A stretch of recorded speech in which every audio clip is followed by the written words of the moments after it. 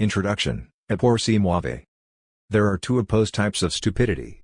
The first is the, occasionally, hyper-intelligent subject who just doesn't get it, who understands a situation logically, but simply misses its hidden contextual rules. For example, when I first visited New York, a waiter at a cafe asked me, "How was your day?" Mistaking the phrase for a genuine question, I answered him truthfully, "I am dead tired, jet-lagged, stressed out," and he looked at me as if I were a complete idiot, and he was right. This kind of stupidity is precisely that of an idiot. Alan Turing was an exemplary idiot, a man of extraordinary intelligence, but a proto-psychotic unable to process implicit contextual rules. In literature, one cannot avoid recalling Yaroslav Hašek's Good Soldier Švec, who, when he saw soldiers shooting from their trenches at the enemy soldiers, ran into no man's land and started to shout, "Stop shooting, there are people on the other side." The arch-model of this idiocy is, however, the naive child from Andersen's Tale who publicly exclaims that the emperor is naked, thereby missing the point that, as Alphonse Allais put it, we are all naked beneath our clothes. The second and opposite figure of stupidity is that of the moron, the stupidity of those who fully identify with common sense, who fully stand for the big other of appearances. In the long series of figures beginning with the chorus in Greek tragedy, which plays the role of canned laughter or crying, always ready to comment on the action with some common wisdom, one should mention at least the stupid common-sense partners of the great detectives, Sherlock Holmes's Watson, Hercule Poirot's Hastings. These figures are there not only to serve as a contrast to and thus make more visible the detective's grandeur, they are indispensable for the detective's work. In one of the novels, Poirot explains to Hastings his role. Immersed in his common sense, Hastings reacts to the crime scene the way the murderer who wanted to erase the traces of his act expected the public to react, and it is only in this way, by including in his analysis the expected reaction of the common-sense big other, that the detective can solve the crime. But does this opposition cover the entire field? Where, for instance, are we to put Franz Kafka, whose greatness resides, among other things, in his unique ability to present idiocy as something entirely normal and conventional? Recall the extravagantly idiotic reasoning in the long debate between the priest and Joseph K. which follows the parable before the law. For this third position, we need look no further than the Wikipedia entry for imbecile. Imbecile is a term for moderate to severe mental retardation, as well as for a type of criminal. It arises from the Latin word imbecillus, meaning weak, or weak-minded. Imbecile was once applied to people with an IQ of 26 to 50, between moron, IQ of 51 to 70, and idiot, IQ 0 to 25. So it is not too bad, beneath a moron, but ahead of an idiot. The situation is catastrophic, but not serious, as, who else? An Austrian imbecile would have put it. Problems begin with the question, where does the root bacil preceded by the negation, im, come from? Although the origins are murky, it is probably derived from the Latin baculum, stick, walking stick, staff, so an imbecile is someone walking around without the help of a stick. One can bring some clarity and logic into the issue if one conceives of the stick on which we all, as speaking beings, have to lean, as language, the symbolic order, that is, what Lacan calls the big other. In this case, the tripartite idiot imbecile moron makes sense. The idiot is simply alone, outside the big other, the moron is within it, dwelling in language in a stupid way, while the imbecile is in between the two, aware of the need for the big other, but not relying on it, distrusting it, something like the way the Slovene punk group Libach defined their relationship towards God, and referring to the words on a dollar bill "In God we trust." Like Americans, we believe in God, but unlike Americans, we don't trust Him. In Lacanese, an imbecile is aware that the big other does not exist, that it is inconsistent. Bard. So if, measured by the IQ scale, the moron appears brighter than the imbecile, he is too bright for his own good, as reactionary morons, but not imbeciles, like to say about intellectuals. Among the philosophers, the late Wittgenstein is an imbecile par excellence, obsessively dealing with variations of the question of the big other. Is there an agency which guarantees the consistency of our speech? Can we reach certainty about the rules of our speech? Does not Lacan aim at the same position of the imbecile when he concludes his Ver insignifiant nouveau with, "I am only relatively stupid, that is to say, I am as stupid as all people, perhaps because I got a little bit enlightened"? One should read this relativization of stupidity, not totally stupid in the strict sense of non-all. The point is not that Lacan has some specific insights which make him not entirely stupid. There is nothing in Lacan which is not stupid, no exception to stupidity, so that what makes him not totally stupid is only the very inconsistency of his stupidity. The name of this stupidity in which all people participate is, of course, the big other. In a conversation with Edgar Snow in the early 1970s, Mao Zedong characterized himself as a hairless monk with an umbrella. Holding an umbrella hints at the separation from heaven, and, in Chinese, the character for hair also designates law in heaven, so that what Mao is saying is that, in Lacanese, he is subtracted from the dimension of the big other, the heavenly order which regulates the normal run of things. What makes this self-designation paradoxical is that Mao still designates himself as a monk. A monk is usually perceived as someone who, precisely, dedicates his life to heaven, so how can one be a monk subtracted from heaven? This imbecility is the core of the subjective position of a radical revolutionary, and of the analyst. The present book is thus neither the complete idiot's guide to Hegel, nor is it yet another university textbook on Hegel, which would be for morons. Of course, it is something like the imbecile's guide to Hegel, Hegel for those whose IQ is somewhere close to their bodily temperature, in Celsius, as the insult goes. But only something like it. The problem with imbeciles is that none of us, as ordinary speakers, knows what the imb negates. We know what imbecile means, but we don't know what becile is. We simply suspect that it must somehow be the opposite of imbecile. But what if, here too, persists the mysterious tendency for antonyms, such as Heimlich and unheimlich, about which Freud wrote a famous short text, to mean the same thing? What if becile is the same as imbecile, only with an additional twist? In our daily use, becile does not stand on its own, it functions as a negation of imbecile, so that, insofar as imbecile already is a negation of a kind, becile must be a negation of negation. But, and this is crucial, this double negation does not bring us back to some primordial positivity. If an imbecile is one who lacks a substantial basis in the big other, a becile redoubles the lack, transposing it into the other itself. The becile is a not imbecile, aware that if he is an imbecile, God himself also has to be one. So what does a becile know that idiots and morons don't?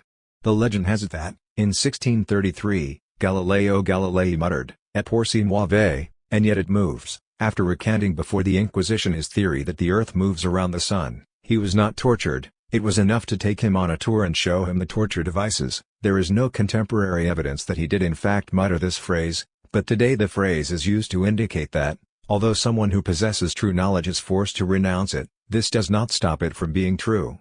But what makes this phrase so interesting is that it can also be used in the exact opposite sense, to assert a deeper symbolic truth about something which is literally not true, like the "Et por si muove" story itself, which may well be false as a historical fact about Galileo's life, but is true as a designation of Galileo's subjective position while he was forced to renounce his views. In this sense, a materialist can say that, although he knows there is no God, the idea of a God nonetheless moves him. It is interesting to note that, in Terma, an episode from the 4th season of The X-Files, E pur si muove replaces the usual "the truth is out there," meaning that, even if their existence is denied by official science, alien monsters nonetheless move around out there. But it can also mean that, even if there are no aliens out there, the fiction of an alien invasion, like the one in The X-Files, can nonetheless engage us and move us. Beyond the fiction of reality, there is the reality of the fiction. 3. Less than nothing endeavors to draw all the ontological consequences from this "Et por si muove." Here is the formula at its most elementary: moving is the striving to reach the void, namely, things move, there is something instead of nothing, not because reality is in excess in comparison with mere nothing, but because reality is less than nothing. This is why reality has to be supplemented by fiction, to conceal its emptiness. Recall the old Jewish joke, loved by Derrida, about a group of Jews in a synagogue, publicly admitting their nullity in the eyes of God. First, a rabbi stands up and says, "Oh, God, I know I am worthless, I am nothing." After he has finished, a rich businessman stands up and says, beating himself on the chest, "Oh, God, I am also worthless, obsessed with material wealth, I am nothing." After this spectacle, an ordinary poor Jew also stands up and proclaims, "Oh, God, I am nothing." The rich businessman kicks the rabbi and whispers in his ear with scorn, "What insolence! Who is that guy who dares to claim that he too is nothing?" Effectively, one already has to be something in order to be able to achieve pure nothingness, and less than nothing discerns this weird logic in the most disparate ontological domains, on different levels, from quantum physics to psychoanalysis. This weird logic, the logic of what Freud called the drive, is perfectly rendered in the hypothesis of the Higgs field, widely discussed in contemporary particle physics. Left to their own devices in an environment in which they can pass on their energy, all physical systems will eventually assume a state of lowest energy. To put it another way, the more mass we take from a system, the more we lower its energy. until we reach the vacuum state of zero energy. There are, however, phenomena which compel us to posit the hypothesis that there has to be something, some substance, that we cannot take away from a given system without raising that system's energy. This something is called the Higgs field. Once this field appears in a vessel that has been pumped empty and whose temperature has been lowered as much as possible, its energy will be further lowered.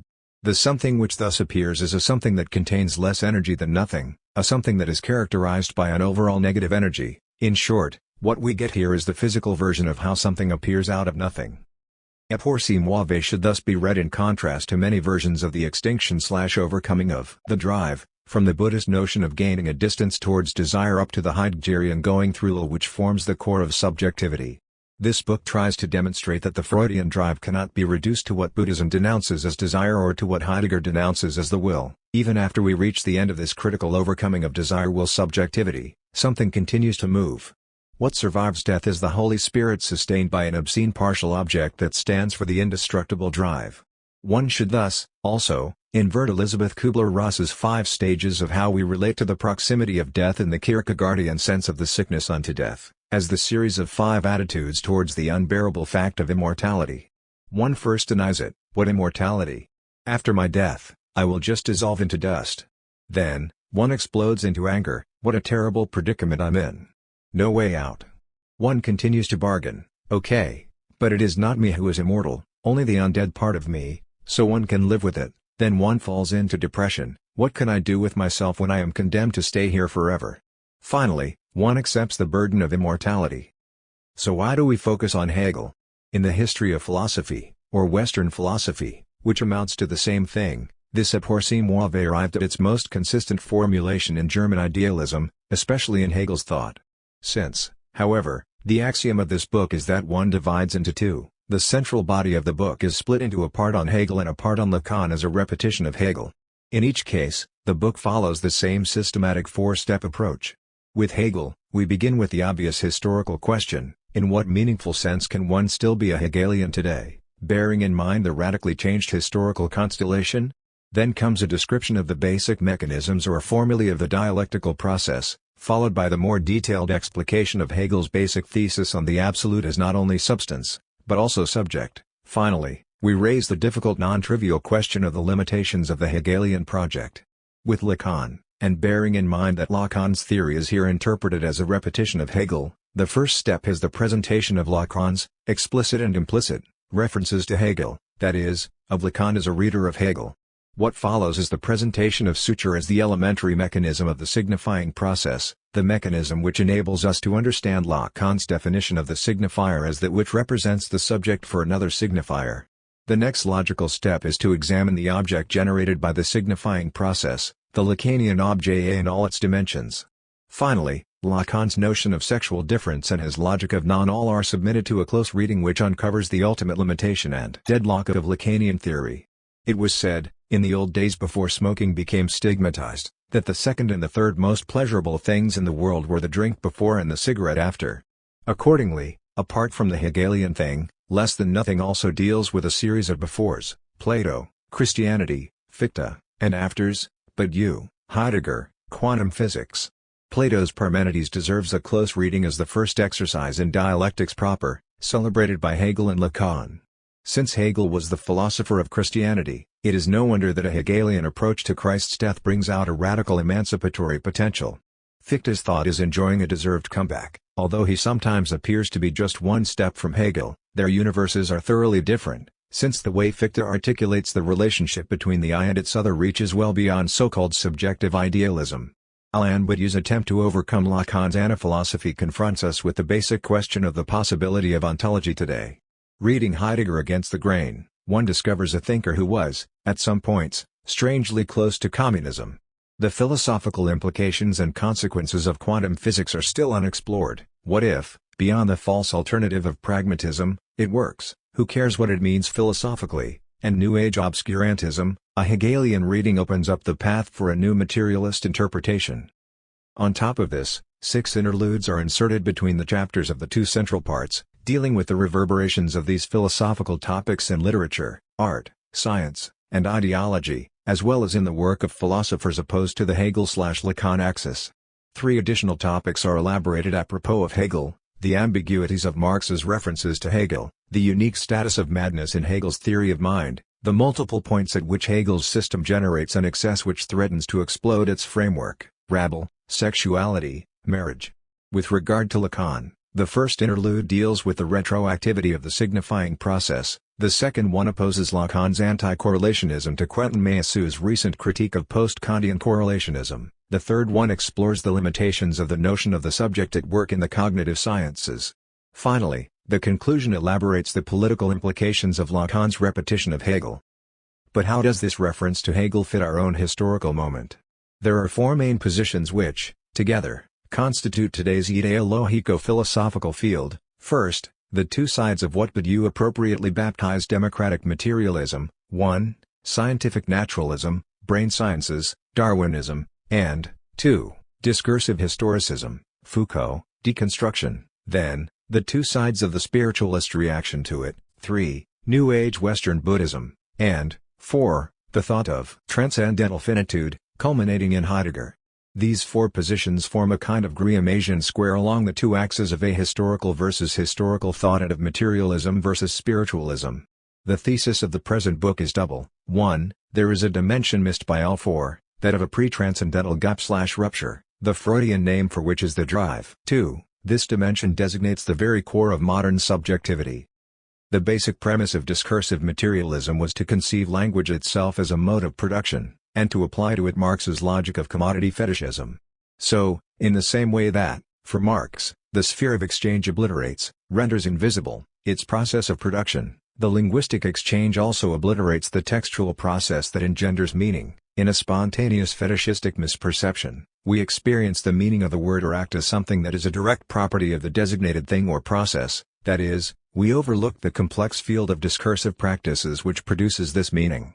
What one should focus on here is the fundamental ambiguity of this notion of linguistic fetishism, is the idea that, in the good old modern way, we should distinguish between objective properties of things and our projections of meanings onto things, or are we dealing with a more radical linguistic version of transcendental constitution, for which the very idea of objective reality, of things existing out there, independently of our mind, is a fetishistic illusion which is blind to how our symbolic activity ontologically constitutes the very reality to which it refers or which it designates. Neither of these 2 options is correct. What one should drop is their underlying shared premise, the crude, abstract universal homology between discursive production and material production. 4. Kafka was, as always, right when he wrote, "One means that evil has is the dialogue." Consequently, this book is not a dialogue, since the underlying premise that sustains its double thesis is unashamedly Hegelian. What we refer to as the continent of philosophy can be considered as extending as much as one wants into the past or into the future, but there is a unique philosophical moment in which philosophy appears as such and which serves as a key, as the only key, to reading the entire preceding and following tradition as philosophy, in the same way that Marx claims that the bourgeoisie is the first class in the history of humanity which is posited as such, as a class, so that it is only with the rise of capitalism that the entirety of history hitherto becomes readable as the history of class struggle. This moment is the moment of German idealism delimited by 2 dates, 1787, the year in which Kant's Critique of Pure Reason appeared, and 1831, the year of Hegel's death.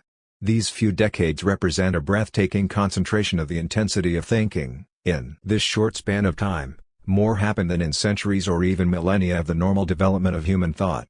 All that took place before canon should be read in an unashamedly anachronistic way as the preparation for this explosion, and all that took place in its aftermath canon should be read as precisely this, the aftermath of interpretations, reversals, critical, misreadings, of German idealism.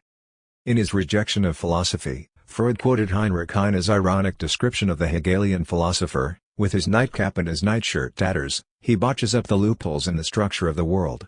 The nightcap and nightshirt are, of course, ironic references to the well-known portrait of Hegel, but is philosophy at its most fundamental really reducible to a desperate attempt to fill in the gaps and inconsistencies in our notion of reality and thus to provide a harmonious Weltanschauung? Is philosophy really a more developed form of the sekundäre Bearbeitung in the formation of a dream, of the effort to harmonize the elements of a dream into a consistent narrative? One can say that, at least with Kant's transcendental turn, the exact opposite happens. Does Kant not fully expose a crack, a series of irreparable antinomies, which emerges the moment we want to conceive reality as all. And does not Hegel, instead of overcoming this crack, radicalize it? Hegel's reproach to Kant is that he is too gentle with things. He locates antinomies in the limitation of our reason, instead of locating them in things themselves, that is, instead of conceiving reality in itself as cracked and antinomic. It is true that one finds in Hegel a systematic drive to cover everything, to propose an account of all phenomena in the universe and their essential structure, but this drive does not mean that Hegel strives to locate every phenomenon within a harmonious global edifice. On the contrary, the point of dialectical analysis is to demonstrate how every phenomenon, everything that happens, fails in its own way, implies a crack, antagonism, imbalance, in its very heart. Hegel's gaze upon reality is that of a Röntgen apparatus which sees in everything that is alive the traces of its future death.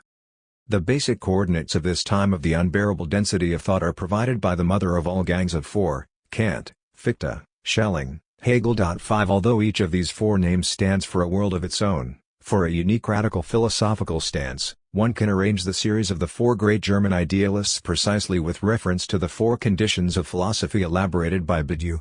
Kant relates to Newtonian science, his basic question being what kind of philosophy is adequate to the Newtonian breakthrough. Fichte relates to politics, to the event that is the French Revolution. Schelling relates to romantic art and explicitly subordinates philosophy to art as the highest approach to the absolute, and Hegel, finally, relates to love. His underlying problem is, from the very beginning of his thought, that of love.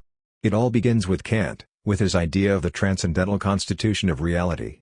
In a way, one can claim that it is only with this idea of Kant's that philosophy reached its own terrain. Prior to Kant, philosophy was ultimately perceived as a general science of being as such, as a description of the universal structure of entire reality, with no qualitative difference from particular sciences.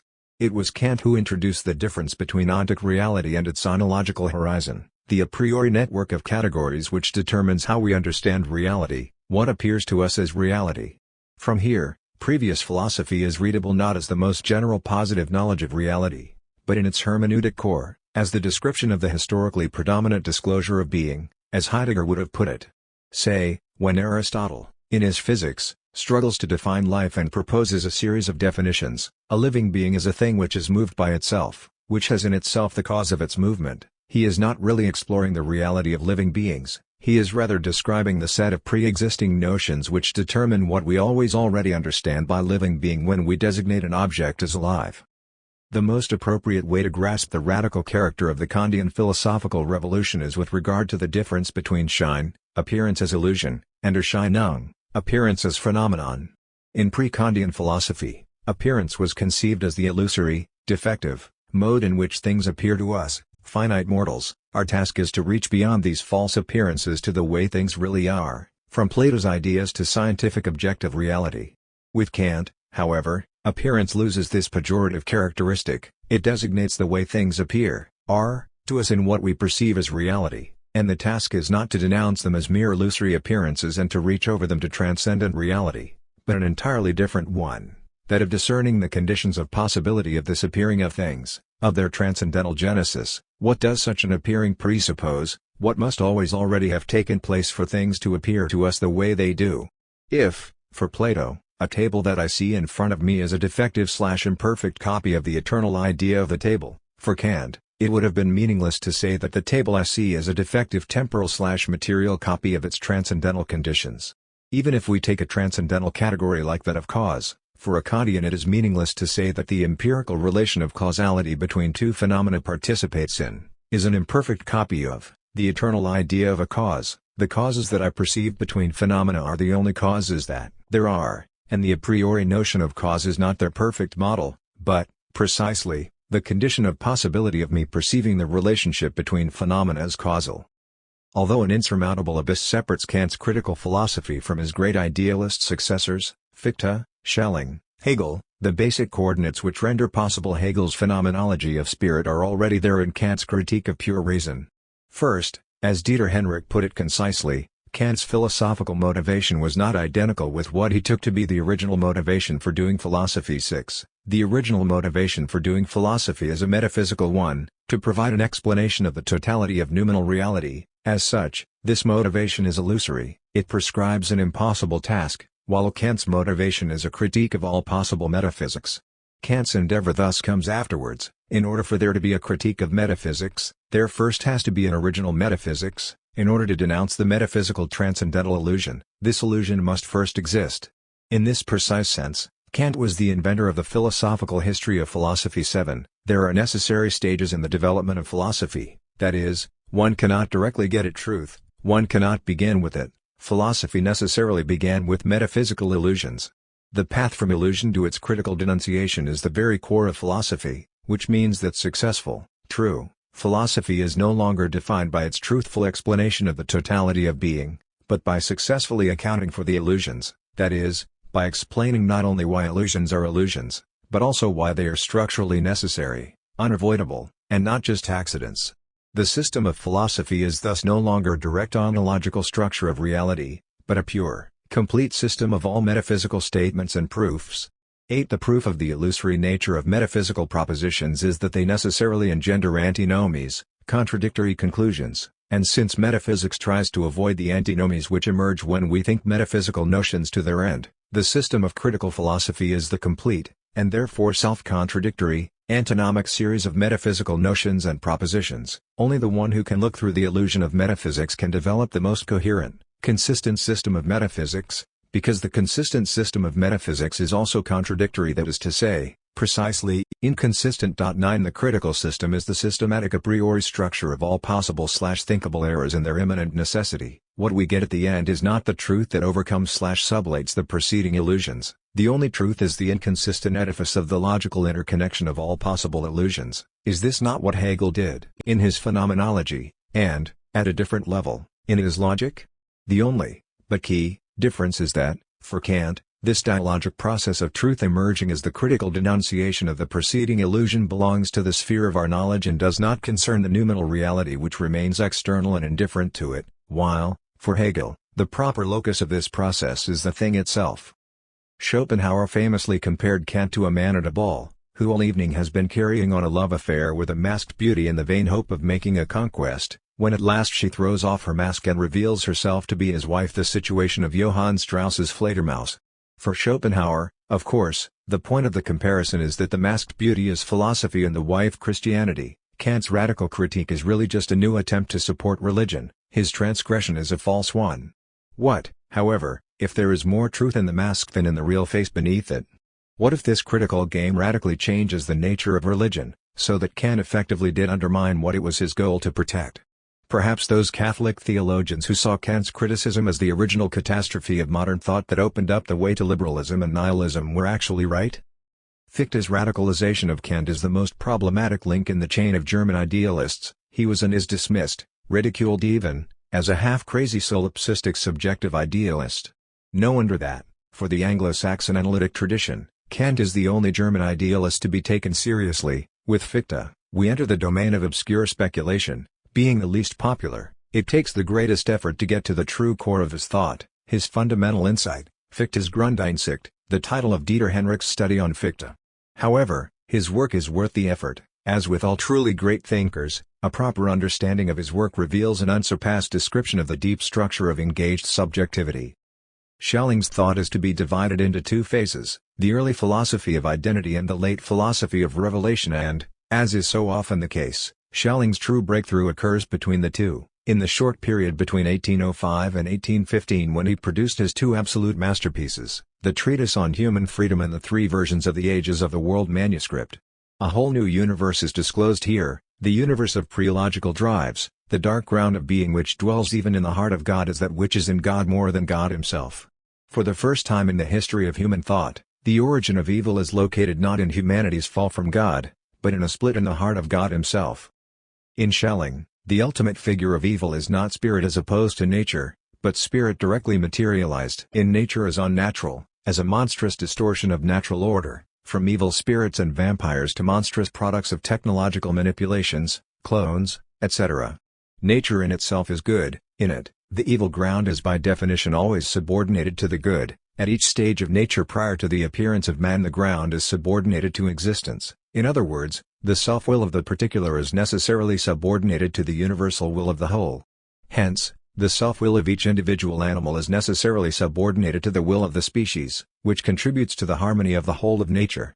10. When, with the emergence of man, the ground of existence is allowed to operate on its own, egotistically asserting itself, this does not only mean that it asserts itself against divine love, the harmony of the whole, the universal, non-egotistic, will, it means that it asserts itself in the very form of its opposite. The horror of man is that, in it, evil becomes radical, no longer simply egotistic evil, but evil masked, appearing, as universality, as is exemplarily the case in political totalitarianism, in which a particular political agent presents itself as the direct embodiment of the universal will and freedom of humanity. 11.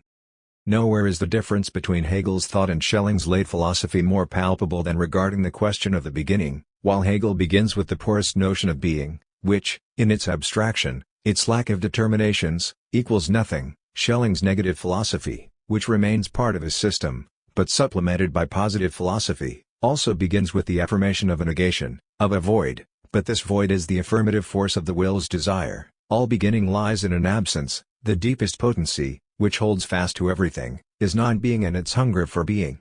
12. From the domain of logic and its a priori notions, we pass into the domain of actual life, whose starting point is a yearning, the hunger of a void to be filled in by positive actual being. Schelling's critique of Hegel is thus that, in order to really pass from being/nothingness to actual becoming, which results in something positive, the nothing with which we begin should be a living nothing, the void of a desire which expresses a will to generate or get hold of some content. The enigma of Henrich's reading of German idealism is why he systematically downplays the role of Schelling, especially the middle Schelling of Freiheitschrift and Weltalter. This is mysterious because it was precisely this middle Schelling who explored in the greatest depth what Henrich designates as Fichte's, and German idealism's, central problem, that of the Spinozism of freedom, how to think the ground of freedom, a trans-subjective ground of subjectivity which not only does not constrain human freedom but literally grounds it. Schelling's answer in Freiheitschrift is literally ground itself. Human freedom is rendered possible by the distinction, in God itself, between the existing God and its own ground, what in God is not yet fully God. This accounts for Schelling's uniqueness, also with regard to Hölderlin's on judgment and being, like the late Fichte, although in a totally different mode. Of course, Schelling arrives at the trans-subjective ground of subjective freedom, but for Hölderlin, and Fichte, this trans-subjective order of being, or divine life, is fully one, pre-reflective, indivisible, not even self-identical, because self-identity already involves a formal distance of a term from itself. It was only Schelling who introduced a radical gap, instability, discord, into this very pre-subjective/pre-reflexive ground. In his most daring speculative attempt in Weltalter, Schelling tries to reconstruct, to narrate, in this way the very rise of logos, of articulated discourse, out of the pre-logical ground. Logos is an attempt to resolve the debilitating deadlock of this ground. This is why the two true high points of German idealism are the middle Schelling and the mature Hegel. They did what no one else dared to do, they introduced a gap into the ground itself. Hölderlin's famous fragment on judgment and being deserves further mention, since it is often taken as an indication of a kind of alternative reality, of a different path that German idealism might have taken in order to break out of the Kantian inconsistencies.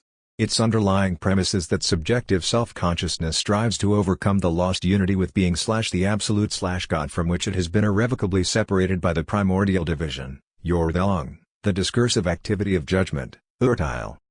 Being, Sein expresses the joining, Verbindung, of subject and object. Where subject and object are absolutely, not just partially united, Vereiniget, and hence so united that no division can be undertaken, without destroying the essence, Wesen, of the thing that is to be sundered, Getrennt, there and not otherwise can we talk of an absolute being, as is the case in intellectual intuition. But this being must not be equated, Verselt, with identity. When I say, I am I, the subject, ego, and the object, ego, are not so united that absolutely no sundering can be undertaken, without destroying the essence of the thing that is to be sundered. On the contrary, the ego is only possible through this sundering of ego from ego. How can I say I without self-consciousness? But how is self-consciousness possible? Precisely because I oppose myself to myself, I sunder myself from myself, but in spite of this sundering I recognize myself as the same in the opposites. But how far is the same? I can raise this question and I must, for in another respect, Rücksicht, it, the ego, is opposed to itself.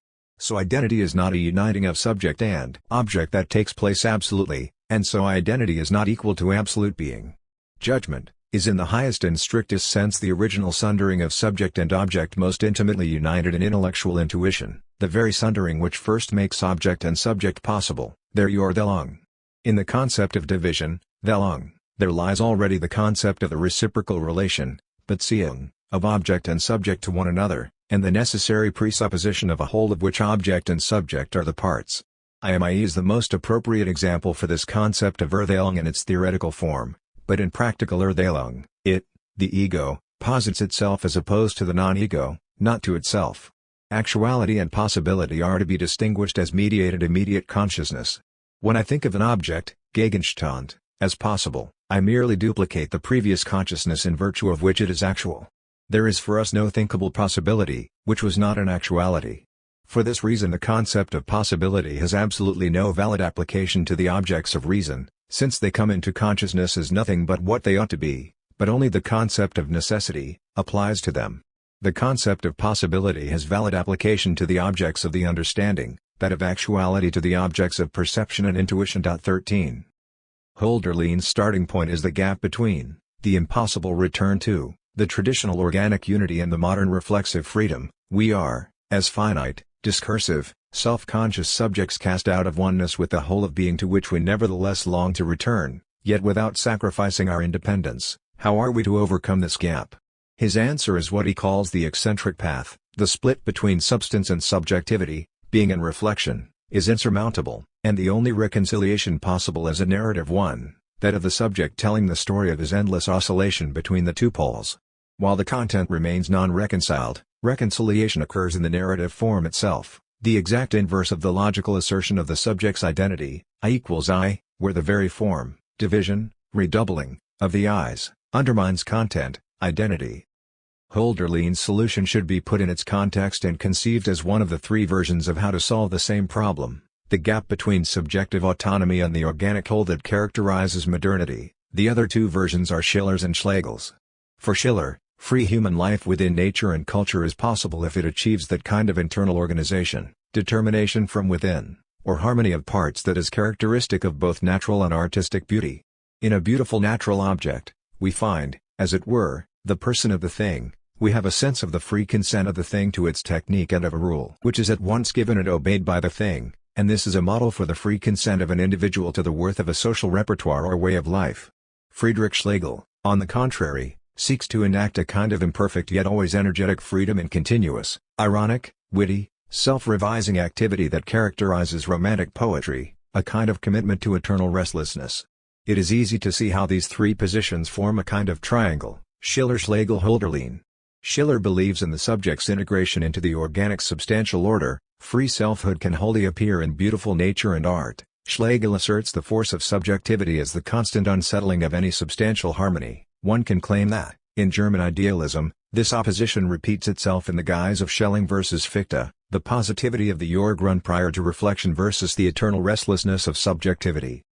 Hegel occupies here a fourth position. What he adds to Hölderlin is a purely formal shift of transposing the tragic gap that separates the reflecting subject from pre-reflexive being into this being itself. Once we do this, the problem becomes its own solution. It is our very division from absolute being which unites us with it, since this division is immanent to being. Already in Hölderlin, division is redoubled, self-relating. The ultimate division is not the subject-object division, but the very division between division, of subject-object, and unity. One should thus supplement the formula of identity and non-identity with division between division and non-division. Once we accomplish this step, being as the inaccessible pre-reflexive ground disappears. More precisely, it reveals itself as the ultimate reflexive category. As the result of the self-relating division, being emerges when division divides itself from itself.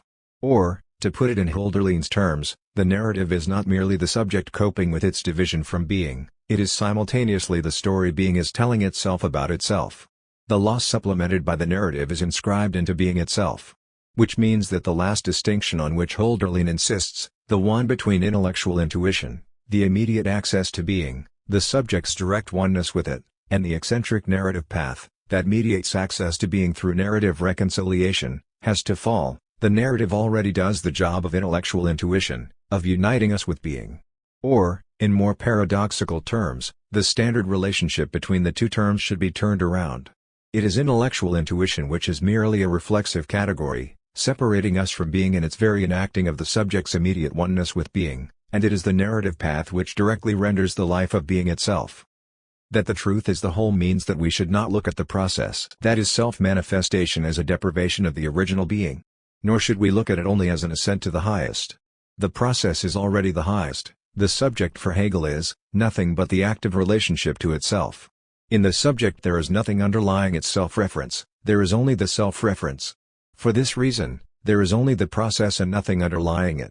Philosophical and metaphorical models such as emanation, Neoplatonism, or expression, Spinozism, present the relationship between the infinite and the finite in a way that fails to characterize what the process, self-manifestation, is. 14. It is, therefore, Hölderlin, not Hegel, who remains here metaphysical, clinging to the notion of a pre-reflexive ground accessible through intellectual intuition. What is properly metaphysical is the very presupposition of a substantial being beyond the process of self-differentiation. This is also the reason why, as we can see in the last paragraph of the fragment, Hölderlin subordinates possibility to actuality. This is why Hegel appropriates the solution of Hölderlin's Hyperion. What, in reality, cannot be reconciled is reconciled afterwards, through its narrative reconstruction, against Hölderlin himself. In a clear parallel to Hegel's phenomenology of spirit, Hölderlin sees the solution in a narrative which retroactively reconstructs the very eccentric path, the path of the permanent oscillation between the loss of the center and the repeated failed attempts to regain the immediacy of the center, as the process of maturation, of spiritual education. This solution does not imply discursive constructivism. The consistency of our reality is that of an après-coup narrative, but a much more radical Hegelian position, while the discursive constructivism can be read as a neo-Kantian language transcendentalism, as Gadamer put it in his paraphrase of Heidegger's thesis on language as a house of being. To be is to be understood, that is, the horizon of understanding sustained by language is the ultimate transcendental horizon of our approach to being, that is, while the discursive transcendentalism focuses on how what we experience as reality is always already mediated/constructed by language, Hölderlin's solution shifts the focus to how, as Lacan put it, the signifier itself falls into the real, that is, how the signifying intervention, narrativization, intervenes into the real, how it brings about the resolution of a real antagonism. Hegel thus remains the peak of the entire movement of German idealism. All four are not equal, they are 3+1. But why? What makes Hegel unique? One of the ways to circumscribe this uniqueness of Hegel is to use the Lacanian notion of the lack in the other which, in Hegel's case, points towards the unique epistemological-ontological mediation absent in all three other idealists. The most elementary figure of dialectical reversal resides in transposing an epistemological obstacle into the thing itself, as its ontological failure. What appears to us as our inability to know the thing indicates a crack in the thing itself, so that our very failure to reach the full truth is the indicator of truth. It is the premise of the present book that this fundamental insight of Hegel has lost none of its power today, that it is far more radical, and a far greater threat to metaphysical thinking, than all the combined anti-totality topics of contingency, alterity, heterogeneity. 15. One can well imagine a truly obscene version of the famous The Aristocrats joke that easily beats all the vulgarity of family members vomiting, defecating, fornicating, and humiliating each other in all possible ways. When asked to perform, they give the talent agent a short course in Hegelian thought, debating the true meaning of negativity, of sublation, of absolute knowledge, and so forth, and, when the bewildered agent asks them the name of the weird show, they enthusiastically reply, "The Perverts." Indeed, to paraphrase the good old Brecht slogan, what is the robbing of a bank against a founding of a new bank? What is the disturbing shock of family members defecating into one another's mouths compared to the shock of a proper dialectical reversal? 16. However, the aim of Less Than Nothing is not to simply, or not so simply, return to Hegel, but, rather, to repeat Hegel, in the radical Kierkegaardian sense.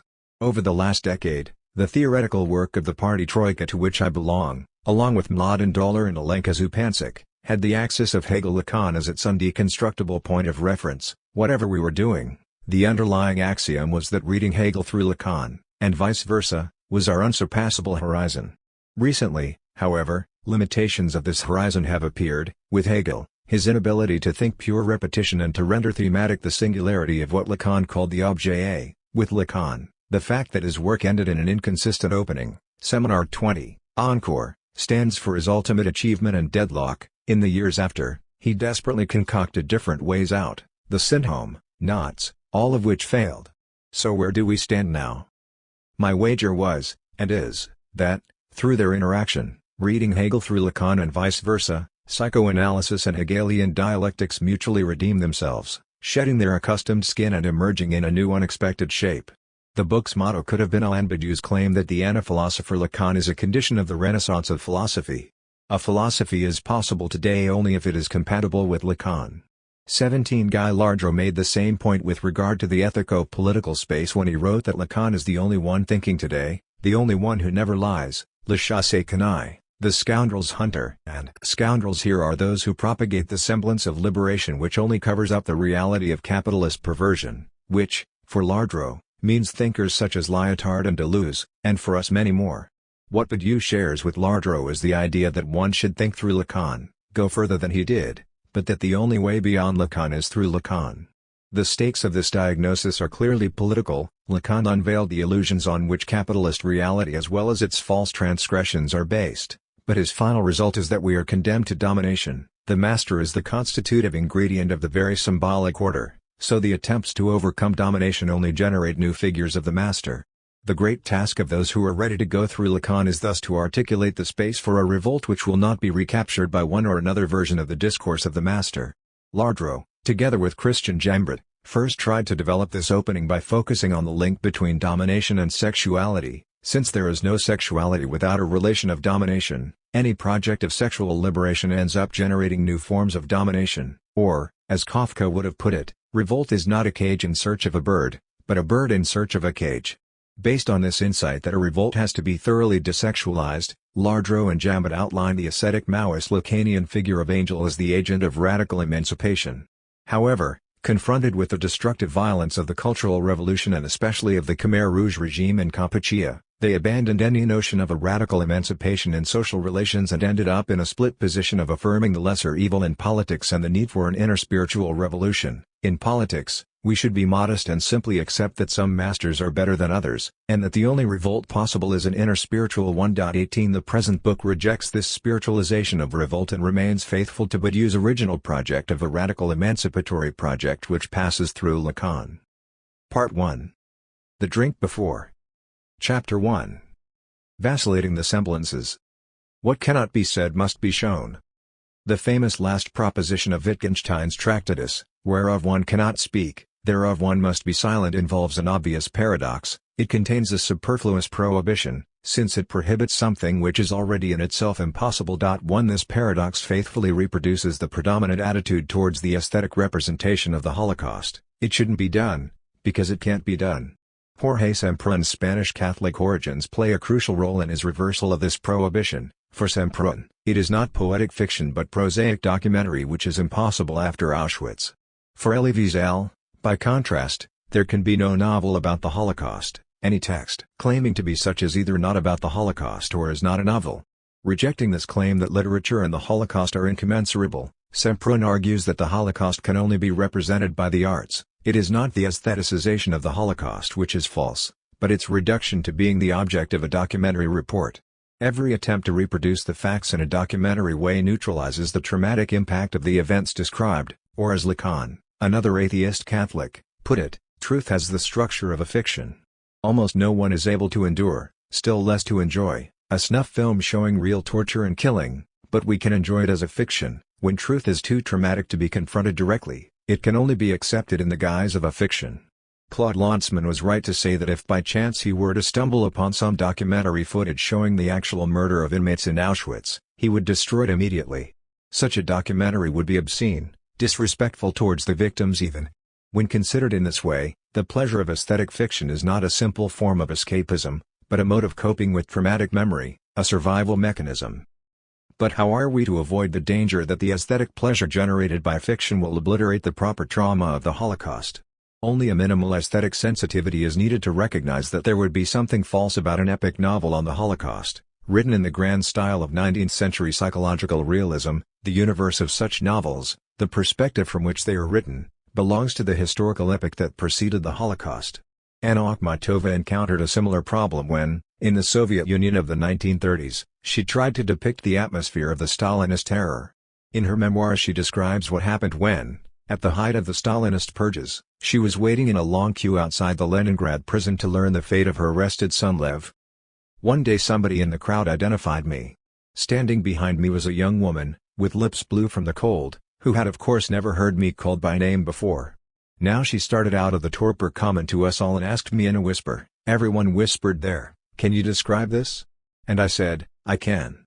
Then something like a smile passed fleetingly over what had once been her face. Too. What kind of description is intended here?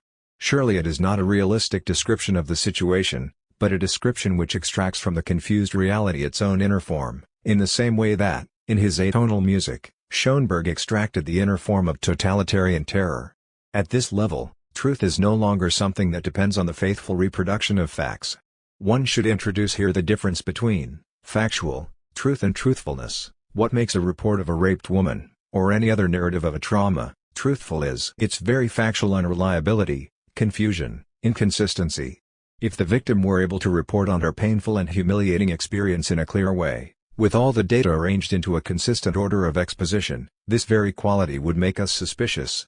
The same holds for the unreliability of the verbal reports given by Holocaust survivors. A witness who was able to offer a clear narrative of his camp experience would thereby disqualify himself. In a Hegelian way, the problem is here part of the solution. The very deficiencies of the traumatized subject's report on the facts bear witness to the truthfulness of his report, since they signal that the reported content has contaminated the very form in which it is reported. 3. What we are dealing with here is, of course, the gap between the enunciated content and the subjective position of enunciation.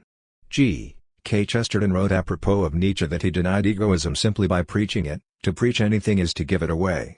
First, the egoist calls life a war without mercy, and then he takes the greatest possible trouble to drill his enemies in war. To preach egoism is to practice altruism. For the medium here is not the message, quite the opposite. The very medium that we use, the universal intersubjectivity of language, undermines the message. It is not only that we should, therefore, denounce the particular position of enunciation that sustains the universal enunciated content, the white, wealthy male subject who proclaims the universality of human rights, for example. It is far more important to unearth the universality that sustains, and potentially undermines, his particular claim. The supreme case here, as noted by Bertrand Russell, is that of the solipsist trying to convince others that he alone really exists. Could one extend this argument to the problem of tolerance or intolerance? Perhaps not altogether, although there is a similar catch involved in preaching tolerance. It presupposes its presupposition, that is, the subject deeply bothered by the neighbor, and thus only reasserts it. Did Paul Claudel not get it right in his famous reply to Jules Renard, mais la tolérance? Il y a des maisons pour ça. Une maison de tolérance is one French expression for a brothel? And did not Chesterton, as was so often the case, also get it right with his famous quip, tolerance is the virtue of the man without convictions? The aesthetic lesson of this paradox is clear. The horror of the Holocaust cannot be represented, but this excessive represented content over its aesthetic representation has to infect the aesthetic form itself. What cannot be described should be inscribed into the artistic form as its uncanny distortion. Perhaps a reference to Wittgenstein's Tractatus can again be of some help here. According to the Tractatus, language depicts reality by virtue of sharing a logical form in common with it. 4.121 Propositions cannot represent logical form, it is mirrored in them. What finds its reflection in language, language cannot represent. What expresses itself in language, we cannot express by means of language. Propositions show the logical form of reality. They display it. We know that a picture of a sunset represents a sunset because both the picture and the sunset share a similar pictorial form. Similarly, a proposition and what it represents share a similar logical form. A proposition depicts a fact, and just as a fact can be analyzed into independent states of affairs, a proposition can be analyzed into independent elementary propositions. Wittgenstein here draws a distinction between saying and showing. While a proposition says that such and such fact is the case, it shows the logical form by virtue of which this fact is the case. The upshot of this distinction is that we can only say things about facts in the world, logical form cannot be spoken about, only shown. 4.1212 What can be shown, cannot be said. If we read this proposition together with the final proposition, whereof one cannot speak, thereof one must be silent, the conclusion is that what we cannot speak about can be shown, that is, directly rendered in slash by the very form of speaking. In other words, Wittgenstein's showing should be understood not merely in a mystical sense, but as inherent to language, as the form of language. Let us return to our example of trauma. We cannot directly talk about or describe it, but the traumatic excess can nevertheless be shown in the distortion of our speech about the trauma, in its elliptic repetitions and other distortions. In his novel Le Grand Voyage, Semprún invented just such a new form, a logical form of narrative that would be adequate to the trauma of the Holocaust by way of showing what cannot be directly described. 5. The narrative of Semprún's novel unfolds during a journey in a cramped and squalid boxcar carrying 120 resistance fighters from Compiègne to Buchenwald. Gérard, the first-person narrator of the story, is one of these prisoners. The narrative only fleetingly remains in the boxcar. In sudden temporal switches, Gérard's narration lurches back and forth from the time before the war to the moment of liberation in 1945, to 2, 3, 16, or an unspecified number of years later. These switches are rendered as moments within Gérard's fractured stream of consciousness. As he undergoes the ordeal of the journey in the present, he remembers and imagines the future, since the experience has fragmented him into a splintered self. Details of his life in the past, present, and future flow through his mind like multiple currents in an unimpeded stream. He is simultaneously a partisan in the French resistance, a deported prisoner of the Germans, and a survivor of Buchenwald.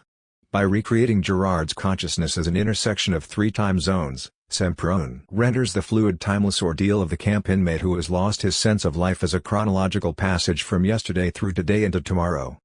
The topic of the death of the subject, of its dispersal in a pandemonium of conflicting and fragmented narrative lines, is usually seen as a result of elitist artistic reflections, divorced from the real concerns of real people. Semprún's unique achievement is to establish the link between this modernist revolution in writing and our most dramatic historical experience.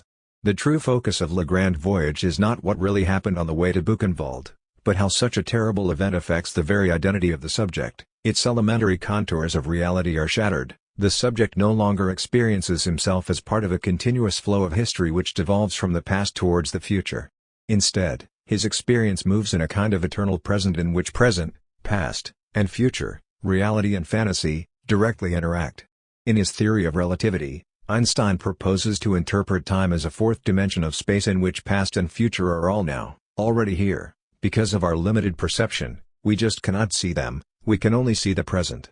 In Semprún's novel, it is as if, after going through the nightmare of the life in a camp, our perception widens and we can see all three dimensions of time simultaneously. Time becomes space, giving us an uncanny freedom to move back and forth along it just as we wander around in an open space, with past and future as different paths that we can take at will. There is, however, a price to be paid for this freedom, a blind spot in this field of spatialized time. We can see everything except the present of the camp itself. This prohibited present is, of course, death. Being alive after Buchenwald is not the same as having survived it intact. The shadow of death taints Gérard's memories of innocent pre-war friendships. He learns later that many of his friends have been killed, and poisons his post-war life. Life in the camp is thus not so much the ultimate referent of his memories as the distorting screen which taints and spoils them all. Semprún juxtaposes Gérard's pleasure at reading the childhood memories offered in Proust with the painful and deferred memory of his arrival at the Buchenwald concentration camp. His Madeleine is the strange smell that recalls the crematory oven. And suddenly, borne on the breeze, the curious odor, sweetish, cloying, with a bitter and truly nauseating edge to it. The peculiar odor that would later prove to be from the crematory oven, the strange smell would immediately invade the reality of memory. I would be reborn there, I would die if returned to life there. I would embrace and inhale the muddy, heady odor of that estuary of death. 6. What resuscitates the trauma are not merely the immediate painful associations of the details which recall the camp, but, even more, the power of these recent memories to color and thus spoil the more ancient, gentle memories. Robert Antelme, in his testimony Les Spécimens, evokes a similar case of overdetermination. The pleasurable memory of a lover ringing the doorbell has been indelibly colored by the painful memory of the Gestapo ringing the same bell at the moment of one's arrest. 7. Both in this instance and in Semprún's use of Proust's ringing garden bell, the survivors find that memory has been colonized by the experience of the Holocaust. There is no way to retrieve the pleasant memory of a lover waiting at the door without simultaneously triggering the corruption of that memory by the trauma. The same shift from linear narrative time to the fragmented synchronicity of different times characterizes French vanguard cinema of the late 1950s and early 1960s, most visibly in the work of Alain Resnais, whose first film, The documentary Night and Fog also deals with the Holocaust. René's masterpiece, Last Year in Marienbad, is about a couple whose affair is told in temporal slices, the order of which is never clear. The time structure of the narrative exists as a synchronic mass wherein past, present, and future are all equally available, and can potentially all be present. The script for Marienbad was written by Alain Robbe-Grillet, the leading author of the French Nouveau Roman, who also directed films. No wonder Semprún collaborated with René. Apart from writing 2 scenarios for him, he was an unacknowledged contributor to René's JTem.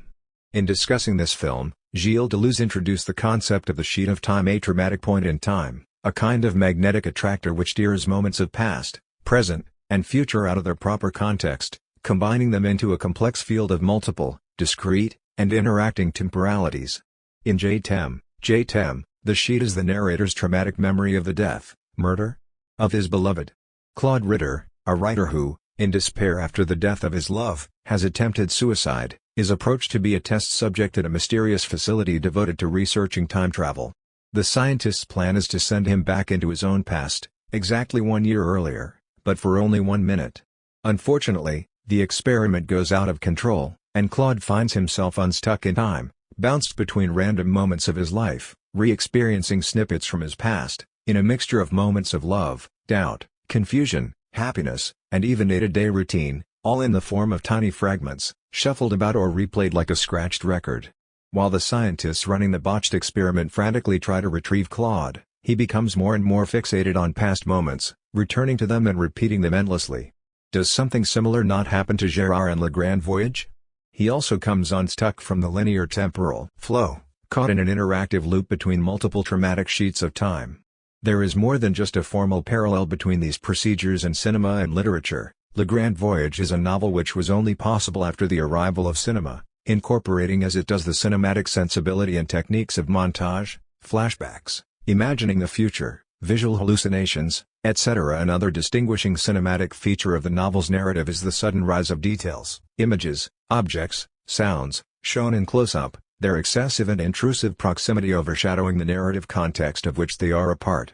The hermeneutic temptation to read these details as symbols and to search for their hidden meanings should be resisted. They are exposed fragments of the real which resist meaning. The meaning of their context, the terrible situation of the Shoah, is too traumatic to be assumed, so this sudden focus on material details serves the purpose of keeping meaning at a distance. The problem the survivors encounter is not only that witnessing is impossible, that it always has an element of prosopopoeia, since the true witness is always already dead and we can only speak on his behalf. There is also a symmetric problem encountered at the opposite end. There is no proper public, no listener adequate to receive the witnessing. The most traumatic dream Primo Levi had in Auschwitz was about his survival. The war is over, he is reunited with his family, telling them about his life in the camp, but they gradually become bored, start to yawn and, one after another, leave the table, so that finally Levi is left alone. An anecdote from the Bosnian War in the early 1990s makes the same point. Many of the girls who survived brutal rapes later killed themselves, having rejoined their community only to find that no one was really ready to listen to them, or accept their testimony. In Lacan's terms, what is missing here is not only another human being, the attentive listener, but the big other itself, the space of the symbolic inscription or registration of my words. Levi made the same point in his direct and simple way. What we are doing to Jews is so irrepresentable in its horror that even if someone will survive the camps, he will not be believed by those who were not there. They will simply declare him a liar or a mentally ill person. 8. Since Levi was not an artist, he did not draw the artistic consequences of this fact, but Semprún did. During the present of the boxcar journey in Le Grand Voyage, Gérard conveys his memories to an unnamed companion dubbed Lagarce de Seymour, the guy from Seymour. Why this need for an interlocutor? What function does he have? Gérard informs us at the outset that his companion will die upon arriving at the camp, so he clearly stands for the dwindling presence of the big other, the recipient of our speech. In the concentration camp, there is no big other, no one on whom we can count to receive and verify our testimony. This is what makes even our survival meaningless. This brings us again to the fate of modern art. Schoenberg still hoped that somewhere there would be at least one listener who would truly understand his atonal music. It was only his greatest pupil, Anton Webern, who accepted the fact that there is no listener, no big other to receive the work and properly recognize its value. In literature, James Joyce still counted on future generations of literary critics as his ideal public, claiming that he wrote Finnegan's Wake to keep them occupied for the next 400 years. In the aftermath of the Holocaust, we, writers and readers, have to accept that we are alone, reading and writing at our own risk, with no guarantee from the big other. It was Beckett who drew this conclusion in his break with Joyce. This lack of the big other does not, however, mean that we are irrevocably trapped in the misery of our finitude, deprived of any redemptive moments. In Semprun's novel, Gerard witnesses the arrival of a truckload of Polish Jews at Buchenwald. They had been stacked into a freight train almost 200 to a car, traveling for days without food and water in the coldest winter of the war. On arrival, all had frozen to death except for 15 children, kept warm in the middle of a bundle of bodies. When the children were removed from the car, the Nazis let their dogs loose on them. Soon only 2 fleeing children were left. The little one began to fall behind, the SS were howling behind them, and then the dogs began to howl too. The smell of blood was driving them mad, and then the bigger of the 2 children slowed his pace to take the hand of the smaller. Together they covered a few more yards, till the blows of the clubs felled them, and, together they dropped, their faces to the ground, their hands clasped for all eternity. 9. What should not escape our attention is that the frieze of eternity is, again, embodied in the hand as partial object. While the bodies of the 2 boys perish, the clasped hands persist for all eternity like the smile of the Cheshire Cat. It is not hard to imagine how this scene might appear on screen, as the soundtrack records what is happening in reality. The 2 children being clubbed to death, the image of their clasped hands freezes, immobilized for eternity, while the sound renders temporary reality, the image renders the eternal real. Exactly such a procedure was used by Manuel de Oliveira in the last scene of his A Talking Picture. Tenet is the pure surface of such fixed images of eternity, not any deeper meaning, which allows for redemptive moments in the bleak story of the Shoah. One should read this imagined scene together with 2 variations. Recall the final shot of Thelma and Louise, the frozen image of the 2 women in the car flying over the precipice.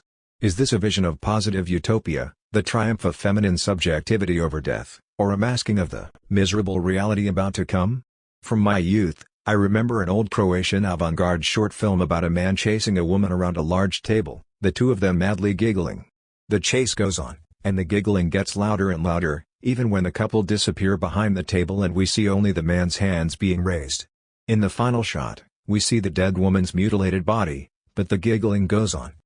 The weakness of the final shot from Thelma and Louise is that the frozen image is not accompanied by a soundtrack recording what is really happening, the car crashing, the screams of the women. Strangely, this lack of reality undermines the utopian dimension of the frozen image. In the Croat film, the relations are inverted. It is the soundtrack which continues the fantasy of the erotic play, while the frozen image of the dead body confronts us with reality. The image thereby radically changes our perception of the soundtrack. The same laughter loses its erotic innocence, turning into the obscene giggling of haunting undead voices. The lesson is clear. In the scene imagined by Semprun, the frozen image accompanying the reality registered in sound stands for a positive eternal ethical utopia, while in the Croat film, the laughter which persists even after its bearer has been murdered stands for the evil obscene undead. Eternity is to be taken here in the strictest Platonic sense. In one of the Agatha Christie stories, Hercule Poirot discovers that an ugly nurse is the same person as the beautiful woman he had previously met on a transatlantic voyage. She has merely disguised herself to hide her natural beauty. Hastings, Poirot's Watson-like companion, remarks sadly that if a beauty can make herself appear ugly, then the same can also be done vice versa. What then remains in man's infatuation beyond deception? Does this insight into the unreliability of the beautiful woman not signal the end of love? No, my friend, replies Poirot, it announces the beginning of wisdom. In other words, such skepticism, such awareness of the deceptive nature of feminine beauty, misses the point, which is that feminine beauty is nonetheless absolute, an absolute which appears, no matter how fragile and deceptive it may be at the level of substantial reality. What transpires in / through the moment of beauty is an absolute. There is more truth in the appearance than in what may be hidden beneath it. Therein resides Plato's deep insight. Ideas are not the hidden reality beneath appearances. Plato was well aware that this hidden reality is that of ever-changing, corrupting and corrupted matter. Ideas are nothing but the very form of appearance. This form is such, or, as Lacan succinctly rendered Plato's point, the supersensible is appearance. For this reason, neither Plato nor Christianity are forms of wisdom, they are both anti-wisdom embodied. What this means is that, in conceiving of art, we can return to Plato without shame. Plato's reputation has suffered on account of his claim that poets should be thrown out of the city. Rather sensible advice, judging from my own post-Yugoslav experience, where the path to ethnic cleansing was prepared by the dangerous dreams of poets, the Bosnian Serb leader Radovan Karadzic being only one among them. If the West has its military-industrial complex, we in the ex-Yugoslavia had a poetic military complex. The post-Yugoslav war was triggered by an explosive mixture of poetic and military components. From a Platonic standpoint, what does a poem about the Holocaust do? It provides a description without place, it renders the idea of Holocaust. Recall the old Catholic strategy for guarding men against the sins of the flesh. When tempted by a voluptuous female body, imagine how it will look in a couple of decades, the wrinkled skin and sagging breasts. Better still, imagine what lurks even now beneath the skin, the raw flesh and bones, bodily fluids, half-digested food and excrement. The same advice had already been given by Marcus Aurelius in his Meditations. Like seeing roasted meat and other dishes in front of you and suddenly realizing, this is a dead fish, a dead bird, a dead pig, or that this noble vintage is grape juice, and the purple robes are sheep wool dyed with shellfish blood. Or making love, something rubbing against your penis, a brief seizure and a little cloudy liquid. Perceptions like that, latching onto things and piercing through them, so we see what they really are. That's what we need to do all the time, all through our lives when things lay claim to our trust, to lay them bare and see how pointless they are, to strip away the legend that encrusts them. 11. Far from enacting a return to the real destined to break the imaginary spell of the body, such procedures amount to an escape from the real which announces itself in the seductive appearance of the naked body. That is to say, in the opposition between the spectral appearance of the sexualized body and the repulsive body in decay. It is the spectral appearance which is the real, while the decaying body is merely reality, that to which we take recourse in order to avoid the deadly fascination of the real as it threatens to draw us into its vortex of jouissance. A raw Platonism would claim here that only the beautiful body fully materializes the idea, and that a body in material decay simply falls away from its idea, is no longer its faithful copy. From a Deleuzian, and, here, Lacanian, perspective, on the contrary, the specter that attracts us is the idea of the body as real. This body is not the body in reality, but the virtual body in Deleuze's sense of the term, the incorporeal/immaterial body of pure intensities. One should thus invert the usual opposition within which true art is deep and commercial kitsch superficial. The problem with kitsch is that it is all too profound, manipulating deep libidinal and ideological forces, while genuine art knows how to remain at the surface, how to subtract its subject from the deeper context of historical reality. The same goes for contemporary art, where we encounter often brutal attempts to return to the real, to remind the spectator, or reader, that she is perceiving a fiction, to awaken her from the sweet dream. This gesture has two main forms which, although opposed, amount to the same thing.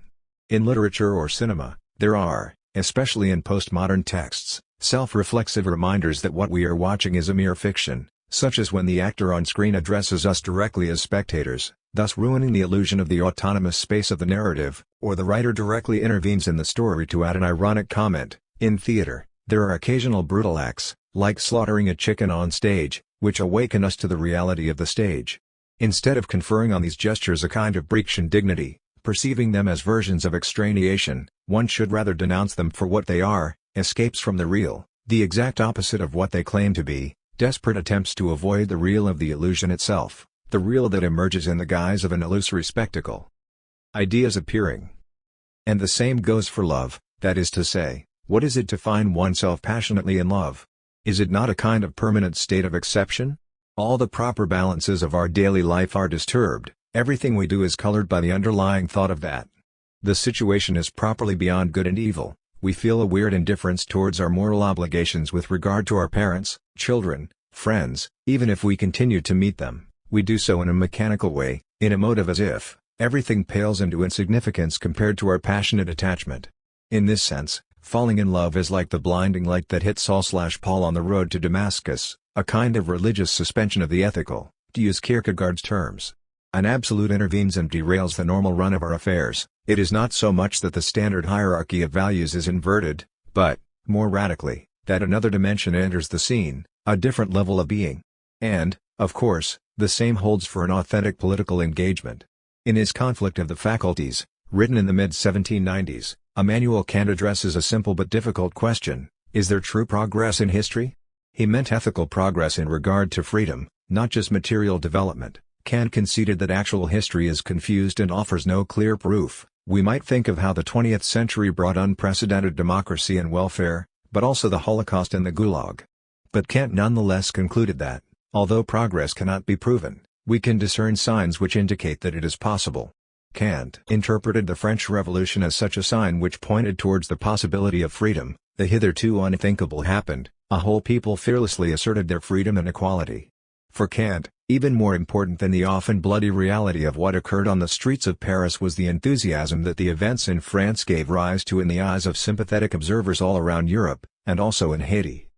The recent revolution of a people which is rich in spirit, may well either fail or succeed, accumulate misery and atrocity, it nevertheless arouses in the heart of all spectators, who are not themselves caught up in it, a taking of sides according to desires which borders on enthusiasm and which, since its very expression was not without danger, can only have been caused by a moral disposition within the human race. 12.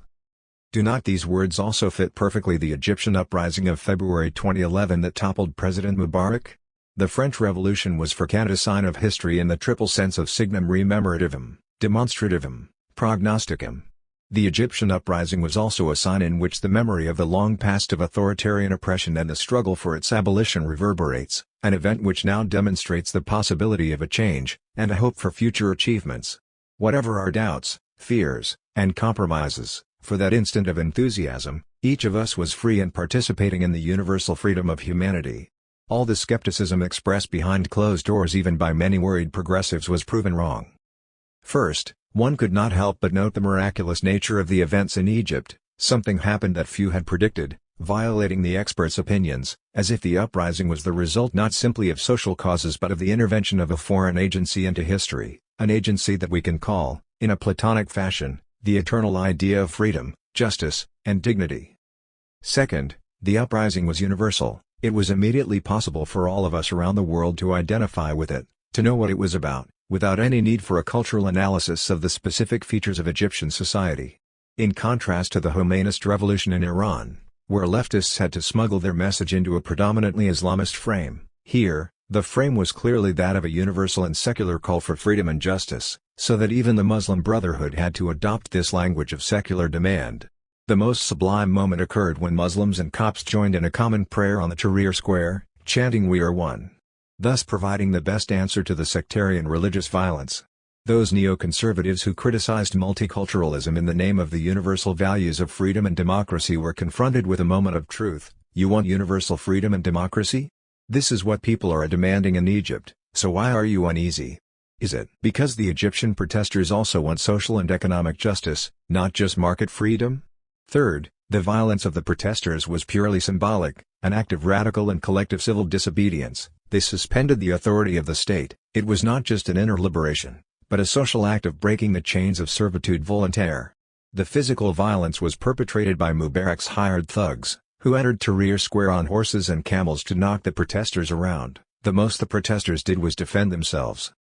Fourth, although combative, the protesters' message was not one of killing. The demand was for Mubarak to go, to leave his post in the country, and thus open up a space for freedom in Egypt, a freedom that excluded no one. The protesters' call to the army and even the hated police was not "death to you, but we are brothers. Join us." This last feature clearly distinguishes emancipatory from rightist populist demonstrations. Although the rightist mobilization proclaims the organic unity of the people, this unity is sustained by a call to annihilate a designated enemy, Jews, traitors. When President Obama welcomed the uprising as a legitimate expression of opinion that needed to be acknowledged by the government, the confusion was total. The crowds in Cairo and Alexandria did not want their demands to be acknowledged by the government. They denied the very legitimacy of the government. They did not want the Mubarak regime as a partner in dialogue. They wanted Mubarak to go. They not only wanted a new government that would listen to their opinions, they wanted to reshape the entire state. They did not have opinions, they were the truth of the situation in Egypt. Mubarak understood this much better than Obama. There was no room for compromise here. Either the entire Mubarak power edifice fell, or the uprising would be co-opted and betrayed. The protracted struggle which dragged on in Egypt was not a conflict of visions, but the conflict between a vision of freedom, the eternal Platonic idea of freedom, and a blind clinging to power ready to use all means possible, terror, food deprivation, exhaustion, bribery, to crush the will to freedom. This truth of Plato received its clearest formulation in one of the great anti-Platonic works, Gilles Deleuze's The Logic of Sense, where Deleuze begins by inverting Plato's dualism of eternal ideas and their imitations in sensuous reality into the dualism of substantial, material, bodies and the pure impassive surface of sense, the flux of becoming which is to be located on the very borderline of being and non-being. Senses are surfaces which do not exist, but merely subsist. They are not things or facts, but events. We cannot say that they exist, but rather that they subsist or inhere, having this minimum of being which is appropriate to that which is not a thing, a non-existing entity. 13. The Stoics, who developed this notion of incorporeals, were the first to reverse Platonism and to bring about a radical inversion. For if bodies with their states, qualities, and quantities, assume all the characteristics of substance and cause, conversely, the characteristics of the idea are relegated to the other side, that is to this impassive extra being which is sterile, inefficacious, and on the surface of things, the ideational or the incorporeal can no longer be anything other than an effect. 14. This dualism is the materialist truth of the dualism of ideas and material things, and it is against this background that one should envisage a return to Plato.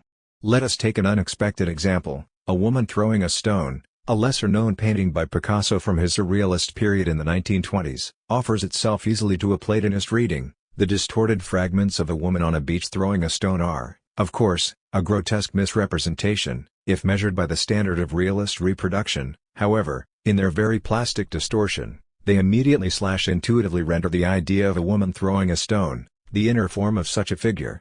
This painting makes clear the true dimension of Plato's philosophical revolution, so radical that it was misinterpreted by Plato himself, the assertion of the gap between the spatio-temporal order of reality and its eternal movement of generation and corruption, and the eternal order of ideas, the notion that empirical reality can participate in an eternal idea, that an eternal idea can shine through it, appear in it. Where Plato got it wrong is in his ontologization of ideas, strictly homologous to Descartes' ontologization of the cogito, as if ideas form another, even more substantial and stable order of true reality. What Plato was not ready, or, rather, able, to accept was the thoroughly virtual, immaterial, or, rather, insubstantial, status of ideas. Like sense events in Deleuze's ontology, ideas have no causality of their own, they are virtual entities generated by spatio-temporal material processes. Take an attractor in mathematics: all positive lines or points in its sphere of attraction only endlessly approach it, without ever reaching its form. The existence of this form is purely virtual. It is nothing more than the form towards which the lines and points tend. However, precisely as such, the virtual is the real of this field, the immovable focal point around which all elements circulate. The term form here should be given its full Platonic weight, since we are dealing with an eternal idea in which reality imperfectly participates. One should thus fully accept that spatio-temporal material reality is all there is, that there is no other more true reality. The ontological status of ideas is that of pure appearing. The ontological problem of ideas is the same as the fundamental problem addressed by Hegel. Developed this notion of incorporeals, were the first to reverse Platonism and to bring about a radical inversion.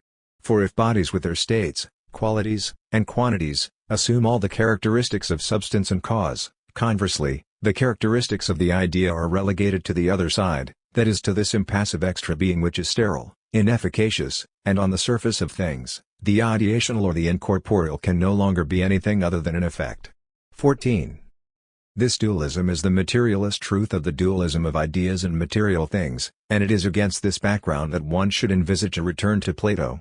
Let us take an unexpected example: a woman throwing a stone. A lesser-known painting by Picasso from his surrealist period in the 1920s, offers itself easily to a Platonist reading. The distorted fragments of a woman on a beach throwing a stone are, of course, a grotesque misrepresentation, if measured by the standard of realist reproduction. However, in their very plastic distortion, they immediately intuitively render the idea of a woman throwing a stone, the inner form of such a figure. This painting makes clear the true dimension of Plato's philosophical revolution, so radical that it was misinterpreted by Plato himself, the assertion of the gap between the spatio-temporal order of reality and its eternal movement of generation and corruption, and the eternal order of ideas, the notion that empirical reality can participate in an eternal idea, that an eternal idea can shine through it, appear in it. Where Plato got it wrong is in his ontologization of ideas, strictly homologous to Descartes' ontologization of the cogito, as if ideas form another, even more substantial and stable order of true reality. What Plato was not ready, or, rather, able, to accept was the thoroughly virtual, immaterial, or, rather, Insubstantial, status of ideas, like sense events in Deleuze's ontology, ideas have no causality of their own, they are virtual entities generated by spatio-temporal material processes. Take an attractor in mathematics, all positive lines or points in its sphere of attraction only endlessly approach it, without ever reaching its form. The existence of this form is purely virtual, it is nothing more than the form towards which the lines and points tend. However, precisely as such, the virtual is the real of this field, the immovable focal point around which all elements circulate. The term form here should be given its full Platonic weight, since we are dealing with an eternal idea in which reality imperfectly participates. One should thus fully accept that spatio-temporal material reality is all there is, that there is no other more true reality. The ontological status of ideas is that of pure appearing. The ontological problem of ideas is the same as the fundamental problem addressed by Hegel. Its passage, the other that in this transition comes to be, is not the non-being of a being, but the nothingness of a nothing, and this, to be the negation of a nothing, constitutes being. Being only is as the movement of nothing to nothing, and as such it is essence, and the latter does not have this movement within it, but is this movement as a being that is itself absolutely illusory, pure negativity, outside of which there is nothing for it to negate but which negates only its own negative, and this negative, which latter is only in this negating. 17. The answer to why is there something rather than nothing? Is thus that there is only nothing, and all processes take place from nothing through nothing to nothing. However, this nothing is not the oriental or mystical void of eternal peace, but the nothingness of a pure gap, antagonism, tension, contradiction, the pure form of dislocation ontologically preceding any dislocated content. Such a radical ontological claim is not only dismissed by common sense as a meaningless play with words, it was also problematized by many followers and critics of Hegel from Schelling to Dieter Henrich, whose diagnosis is that the Hegelian negation of negation only works if we confuse two meanings of immediacy, immediacy as the immediate starting point of a process and immediacy as the result of mediation, self-relating negation. Henrich's critical conclusion is that Hegel's attempt to provide a circular foundation for the dialectical process by way of demonstrating how the process itself retroactively posits/grounds its own presuppositions fails, and that what is needed is an immediate absolute starting point provided by the subject's Selbstvertrautheit, self-acquaintance, preceding any reflexive movement of self-consciousness. One can nonetheless defend Hegel here, as a model of what he has in mind. Let us take the notion of the Kleineman in all its radicality. It is not that there are first atoms, which then deviate from their straight path, or not. Atoms are nothing but their Kleineman. There is no substantial something prior to the Kleineman which gets caught up in it. This something which deviates is created, emerges, through the Kleineman itself.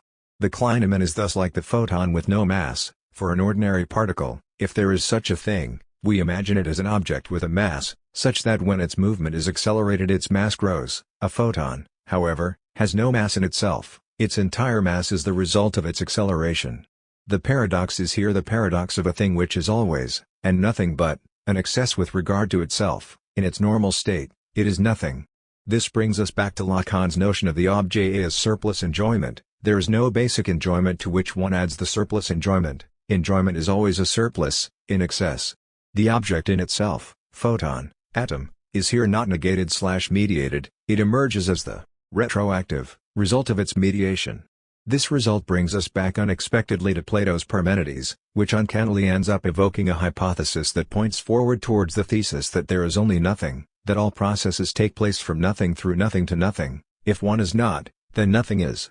18 is not Parmenides, even more than Plato's Sophist, the dialogue on the corrosive all-pervasive force of nothingness?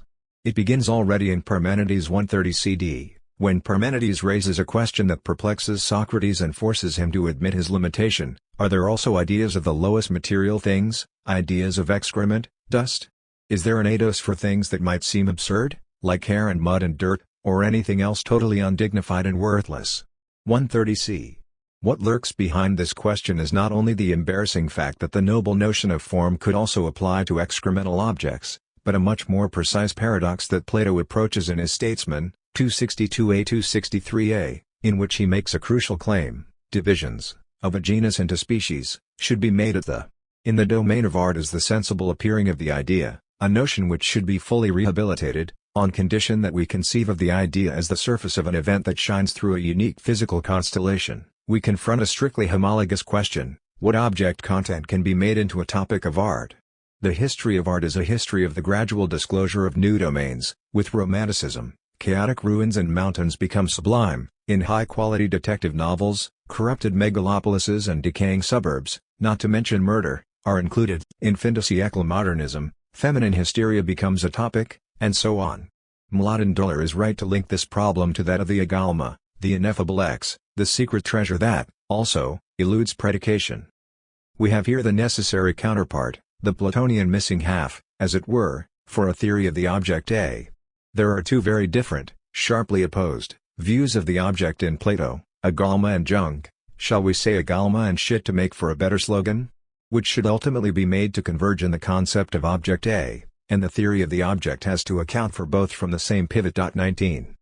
The object A is thus the name for the ultimate unity of the opposites in Plato. In the early 1920s, Lenin proposed that Marxist philosophers should form a society of the materialist friends of Hegel. Today, perhaps, the time has come for radical philosophers to form a society of the materialist friends of Plato. Plato is the first in a series of philosophers, Descartes and Hegel being the two main others, who fell out of favor in the 20th century, being blamed for all our misfortunes. But you has enumerated 6 main, and partially intertwined, forms of 20th century anti-Platonism. 1. Vitalist anti-Platonism, Nietzsche, Bergson, Deleuze, the assertion of the real of life becoming against the intellectualist sterility of Platonic forms. As Nietzsche put it, Plato is the name for a disease. 2. Empiricist analytic anti-Platonism, Plato believed in the independent existence of ideas, but, as Aristotle already knew, ideas do not exist independently of sensuous things whose forms they are. The main counter-Platonic thesis of analytic empiricists is that all truths are either analytic or empirical. 3. Marxist anti-Platonism, for which Lenin is not blameless, the dismissal of Plato as the first idealist, opposed to pre-Socratic materialists as well as to the more progressive and empirically oriented Aristotle. In this view, which conveniently forgets that, in contrast to Aristotle's notion of the slave as a talking tool, there is no place for slaves in Plato's Republic. Plato was the main ideologist of the class of slave owners. 20. 4. Existentialist anti-Platonism, Plato denies the uniqueness of singular existence and subordinates the singular to the universal. This anti-Platonism has a Christian version, Kierkegaard, Socrates versus Christ, and an atheist one, Sartre, existence precedes essence. 5. Heideggerian anti-Platonism, Plato as the founding figure of Western metaphysics, the key moment in the historical process of the forgetting of being, the starting point of the process which culminates in today's technological nihilism, from Plato to NATO. 6. Democratic anti-Platonism in political philosophy, from Popper to Arendt, Plato as the originator of the closed society, as the first thinker who elaborated in detail the project of totalitarianism. For Arendt, at a more refined level, Plato's original sin was to have subordinated politics to truth, not seeing that politics is a domain of phronesis, of judgments and decisions made in unique, unpredictable situations. Plato's position is thus similar to that of Descartes. Plato is the negative point of reference which unites otherwise irreconcilable enemies, Marxists and anti-communist liberals, existentialists and analytic empiricists, Heideggerians and vitalists. So why a return to Plato? Why do we need a repetition of Plato's founding gesture? In his Logiques des Mondes, Badiou provides a succinct definition of democratic materialism and its opposite, materialist dialectics, the axiom which condenses the first as there is nothing but bodies and languages, to which materialist dialectics adds, with the exception of truths. 21. One should bear in mind the Platonic, properly metaphysical, thrust of this distinction. Prima facie, it cannot but appear as a proto-idealist gesture to assert that material reality is not all that there is, that there is also another level of incorporeal truths. But you here makes the paradoxical philosophical gesture of defending, as a materialist, the autonomy of the immaterial order of truth. As a materialist, and in order to be thoroughly materialist, Badiou focuses on the idealist opos par excellence. How can a human animal forsake its animality and put its life in the service of a transcendent truth? How can the transubstantiation from the pleasure-oriented life of an individual to the life of a subject dedicated to a cause occur? In other words, how is a free act possible? How can one break out of the network of the causal connections of positive reality and conceive an act that begins by and in itself? Again, Badiou repeats, within the materialist frame, the elementary gesture of idealist anti-reductionism, human reason cannot be reduced to the result of evolutionary adaptation. Art is not just a heightened procedure for producing sensual pleasure but a medium of truth, and so on. This, then, is our basic philosophico-political choice, decision. Today, either repeat in a materialist vein Plato's assertion of the metaphysical dimension of eternal ideas, or continue to dwell in the postmodern universe of democratic materialist historicist relativism, caught in the vicious cycle of the eternal struggle with pre-modern fundamentalisms. How is this gesture possible, thinkable even? Let us begin with the surprising fact that Badiou identifies the principal contradiction, the predominant antagonism, of today's ideological situation not as the struggle between idealism and materialism, but as the struggle between two forms of materialism, democratic and dialectical. Plus, to add insult to injury, democratic materialism stands for the reduction of all there is to the historical reality of bodies and languages, the twins of Darwinism, brain science, etc., and of discursive historicism, while materialist dialectics adds the Platonic, idealist, dimension of eternal truths. To anyone acquainted with the dialectics of history, however, there should be no surprise here. From fictions to semblances. In order to discern the emancipatory potential of Plato's thought, it must be placed against the background of the sophist revolution. In breaking with the closed mythic universe, the ancient Greek sophists like the ill-famed Gorgias asserted and played upon the self-referential abyss of language, which turns in its circle, lacking any external support. Plato's main task was to deal with this predicament which he experienced as a true horror vacui. Aware that there could be no return to mythic closure, he tried to control the damage by re-anchoring language in the metaphysical reality of ideas. This is why his Parmenides, in which Plato himself enacts a self-critical collapse of his teaching on ideas, is the closest he comes to being a sophist. The conclusion of the 8 sophistic logical exercises governing the matrix of all logically possible relations between being and the one is a Gorgias 1. Nothing exists, etc. is not Parmenides the ultimate treatise on the signifier, 1, and the real, being, deploying the full matrix of their possible relations? The result is a version of the beautiful neo-pagan, Wicca, notion that after death everybody gets what they believed in, Valhalla for the Vikings, hell or paradise for the Christians, nothing at all for the materialists, and so on. All variations, even if they are contradictory, self-contradictory and contradictory with regard to each other, are in some sense true. That is to say, each of the hypotheses in the second part of Parmenides is to be read as pointing towards a specific ontological sphere within a crazy pluralistic ontology, and the task is to provide a precise description of each of these spheres, notwithstanding eventual logical mistakes in Plato's reasoning. In all his later dialogues, Plato endeavors to control the damage by trying to draw a clear line of separation between self-referential sophistic language games and a speech which refers to substantial truths external to it. What Plato cannot accept is the Hegelian solution: all such exercises are true, they all have ontological relevance. The crucial dialogue in this series is the Sophist, in which Plato deals with the problem of non-being, trying to outline a third way between two opposite extremes, Parmenides' assertion of the unconditional one and Gorgias' sophistic playing with the multiplicity of non-being. Plato classifies sophistry as the appearance-making art, imitating true wisdom. Sophists produce appearances that deceive. In their empty ratiocinations and search for rhetorical effects, they obviously talk about something that does not exist. But how can one talk about non-being, making it appear as something that is? To answer this question, Plato is compelled to counter Parmenides' thesis that it is impossible that things that are not are, things which are not, but only appear to be, also somehow are. How?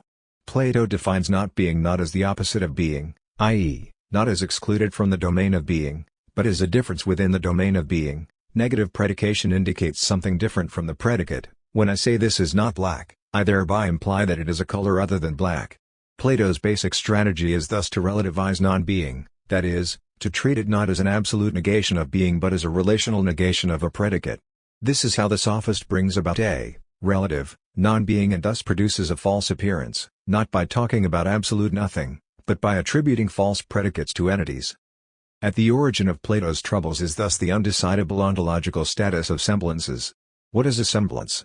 As a key to understanding the notion of semblant, Lacan proposes Bentham's theory of fictions, which fascinates him for a very precise reason. The axis on which Lacan focuses is not fiction versus reality but fiction versus the real of jouissance. As Jellicoe Sumac explains, semblance, as conceived by Lacan, is intended to designate that which, coming from the symbolic, is directed towards the real. This is precisely what characterizes Bentham's fictions. Indeed, as a fact of language, made of nothing but the signifier, Bentham's legal fictions are nonetheless capable of distributing and modifying pleasures and pains, thereby affecting the body. What held Lacan's attention in reading Bentham's theory of fictions was precisely that something which is ultimately an apparatus of language, Bentham defines fictions as owing their existence to language alone, is capable of inflicting pain or provoking satisfaction that can only be experienced in the body, hence by openly stating that fictions are nothing but an artificial device, a contrivance, to use Bentham's proper term, designed to provoke either pain or pleasure. Bentham brings into question all human institutions insofar as they are an apparatus destined to regulate the modes of jouissance by dressing them up in the virtues of the useful and the good. Bentham's concept of fictions can be seen as an effective manner of denouncing the moral and social ideals of the epoch, of exposing them as being nothing but a semblance, a make-believe. 22. So, when Lacan claims that every discourse generates a semblance of jouissance, one should read this as involving genitivus objectivus as well as subjectivus, the semblance of jouissance, not a fully real one, and a jouissance in the fact that what we are dealing with is a mere semblance. 23 Bentham is here far from the crude logic of unmasking, or discerning low motives, pleasure, power, envy, etc. beneath high ethical reasons. The enigma he is confronting is a strange epoursi muove, even when an ideological fiction is clearly recognized as a fiction, it still works. It is possible to use fictions in order to attain the real without believing in them. 24 This is the paradox of which Marx was already aware when he pointed out that commodity fetishism persists even after its illusory nature has become transparent. Niels Bohr provided its perfect formulation in response to a friend who asked if he really believed that the horseshoe above his door would bring him good luck. Of course not, but I've been told it works even if one doesn't believe in it. What distinguishes humans from animals is their ability to pretend as opposed to simply getting caught up in an illusion. I pretend that something is X while knowing full well it is not X. Pretending, faire semblant, is to be distinguished from direct attempts to create an illusion. When we watch a horror movie, we are pleasurably terrified, precisely because while giving ourselves up to the spectacle we know very well that that is just what it is. But imagine our shock and withdrawal if, all of a sudden, we became aware that what we were watching was in fact a snuff movie depicting real acts of horror. This is also why scarecrows can be frightening, not because we are duped into believing they are alive, but because we have to confront the fact that they work, while knowing very well they are just artifacts. A scarecrow confronts us with the efficiency of a simulacrum, while scarecrows because they flap and shake in the wind. Scarecrows scare humans because the collapse of their success at imitating a human reveals, in a sometimes abrupt and startling manner, indications that they are a simulacrum of a human. 25 What makes scarecrows terrifying is the minimal difference which makes them inhuman. There is nobody at home behind the mask, as with a human who has turned into a zombie. There is, however, a fundamental ambiguity at work here, which is why Lacan moved on from fictions to semblances. The distinction is between symbolic fiction proper and semblance in the sense of a simulacrum. Although, in both cases, the illusion works in spite of our awareness that it is only an illusion, there is a fine line separating them. It is crucial to distinguish here between pretending as a form of politeness, part of the alienation constitutive of the symbolic order as such, and the cynical instrumental use of norms which relies on another subject believing in them. It is one thing to greet an acquaintance with a polite "nice to see you." When we both know that I do not really mean it, it is another thing to play the other for a sucker, expecting him to fall for our lies. The catch is not only that the first case cannot be dismissed as hypocrisy, in being polite, I lie sincerely, but also that the second case is not that of a simple lie, in duping the other, I become my own sucker. David K. Lewis, one of the most perspicuous American philosophers, approached the interesting problem of truth in fiction along just these lines. When we read a work of fiction, there is a pact between writer and reader that both will respect the illusion that the reported events are true.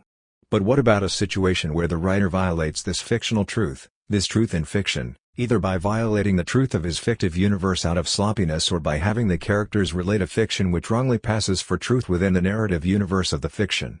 In an epic novel, say, a minor character killed off in the first chapter pops up alive and well in a much later chapter. There is no mystery to it, the writer simply forgot that the person is dead. 26 In the more complex second case, recall the outcry provoked by the false flashback at the beginning of Hitchcock's Stage Fright. A man jumps into a car driven by the heroine and, as he starts telling her why he is running away, the events he describes are shown in flashback.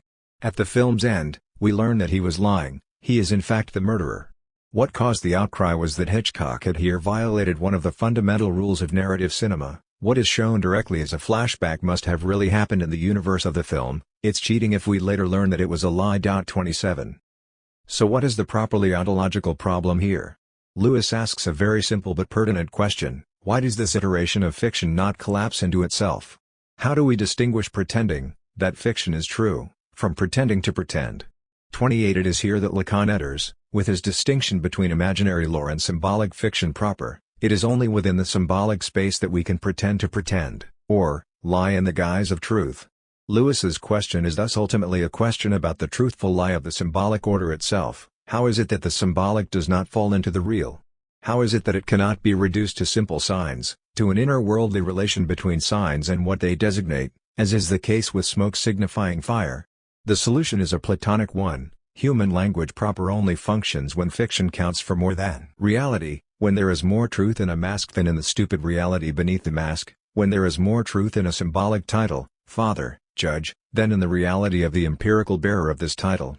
This is why Lacan is right when he points out that a Platonic supersensible idea is an imitation of imitation, appearance is appearance, something that appears on the surface of substantial reality. The key formula of semblance was proposed by J.A. Miller. Semblance is a mask, veil, of nothing. 29. Here, of course, the link with the fetish offers itself. A fetish is also an object that conceals the void. Semblance is like a veil which veils nothing. Its function is to create the illusion that there is something hidden beneath the veil. This brings us back to the anecdote, repeatedly evoked by Lacan and mentioned above, about Zeuxis and Parrhasius, two painters from ancient Greece, who compete to determine who can paint the more convincing illusion. 30. Zeuxis produced such a realistic picture of grapes that birds tried to eat them. But Parrhasius won by painting a curtain on the wall of his room so realistic that Zeuxis asked him to draw it back so that he could see the painting behind it. In Zeuxis's painting, the illusion was so convincing that the image was mistaken for the real thing. In Parrhasius's painting, the illusion resided in the very notion that what the viewer saw in front of him was just a veil covering up the hidden truth. This is also how, for Lacan, feminine masquerade works. The woman wears a mask in order to make us react like Zeuxis in front of Parrhasius's painting. Okay, now take off the mask and show us what you really are. Developing these reflections of Lacan, Bernard Boas was right to point out that the formula all discourse is semblance can also be understood according to the logic articulated in the mathems of sexuation. The affirmative universal proposition all x verifies the function fx implies, contrary to strict mathematical logic, the exception that makes the rule and that, in a certain way, founds it. There exists at least one x that does not verify the function fx. The universal law that states that all discourse is semblance demands, for that discourse, that there exists at least one discourse that would not be semblance, because such a discourse is precisely that which forbids all discourse from escaping this law. 31. Strangely, Boas does not supplement this masculine version with a feminine one. There is no discourse which is not a discourse of semblance implies that not all discourse is a discourse of semblance. This indicates how we are to reach a discourse which is not semblance, not through the exception, one discourse which is not, but through treating the multiplicity of discourses as non-all, through discerning their inconsistency, their points of impossibility. This is what Lacan, in his late teaching, called to vacillate the semblances, not to reach beyond, to an exception, but to reach their inconsistent non-all. Therein resides the deadlock reached by Nietzsche who, in one and the same text, Beyond Good and Evil, seems to advocate two opposed epistemological positions. On the one hand, the notion of truth as the unbearable real thing, as dangerous, lethal even, like directly gazing into Plato's sun, so that the problem becomes how much truth a man can endure without diluting or falsifying it. On the other hand, the postmodern notion that appearance is more valuable than stupid reality, and that, ultimately, there is no final reality, only the interplay of multiple appearances, so that the very opposition between reality and appearance should be abandoned. 32. Does not humanity's greatness lie in its ability to prioritize brilliant aesthetic appearance over gray reality? This, in Badiou's terms, is the passion of the real versus the passion of semblance. How are we to read these two opposed positions together? Is Nietzsche here simply inconsistent, oscillating between two mutually exclusive views? Or is there a third way? That is to say, what if the two opposed options, passion of the real, passion of the semblance, render palpable Nietzsche's struggle, his failure to articulate the right position whose formulation eluded him? There is not just the interplay of appearances, there is a real. This real, however, is not the inaccessible thing, but the gap which prevents our access to it, the rock of the antagonism which distorts our view of the perceived object through a partial perspective. The truth is thus not the real state of things, accessed by a direct view of the object without any perspectival distortion, but the very real of the antagonism which causes the perspectival distortion itself.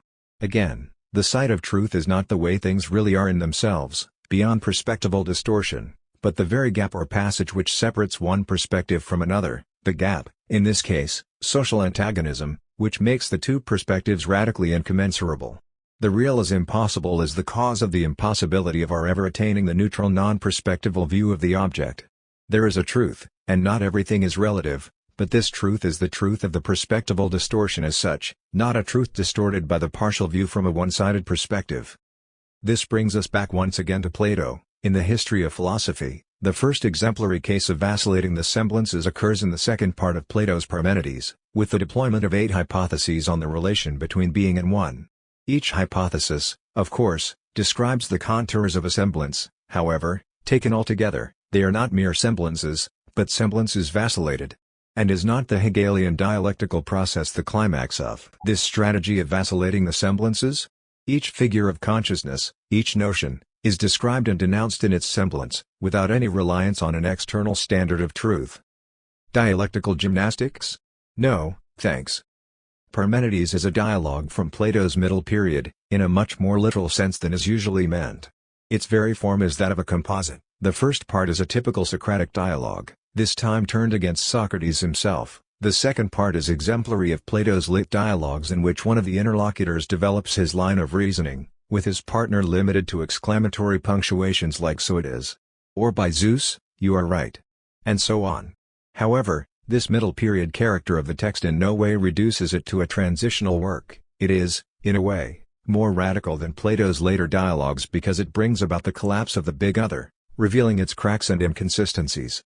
Parmenides first demonstrates to Socrates the weaknesses of his theory of ideas, pointing out that, before risking such a grand theory, Socrates should first engage in some conceptual exercise, introducing movement into ideas themselves. What then follows is a kind of philosophical counterpoint to Socrates' gymnopédie, a vast network of dialectical gymnastics, logical exertions actualizing the matrix of all possible relations between one and being. The exact status of this exercise is not clear. What is clear, however, is that there is no positive result, as if the exercise were its own point. The only result is that there is no consistent totality, no big other.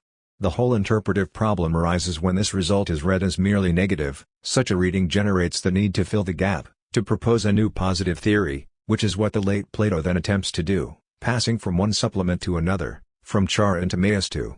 But what if such a reading is conditioned by a kind of perspectival illusion, involving a failure to see how the result is not merely negative, but is in itself already positive, already what we were looking for?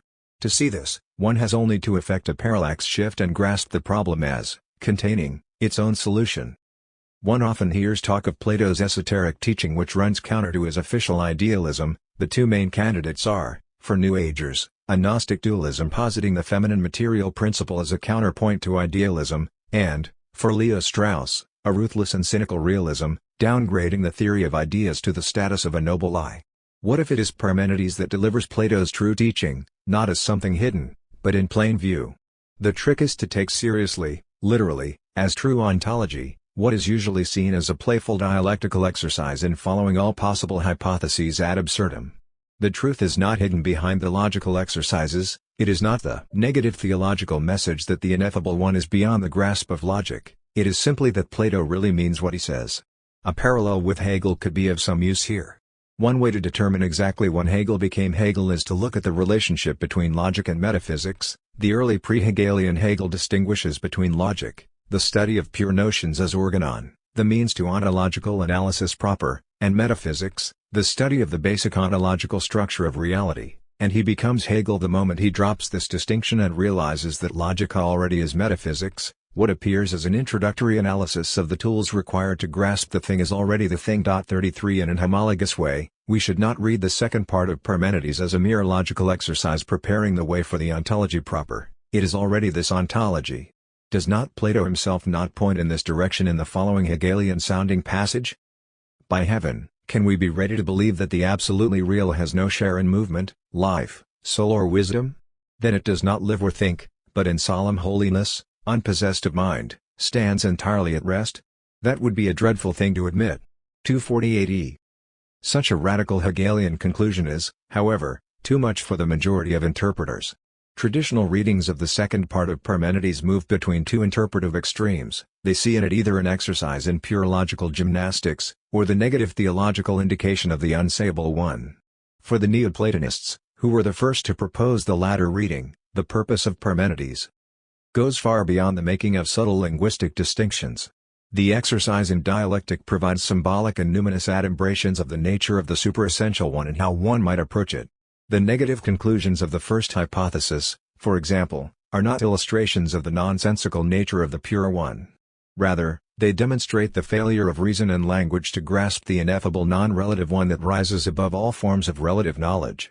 The dialectical exercise, which ranges over the whole field of discourse and considers all the logical permutations of any proposition, is a meditation for freeing the mind from clinging to any one philosophical position or assumption, thereby opening it up to mystical illumination. It is the Platonic via negativa. 34. Or, as Findlay put it, those unable or unwilling to draw conclusions from more or less palpable hints, or constitutionally unable to understand metaphysical or mystical utterances, or to enter into mystical feelings, should certainly never engage in the interpretation of Plato. 35 But you calls this Neoplatonic move from the inconsistent multiplicity of logical reasoning to the transdiscursive one, whatever its name, from substance to life, the great temptation of materialist thought. Both Hegel and Lacan, two great admirers of Parmenides, rejected this misunderstood ecstasy, Hegel, this Neoplatonic confusion, Lacan. But is the only alternative to reading Parmenides as a piece of mystical negative theology, its lesson being that the absolute is ineffable, that it eludes the grasp of our categories, that we can't say anything and or nothing about it, to reduce it to a jokey logical exercise, non-substantial reasoning with no connection with reality, perhaps not even intended seriously. Surely Plato must have been aware of the logical fallacies in some of the arguments? Perhaps Hegel was right to see in this dialogue the summit of the Greek dialectic. What if we reject both options and treat the contradictions not as signs of the limitation of our reason, but as belonging to the thing itself? What if the matrix of all possible relations between the one and being is also effectively the matrix of the impossible relations between the signifier and the real? Crucial here is the shift from the first to the second part of the dialogue. In the first part, Socrates tries to resolve the paradox that opposites can be attributed to the same entity, oneness and multiplicity, rest and movement, etc., by way of distinguishing between the eternal order of ideas and empirical reality. The same empirical thing can be one and multiple, it can simultaneously participate in the idea of oneness and the idea of multiplicity. A man is at once one, this individual, and multiple, a combination of parts or organs, but the ideas of oneness or of multiplicity cannot. In the second part, Parmenides, in a supreme example of Platonic irony, given what we know of the real historical Parmenides, introduces the dynamics of relating, mutual participation, and contradiction into the real of ideas themselves. In order to be one has to be multiple, to participate in multiplicity, and so on. Everything would fall apart, and great havoc would follow, if it turned out that there could be a contradiction in the order of forms themselves. 36. If someone could show that kinds and forms themselves have in themselves these opposite properties, that would call for astonishment. But if someone should demonstrate that I am one thing and many, what's astonishing about that? 129c. The succession of 8 hypotheses in the second part should thus be conceived like the succession of categories in Hegel's logic, where each categorical determination is developed so that its inherent contradiction, inconsistency, is brought out. So what if we conceive the passage from the first to the second part of Parmenides as homologous to the Hegelian passage from phenomenology to logic? The first part works like any other of Plato's early dialogues. Someone who pretends to know is questioned by the Socratic figure who compels him to admit the inconsistency of his position and thus the vanity of his knowledge. The exceptional feature here is that this procedure has become self-reflexive. The figure who pretends to know is now Socrates himself, whose teaching on ideas is submitted to criticism in dialogue with Parmenides. In the second part, we pass from phenomenological dialogue to the logical self-deployment of notional determinations. In her detailed introduction to Parmenides, Mary Louise Gill tries to avoid both predominant readings, Parmenides as a treatise on negative theology or as a logical exercise, by taking the second part literally, as an attempt to resolve the deadlock of the first part, where Parmenides has shown up the inconsistencies of Socrates' theory of forms, while nonetheless unequivocally asserting that the forms are needed if we are to understand being. 37. This heroic effort leads her to differentiate between the strength and pertinence of the various hypotheses. For her, the third hypothesis, asserting that the one and many, the others, are not incompatible, that others can partake in the one as wholes, as parts, and get from this partaking their limit, points towards the solution. Deduction 3 produced some highly constructive results by assuming that the one is altogether one and that the others somehow partake of it. 38. Parmenides destroys this promise in the fourth hypothesis only by accepting the unwarranted premise that the one and the others are totally incompatible. Sympathetic and rigorous as Gill's attempt is, it seems to miss the point of the entire matrix of the 8 hypotheses and their structural unity. What is the meaning of the matrix itself, irrespective of the varying quality of particular lines of argumentation? This brings us back to a reading of the entire set of hypotheses as a formal matrix of 8 possible worlds. Each hypothesis formulates a world's immanent transcendental, in but use precise meaning of the term. Parmenides is thus Plato's logics of worlds. The 8 worlds implied by the 8 hypotheses are not some kind of forerunner of a postmodern plurality of universes, they arise against the background of a certain impossibility or deadlock which generates them, the impossibility of reconciling being and the one, the real and the signifier, of making them overlap symmetrically. There are many worlds because being cannot be one, because a gap persists between the two. What we should bear in mind here is that the couple of the one and being prefigures the couple of Plato himself and Aristotle, in contrast to Aristotelian ontology, with its orientation towards being as the most basic notion in theory. Platonism identifies unity as the central concept from which all reasoning begins. One could say that Platonism is henology, to hen equals the one, as opposed to ontology. The one, an artificial philosophical word, which was not there before the school of Parmenides, is used here as a subject, not as a predicate or a numeral. For Aristotle, the concept of oneness is only an aspect of the particular. Every particular is one, insofar as it is indivisible and individual. Oneness, in this view, basically depends on the meaning of being. In Platonism, the reverse is true, the concept of the one is self-sufficient, so to speak, preceding the domain of particulars. Accordingly, the one accounts for the existence of particulars in a manifold that is somehow unified, structured, and determinate. It is a variant of the one.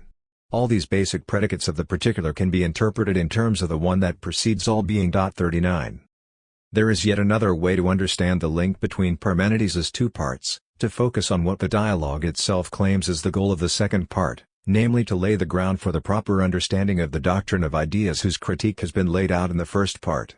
Viewed in this way, the pessimistic conclusion that nothing at all exists, etc., should be qualified as a rejection of pre-Platonic cosmic monism. Nothing fully exists, reality is a confused mess about which nothing consistent can be said, and if we remain within the coordinates of cosmic monism and do not posit a realm of ideas external to cosmos, if we limit ourselves to the annal of the eternally changing reality, this annal ultimately reveals itself to be nothing at all. From the 1 to den. Parmenides' dialectical exercise is divided into 8 parts, apropos of each of the 2 basic hypotheses. If the one is and if the one is not, he examines the consequences for the one, and the consequences for the others, plus he adds a subtle but crucial distinction between the one which has being and the bare one, so that altogether we get 8 hypotheses. Hypothesis. If. Consequences for. Result. 1. There is one. The one. Negative. 2. One is. The one. Positive. 3. One is. The others. Positive. 4. There is one. The others. Negative. 5. One is not. The one. Positive. 6. There is no one. The one. Negative. 7. One is not. The others. Positive. 8. There is no one. The others. Negative. In the case of hypotheses 2, 3, 5, and 7, which predicate being, or non-being, of the one, the result is positive, predication is possible, that is, positive statements can be made of the one, or of the not one.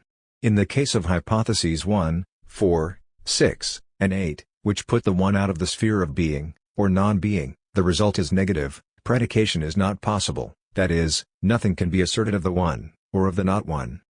1. There is one, but a totally ineffable unpredictable one without being, a one which is neither true nor false. Dollar is right to point out that this one is not the non-symbolic real, but the lack of a signifier, the borrowed signifier, dollar, which is as such still inherent to the order of the signifier. 40. 2. One with being, one is, we can predicate it, we are dealing with one which is, but crucial here is the implied difference between one and being. If one is, it participates in being, and is therefore something different from being, for otherwise it would make no sense to assert that one is. 41. But the moment we concede this difference, we are compelled to repeat it indefinitely, i.e., within each of its poles, every one again is and is one, every being is and is one, etc. The one that is falls apart into one and being, but in such a way that each part includes the other as its part. This inner division, once it has started, cannot be stopped. The moment we have two parts, we have infinitely many of them. Or, to put it in Hegelese, each term has two species, itself and the other term. Each term is the encompassing unity of itself and its other. We enter thereby the problematic space of self-referential paradoxes. One is now at one and the same time the whole and the part, and so into infinity. It is both limited and unlimited, it both moves and stands still, it is both identical and different, like and unlike itself and others, both equal and unequal to itself and to others, etc. If the result of the first hypothesis is that we cannot predicate anything of the one, the result of the second hypothesis is that anything goes. We can predicate all possible, even mutually exclusive, predicates. Dollar draws here exactly the opposite conclusion to Armand Zalesik. Lacan's Wyadlun is a paraphrase not of the first, but of the second of Parmenides' hypotheses. Lacan's famous dictum Wyadlun can be read as a paraphrase of this second hypothesis.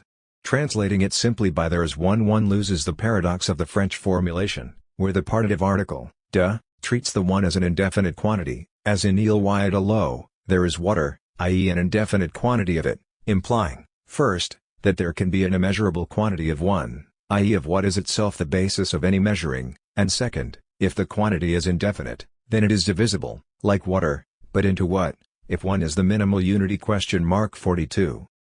But does this weird immeasurable quantity not mean that the one of the second hypothesis should not be linked to Lacan's Wyadlun, that the one which is, the unary signifier, S1, should rather be opposed to the immeasurable there is, something of the one, which is characterized by a divisibility and thus a multiplicity not composed of ones? The paradox is here a very elegant Hegelian one. Although Plato is the philosopher of the one, what he is unable to think, as opposed to just represent, is precisely the one as a concept. To do this, one needs not only a self-relating reflexive predication, the one is a one, an X which partakes of the idea of one with regard to oneness itself, which Plato possesses, but also the positive concept of zero, which Plato does not possess. To get a pure concept of the one, not just the notion of one thing, the X which partakes of the idea of one with regard to oneness itself has to be zero, a void, devoid of all content. Or, to put it in a more descriptive way, being a one adds nothing to the content of an object, its only content is the form of self-identity itself. In Dollar's reading, the first two hypotheses are two circles which partially intersect, so that the first hypothesis stands for the one without being, that is, the one from which the part of it which intersects with being is subtracted, and the second hypothesis stands for the narrow intersection of the two circles of one and being. 3. One with being does not preclude others with being, there can be others with predicates. 4. One without being precludes others and thus also their predication. 5. It concerns a one, something that is an entity, but which does not exist, i.e., does not have being. Even if one is not, we can still predicate it, i.e., negative predication is possible. We know what we are saying when we negate a predicate. 6. The one is here not only deprived of being, but deprived of its very character of one. It is no longer a non-existent entity, but a non-entity, and, as such, cannot be predicated. 7. What does the fact that the one is a non-existing entity mean for others? As in the case of the hypothesis 5, others can be predicated. 8. If, however, one is not only a non-existent entity, but a non-entity, then there are also no others, existing or non-existing, there is nothing at all. To account for the difference between hypothesis 5, one can talk, make propositions, say true things, about non-being. Truth has a structure of symbolic, fiction, and hypothesis 7, everything is a fluid appearance. We must introduce a tripartite distinction between symbolic fiction, imaginary illusion, and the appearance of the real, the one of hypothesis 5, the one that does not exist, but which we can talk about, is the symbolic fiction, the dispersed not one of hypothesis 7 is that of imaginary illusion, and, we may add, the one that is not one of hypothesis 8 is the realism possible. Radically opposed to Doller's reading of Parmenides is that of Armand Zalesik, according to whom wide l'un is the formula for the pure jouissance one, that is, a jouissance not yet mediated by the other, the symbolic order, not yet departmentalized, accountable. The missing link which legitimizes us in establishing a connection between this thesis of Lacan and the first hypothesis of Plato's Parmenides, which asserts the one totally external to being, with no relation to or participation in being, is provided by the Neoplatonist mysticism of Plotinus. Recall that, for Lacan, the mystical ecstasis is the paradigmatic example of the jouissance one. Parmenides was the Neoplatonists' favorite of Plato's texts, and they read it as a powerful assertion of the ineffability of the one with which the mystical experience reunites us. The demonstration of the first hypothesis of the Parmenides leads to the conclusion that it is impossible that the one exists. So it is, the one of this first hypothesis, being one by definition, could neither have parts nor be a whole. Therefore, it will have neither beginning, nor end, nor limits. For the same reason, it will not participate in time. It will therefore have no being, since to be implies the participation in a time. And, if it is not at all, then can it have something that belongs to it or comes from it? Most certainly not. Therefore it has no name, there is no definition, no perception, and no knowledge of it. Is it possible that this be so of the one? No. From this demonstration of impossibility it can surely be legitimately introduced that since the one in no way participates with being, it does not exist, that there is nothing beyond being, that being is therefore all. The Neoplatonists chose to read the Parmenides demonstration of impossibility differently. They agreed that there is an incompatibility between the one and being, but rather than deducing that the one does not exist, they concluded that no doubt the one did not exist in terms of being, but that beyond being, there is the one, that the one exists from being. In this way, there is the one constitutes a formula that opposes ontology and leads towards the notion of the not all of a radical other, in terms of the otherness with which there is no relation, where emerges the logic of the Parmenides demonstration. Being on one side, and on the other, that there is, they are incompatible. Being on one side, the real on the other. We immediately see that this opposition is the one at work in negative theologies, in the pursuit of a non-knowledge that equals itself to learned ignorance, in the accounts given by the great Christian mystics of their experience, using oxymorons drawn from the mystic theology of Pseudo-Dionysius the Areopagite. 43. There are two arguments for this reading. When Lacan talks about jouissance féminine, he always qualifies it, if a thing like that were to exist, but it does not, thereby confirming its incommensurability with the order of being, existence. Plus, his formula is wide l'un, and the impersonal il is, like the German es gibt which plays such a key role in late Heidegger, clearly opposed to being. In English, this distinction gets blurred, since one cannot avoid the verb to be in translation. There is, however, one conclusive counter-argument which pretty much ruins the case. Zalesik refers to the Neoplatonic mystics as the missing link between Plato and Lacan, yet, as we have already seen, Lacan explicitly rejects the Neoplatonist reading of Parmenides. It thus seems that Doller's opposed reading, wherein the one versus being is, in Lacanese, the symbolic versus the real, is much more convincing. But let us see where Zalesik's reading leads him. The one, that there is the one of the jouissance one, that is, the jouissance designated in the terms of the first hypothesis of the Parmenides. It is opposed to a jouissance developed partes extra partes that is consequentially accountable and numerable according to the measurements of the signifier. If we think about it, the being itself is only determined by meaningfulness, whereas we refer the jouissance one to the real. The real is impossible, as we have already seen. So there is a jouissance that is not without a relation to the other of the signifier, that is alienated to the signifier, and there is an autistic jouissance, separated from the signifier and separated from the other, for which the paradigm is the non-relation. That is the jouissance one. From there are two ways to go: either maintain that there is no other being than being, with a will to foreclose the jouissance one, or support the idea that there is the one that exists apart from being, in which case the demonstration of impossibility takes into account the trace that this one leaves in the other, in the form of there is no sexual relation. The passage from the jouissance one to the name of the Father is the passage from the not all to an all, but this passage leaves an unsublated remainder/excess, the trace that the jouissance one will leave there. One of the forms of this excess is jouissance féminine, the other is the Freudian Jorvater, the one who enjoys all the women. 44. insofar as, for Lacan, this one is, also, an indivisible remainder which makes the sexual relationship inexistent. One can understand how Eidlon is strictly correlative to il n'y a pas de rapport sexuel. It is the very object obstacle to it. It is not primarily the mystical all-encompassing one of the infamous oceanic feeling derided by Freud, but a little piece of the real, the excremental remainder which disturbs the harmony of the two. The equation of the two excesses, jouissance feminine and Yorvator, also makes sense. It points towards Lacan's statement that woman is one of the names of the Father.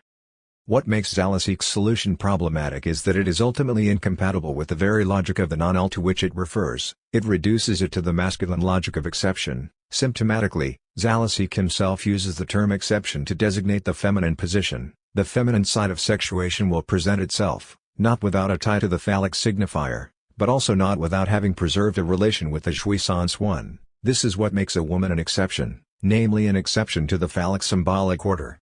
How are we to relate the one of Eidlon? There is, something of a one, developed by Lacan in Seminar 20, Encore, to the series of unary signifiers, prior to their unification through a phallic master signifier, the infinitely self-divisible series of S1, S1, S1, S1, which also replicates the frame of the materialist ontology of multiplicities and void. There is a good reason Lacan uses the common French expression Eidlon, which is as far as possible from the elevated mystical assertion of the one beyond all beings, epikina tesausias, like there is water there an unspecified quantum. However, the one of Eidlon is not yet the one of counting. The diffuse there is something of the one precisely prevents the fixation of limits which would render possible the counting of ones. What if one reads Lacan's Eidlon as the formula of the minimal libidinal fixation, on some one, constitutive of drive, as the moment of the emergence of drive from the pre-evental one-less multiplicity? As such, this one is a syntome, a kind of atom of enjoyment, the minimal synthesis of language and enjoyment, a unit of signs permeated with enjoyment, like a tick we compulsively repeat. Are such ones not quanta of enjoyment, its smallest, most elementary packages? Obscurantist idealists like to vary the motif of almost nothing, a minimum of being which nonetheless bears witness to divinity. God is also present in the tiniest speck of dust. The materialist answer to this is the less than nothing. The first to propose this answer was Democritus, the father of ancient Greek materialism, and also, incidentally, one of the first to formulate the principle of equality. Equality is everywhere noble, as he put it. To express this less than nothing, Democritus took recourse to a wonderful neologism den, first coined by the 6th century BC poet Alcaeus, so the basic axiom of his ontology is, nothing is no less than nothing, or, as the German translation goes, das Nichts existiert ebenso sehr wie das X. 45. It is crucial to note how, contrary to the late Wittgensteinian thrust towards ordinary language, towards language as part of a life world, materialism begins by violating the rules of ordinary language, by thinking against language. Since medhen does not literally mean nothing, but rather not one, a more adequate transposition of den into English would have been something like odon or even tone. 46. The ancient Greeks had two words for nothing, medon and udon, which stand for two types of negation. Udon is a factual negation, something that is not but could have been. Medon is, on the contrary, something that in principle cannot be. From medon we get to den not simply by negating the negation in medon, but by displacing negation, or, rather, by supplementing negation with a subtraction. That is to say, we arrive at den when we take away from medon not the whole negating prefix, but only its first two letters. Medon is medhen, the negation of hen, one, not one. Democritus arrives at den by leaving out only me and thus creating a totally artificial word den. Den is thus not nothing without no, not a thing, but a nothing, a something but still within the domain of nothing, like an ontological living dead, a spectral nothing appearing as something. Or, as Lacan put it, nothing, perhaps? No, perhaps nothing, but not nothing. 47. To which Casson adds, I would love to make him say, pas rien, mais moi que rien, not nothing, but less than nothing. 48. Den is a blind passenger of every ontology. 49. As such, it is the radical real, and Democritus is a true materialist, no more materialist in this matter than anyone with his senses, than me or than Marx, for example. But I cannot swear that this also holds for Freud. Lacan suspects Freud's link to Kabbalah obscurantism. 50. In characterizing den as the result of subtraction after negation, something, nothing, othing, Casson, of course, cannot resist the temptation to have a stab at Hegel. It cannot be dialecticized precisely insofar as it is not an assumed and sublated negation of negation, but a subtraction after negation. 51 The rise of den is thus strictly homologous to that of objet which, according to Lacan, emerges when the two lacks, of the subject and of the other, coincide, that is, when alienation is followed by separation. Den is the indivisible remainder of the signifying process of double negation, something like Syndeku-Fontaine's tick, this minimal apporcimouave which survives her Unterversagung, renunciation. The later reception of Democritus, of course, immediately renormalized den by way of ontologizing it. Den becomes a positive one. Atoms are now entities in the empty space, no longer spectral othings, less than nothings. The neologism den evokes density and thus points towards the primordial, pre-ontological, contraction. Den is, arguably, the first name for Lacan's Wyadlun. There are ones, minimal points of contraction, of ins which is not yet the ontologically constituted one. Perhaps, an anachronistic reference to Kant can nonetheless be of some help here. Men follows the logic of negative judgment. It negates being as a predicate, while den asserts non-being as a positive predicate. Den is nothingness, the void, which somehow is in itself, not only as a negation of another being. In other words, den is the space of indistinction between being and non-being, a thing of nothing, as the undead are the living dead. The well-known Pondere, Eudaimonia of Heraclitus can thus be read as, everything flows, nothing remains, nothing as the very space of indistinction of things and nothing. Predictably, the Eleatic Melissus, in his critique of Democritus, dismissed den with the scathing remark that far from being a necessary existent, it is not even a word.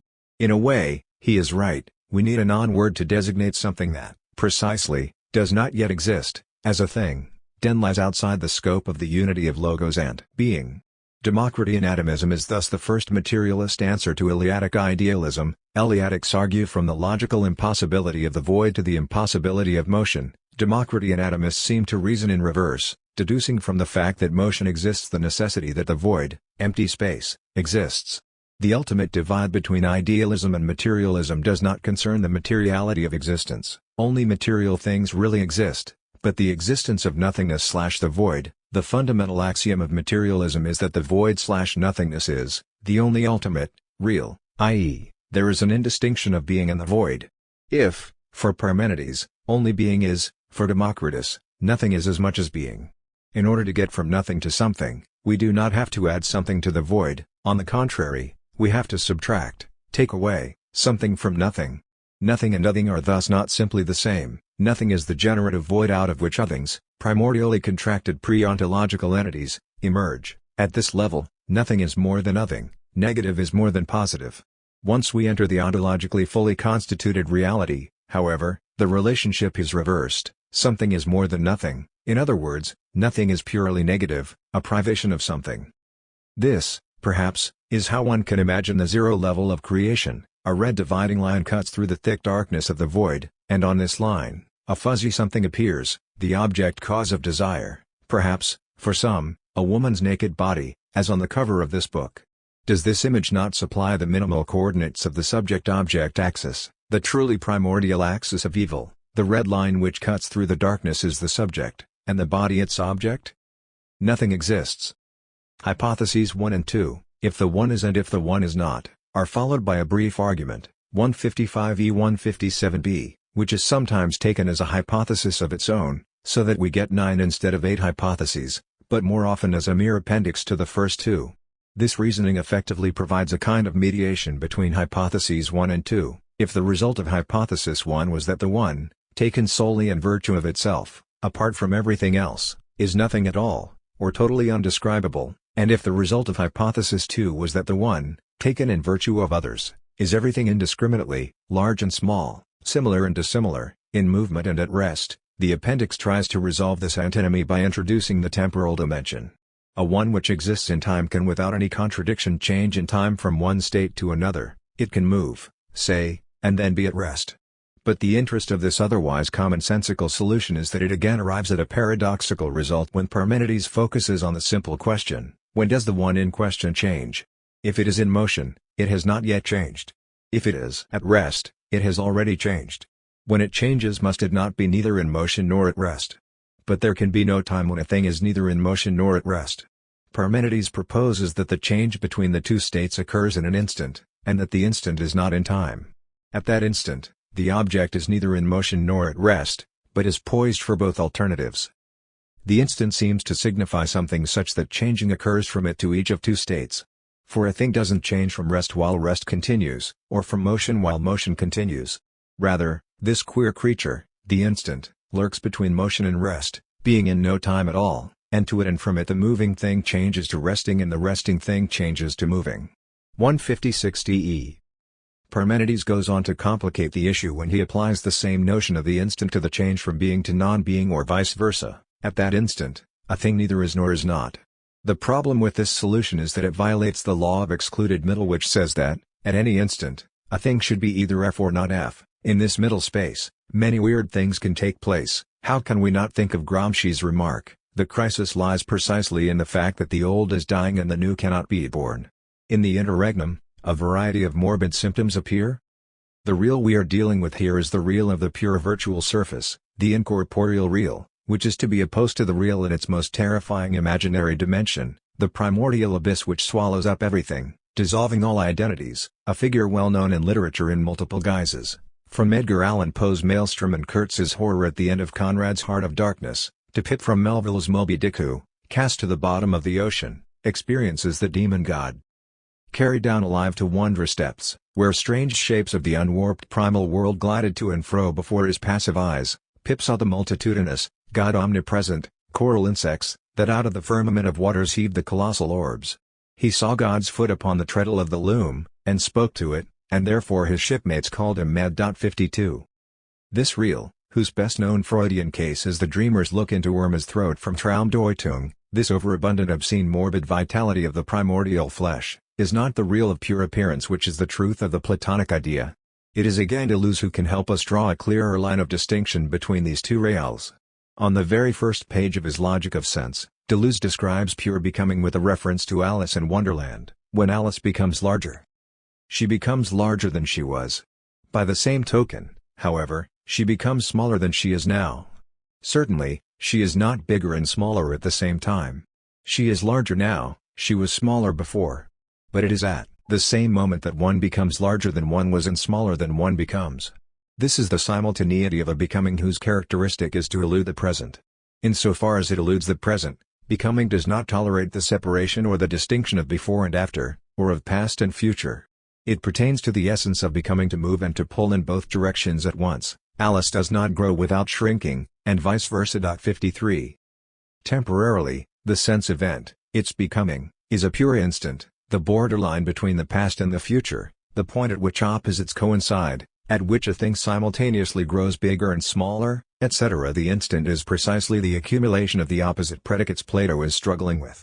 One should thus not be surprised that Deleuze links this notion of becoming to Plato's Philebos and Parmenides, where Plato describes a process in which hotter never stops where it is but is always going a point further, and the same applies to colder, whereas definite quality is something that has stopped going on and is fixed.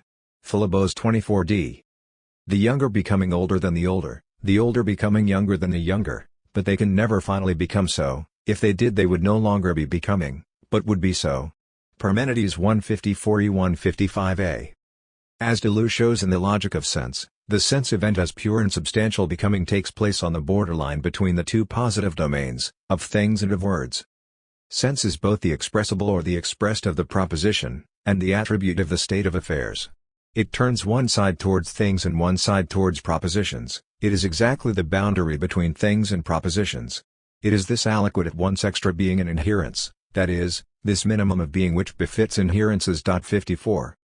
Deleuze introduces here the opposition between two modes of time, chronos, the time of bodily substances, and aion, the time of immaterial becoming, the cyclic time of material transformations, of the generation and corruption of things, which is, at its most basic level, the terrifying, measureless present of the primordial chaos, and the pure linearity of the flux of becoming. In chronos, only the present exists in time. Past, present and future are not three dimensions of time, only the present fills time, whereas past and future are two dimensions relative to the present in time. 55. This now of chronos should be opposed to the instant of aion. In accordance with aion, only the past and future inherer subsist in time. Instead of a present which absorbs the past and future, a future and past divide the present at every instant and subdivided it ad infinitum into past and future, in both directions at once. Or, rather, it is the instant without thickness and without extension, which subdivides each present into past and future, rather than vast and thick presents which comprehend both future and past in relation to one another. 56. This difference between the two becomings, the becoming mad of the depths of the primordial formless chaos and the surface of the infinite divisibility of the instant, is almost the difference between the second and third hypotheses of Parmenides, that of the now and that of the instant. 57. Whereas Chronos was inseparable from circularity and its accidents, such as blockages or precipitations, explosions, disconnections, and indurations, Ion stretches out in a straight line, limitless in either direction. Always already past and eternally yet to come, Ion is the eternal truth of time, pure empty form of time, which has freed itself of its present corporeal content and has thereby unwound its own circle, stretching itself out into a straight line. 58. Hypothesis 3 proper, which then follows, if one is, what are the consequences for the others, avoids this paradox by way of outlining a common-sense, realistic ontology. Although the others are not the one, they can have some relation to the one, they can partake of the form of the one. When they are combined into a whole, this whole is one, as parts of this whole, each of them is also one, etc. The form of one thus delimits the parts in relation to each other and to the whole. It accounts for the organization of parts in a unified whole. 59. That is, it acts as the principle of structure for the entities it combines. 60. If we take the form of the one away from the others, we get a chaotic unlimited multitude. Can Plato's logical change of order between hypotheses 3 and 4 be explained as an after-effect of the mysterious appendix, or hypothesis 3, which follows hypothesis 2 and is a kind of symptomol excess of the entire matrix? It's part of no part, a something, an hypothesis, which counts for nothing. If we correct the order of hypotheses and exchange the places of 3 and 4, the underlying pattern emerges. Entities that result from the hypothesis are describable/sayable if the one is or if it is not, that is, if we are within the order of positive being, asserted or negated, whereas the result is negative if we are within the order of there is, or is no, one. The reason for this repartition is that, to put it in Deleuzian terms, for Plato, predication, insofar as it is possible, within the order of being is at the level of bodies and their properties/qualities, not at the level of becoming. Its basic form is substance copula predicate, not substance verb or even directly impersonal verb. It is Alice is green, not Alice greens or even it greens, on Alice.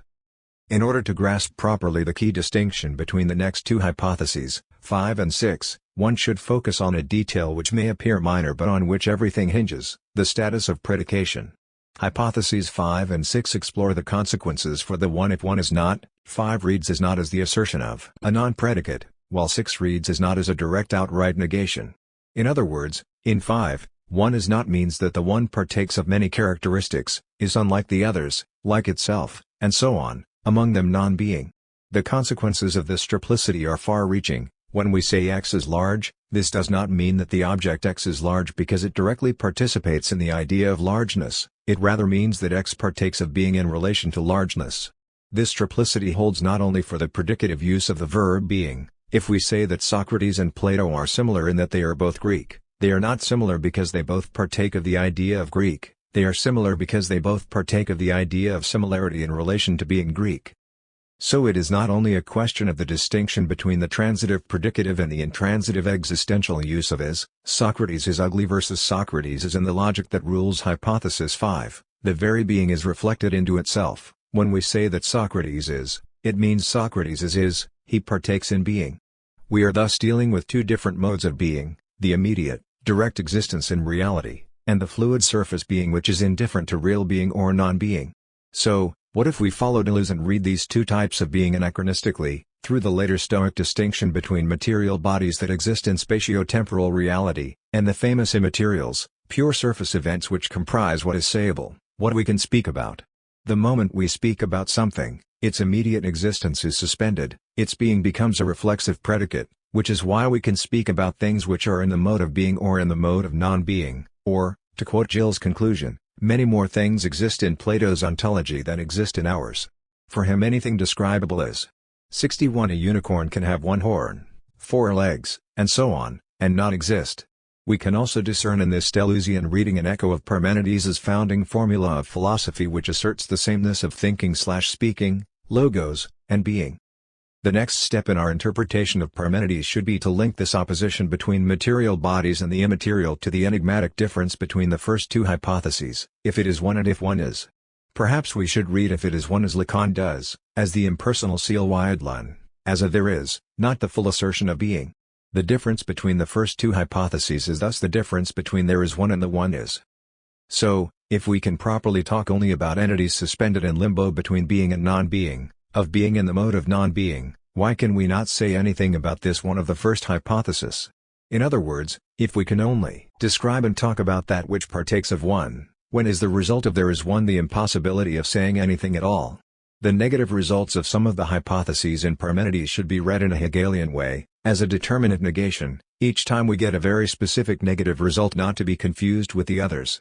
The negative result of hypothesis 1 is thus to be opposed to the result of the last hypothesis, which is also total nothingness. The void of hypothesis 1 is not the ultimate abyss of reality, the Buddhist sunyata, but a pure one which, lacking any further qualifications, immediately erases itself. To put it in Lacanese, it is the lack of signifier 1 which is still inherent to the order of the signifier 1, the barred signifier, in short, the void of subjectivity. Is not the unsayable beyond the sable, but the unsayable that is inherent to the sable. The last two hypotheses, 7 and 8, explore the consequences of one as not for the others, and what makes them so interesting is not the logical inaccuracy of the underlying reasoning, but the fact that, taken together, they come uncannily close to describing what we in the West perceive as the Buddhist ontology of pure fleeting substance-less appearances, hypothesis 7, beneath which there is nothing but the void of nothingness, hypothesis 8. Gill is right to point out how the effort required to make one's way through the previous deductions is rewarded by vivid imagery here. The others appear one and many, but aren't so really. They appear large, small, and equal, and they appear like and unlike themselves and each other, but they aren't really. If the others are other, they must be other than something. They can't be other than the one, if it is not, so they must be other than each other. They are other than each other, and they are unlimited in multitude. You take some small mass that seems to be one, but it suddenly disintegrates into many little bits. The small mass you started with now seems immense in relation to them. These are mere appearances, because without oneness to determine the individuality of things and the relations between them, the properties and relations we observe alter with our perspective. Imagine looking at a distant galaxy with the naked eye and then looking at it with a powerful telescope. At first you see only one tiny glowing object, but then a multitude of stars. What you see depends on your perspective. 62. The result of the last hypothesis is the reality beneath this twinkling play of appearances, nothing. So why do we get first the play of appearances and then just outright nothingness? It all hinges again on the difference between there is no one and the one is not. Hypothesis 7 considers the consequences for the others if the one is not, while hypothesis 8 considers the consequences for the others if there is no one. If the one is not, as full ontological reality, the space remains open for ones which just are, that is, for the fluid play of appearances in which others can partake of the one and thus acquire a temporary fragile consistency. If, however, there is no one, not even a temporary delusive appearance of oneness is possible, leaving just the void of nothingness. We can take the conclusion of Parmenides, the result of hypothesis 8, nothing exists, in two opposed ways, either literally, as the conclusion of the entire matrix of hypotheses, i.e., as the ultimate ontological statement, or as a reductio ad absurdum which in a negative way demonstrates the necessity of some kind of stable forms. The lesson is that there must be forms, or stable objects of some sort, if there is to be any world at all. 63. Is this alternative not the alternative between materialism and idealism at its purest? Here are the very last lines of Parmenides. Then may we not sum up the argument in a word and say truly, if one is not, then nothing is? Certainly. Let thus much be said, and further let us affirm what seems to be the truth, that, whether one is or is not, one and the others in relation to themselves and one another, all of them, in every way, are and are not, and appear to be and appear not to be. Most true. Is this not the most succinct, minimal definition of dialectical materialism? If there is no one, just multiplicities of multiplicities, then the ultimate reality is the void itself. All determinate things are and are not. 64. Should we then add to the 8 hypotheses a ninth one, which, although not explicitly posited as a hypothesis, is the truth of the entire series, nothing is? Or is it rather that nothing is the truth of the eighth hypothesis alone? It all depends on what, precisely, we mean by zero, nothing, or the void. First, there are two zeros, the zero of measure, like a 0 degree, the point of reference chosen to establish a quantitative difference, which is arbitrary, for measuring temperature. Celsius and Fahrenheit posit a different zero, and zero as the neutral element, like zero in addition and subtraction. Whichever number we add 0 to or subtract 0 from, this number remains the same. This, perhaps, offers one approach to the analyst's neutrality. The analyst is just there as an inert objet, he does not actively intervene. However, we should add to this neutrality of 0 the opposite case of multiplication wherein 0 is, on the contrary, the absorbing element. Whichever number we multiply with 0, the result is 0. What this means is that it is nonetheless the analyst's mere presence which has the magic effect of transforming the patient's flow of speech into a prosopopoeia. Imagine the patient telling his analyst a passionate story about some of his recent adventures or fantasies. The very presence of the analyst, her ironic stance, desubjectivizes the patient. It transubstantiates his authentic subjective expression into a puppet-like delivery of a bric-a-brac of falsified memories and fragments lifted from totally different situations, originally addressed to different persons, like the patient's father, or even originally spoken by others. In this sense, the analyst's neutral presence functions as the absorbing element, no matter how well thought out and planned the patient's speech is. Once it is performed in the analytic setting, frame, its status is that of prosopopoeia and is absorbed into a free association. 65. This distinction between the neutral/absorbing zero and the zero of measure is not to be confused with another distinction which also relates to the psychoanalytic practice, the distinction between nothing and the void. Nothing is localized, like when we say there is nothing here, while the void is a dimension without limits. 66 In psychoanalytic clinics, this couple is clearly operative in the distinction between psychosis and hysteria. In psychosis, we encounter so-called depersonalization or the feeling of the loss of reality, which refers to a void, while in hysteria, this void is localized as a nothing, a specific dissatisfaction. What this means is that nothing is always a nothing within some specific framework. There is nothing within a frame where we expected something. 67 The first task in the analysis of a psychotic is thus arguably the most difficult, but also the most crucial, that of hystericizing the psychotic subject, that is, transforming the void of his depersonalization into a hysterical dissatisfaction. The opposite of this transformation is the case of psychotic foreclusion, where the excluded element throws the subject back into the void. But why? Because the excluded element, the name of the father, is not just one among the signifiers, but a signifier frame, a signifier which sustains the texture of an entire symbolic framework.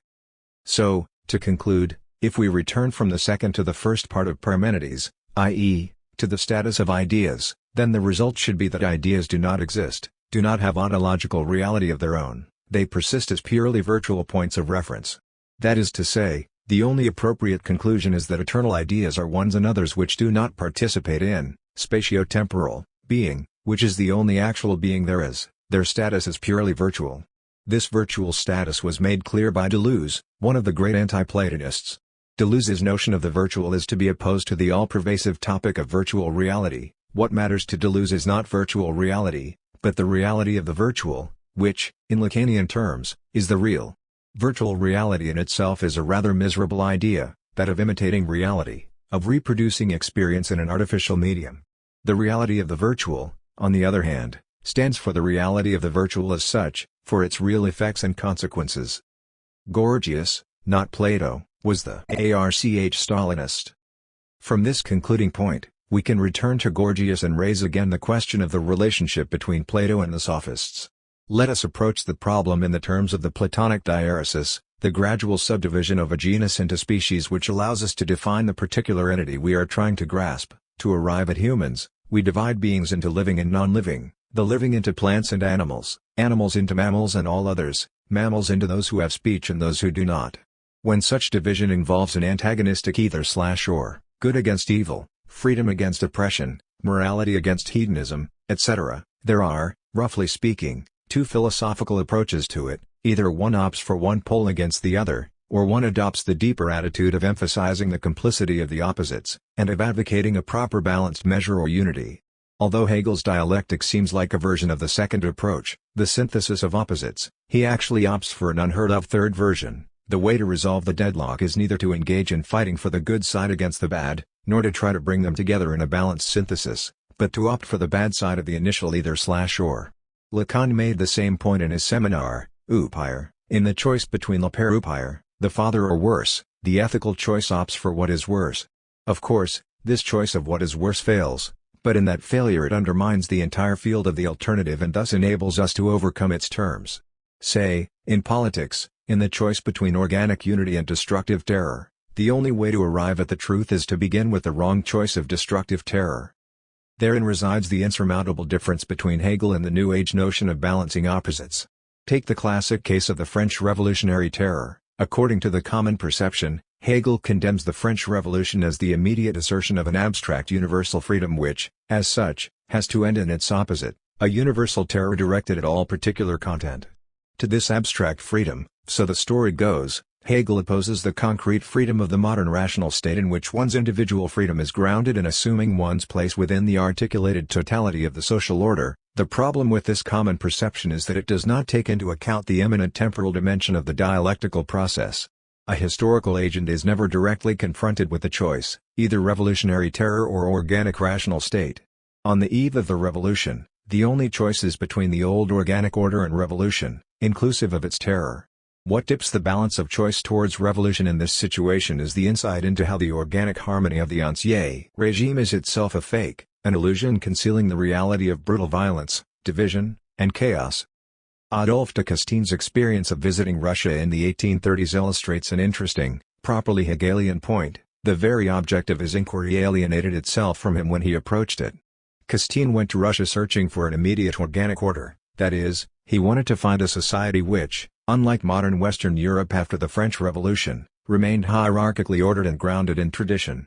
However, what he found there was the exact opposite, not an organic social unity, but a fragile mixture of brutal order and chaos. Not only was there an immense chaos behind the appearance of total power and order, the state power itself functioned chaotically, exposed as it was to the whims of the Tsar. This feature, chaos in the guise of order and totalitarian control, persists even today and was strikingly present in the Soviet era. 68 Organic unity thus reveals itself to be the mode in which its opposite, inherent instability, appears. The secret of despotic societies is that they did not find their inner's Gestalt, their inner form. This holds also for fascism, which was always torn between modernism and a return to tradition. Against any kind of organic temptation, it is absolutely crucial for emancipatory politics to remain faithful to the universalist/secular project of modernity. Our first choice thus has to be revolution, because it is only after we pass through the zero level of revolution that the space for the modern rational state, always referred to by Hegel as the post-revolutionary state, opens up. Only the wrong choice of abstract terror creates the space for the choice of rational state. We can see now how the infamous Hegelian triad is grounded in the temporal structure of a repeated choice, in this case, the triad of ancien regime, its abstract negation in the revolutionary terror, and its sublation in the post-revolutionary rational state, is set in motion by two consecutive choices: first, the choice of revolution against the ancien regime, then, the choice of the modern rational state with its concrete freedom. How are we to square these dialectical reversals with the Platonic diaresis? One has to go back from Plato to Gorgias, the first to propose a diaretic matrix of divisions, his On Nature, or the non-existent. The text survived only in summary form in Sextus Empiricus, and Aristotle's On Melissus, Xenophanes, and Gorgias, can be summed up in three propositions: a. Nothing exists; b. If anything existed, it could not be known; c. If anything did exist, and could be known, it could not be communicated to others. If ever there was a clear case of the Freudian logic of the borrowed kettle, providing mutually exclusive reasons, this is it. 1. Nothing exists. 2. What exists cannot be known. 3. What we know cannot be communicated to others. But more interesting is the repeated diagonal mode of division of genre into species. Things either exist or do not. If they exist, they can either be known or cannot. If they can be known, they can either be communicated to others or cannot. Surprisingly, we find the same progressive differentiation at the opposite end of the history of Western philosophy, in the 20th century sophistics called dialectical materialism. Stalin's dialectical and historical materialism enumerates 4 features of Marxist dialectics. The principal features of the Marxist dialectical method are as follows.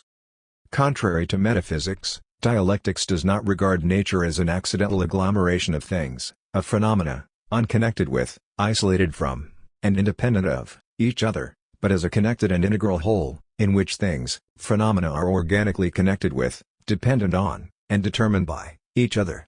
Contrary to metaphysics, dialectics holds that nature is not a state of rest and immobility, stagnation and immutability, but a state of continuous movement and change, of continuous renewal and development, where something is always arising and developing, and something always disintegrating and dying away.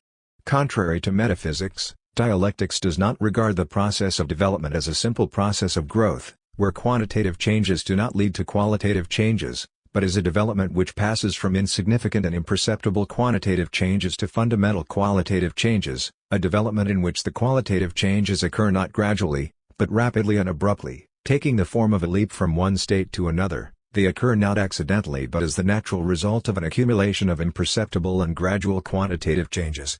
Contrary to metaphysics, dialectics holds that internal contradictions are inherent in all things and phenomena of nature, for they all have their negative and positive sides, a past and a future, something dying away and something developing, and that the struggle between these opposites, the struggle between the old and the new, between that which is dying away and that which is being born, between that which is disappearing and that which is developing, constitutes the internal content of the process of development, the internal content of the transformation of quantitative changes into qualitative changes. 69.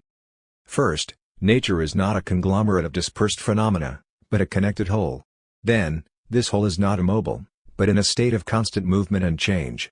Next, this change is not only a gradual quantitative drifting, but involves qualitative jumps and ruptures.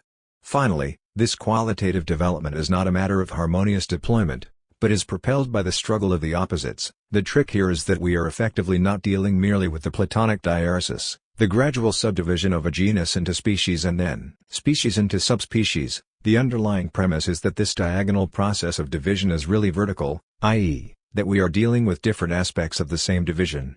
To put it in Stalinist jargon, an immobile whole is not really a whole, but just a conglomerate of elements. Development which does not involve qualitative jumps is not really a development, but just an immobile stepping at the same place. A qualitative change which does not involve a struggle of the opposites is not really a change, but just a quantitative monotonous movement. Or, to put it in more ominous terms, those who advocate qualitative change without a struggle of the opposites really oppose change and advocate the continuation of the same. Those who advocate change without qualitative jumps really oppose change and advocate immobility. The political aspect of this logic is clearly discernible. Those who advocate the transformation of capitalism into socialism without class struggle really reject socialism and want capitalism to continue, and so on. There are two famous quips by Stalin which are both grounded in this logic. When he answered the question which deviation is worse, the rightist or the leftist one, with they are both worse. The underlying premise was that the leftist deviation was really, objectively, as Stalinists like to put it, not leftist at all, but a concealed rightist one. When Stalin wrote, in a report on a party congress, that the delegates unanimously approved the Central Committee resolution by a large majority, the underlying premise was, again, that there was really no minority within the party. Those who had voted against thereby excluded themselves from the party. In all these cases, the genus repeatedly overlaps, fully coincides, with one of its species.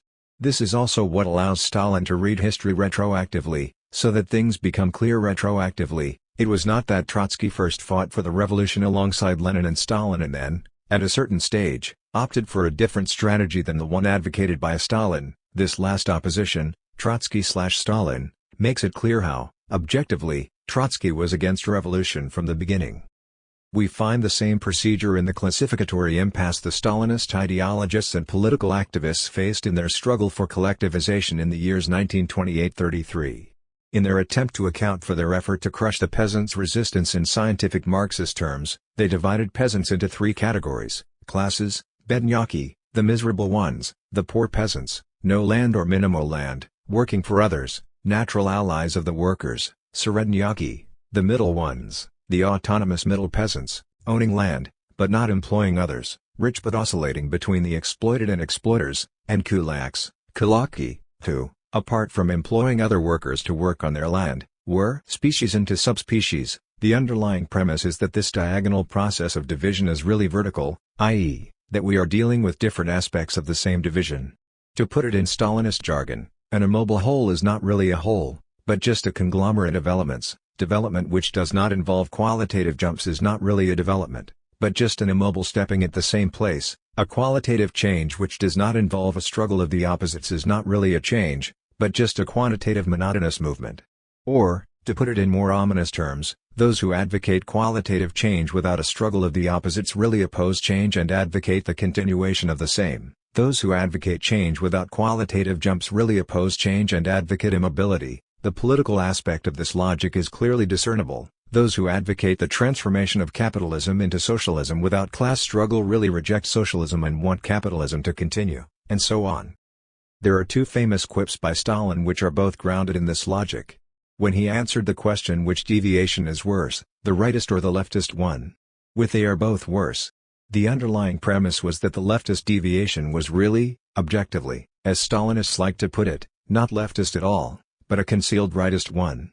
When Stalin wrote, in a report on a party congress, that the delegates unanimously approved the Central Committee resolution by a large majority, the underlying premise was, again, that there was really no minority within the party. Those who had voted against thereby excluded themselves from the party.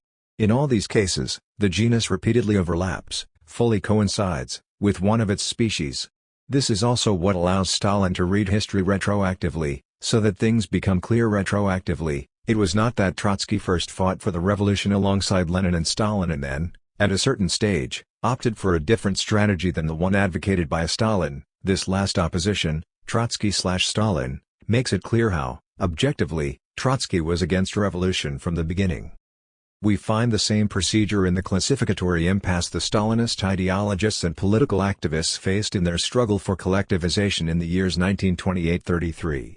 In their attempt to account for their effort to crush the peasants' resistance in scientific Marxist terms, they divided peasants into three categories: classes, bednyaki, the miserable ones, the poor peasants, no land or minimal land, working for others, natural allies of the workers, serednyaki, the middle ones, the autonomous middle peasants, owning land, but not employing others, rich but oscillating between the exploited and exploiters, and kulaks, kulaki, who, apart from employing other workers to work on their land, were class of kulaks. Subkulaks is a species that overflows its own genus, that of kulaks, since subkulaks are also to be found among middle and even poor farmers.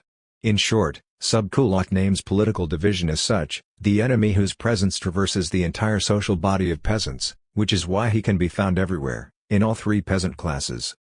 This brings us back to the procedure of Stalinist diaresis. Subkulak names the excessive element that traverses all classes, the outgrowth which has to be eliminated. There is, in every objective classification of social groups, an element which functions like subkulak, the point of subjectivization masked as a subspecies of objective elements of the social body.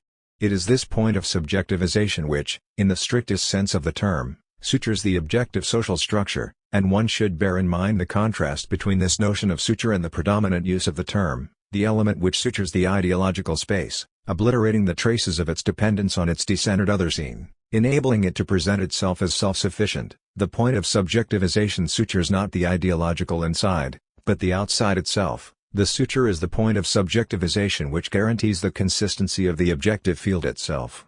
What this also means is that the procedure of diaresis is not endless. It reaches its end when a division is no longer a division into two species, but a division into a species and an excremental leftover, a formless stand-in for nothing, a part of no part.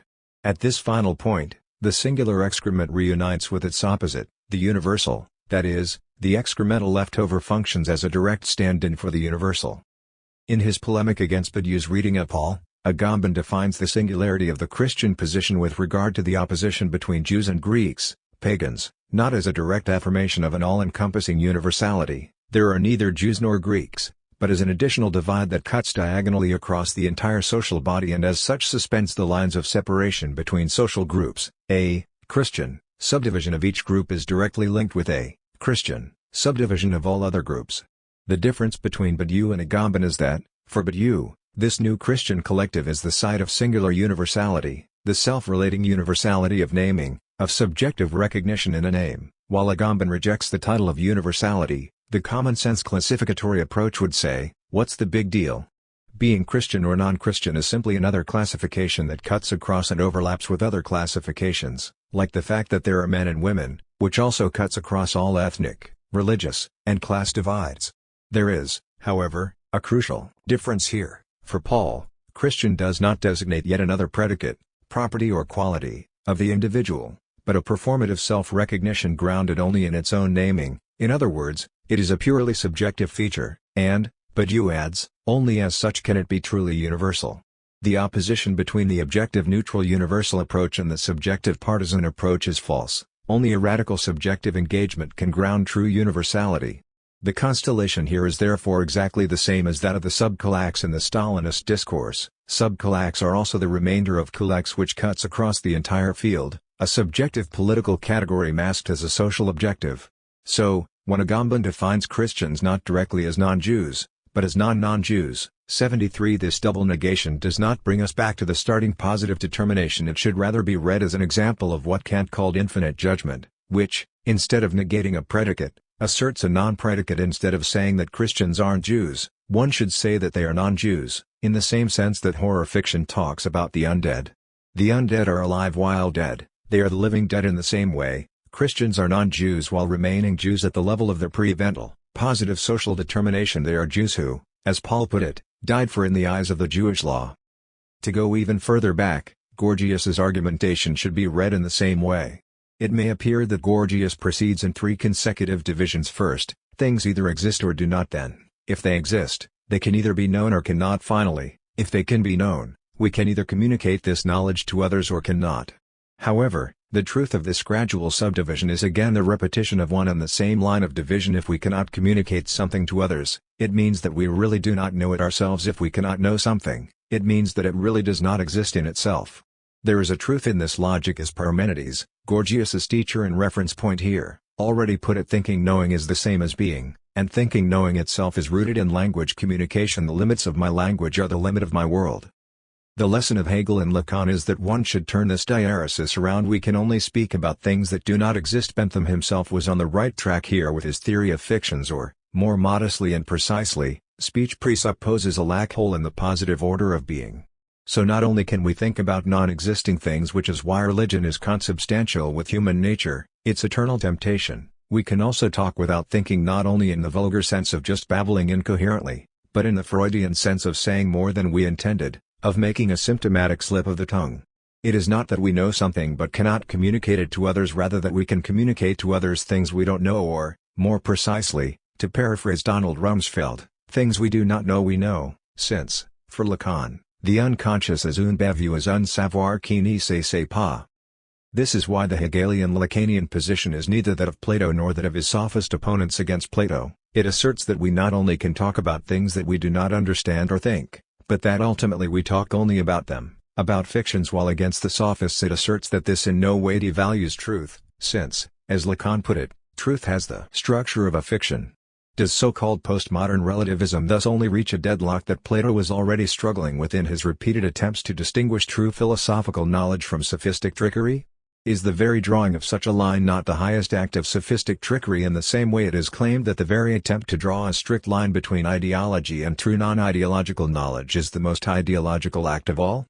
Does this then mean that Lacan himself effectively was a sophist, in this sense, when he asserted that there is no other of the other, no ultimate guarantee of truth exempted from the circular self-referential play of language?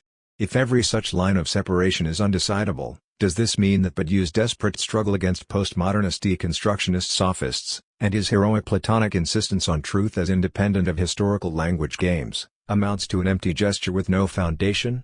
Badiou can nonetheless be defended here. The opposition between truth and doxa occurs within the undecidable self-referential field of language, so when Badiou emphasizes the undecidability of a truth event, his conception is radically different from the standard deconstructionist notion of undecidability. 74 For Badiou, undecidability means that there are no neutral objective criteria for an event. An event appears as such only to those who recognize themselves in its call, or, as Badiou puts it, an event is self-relating, including itself its own nomination among its components. While this does mean that one has to decide about an event, such an ultimately groundless decision is not undecidable in the standard sense. It is, rather, uncannily similar to the Hegelian dialectical process, in which, as Hegel had already made clear in the introduction to his Phenomenology, a figure of consciousness is not measured by any external standard of truth but in an absolutely immanent way, through the gap between itself and its own exemplification staging.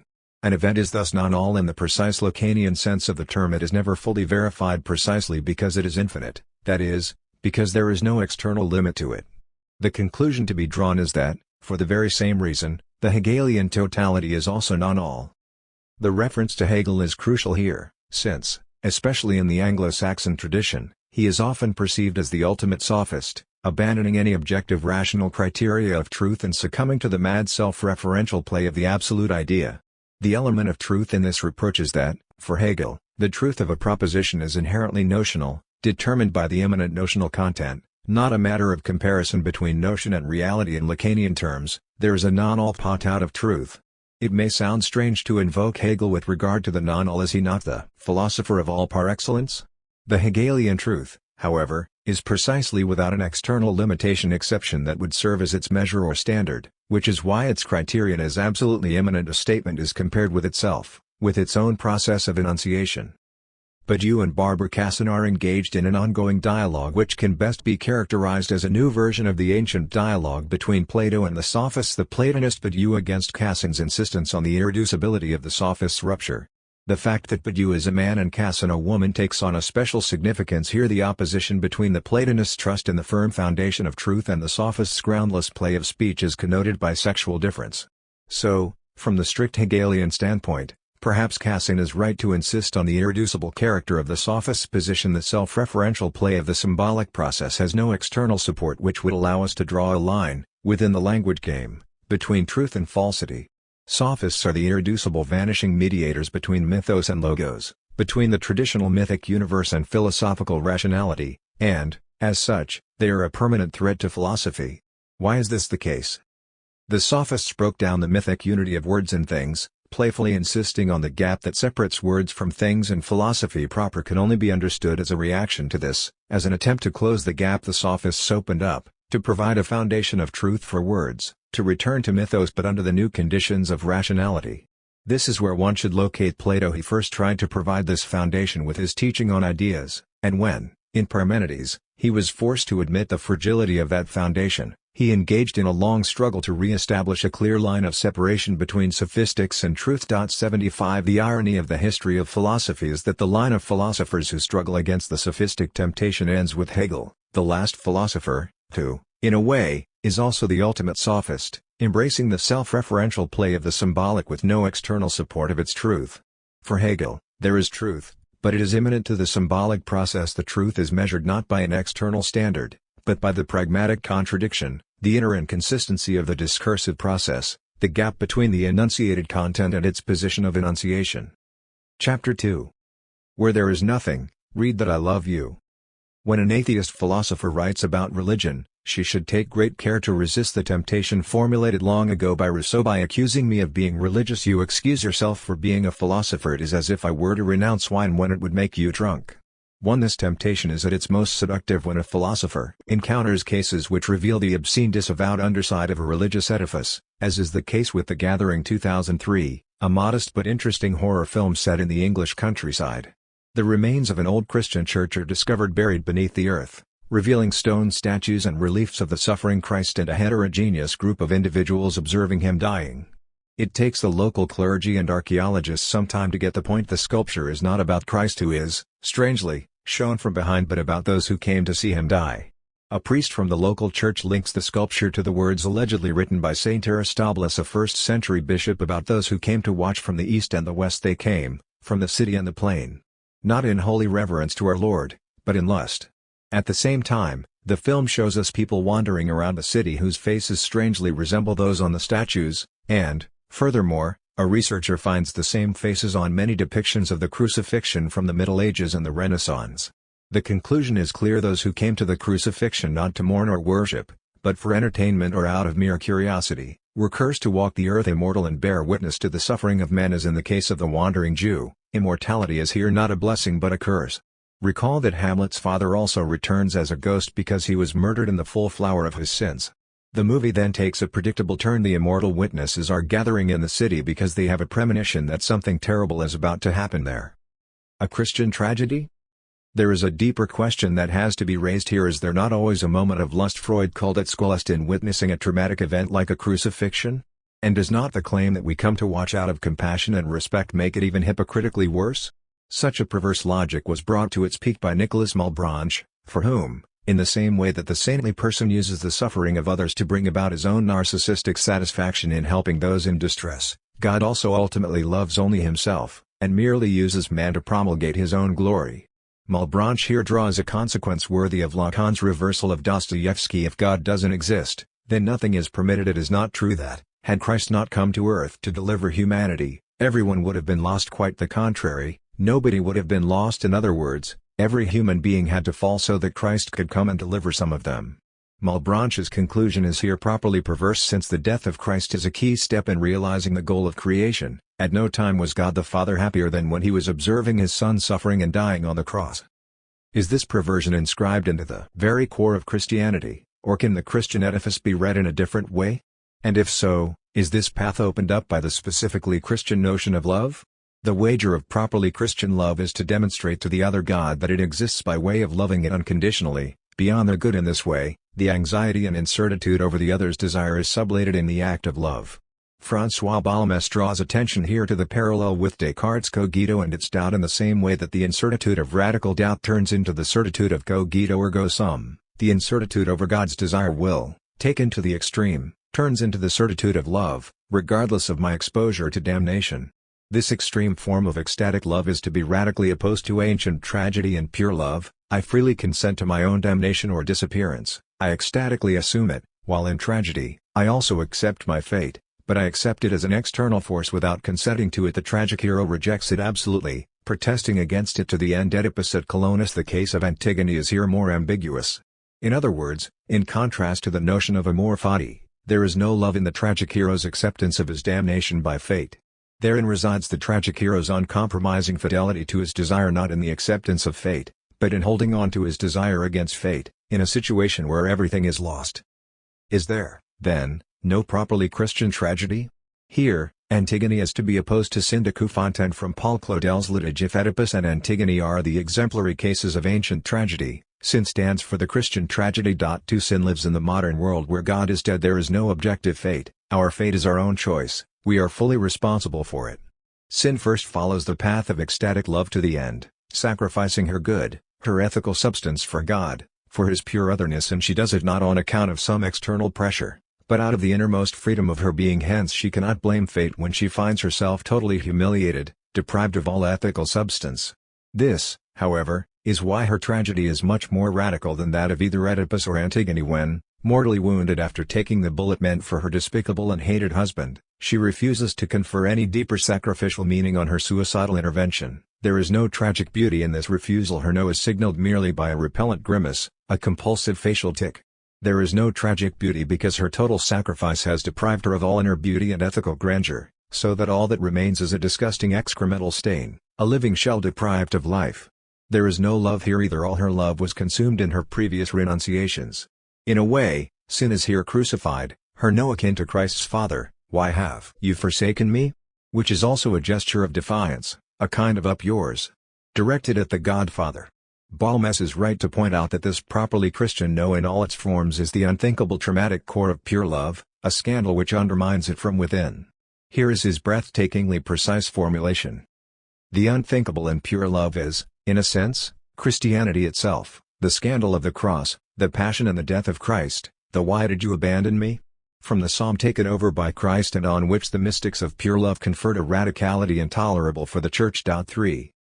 This moment of tragedy, this return of the tragic at the very heart of Christianity as the religion of love, is also the point which the self-erasing mysticism of ecstatic love cannot properly grasp. When mystics talk about the night of the world, they directly identify this night, the withdrawal from external reality into the void of pure innerness, with the divine beatitude, with the self-erasing immersion into divinity. For Christianity, in contrast, the unbearable and unsurpassable tension remains. There is a next time at no at the very heart of the loving yes to it all.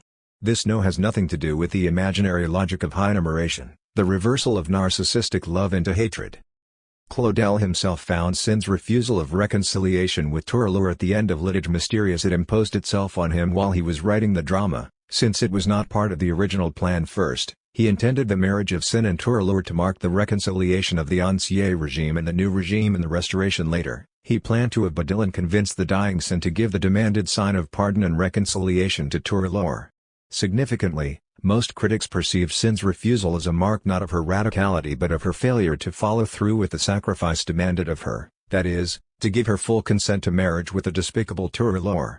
The idea is that, by refusing to give any sign of consent and dying in ice-cold silence, Sin disavows the religious principles which had hitherto dictated her behavior. As Abel Rahman wrote, Turelor tries to extract from Sin a word, a sign of pardon, which would be for him the sign that he has definitely conquered her and reached the end of his ambitions. But Sin refuses this pardon, on which nonetheless her eternal salvation seems to depend. She thus renders all her sacrifices worthless in the last minute. 4. Claudel feebly protested such readings. I believe she is saved, but conceded that the meaning of her final act was not clear even to him at the play's end. The characters escape all psychological investigation at the human level. Sin of course refused to fulfill her sacrifice. We do not know any more about it, and the author himself can only suppose a meaning for her final gesture. 5. In the ancient tragical motif as reflected in the modern, a chapter of Volume 1 of Either Or, Kierkegaard proposed his fantasy of what a modern Antigone would have been. 6. The conflict is now entirely internalized. There is no longer a need for Creon.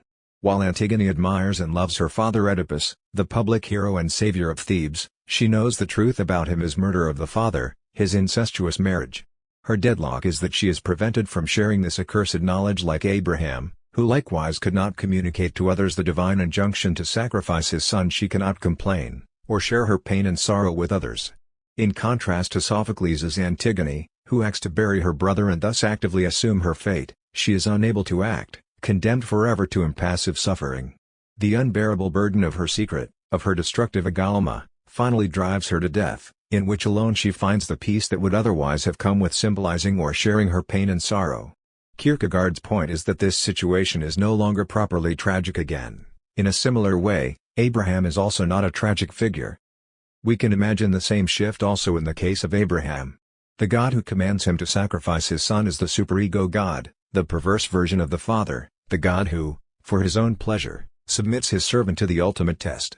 What makes Abraham's situation non-tragic is that God's demand cannot be made public, shared with the community of believers, included in the big other, unlike the sublime tragic moment which occurs precisely when the hero addresses the public with his terrible plight, when he puts his predicament into words.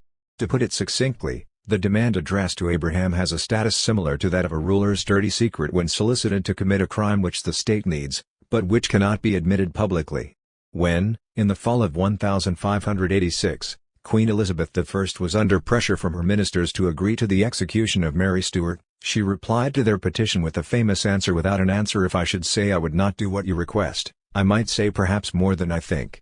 And if I should say I would do it, I might plunge myself into peril, whom you labor to preserve. 7. The message was clear. She was not ready to say that she did not want Mary executed, since this would be more than I think, but while she clearly wanted her dead, she did not want to affirm this act of judicial murder publicly. The implicit message is thus also clear: if you are my true and faithful servants, do this crime for me, kill her without making me responsible for her death. Allow me to protest my ignorance and even punish some of you to maintain this false appearance. Can we not imagine God himself giving a similar answer were Abraham to ask him publicly, in front of his fellow elders, if he really wanted him to kill his only son? If I should say I do not want you to kill Isaac, I might say perhaps more than I think. And if I should say you should do it, I might plunge myself into peril, that of appearing to be an evil barbaric God, asking you to violate my own sacred laws, from which you, my faithful follower, labor to save me. Furthermore, insofar as Kierkegaard's Antigone is a paradigmatically modernist figure, we can extend his mental experiment and imagine a postmodern Antigone, with a Stalinist twist in contrast to the modernist one. She would find herself in a position in which, to quote Kierkegaard himself, the ethical itself would be the temptation. One version would undoubtedly be for Antigone to publicly renounce, denounce, and accuse her father, or, in a different version, her brother Polynices, of his terrible sins out of her unconditional love for him. The Kierkegaardian catch is that such a public act would render Antigone even more isolated, absolutely alone. No one, with the exception of Oedipus himself, were he still alive, would understand that her act of betrayal is the supreme act of love. Is this predicament of the postmodern Antigone not also that of Judas, who was secretly enjoined by Christ to publicly betray him and pay the full price for it? Antigone would thus be entirely deprived of her sublime beauty, all that would signal the fact that she was not a pure and simple traitor to her father, but that she acted out of love for him, would be some barely perceptible repulsive tic, like Cindy Couffontaine's hysteric twitch of the lips, a tic which no longer belongs to the face, but whose insistence disintegrates the unity of a face. Can we not imagine a similar tic on Judas's face, a desperate twitch of his lips signaling the terrible burden of his role? Far from just throwing herself into the jaws of death, possessed by a strange wish to die or to disappear, Sophocles' Antigone insists up to her death on performing a precise symbolic gesture, the proper burial of her brother. Like Hamlet, Antigone is a drama of a failed symbolic ritual. Lacan insisted on this continuity. He had analyzed Hamlet in the seminar that preceded the Ethics of Psychoanalysis, which deals with Antigone. Antigone does not stand for some extra symbolic real, but for the pure signifier. Her purity is that of a signifier. This is why, although her act is suicidal, the stakes are symbolic. Her passion is the death drive at its purest. But here, precisely, we should distinguish between the Freudian death drive and the Oriental nirvana. What makes Antigone a pure agent of the death drive is her unconditional demand for the symbolic ritual to be performed, an insistence which allows for no displacement or other form of compromise. This is why Lacan's formula drive is $D, the subject unconditionally insisting on a symbolic demand. The problem with Antigone is not the suicidal purity of her death drive, but, quite the opposite, that the monstrosity of her act is covered up by its aestheticization. The moment she is excluded from the community of humans, she turns into a sublime apparition, evoking our sympathy by complaining about her plight. This is one of the key dimensions of Lacan's move from Antigone to Cindy Couffontaine. There is no sublime beauty in sin at the play's end. All that marks her as different from common mortals is the tic that momentarily disfigures her face. This feature, which spoils the harmony of her beautiful face, the detail that sticks out and renders it ugly, is the material trace of her resistance to being co-opted into the universe of symbolic debt and guilt. This, then, should be the first step in a consistent reading of Christianity. The dying Christ is on the side of sin, not of Antigone. Christ on the cross is not a sublime apparition but an embarrassing monstrosity. Another aspect of this monstrosity was clearly perceived by Rembrandt, whose Lazarus, one of the most dramatic classic paintings, depicts Christ in the act of raising Lazarus from the dead. What is striking is not only the portrayal of Lazarus, a monstrous living dead figure returning to life, but, even more so, the terrified expression on Christ's face, as if he were a magician shocked that his spell has actually worked, disgusted by what he has brought back to life, aware that he is playing with forces better left alone. This is a true Kierkegaardian Christ, shocked not by his mortality but by the heavy burden of his supernatural powers which border on blasphemy. The blasphemy at work in every good biography. Biography is in fact one of the occult arts. It uses scientific means, documentation, analysis, inquiry to achieve a hermetic and the transformation of base material into gold. Its final intention is the most ambitious and blasphemous of all, to bring back a human being to life. 8. The death of God, as is well known, can be experienced in a plurality of modes: as a tragic loss generating a deep melancholy, as a joyful opening into a new freedom, as a simple fact to be coldly analyzed. But in its most radical dimension, the death of God is strictly correlative to is the other side of the immortalization of the body signaled by Christ is not dead. There is something in the human body which is more than a human body, an obscene undead partial object which is more in the body than this body itself. 9. To explain this paradox, let me cite Joe Hill, the famous Wobblies song from 1925, words by Alfred Hayes, music by Earl Robinson, about the judicial murder of Hill, a Swedish-born trade union organizer and singer. In the following decades, it became a true folk song, popularized around the world by Paul Robeson. Here are the slightly shortened lyrics which present in a simple but effective way the Christological aspect of the emancipatory collective, a struggling collective bound by love.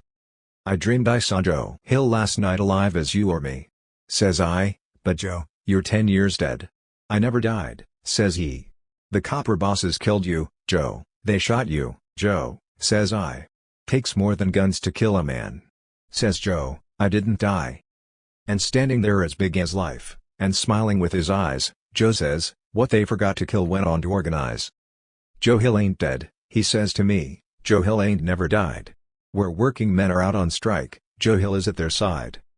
Crucial here is the subjective reversal. The mistake of the anonymous narrator who does not believe that Joe Hill is still alive is that he forgets to include himself, his own subjective position. In the series, Joe Hill is not alive out there, as a separate ghost. He is alive here, in the very minds of the workers remembering him and continuing his fight. He is alive in the very gaze which mistakenly looks for him out there. The same mistake of reifying the searched for object is made by Christ's disciples, a mistake which Christ corrects with the famous words, where 2 or 3 are gathered in my name, I will be there. The big other.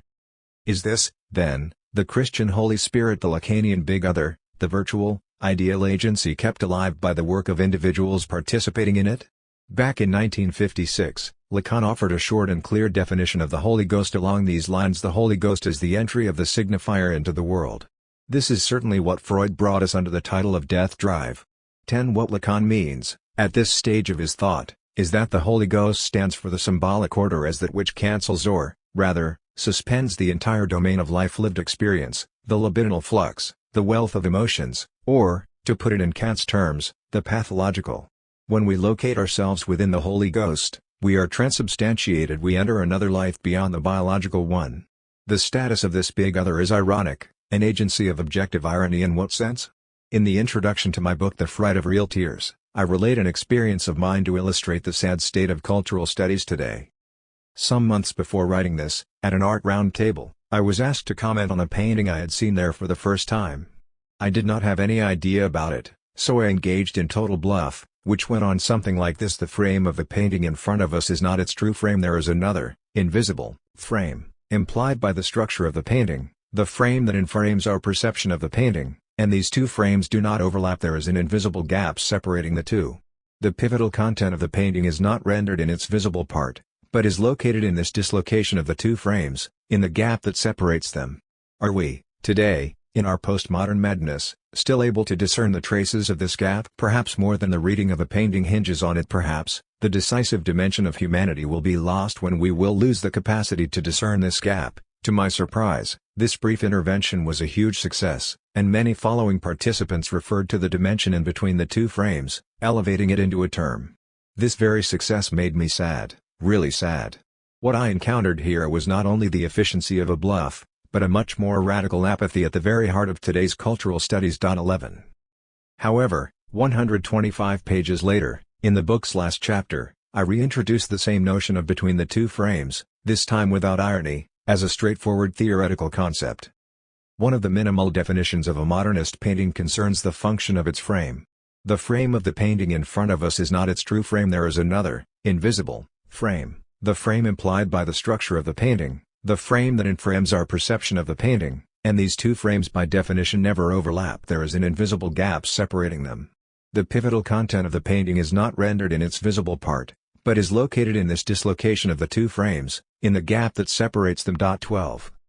What distressed me was how even some of my friends and followers missed the point. Most of those who noticed this repetition read it either as a self-parodic indication of how I do not take my own theories seriously, or as a sign of my growing senility, assuming I had simply forgotten by the end of the book that I had mocked the very same notion in the introduction. Was it really so difficult to perceive how my procedure here perfectly illustrated the point I was and am repeatedly trying to make apropos of today's predominant attitude of cynicism and of not taking oneself seriously? Even when a subject mocks a certain belief, this in no way undermines the belief's symbolic efficacy. The belief often continues to determine the subject's activity. When we make fun of an attitude, the truth is often in this attitude, not in the distance we take towards it. I make fun of it to conceal from myself the fact that it actually determines my activity. Someone who mocks his own love for a woman, say, often thereby expresses his uneasiness at being so deeply attached to her. Peter Sellers's version of Cozy Fan Tut takes place in the present U.S. naval base, with Despina as a local bar owner, and the two gentlemen naval officers returning not as Albanians, but as violet and yellow-haired punks. The main premise is that the only true passionate love is that between the philosopher Alfonso and Despina, who experiment with two young couples in order to act out the impasse of their own desperate love. This reading hits the very heart of the Mozartian irony, which is to be opposed to cynicism. If, to simplify it to the utmost, a cynic fakes a belief that he privately mocks preaching sacrifice for the fatherland, say, while privately amassing profits, an ironist takes things more seriously than he appears to. He secretly believes in what he publicly mocks. Alfonso and Despina, the cold philosophical experimenter and the corrupt, dissolute servant girl, are the true passionate lovers, using the two pathetic couples and their ridiculous erotic imbroglio as instruments to confront their traumatic attachment. And it is only today, in our postmodern age, allegedly full of irony and lacking all belief, that the Mozartian irony reaches its full actuality, confronting us with the embarrassing fact that not in our interior lives, but in our acts themselves, in our social practice, we believe much more than we are aware of. Apropos of Molière's Tartuffe, Henri Bergson emphasized how Tartuffe is funny not on account of his hypocrisy, but because he gets caught in his own mask of hypocrisy. He enters so thoroughly into the role of a hypocrite that he plays it almost sincerely. In this way, and this way only, can he become comic. Were it not for this material sincerity, were it not for the language and attitudes that his long-standing experience as a hypocrite has transformed into natural gestures, Tartuffe would be simply odious. 13. Bergson's precise expression material sincerity fits perfectly with the Althusserian notion of the ideological state apparatus, the external ritual which materializes ideology. The subject who maintains his distance towards the ritual is unaware of the fact that the ritual already dominates him from within.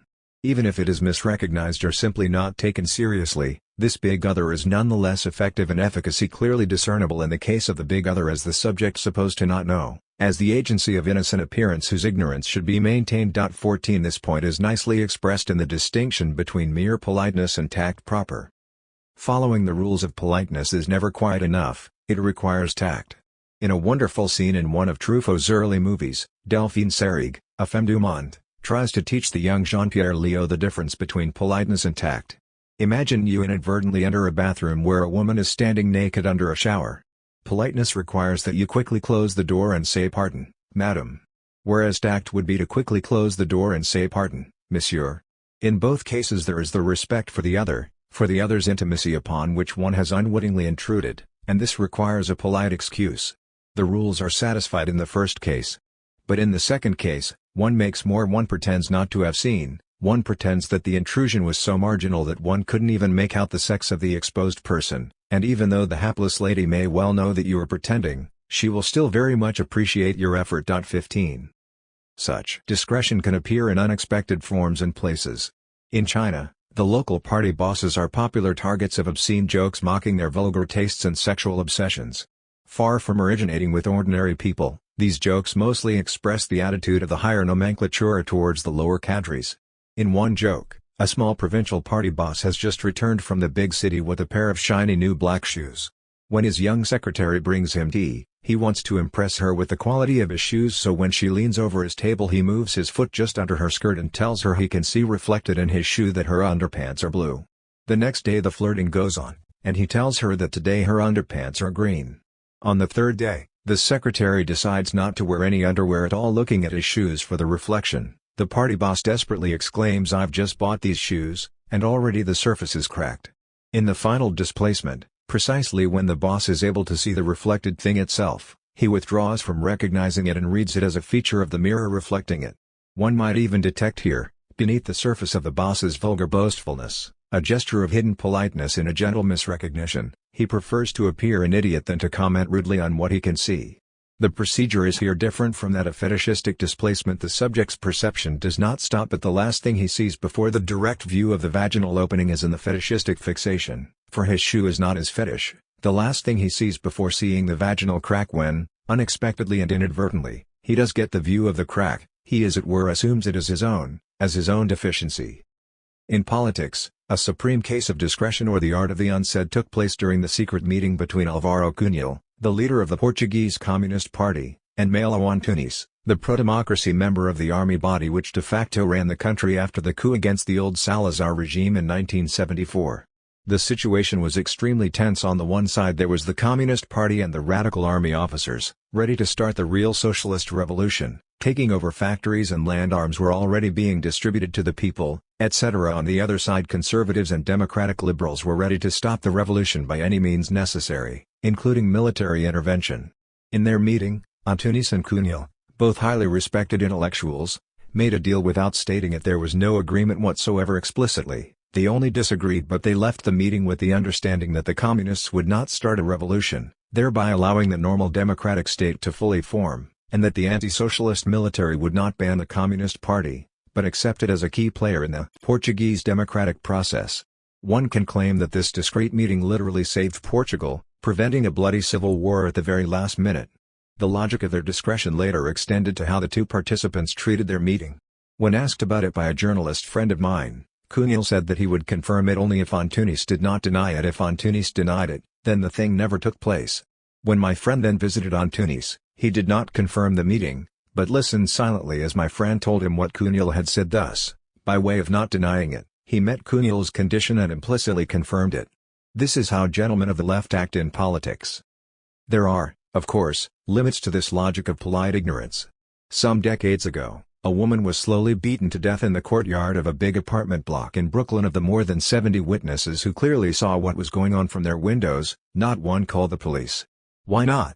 As the later investigation established, the most prevalent excuse by far was that each witness thought someone else would surely have already reported it. This fact should not be dismissed moralistically as a mere excuse for moral cowardice and egotistic indifference. What we encounter here is also a function of the big other, this time not as Lacan's subject supposed to know, but as what one might call the subject supposed to call the police. The mechanism at work here is the same as that underlying Golda Meir's famous reply when asked whether she believed in God. I believe in the Jewish people, and they believe in God. This formula of transitive belief is today universalized. One does not believe oneself, but, relying on another subject supposed to believe, one can act as if one believes. Furthermore, one should read Meir's statement in a very precise way. It does not imply the position of the elitist leader who feeds his naive believing subjects with Platonic beautiful lies. The state of Israel is here exemplary. The fetishist disavowal is inscribed into its very foundations. Although it has, according to surveys, the most atheistic population in the world, more than 60% of the Jews in Israel do not believe in God. Its basic legitimization, claiming the land given to them by God, is theological. The implicit formula is thus: we know very well there is no God, but we nonetheless believe He gave us the Holy Land. The subject supposed to believe thus does not have to exist. It suffices that its existence is presupposed as a purely virtual entity, the Jewish people. And this was also the fatal mistake of the witnesses of the drawn-out Brooklyn murder. They misread the symbolic fictional function of the subject supposed to call the police as an empirical function, wrongly concluding that there must be at least someone who would actually make the call. That is, they overlooked the fact that the function is operative even if there is no actual subject who enacts it.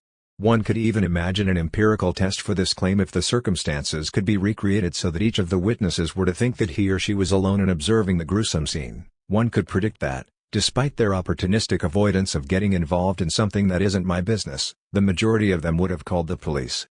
So, again, what is the big other?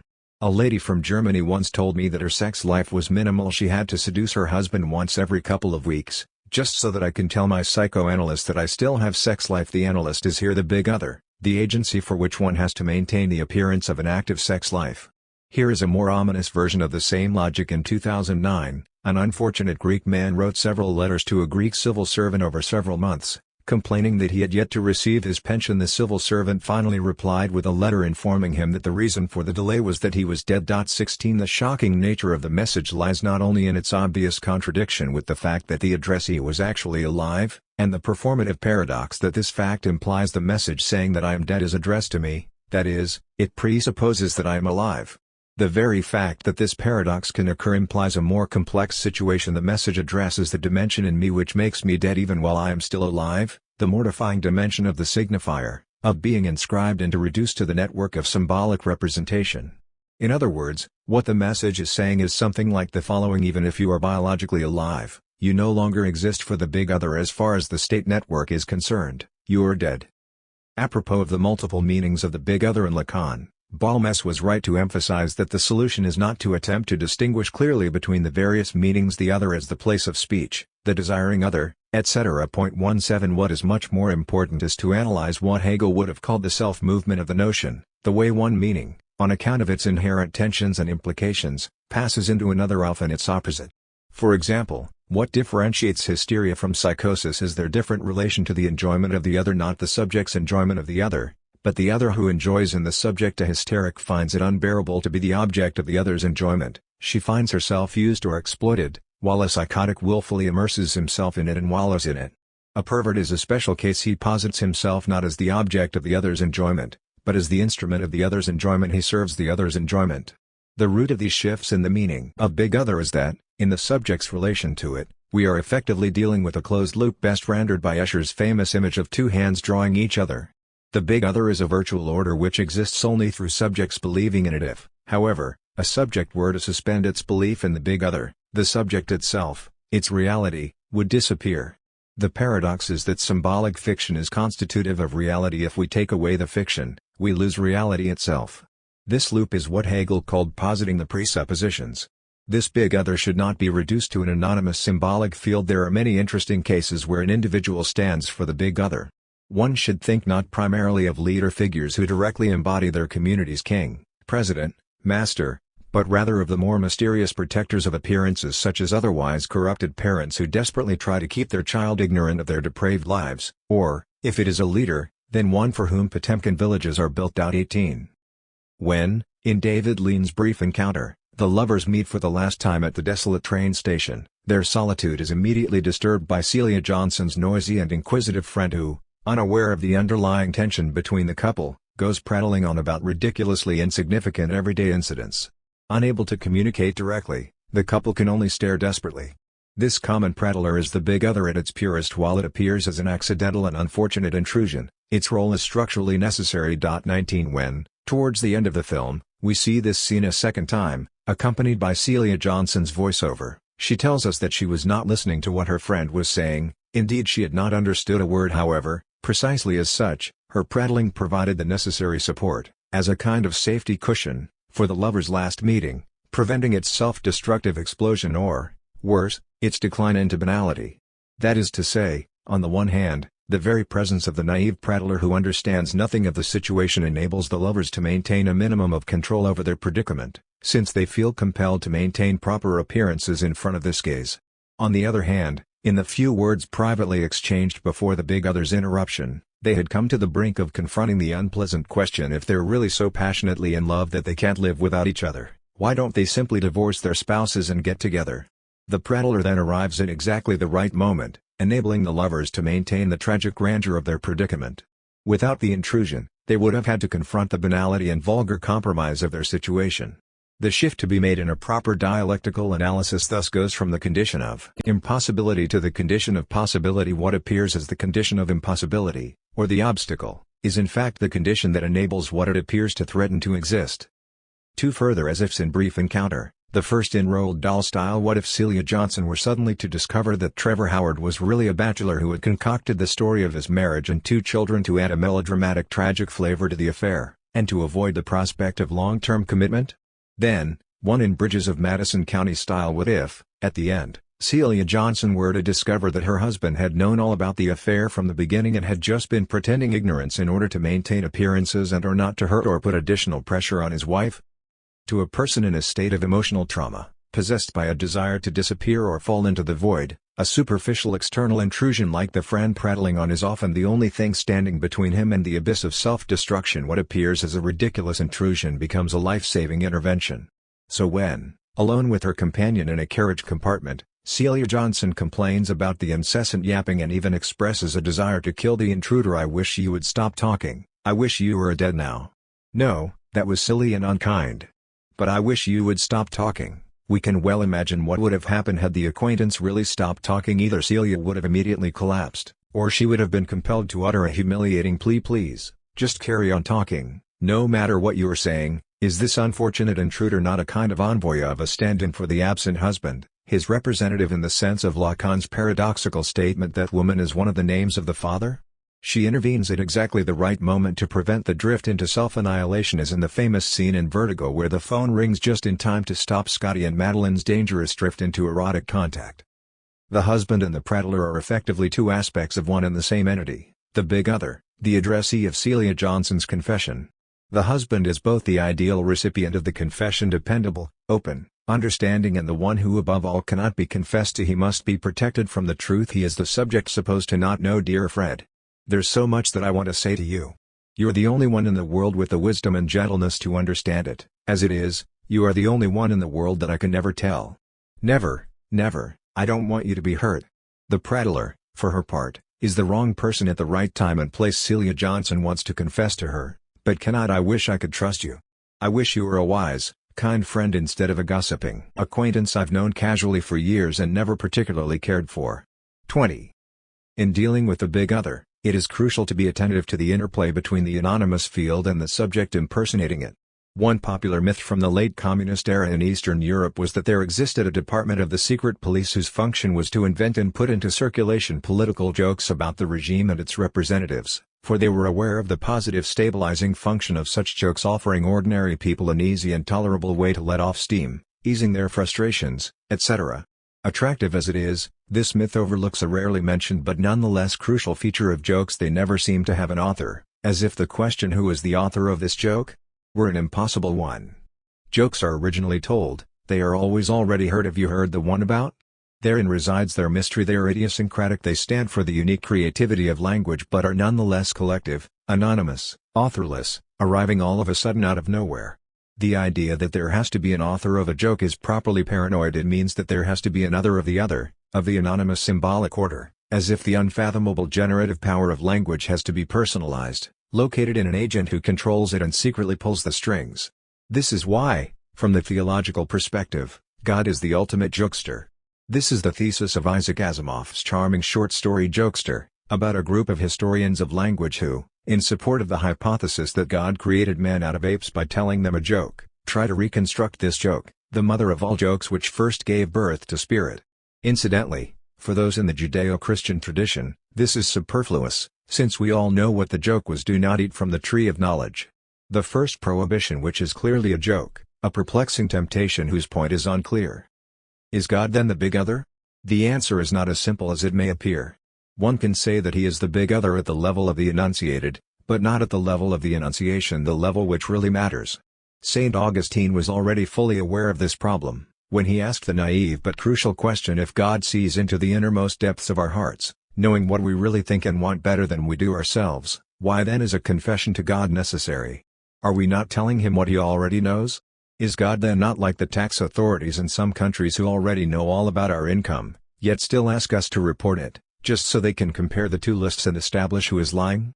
The answer, of course, lies in the position of enunciation. In a group of people, even if everyone knows my dirty secret and even if everyone knows that everyone else knows it, it is still crucial for me to say it openly. The moment I do, everything changes. But what is this everything? The moment I say it, the big other, the instance of appearance, knows that my secret is thereby inscribed into the big other. Here we encounter the two opposite aspects of the big other as the subject supposed to know, as the master who sees everything and secretly pulls the strings, and the big other as the agent of pure appearance, the agent supposed to not know, the agent for whose benefit appearances are to be maintained. Prior to my confession, God in the first aspect of the big other already knows everything, but God in the second aspect does not. This difference can also be expressed in terms of subjective assumption. Insofar as I merely know it, I do not really assume it subjectively. In other words, I can continue to act as if I do not know it. Only when I confess to it in public can I no longer pretend not to know. 21 The theological problem is the following: does not this distinction between the two gods introduce finitude into God himself? Should not God as the absolute subject be precisely the one for whom the enunciated and its enunciation totally overlap, so that whatever we intimately know has already been confessed to him? The problem is that such a God is the God of a psychotic, the God to whom I am totally transparent also at the level of enunciation. The death of God. Is the Holy Spirit, then, a version of this big other, of what Hegel calls objective spirit or spiritual substance? It is crucial not to equate them. The properly Christian Hegelian notion of the Holy Spirit is misunderstood when reduced to the humanist claim that God is nothing but our human awareness of God, so that the Holy Spirit is simply the spiritual substance of humanity. Here are two representative passages. Finite consciousness knows God only to the extent to which God knows himself. Spirit is nothing other than those who worship him. Man knows God only insofar as God knows himself as man. The spirit of man, whereby he knows God, is simply the spirit of God himself. 22.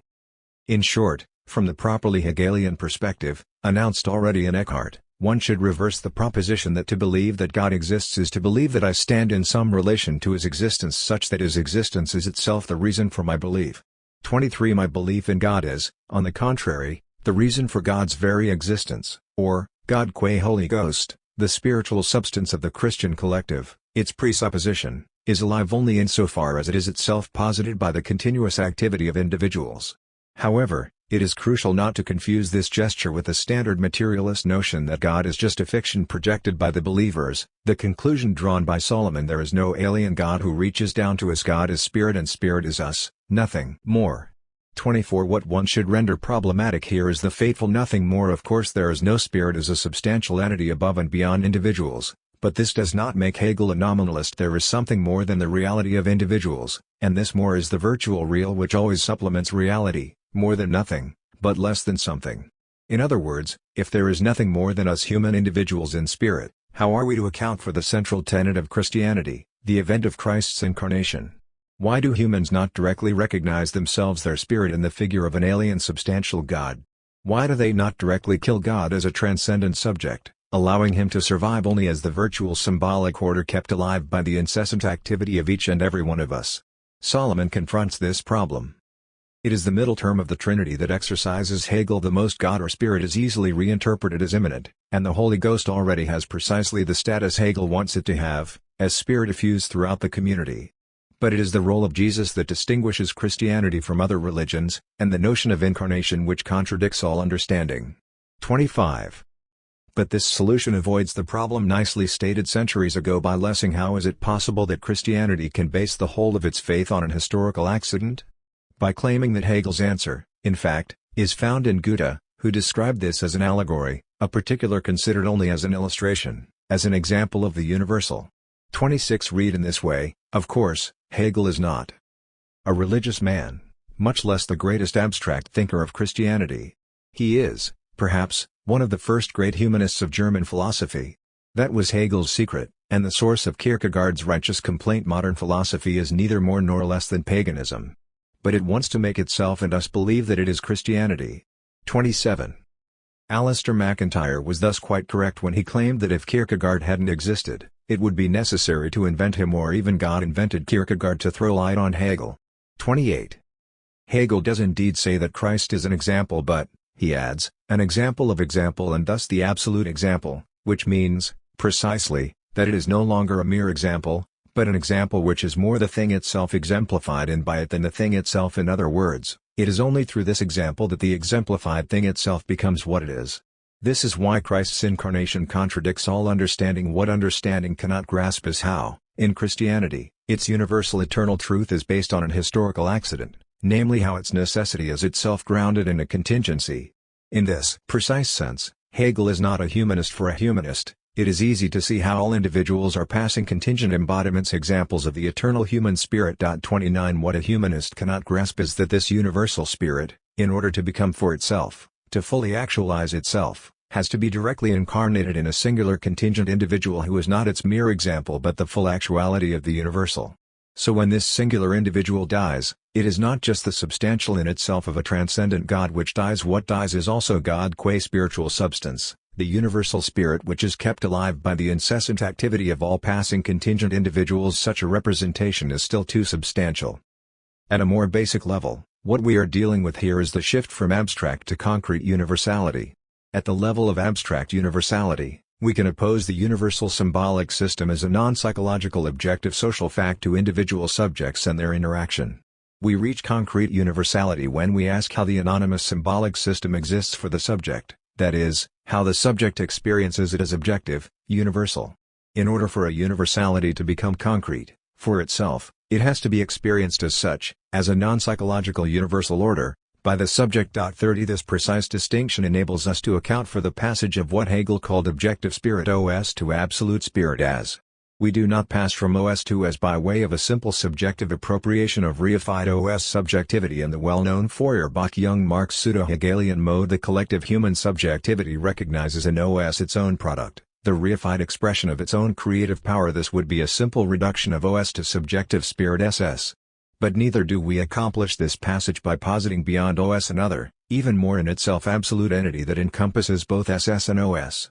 The passage from OS to S resides in nothing but the dialectical mediation between OS and SS, in the above indicated inclusion of the gap that separates OS from SS within SS, so that OS has to appear be experienced as such, as an objective reified entity, by SS itself, and in the inverted recognition that, without the subjective reference to an in itself of the OS, subjectivity itself disintegrates, collapses into psychotic autism. 31.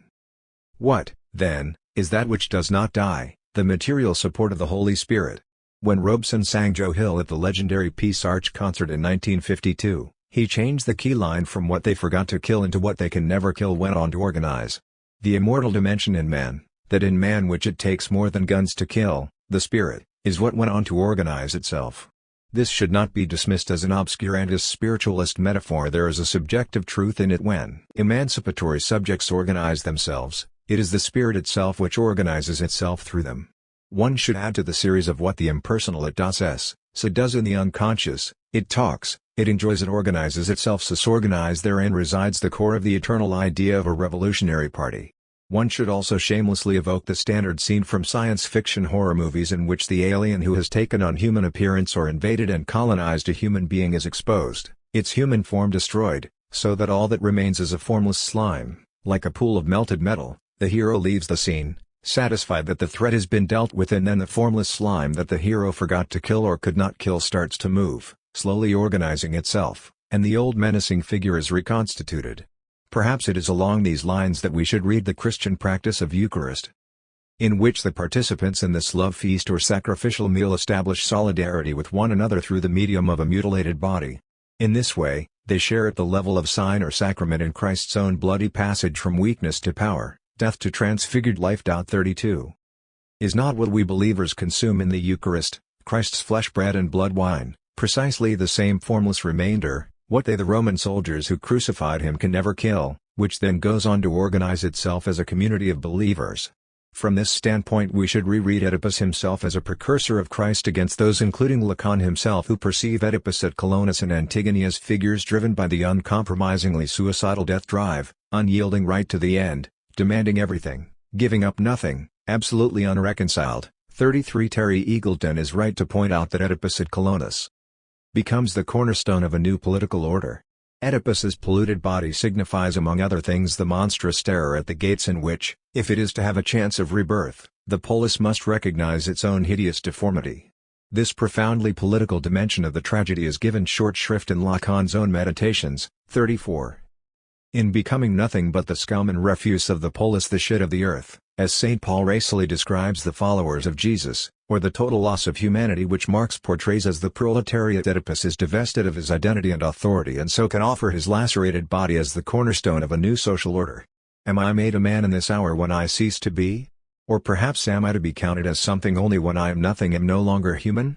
The beggar king wonders aloud. 35. Does this not recall a later beggar king, Christ himself, who, by his death as a nobody, an outcast abandoned even by his disciples, grounds a new community of believers?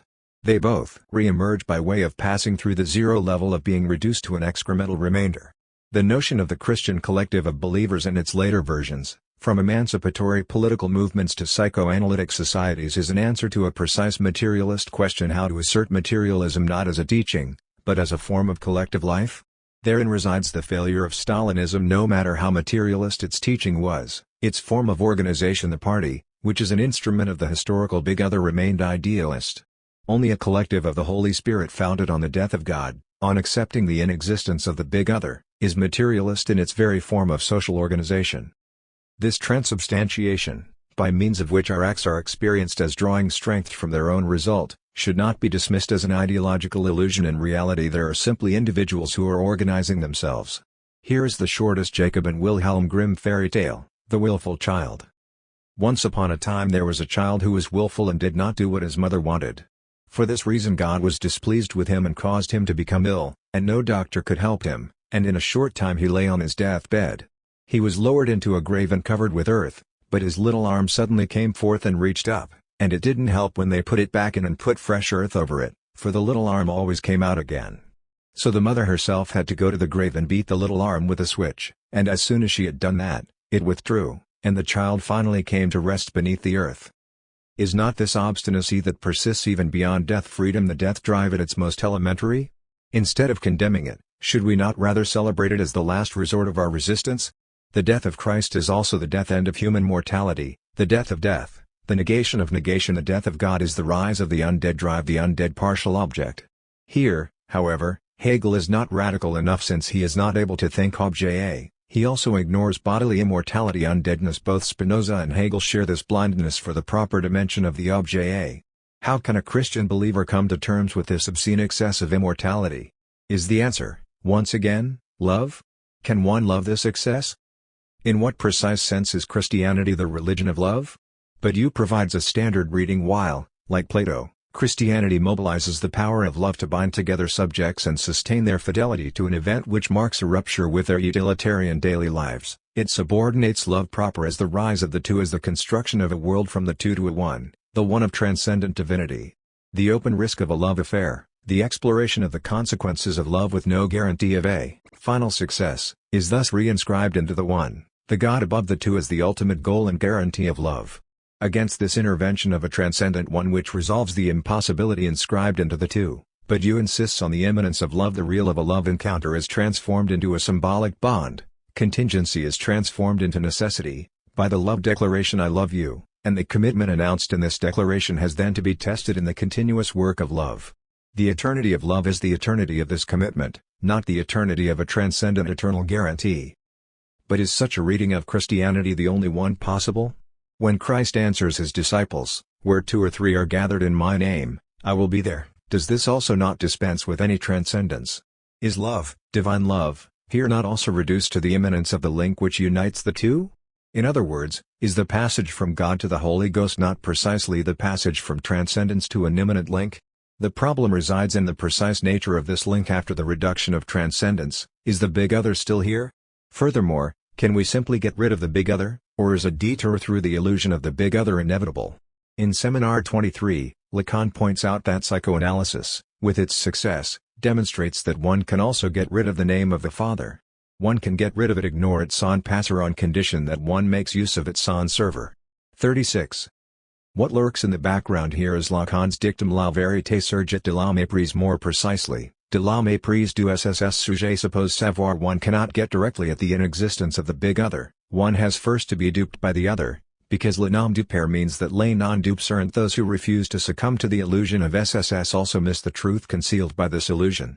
This brings us back to God as unconscious, God as subject supposed to know, as big other, as the ultimate addressee beyond all empirical addressees, as a permanent, constitutive structure of language. Without him, we are in psychosis without the place of Godfather, the subject ends up in a Schreberian delirium. 37 God as SSS is unsurpassable, in its basic dimension of big other, of the place of truth. The big other is thus the zero level of the divine, it is properly the place where, if you allow me this play with words, God speaking la dire la dire produces itself. It is saying which makes God out of a nothing. And as long as something will be said, the hypothesis of God will be here. 38.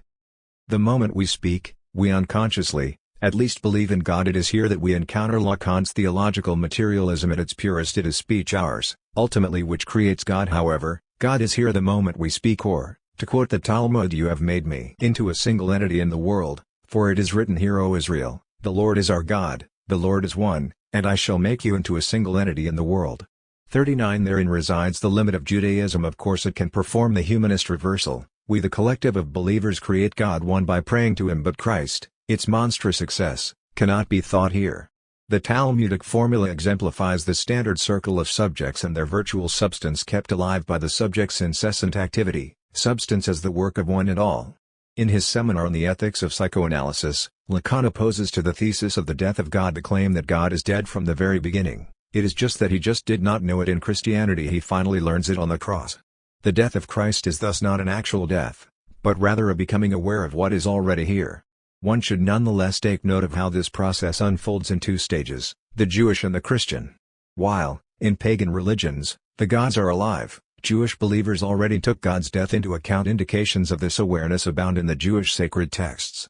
Recall, from the Talmud, the story about the two rabbis who basically tell God to shut up. They fight over a theological question until, unable to resolve it, one of them proposes, let heaven itself testify that the law is according to my judgment.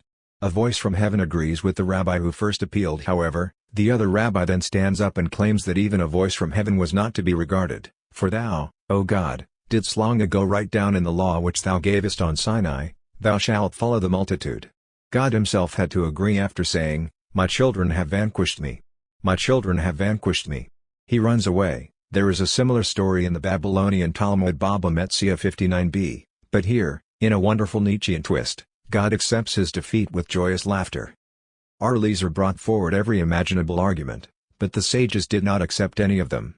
Finally he said to them, if the halakha religious law is in accordance with me, let this carob tree prove it. Sure enough, the carob tree immediately uprooted itself and moved 100 cubits, and some say 400 cubits, from its place. No proof can be brought from a carob tree, they retorted. And again he said to them, if the halakha agrees with me, let the channel of water prove it. Sure enough, the channel of water flowed backward. No proof can be brought from a channel of water, they rejoined. After yet another trial with the wall, our Eliezer then said to the sages, if the halakha agrees with me, let it be proved from heaven. Sure enough, a divine voice cried out, why do you dispute with our Eliezer, with whom the halakha always agrees? Our Joshua stood up and protested the Torah is not in heaven. Deut. 30:12. We pay no attention to a divine voice because long ago at Mount Sinai you wrote in your Torah at Mount Sinai, after the majority must one incline x. 23:2. Our Nathan met the prophet Elijah and asked him, what did the Holy One do at that moment? Elijah he laughed with joy, saying, my children have defeated me, my children have defeated me. The outstanding feature of this story is not only the divine laughter which replaces the sorrowful complaint, but the way the sages who stand for the big other, of course win the argument against God, even God himself, the absolute subject, is decentered with regard to the big other, the order of symbolic registration, so that, once his injunctions are written down, he can no longer touch them. We can thus imagine why God reacts to his defeat with joyous laughter. The sages have learned his lesson that God is dead, and that the truth resides in the dead letter of the law which is beyond his control. In short, after the act of creation is accomplished, God loses even the right to intervene in how people interpret his law. Modern liberal democratic readers like to refer to this story as a parable about democracy. The majority wins, God as the ultimate master has to concede defeat. This is, however, to miss the key message. The sages do not simply stand for the majority, they stand for the big other, for the unconditional authority of the dead letter of the law to which even God himself has to bow. To give this story a Christian and, simultaneously, radical democratic twist, we have to suspend the reference to the big other, accept the big other's inexistence, and conceive the sages as a collective which nis autorize kedilawimam. To put it in Hegelese, in the two Talmudic stories, God is dead for us or in himself, which is why, even if believers no longer really believe in him, they continue to practice the ritual of belief. It is only in Christianity that God dies for himself. God thus has to die twice, in itself and for itself. In Judaism, he dies in itself by way of being reduced to the performative effect of humans talking about him, but such a God continues to function, so has to die for itself, which happens in Christianity. This, perhaps, is the most concise definition of the Hegelian absolute knowing, fully assuming the big other's inexistence, that is to say, the inexistence of the big other as the subject supposed to know. There is a key difference between this knowing and what, in a certain Socratic or mystical tradition, is called docta ignorantia. The latter refers to the subject's knowing its ignorance, while the ignorance registered by the subject of absolute knowing is that of the big other itself. The formula of true atheism is thus divine knowing and existence are incompatible. God exists only insofar as he doesn't know, take note of, register his own inexistence. The moment God knows, he collapses into the abyss of inexistence, like the familiar cartoon cat which falls only when it notices there is no ground beneath its feet. So why did Christ have to die? The paradox is that, in order for the virtual substance, the big other, to die, the price had to be paid in the real of flesh and blood. In other words, God is a fiction, but for the fiction which structures reality to die, a piece of the real had to be destroyed. Since the big other is a virtual order, a symbolic fiction, is effective in its very inexistence, it does not exist, but it nevertheless works. It is thus not enough to destroy the fiction from the outside, to reduce it to reality, to demonstrate how it emerged from reality, pace vulgar atheists like Richard Dawkins. The fiction has to be destroyed from within, that is, its inherent falsity has to be brought out.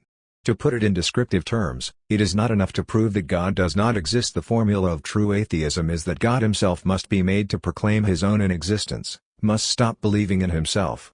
Therein lies the paradox. If we destroy the fiction from outside, reducing it to reality, it continues to function in reality, to exert its symbolic efficacy, as in the famous joke about the aforementioned atheist Zionists who do not believe that God exists, but nonetheless believe he gave them the land of Israel. But now thus said the Lord that created you, Jacob, and he that formed you, Israel, fear not, for I have redeemed you, I have called you by your name, you are mine. Isaiah 43:1. This, exactly, is what is reversed, undone, in the subjective destitution at work in consistent Christianity. I have to confront the terror of the big other's non-existence, which means that I myself am deprived of my symbolic identity as a barred subject. I am no one's and nameless. And the same applies to God himself, which is why, in his unpublished seminar from 1974-5, Lacan explains that Christianity is the true religion. In it, God exists with regard to all, he is existence par excellence, that is to say, in short, he is repression in person, he is even that person supposed in repression. And it is with regard to this that Christianity is true. 40 Lokan refers here to I am what I am, the answer the burning bush on Mount Sinai gives when Moses asks it what it is. He reads it as the designation of a point at which a signifier is lacking, at which there is a hole in the symbolic order, and this should be taken in a strong reflexive sense, not only as an indication that God is a deep reality beyond the reach of our language, but that God is nothing but this lack in the symbolic order big other. As such, the divine I am what I am effectively prefigures the Cartesian cogito, the barred subject dollar, this pure evanescent point of enunciation betrayed by any enunciated. This nothing whose stand-in or placeholder is objet is the focus of love, or, as Simone Weil put it, where there is nothing, read that I love you. It is with regard to this crucial feature that we might also locate the ultimate limitation of Malibu's notion of plasticity, which she still conceives of as the unity of opposites, of activity and passivity, of gathering and splitting. Malibu seems to be caught in the notional frame of polarity of the bad infinity of two poles each reverting into the other indefinitely, along the lines of the Freudian eros and thanatos or the pagan notion of the universe as originating in the constant struggle of masculine and feminine, light and darkness, etc. So when she writes, in an almost programmatic passage, the following, what is missing is the assertion of the singular punctual moment of the full identity of the opposites. An integrating and informing power, an originary synthetic power, plasticity also requires a contrary power of dissociation and rupture. These two powers characterize perfectly the gait of the Hegelian text gathering and splitting, both at work in the system's own formation. They are two inseparable powers allowing an idea of temporalizing synthesis and an idea of factual eruption to be articulated together. My whole work is invested here, as it tries to show that the Hegelian notion of temporality is located nowhere else but in the economy opened up by this articulation. 41. When a chaotic period of gestation culminates in the explosive eruption of a new form which reorganizes the entire field, this very imposition of the new necessity order is in itself thoroughly contingent, an act of abyssal ungrounded subjective decision. This brings us to the strict philosophical notion of subjectivity, since what characterizes the subject in contrast to substance is precisely such a complete coincidence of opposites. In the case of substance, synthesis and splitting remain externally opposed, while substance already stands for the encompassing unity of opposites, for the medium within which particular forces reproduce themselves through their struggle. In a substantial relationship, the two aspects, synthesis and splitting, are not yet brought to self-relating, so that splitting as such would be that which brings about a synthesis, so that imposing a new necessity would be the highest gesture of contingency.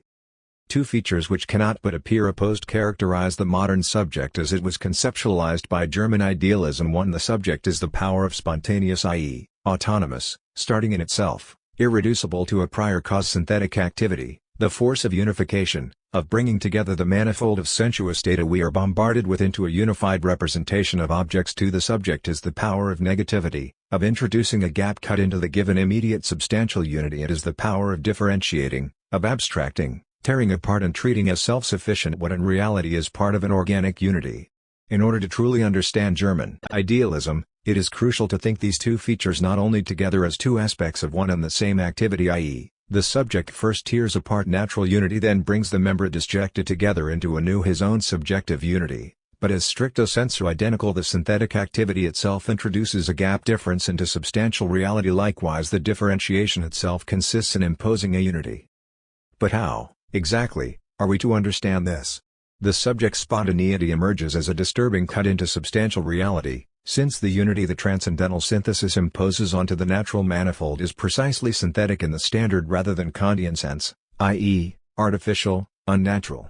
To evoke a common political experience, all great unifiers begin with a divisive gesture. De Gaulle, for example, unified the French by way of introducing an irreconcilable difference between those who wanted peace with Germany and those who did not. The same goes for Christianity. We are not first separated from God and then miraculously united with Him. The point of Christianity is that the very separation unites us. It is in this separation that we are like God, like Christ on the cross, such that our separation from God is transposed into God Himself. So when Meister Eckhart speaks of how, in order to open oneself up to the grace of God, allowing Christ to be born in one's soul, one has to empty oneself of everything creaturely, how is this kenosis related to the properly divine kenosis, or, for that matter, even to the kenosis of alienation, of the subject being deprived of its substantial content? And likewise for ethics, a radical act of good has to appear first as evil, as disturbing the substantial stability of traditional mores. Kafka formulated succinctly the basic Judeo-Christian tenet concerning good and evil. Evil knows of the good, but good does not know of evil. Knowledge of oneself is something only evil has. 42 This is the proper Judeo-Christian answer to the Gnostic Socratic motto Know Yourself. The underlying idea that evil comes from eating the fruit of the tree of knowledge is radically opposed to the Oriental and Platonic tradition, for which evil is grounded in the lack of the evildoer's knowledge. You cannot knowingly do evil things, so that the motto Know Yourself is simultaneously both ethical and epistemological. This is why, in some Gnostic readings of the Old Testament, the snake that seduces Adam and Eve into eating from the tree of knowledge is an agent of the good, working against the evil God Creator. Does this mean that, in order to be good, we should limit ourselves to ignorance? The dialectical position is more radical. There is a third way, that of the primacy of evil over the good. It is necessary to begin by choosing evil, or, more precisely, every true beginning is a radical break with the past is by definition evil, from which the good can emerge only afterwards, in the space opened up by that evil. 43 The infamous series of black books of communism, capitalism, psychoanalysis, should be recapitulated in a black book on humanity itself. Brecht was right. Humans are by nature evil and corrupt. One cannot change them, but only limit their opportunities to actualize their evil potential. This is why, in Christianity, opposed features are attributed to Christ. He brings peace, love, etc., and he brings a sword, turning son against father, brother against brother. Again, this is one and the same gesture, not a logic of first divide in order to unite. And, again, it is crucial not to confuse this identity of opposites with the standard pagan motif of a divinity having two faces, a loving one and a destructive one. We are talking about one and the same face. But this does not mean that the difference is only in us, not in God, who dwells and is blessed beyond, as in the old simile that sees reality as like a painting. If we look at it from too close up, we see only blurred stains, but viewed from a proper distance we can see the global harmony, or, rather, it is like that, but not as external to God in himself. This shift is inherent to God. The dialectic of appearance holds here also. Appearing is not external to God. God also is only as deep as he appears. His depth has to appear as depth, and it is this appearing that introduces a gap cut. God has to appear as such in the domain of appearance itself. Tearing it apart, it is nothing but this appearing. This is why those who see a deep affinity between Heidegger and Buddhism miss the point. When Heidegger speaks about the appropriating event Ereignis, he introduces a dimension which, precisely, is missing in Buddhism, that of the fundamental historicity of being. Although what is erroneously called Buddhist ontology desubstantializes reality into a pure flow of singular events, what it cannot think is the eventuality of the void of being itself. To put it another way, the goal of Buddhism is to enable a person to achieve enlightenment by traversing the illusion of the self and rejoining the void. What is unthinkable within this space is Heidegger's notion of the human being as Dasein, as the being there of being itself, as the site of the event arrival of being, so that it is being itself that needs Dasein. With the disappearance of Dasein, there is also no being, no place where being can, precisely, take place. Can one imagine a Buddhist claiming that the void Sunyata itself needs humans as the site of its arrival? One perhaps can, but in a conditional form which totally differs from Heidegger's, namely in the sense that, of all sentient beings, only humans are able to achieve enlightenment and thus break the circle of suffering. Perhaps the clearest indication of the gap that separates Christianity from Buddhism is the difference in their respective triads. That is to say, in their respective histories, each divided itself into three main strands. In the case of Christianity, we get the triad of Orthodoxy, Catholicism, Protestantism, which neatly fits the logic of universal particular individual. In Buddhism, by contrast, we get a case of what in Hegel occurs as a downward synthesis, in which the third term, whose function is to mediate between the first two, does so in a disappointing regressive way. In Hegel's phenomenology, for example, the whole dialectic of observing reason culminates in the ridiculous figure of phrenology. The main split within Buddhism is between Hinayana, the small wheel, and Mahayana, the great wheel. The first is elitist and demanding, trying to maintain a fidelity to Buddha's teaching, focusing on the individual's effort to overcome the illusion of the self and attain enlightenment. The second, which arose from a split with the first, subtly shifts the accent onto compassion for others. Its central figure is the bodhisattva, the individual who, after achieving enlightenment, decides out of compassion to return to the world of material illusions in order to help others to achieve enlightenment, in other words, to work to end the suffering of all sentient beings. The split here is irreducible. Working for one's own enlightenment only reasserts the centrality of the self in the very act of striving for its overcoming, while the great wheel route out of this predicament just displaces the deadlock. Egotism is overcome, but at the price of universal enlightenment itself turning into an object of the instrumental activity of the self. It is easy to identify the inconsistency of the Mahayana move, which cannot but have fateful consequences when the Mahayana reinterpretation focuses on the figure of the bodhisattva, the one who, after achieving enlightenment and entering nirvana, returns to the life of illusory passions out of compassion for all those still caught in the wheel of craving. A simple question arises if, as radical Buddhists emphatically point out, entering nirvana does not mean that we leave this world and enter another, higher reality. In other words, if reality remains as it is and all that changes is the individual's attitude towards it, why, then, in order to help other suffering beings, must we return to our ordinary reality? Why can we not continue to dwell in the state of enlightenment in which, as we are taught, we remain living in this world? There is thus no need for Mahayana, for the larger wheel, the small Hinayana wheel, is itself large enough to allow the enlightened one to help others achieve enlightenment. In other words, is not the very concept of the bodhisattva based on a theologico-metaphysical misunderstanding of the nature of nirvana? Does it not, in an underhand way, turn nirvana into a higher metaphysical reality? No wonder that Mahayana Buddhists were the first to give a religious respective triads. That is to say, in their respective histories, each divided itself into three main strands. In the case of Christianity, we get the triad of orthodoxy, Catholicism, Protestantism, which neatly fits the logic of universal particular individual. In Buddhism, by contrast, we get a case of what in Hegel occurs as a downward synthesis in which the third term, whose function is to mediate between the first two, does so in a disappointing regressive way in Hegel's phenomenology. For example, the whole dialectic of observing reason culminates in the ridiculous figure of phrenology. The main split within Buddhism is between Hinayana, the small wheel, and Mahayana, the great wheel. The first is elitist and demanding, trying to maintain a fidelity to Buddha's teaching, focusing on the individual's effort to overcome the illusion of the self and attain enlightenment. The second, which arose from a split with the first, subtly shifts the accent onto compassion for others. Its central figure is the bodhisattva, the individual who, after achieving enlightenment, decides out of compassion to return to the world of material illusions in order to help others to achieve enlightenment, in other words, to work to end the suffering of all sentient beings. The split here is irreducible. Working for one's own enlightenment only reasserts the centrality of the self in the very act of striving for its overcoming, while the great wheel route out of this predicament just displaces the deadlock. Egotism is overcome, but at the price of universal enlightenment itself turning into an object of the instrumental activity of the self. It is easy to identify the inconsistency of the Mahayana move, which cannot but have fateful consequences when the Mahayana reinterpretation focuses on the figure of the bodhisattva, the one who, after achieving enlightenment and entering nirvana, returns to the life of illusory passions out of compassion for all those still caught in the wheel of craving. A simple question arises if, as radical Buddhists emphatically point out, entering nirvana does not mean that we leave this world and enter another, higher reality. In other words, if reality remains as it is and all that changes is the individual's attitude towards it, why, then, in order to help other suffering beings, must we return to our ordinary reality? Why can we not continue to dwell in the state of enlightenment in which, as we are taught, we remain living in this world? There is thus no need for Mahayana, for the larger wheel, the small Hinayana wheel, is itself large enough to allow the enlightened one to help others achieve enlightenment. In other words, is not the very concept of the bodhisattva based on a theologico-metaphysical misunderstanding of the nature of nirvana? Does it not, in an underhand way, turn nirvana into a higher metaphysical reality? No wonder that Mahayana Buddhists were the first to give a religious they draw is that the Kantian absolutist morality, do your duty for the sake of duty, can and should be defended precisely on utilitarian grounds. It is also the one that works best in real life.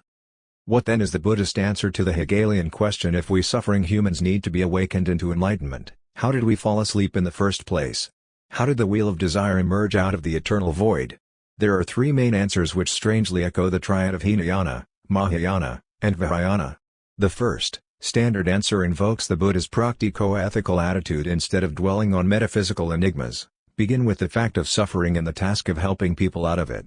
The next answer draws our attention to the obvious cognitive paradox implied in the question itself. Our very state of ignorance makes it impossible for us to answer it. It can only be answered or even posed in a proper way once one reaches full enlightenment. Why then do we not receive an answer from those who claim to have reached enlightenment? Finally, there are some Tibetan Buddhist hints at dark demonic forces which disturb the balance of nirvana from within.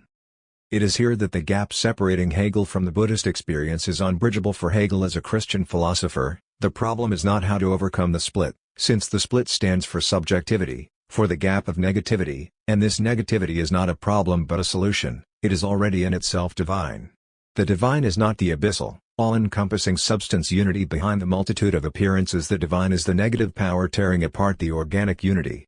Christ's death is not overcome, but elevated into spirit's negativity. 44 Imagine experiencing oneself abandoned by God, left to one's own devices, with no big other secretly watching over one and guaranteeing a happy outcome. Is this not another name for the abyss of freedom? This abandonment in a state of freedom causes anxiety, as Lacan reinterpreted Freud, not because the divine is far from us, but because it is all too close, since it is in our freedom that we are divine. As Lacan put it, anxiety does not signal the loss of the object cause of desire, but its over proximity. If freedom is God's supreme gift to us, taking the word gift in all its fundamental ambiguity present and poison a poisonous and dangerous present, then being abandoned by God is the most God can give us. Crucial for Christianity, in contrast to all other religions, is this imminent reversal of abandonment into proximity, or, to put it in terms of bad news good news medical jokes, the bad news is that we are abandoned by God, the good news is that we are abandoned by God and left with our freedom. What to make, then, of the standard reproach that Hegel transposes Christianity, a religion of love and passion, of total subjective engagement, into a narrative representation of abstract speculative truth? Although Christianity is the true religion, in it the truth still appears in the medium of representation and not in its own conceptual medium, so that speculative philosophy is the truth, the true adequate form of the Christian truth content. The passion and pain of subjective engagement are thus dismissed as a secondary narrative husk to be discarded if we want to reach the truth in its own conceptual element. What this critique misses is that the casting off of the pathetic narrative existential experience, the transubstantiation of the subject from a concrete self immersed in its life world into the subject of pure thought, is itself a process of abstraction which has to be accomplished in the individual's concrete experience, and which as such involves the supreme pain of renunciation.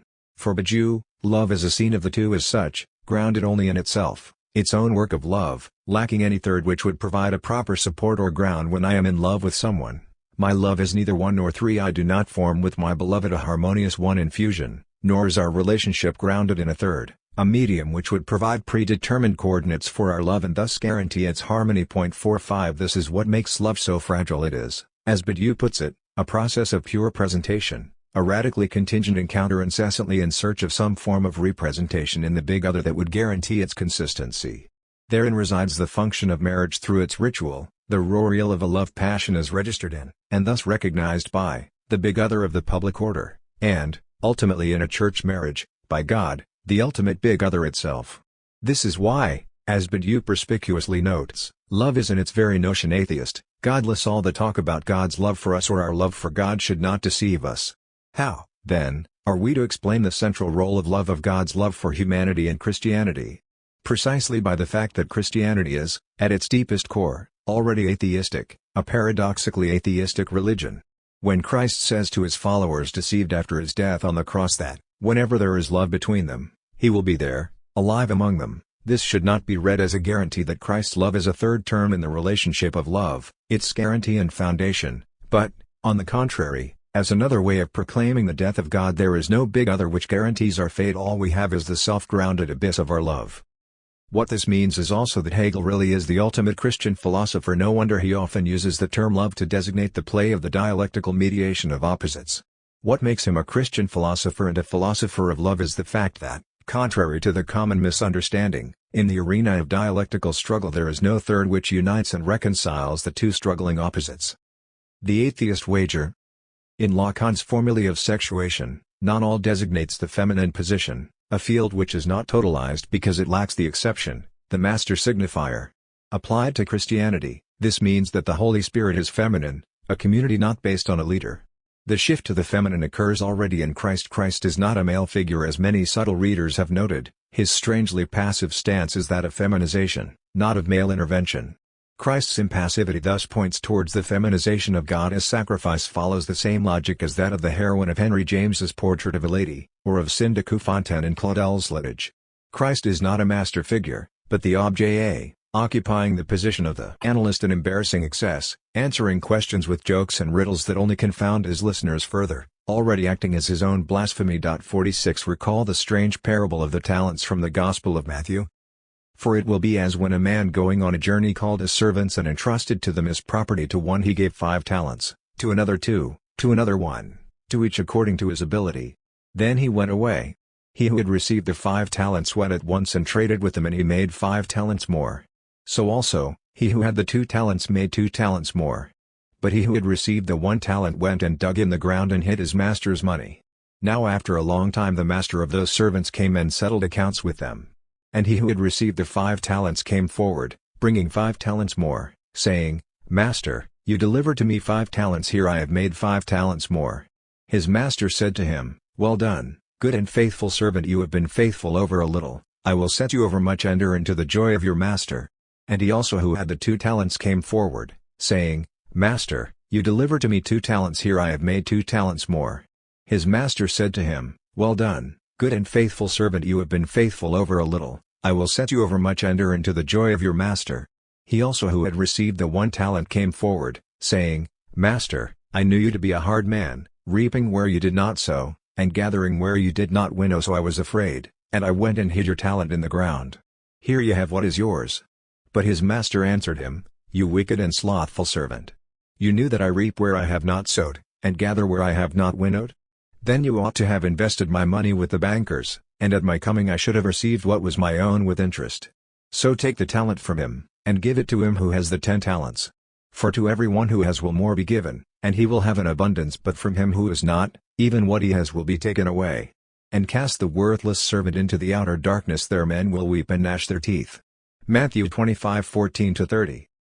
It is not hard to imagine how much an American business-oriented Baptist pastor would love this parable. Does it not confirm the parallel between religion and business, promoting in both the dynamic capitalist spirit of venture, circulation, risk, and expansion?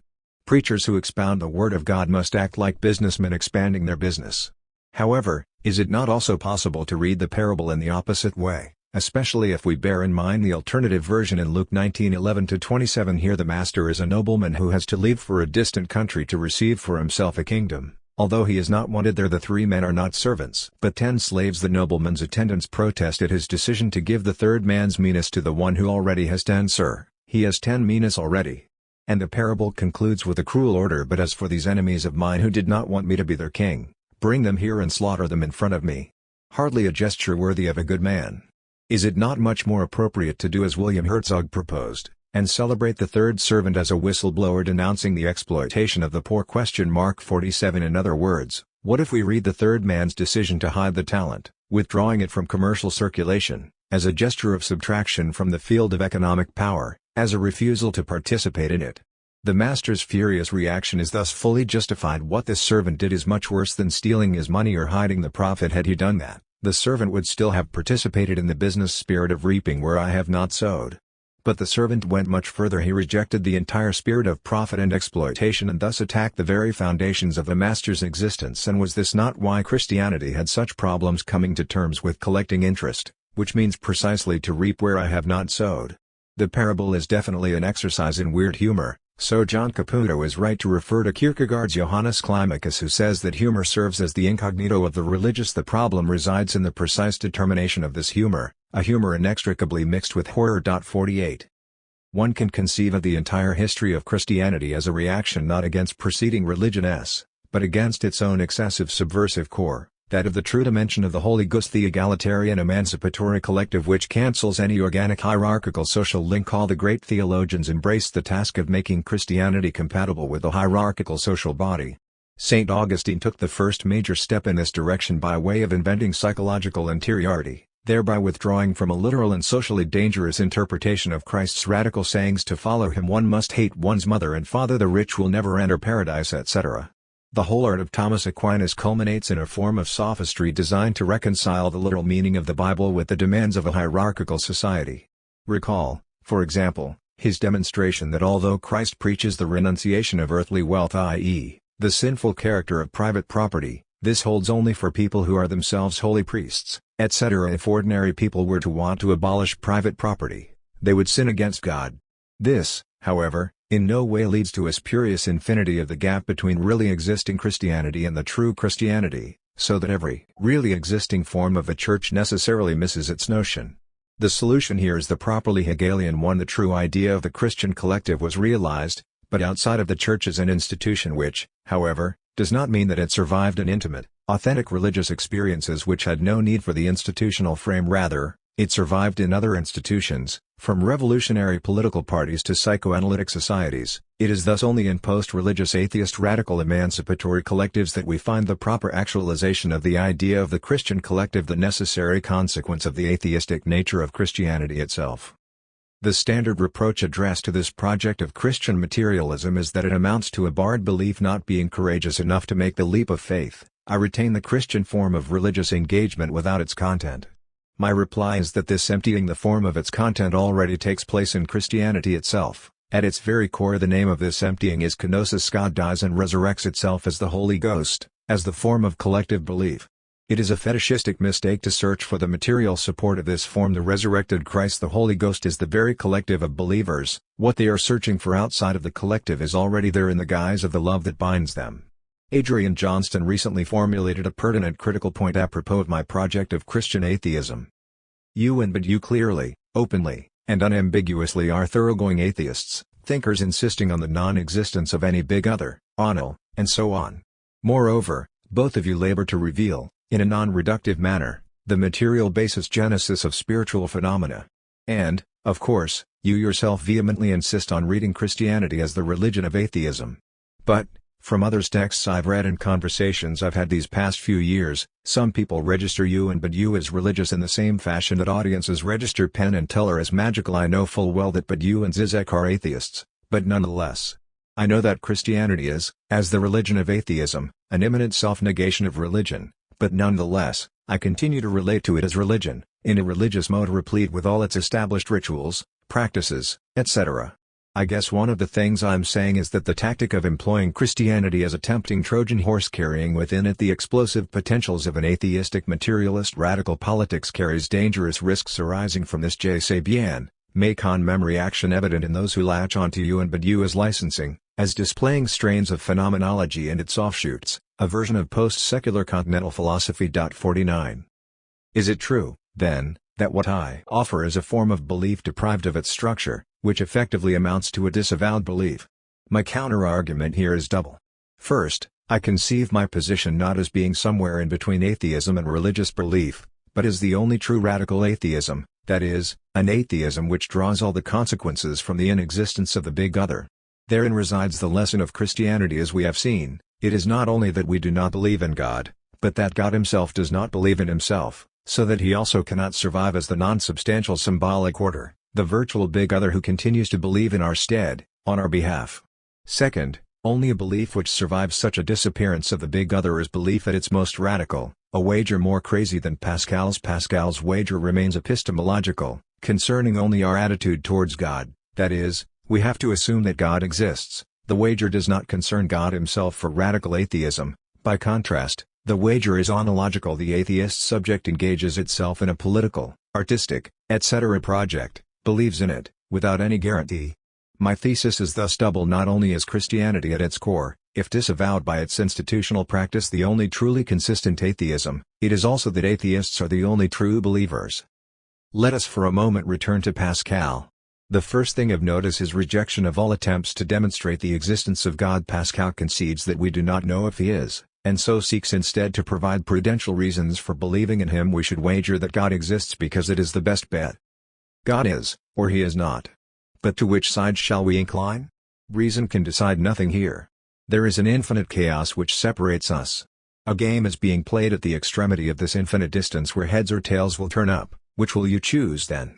Let us see. Since you must choose, let us see which interests you least.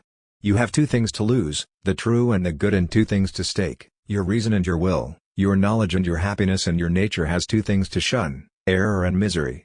Your reason is no more shocked in choosing one rather than the other, since you must of necessity choose, but your happiness? Let us weigh the gain and the loss in wagering that God exists. 50. Pascal appears to be aware of the immediate objection to this argument, for he imagines an opponent replying that is very fine. Yes, I must wager, but I may perhaps wager too much. In short, when one wagers on God, one does put something at stake, which presumably one loses if God does not exist. Truth, the respect for one's worldly life. Indeed, it is strange how utilitarian pragmatist Pascal's reasoning is. A series of other objections follow. 1. Pascal assumes that the same matrix of decision and reward applies to everybody, but what if the rewards are different for different people? Perhaps, for example, there is a predestined infinite reward for the chosen, whatever they do, and finite utility for the rest? 2. The matrix should have more rows. Perhaps there is more than one way to wager for God, and the rewards that God bestows vary accordingly. For instance, God might not reward infinitely those who strive to believe in Him only for the utilitarian pragmatic reasons that Pascal gives. One could also imagine distinguishing belief based on faith from belief based on evidential reasons, and posit different rewards in each case. 3. Then there is the obvious many gods objection. Pascal had in mind the Catholic God, but other theistic hypotheses are also live options, i.e., the Catholic God does not exist. Column really subdivides into various other theistic hypotheses, but the Protestant God exists, Allah exists, there is no God. The obverse of this objection is the claim that Pascal's argument proves too much. Its logical conclusion is that rationality requires believing in various incompatible theistic hypotheses. 4. Finally, one can argue that morality requires you to wager against God. Wagering for God because of the promise of future profit violates the Kantian definition of the moral act as an act accomplished for no pathological reasons. Voltaire, arguing along these lines, suggested that Pascal's calculations, and his appeal to self-interest, were unworthy of the gravity of the subject. Underlying all this is the basic paradox of belief as a matter of decision, as if to believe something or not were a matter of decision and not of insight. So, if we read Pascal's wager together with his no less well-known topic of customs, one can argue that the core of his argument does not directly concern belief but rather acting. One cannot decide to believe, one can only decide to act as if one believes, in the hope that belief will arise by itself. Perhaps this trust that if you act as if you believe, belief will arise, is itself the wager. You would like to attain faith, and do not know the way you would like to cure yourself of unbelief, and ask the remedy for it.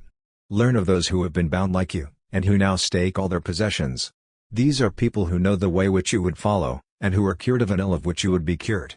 Follow the way by which they began, by acting as if they believed, taking the holy water, having masses said, etc. 51.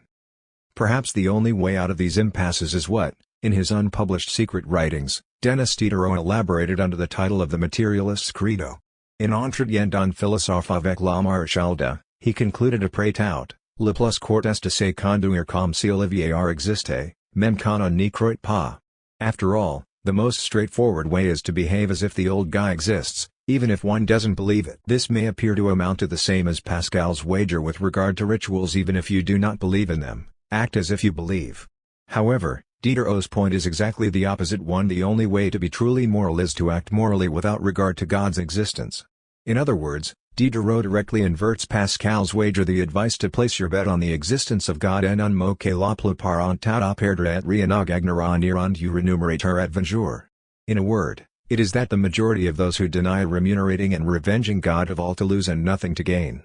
52. In his denial of the remunerative and vengeful God, the atheist either loses everything if he is wrong, he will be damned forever, or gains nothing if he is right. There is no God, so nothing happens. It is this attitude which expresses true confidence in one's belief and makes one do good deeds without regard to divine reward or as if the old guy exists. This old guy is, of course, God the Father, which recalls Lacan's formula le père ou pire, father or worse.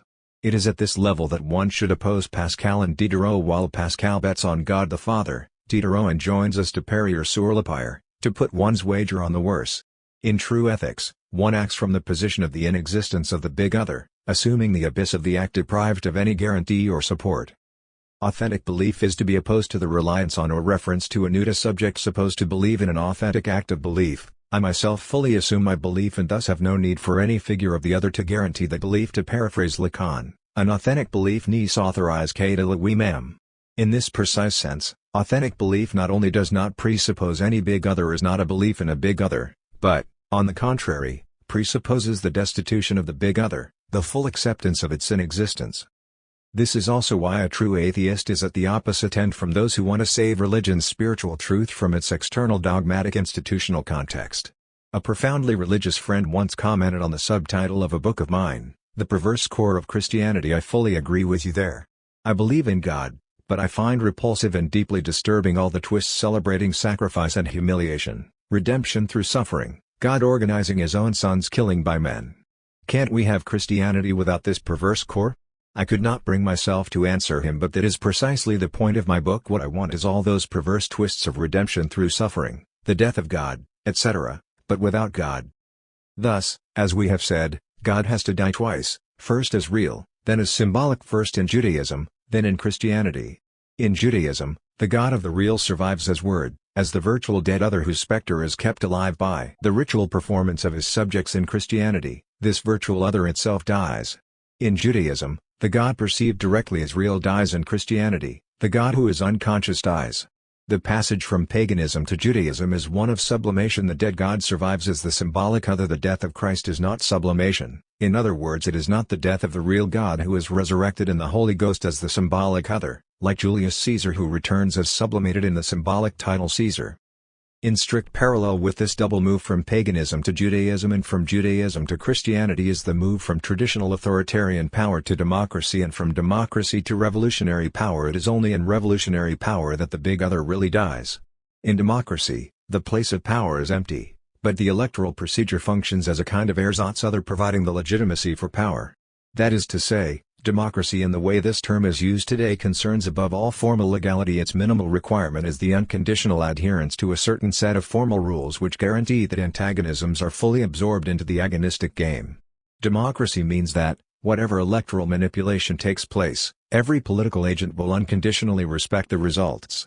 In this sense, the U.S. presidential elections of 2000 were effectively democratic in spite of the obvious electoral duplicity and the patent meaninglessness of the fact that a couple of hundred voters in Florida decided who would be the president. The Democratic candidate accepted defeat. In the weeks of uncertainty after the elections, Bill Clinton made an appropriately acerbic comment: "The American people have spoken, we just don't know what they said." This comment should be taken more seriously than Clinton himself intended. Even now, we do not know what they said, maybe because there was no substantial message behind the result at all.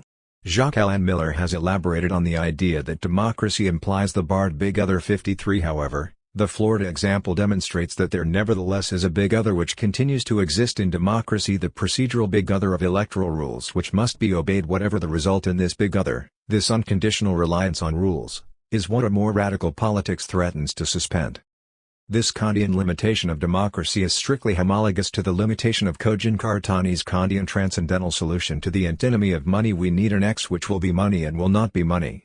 When Karatani reapplies this solution to power, we need some centralized power, but not fetishized into a substance which is in itself power. And when he explicitly evokes the structural homology with Duchamp, the object becomes a work of art not because of its inherent properties, but simply by occupying a certain place in the structure. Does this not all exactly fit Lafort's theorization of democracy as a political order in which the place of power is originally empty and is only temporarily occupied by the elected representatives? Along these lines, even Karatani's apparently eccentric suggestion of combining elections with selection by lot is more traditional than it may appear. He himself mentions ancient Greece. Paradoxically, it fulfills the same function as does Hegel's theory of monarchy.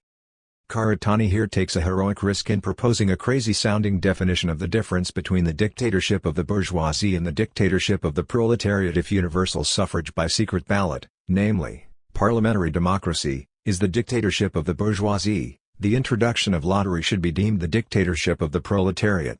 In this way, the center exists and does not exist at the same time. 54. It exists as an empty place, a transcendental X, and it does not exist as a substantial positive entity.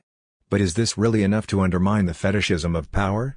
When an ordinary individual is allowed temporarily to occupy the place of power, the charisma of power is bestowed on him. Following the usual logic of fetishistic disavowal, I know very well that this is an ordinary person like me, but nonetheless, while in power, he becomes the instrument of a transcendent force. Power speaks and acts through him.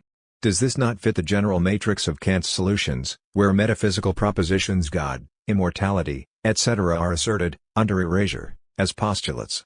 Consequently, would not the true task be precisely to get rid of the very mystique of the place of power? This is why, in his writings of 1917, Lenin reserves his most acerbic irony for those who engage in an endless search for some kind of guarantee for the revolution.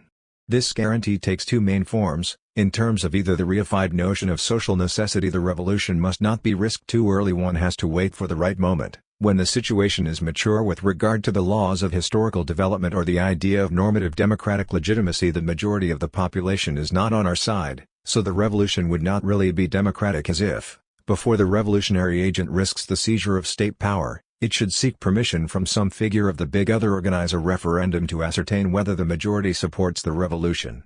Not surprisingly, a very Christian point. Do not compromise your desire. It is only against this background of the fall of the big other that one can properly grasp Lacan's famous formulation of the basic ethical axiom implied by psychoanalysis. It is because we know better than those who went before how to recognize the nature of desire, which is at the heart of our experience, that a reconsideration of ethics is possible, that a form of ethical judgment is possible, of a kind that gives this question the force of a last judgment. Have you acted in conformity with the desire that is in you? 55. This is Lacan's maxim of the ethics of psychoanalysis. The only thing of which one can be guilty is of having given ground relative to one's desire. 56. This maxim, simple and clear as it appears, becomes elusive the moment one tries to specify its meaning. For Lacan, properly ethical acts are rare. They occur like miracles which interrupt the ordinary run of things. They do not express the entire personality of the subject, but function as a break in the continuity of personal identity. Take the case of Maximilian Kolbe, which confronts us with a weird but crucial ethical dilemma. Kolbe was a Polish Franciscan monk who, during the 1920s and 1930s, was involved in writing and organizing mass propaganda for the Catholic Church, with a clear anti-Semitic and anti-Masonic edge. With the outbreak of World War II, he helped people threatened by the Nazis, among them many Jews, and for this he was arrested and sent to Auschwitz. When, in the summer of 1941, after the escape of a prisoner, the Germans selected 10 others to be starved to death as a punishment, one of them broke down in tears, claiming he had a family which needed him. Kolbe voluntarily offered himself in the man's stead and died 3 weeks later of starvation. For this, he was later beatified by Pope John Paul II. How to fit these two aspects of Kolbe's life together? Most commentators take one of the many easy ways out. Some simply try to deny or minimize Kolbe's antisemitism, even dismissing the rumors about it as a KGB plot. Some insist on the scholastic distinction between antisemitism proper and anti-Judaism, a mere prejudice against Jews, not a murderous hatred of them, claiming that Kolbe's error was of the second, minor sort. Others interpret as helping the Jews in final sacrifices acts of repentance. Having witnessed the suffering of the Jews under the Nazi occupation, Kolbe changed his view and tried to assuage his guilt. Still others take the risky step of minimizing not his antisemitism, but his final self-sacrificial gesture, pointing out that the man he saved was not a Jew but a Catholic Pole. All these versions are desperate attempts to avoid the embarrassing fact that the two attitudes and activities can easily coexist. A person who is anti-Semitic can also be capable of a dignified act of ethical self-sacrifice and, even more embarrassingly, the explicit motivation for Kolbe's noble self-sacrifice may well have been the very conservative Catholic ideology which had sustained his antisemitism. An ethical act is one that does not comprise or express the entire person, but is a moment of grace, a miracle which can occur also in a non-virtuous individual. This is why such acts are difficult to imagine, and why, when they do occur, one often tends to invent a narrative which normalizes them. Recall the assassins, the Ismaili sect, part of the Shia orientation of Islam, that fascinated the Western gaze from the 12th century on. According to myth, they were ruthless murderers who obeyed their master's orders unconditionally, without regard for their own lives. After they had killed their target, always in public and with a dagger, they did not run away, but waited to be apprehended and punished. They were able to perform these ruthless acts because they were under the influence of hashish. In the mysterious mountain fortress of Alamut in northern Iran, they were manipulated by their leader, who first drugged them and then, while they were comatose, moved them to a secluded garden decked out with all the features of the Muslim paradise, including beautiful girls ready for sex. On being returned to ordinary life, they were convinced they had experienced a heavenly episode, so when their leader told them that, if they succeeded in assassinating the designated target, they would return to paradise, they willingly complied. A closer historical study, however, quickly dispels the myth. The name hashish is local to Syria only, where it functions as a general term of popular abuse. It was applied to assassins as an expression of contempt for the wild beliefs and extravagant behavior of the sectaries, a derisive comment on their conduct. 57. The standard explanation: they were called assassins because they used hashish to ready themselves for their ruthless acts has thus to be inverted. It was the name that gave rise to the story, rather than the reverse. For Western observers in particular, such stories may also have served to provide a rational explanation for behavior that was otherwise totally inexplicable. 58. The story about the recreated paradise was thus a fantasy concocted to rationalize the traumatically incomprehensible fact that the Ismaili followers were ready to function as perfect killing machines, willing to sacrifice their own lives in the accomplishment of the task of fantasy, in short, that enabled Westerners to retranslate a pure ethical act into an act determined pathologically in the Kantian sense of the term. How, then, does such an ethics stand with regard to the panoply of today's ethical options? It seems to fit three of its main versions: liberal hedonism, immoralism, and Western Buddhism. 59. Let us run through these positions one by one. The first thing to state categorically is that Lacanian ethics is not an ethics of hedonism. Whatever "do not compromise your desire" means, it does not mean the unrestrained rule of what Freud called the pleasure principle, the functioning of the psychic apparatus that aims at achieving pleasure. For Lacan, hedonism is in fact the model of postponing desire on behalf of realistic compromises. It is not only that, in order to attain the greatest amount of pleasure, I have to calculate and economize, sacrificing short-term pleasures for more intense long-term ones. What is even more important is that jouissance hurts. So, first, there is no break between the pleasure principle and its counterpart, the reality principle, the latter compelling us to take into account the limitations that thwart our direct access to pleasure as an inherent prolongation of the former. Second, even Western Buddhism is not immune to the lures of the pleasure principle. The Dalai Lama himself wrote, "The purpose of life is to be happy." Not true for psychoanalysis. One should add. 60. It was Nietzsche who observed that human beings do not desire happiness, only the Englishmen desire happiness. Today's globalized hedonism is thus merely the obverse of the fact that, in the conditions of global capitalism, we are ideologically all Englishmen, or, rather, Anglo-Saxon Americans. So what is wrong with the rule of the pleasure principle? In Kant's description, ethical duty functions like a foreign intruder that disturbs the subject's homeostatic balance, its unbearable pressure forcing the subject to act beyond the pleasure principle, ignoring the pursuit of pleasures.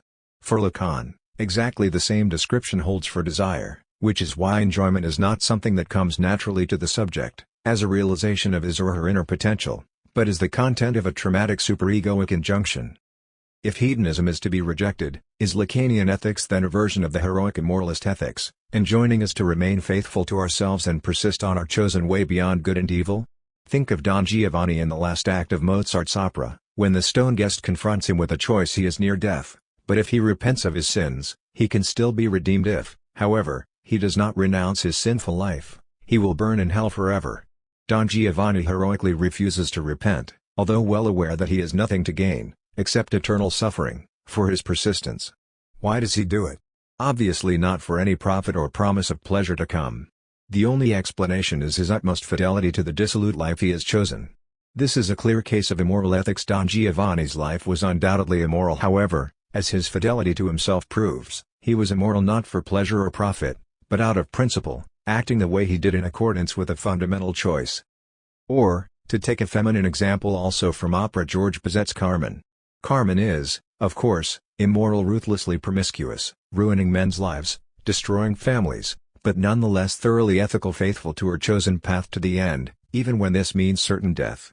Along these lines, Lee Edelman has developed the notion of homosexuality as involving an ethics of now, of unconditional fidelity to jouissance, of following the death drive, by totally ignoring any reference to the future or engagement with the practical complex of worldly affairs. Homosexuality thus stands for the thorough assumption of the negativity of the death drive, of withdrawing from reality into the real of the night of the world. Along these lines, Edelman opposes the radical ethics of homosexuality to the predominant obsession with posterity, i.e., children are the pathological moment which binds us to pragmatic considerations and thus compels us to betray the radical ethics of jouissance. 61 Incidentally, does this line of thought, the idea that homosexuality at its most fundamental involves the rejection of children, not justify those who argue that gay couples should not be allowed to adopt children? The figure of an innocent and helpless child is the ultimate ethical trap, the emblem fetish of betraying the ethics of jouissance. Friedrich Nietzsche, a great admirer of Carmen, was the great philosopher of immoral ethics, and we should always remember that the title of Nietzsche's masterpiece is Genealogy of Morals, not of Ethics. The two are not the same. Morality is concerned with the symmetry of my relations to other humans. Its zero-level rule is do not do to me what you do not want me to do to you. 62 Ethics, in contrast, deals with my consistency in relation to myself, my fidelity to my own desire. On the back flyleaf of the 1939 edition of Lenin's Materialism and Empirio-Criticism, Stalin made the following note in red pencil. 1. Weakness.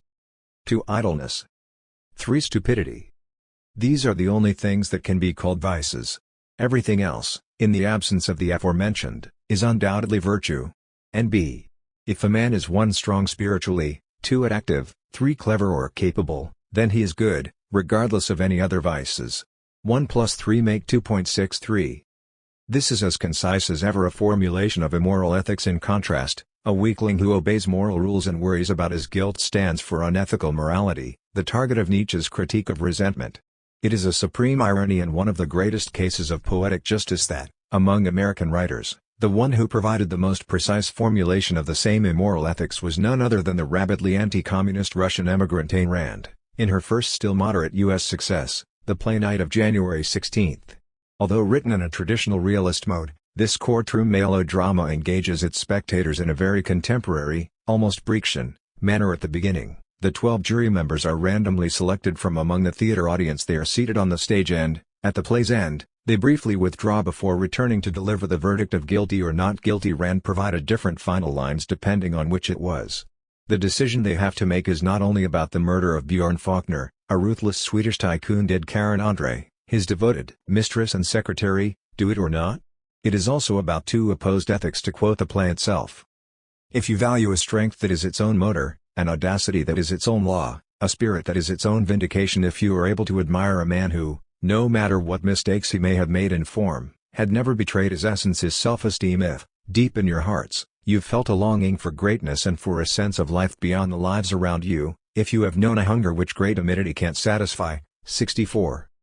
In short, if you advocate immoral ethics, you will find Karen not guilty. If, however, you believe in social respectability, in a life of service, duty, and unselfishness, etc., then you will find Karen guilty.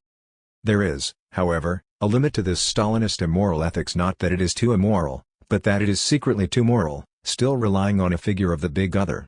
In what is arguably the most intelligent legitimization of Stalinist terror, Maurice Merleau-Ponty's Humanism and Terror from 1946, the terror is justified as a kind of wager on the future, almost in the mode of Pascal. If the final result of today's horror turns out to be a bright communist future, then this outcome will retroactively redeem the terrible things a revolutionary has to do today. Along similar lines, even some Stalinists themselves, when forced to admit mostly in private that many of the victims of the purges were innocent, that they were accused and killed because the party needed their blood to fortify its unity, imagined a future moment of final victory when all the victims would be given their due, and their innocence and sacrifice for the cause would be recognized.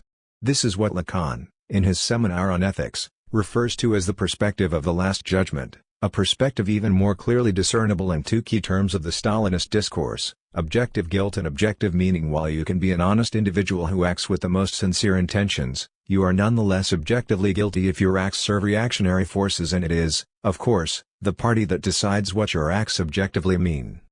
Here, again, we get not only the perspective of the Last Judgment from which the objective meaning of your acts is formulated, but also the agent in the present who already has the unique ability to judge today's events and acts from this perspective. 65 The name of Raskolnikov, the hero of Dostoevsky's Crime and Punishment, evokes a split. Raskolnikov is the split one, but split between what and what? The standard answer is that he is torn between the Napoleonic idea, the notion that all is permitted to a strong person, and the Russian idea of selfless devotion to humanity. 66 However, this version misses the properly totalitarian coincidence of the 2 ideas. It is my very selfless devotion to humanity, my awareness that I am an instrument of humanity, which justifies my claim that all is permitted to me. The paradox is thus that what Raskolnikov lacks is the split itself, the distance between the 2 ideas, the Napoleonic and the Russian.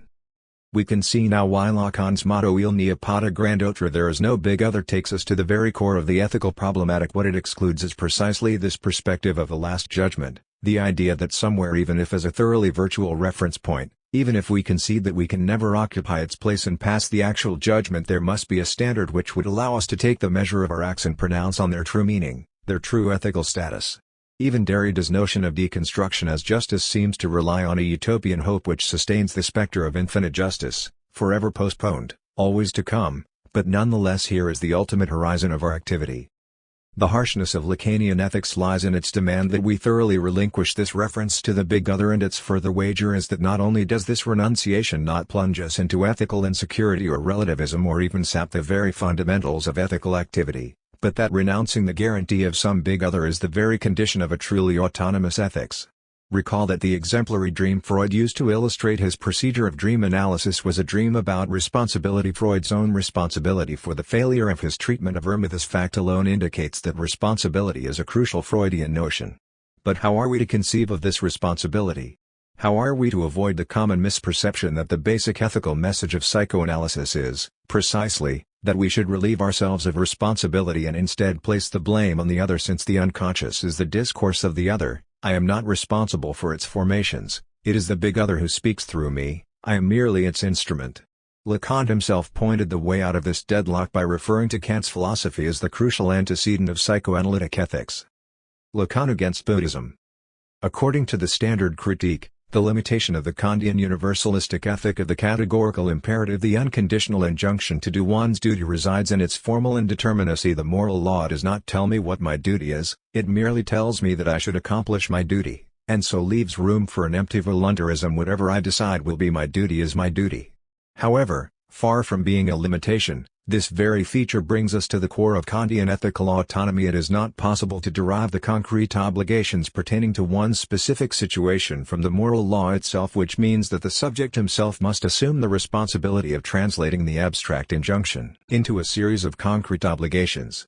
The full acceptance of this paradox compels us to reject any reference to duty as an excuse. I know this is heavy and can be painful, but what can I do? This is my duty. Kant's ethics is often taken as justifying such an attitude. No wonder Adolf Eichmann himself referred to Kant when trying to justify his role in planning and executing the Holocaust. He was just doing his duty and obeying the Führer's orders. However, the aim of Kant's emphasis on the subject's full moral autonomy and responsibility was precisely to prevent any such maneuver of putting the blame on some figure of the big other.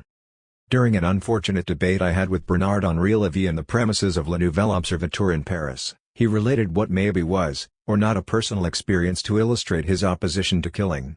During the Bosnian War in the early 1990s, he had visited the besieged Sarajevo, where he was taken to a front-line trench by an officer of the Bosnian government. From here, looking through the scope of a gun, he was able to see a Serb soldier on a nearby hill occasionally shooting at civilians in the city. Looking at the soldier with his finger on the trigger, Lévy was tempted to shoot, but he resisted the injunction "do not kill." Is for him unconditional. To me, such a reaction was moralistic hypocrisy at its purest. Lévy fully supported the Bosnian side in the conflict, as did I, so there was no disagreement there, but his refusal to take the shot meant that, while he would have expected a Bosnian soldier in the same position to pull the trigger, he wanted to keep his hands clean and leave the necessary dirty work to others. In the face of such a dilemma, the only truly universalistic stance is to be ready to dirty one's own hands.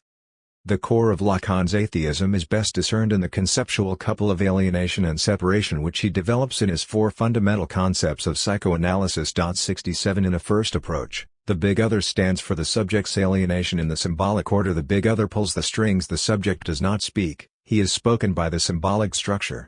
In short, this big other is the name for the social substance, for all that on account of which the subject never fully controls the effects of his acts, so that their final outcome is always other than what he aimed at or anticipated.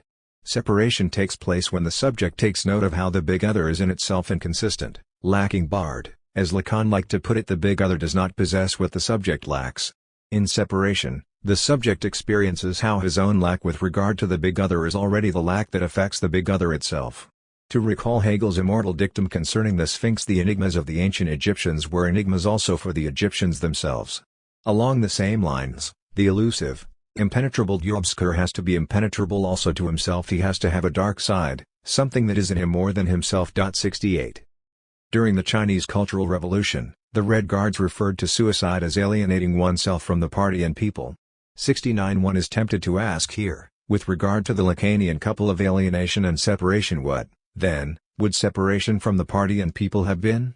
The question is not as meaningless as it may appear, insofar as, for Lacan, separation stands for redoubled alienation. The subject enacts separation when his lack coincides with the lack in the other, that is, when he recognizes that the other also does not have what he is missing. In short, in this context, separation involves the insight that the distance separating the subject from the party and people is already immanent to the party and people themselves. In other words, the party itself is already alienated from the people. So what does it mean to abandon the topic of the Last Judgment? As is often the case, Kafka provides the key here. It is only our conception of time that makes us call the Last Judgment by this name. It is, in fact, a kind of martial law. 70 In other words, the absence of the Last Judgment does not mean that there is merely historical evolution with no moments of what Benjamin called suspended dialectics. When the continuous flow is momentarily immobilized, the Last Judgment does not come at the end of times, it is the martial law, the state of exception here and now. The only other school of thought that fully accepts the inexistence of the big other is Buddhism. Is the solution then to be found in Buddhist ethics? There are reasons to consider this option. Does not Buddhism lead us to traverse the fantasy, overcoming the illusions on which our desires are based and confronting the void beneath each object of desire? Furthermore, psychoanalysis shares with Buddhism the insistence that there is no self as a substantive agent of psychic life. No wonder Mark Epstein, in his book on Buddhism and psychoanalysis, refers positively to Lacan's early essay on the mirror stage, with its notion of the ego as an object, the result of the subject's identification with the idealized fixed image of itself. 71 The self is the fetishized illusion of a substantial core of subjectivity where, in reality, there is nothing.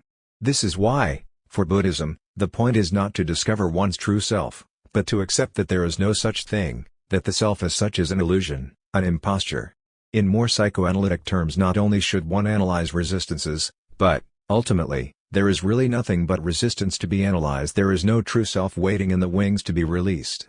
72 The self is a disruptive, false, and, as such, unnecessary metaphor for the process of awareness and knowing. When we awaken to knowing, we realize that all that goes on in us is a flow of thoughts without a thinker. The impossibility of figuring out who or what we really are is inherent, since there is nothing that we really are, just a void at the core of our being. Consequently, in the process of Buddhist enlightenment, we do not quit this terrestrial world for another truer reality. We just accept its non-substantial, fleeting, illusory character. We embrace the process of going to pieces without falling apart. In the Gnostic mode, for Buddhism, ethics is ultimately a question of knowledge and ignorance. Our craving, desire, our attachment to terrestrial goods, is conditioned by our ignorance, so that deliverance comes with proper knowing. What Christian love means, on the contrary, is that there is a decision not grounded in knowledge. Christianity thus breaks with the entire tradition of the primacy of knowledge which runs from Buddhism through Gnosticism to Spinoza. Crucial to Buddhism is the reflexive change from the object to the thinker himself. First, we isolate the thing that bothers us, the cause of our suffering. Then we change not the object but ourselves, the way we relate to what appears to us as the cause of our suffering. What was extinguished was only the false view of self. What had always been illusory was understood as such. Nothing was changed but the perspective of the observer.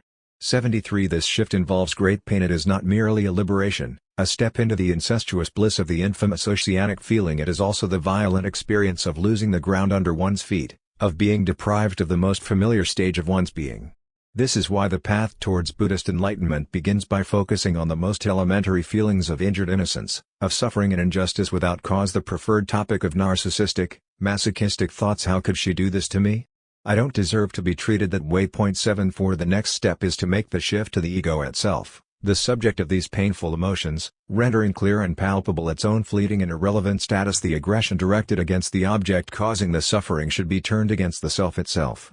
We do not repair the damage, rather, we gain the insight into the illusory nature of that which appears to need repair. 75 What, then, is the nature of the gap that separates psychoanalysis from Buddhism?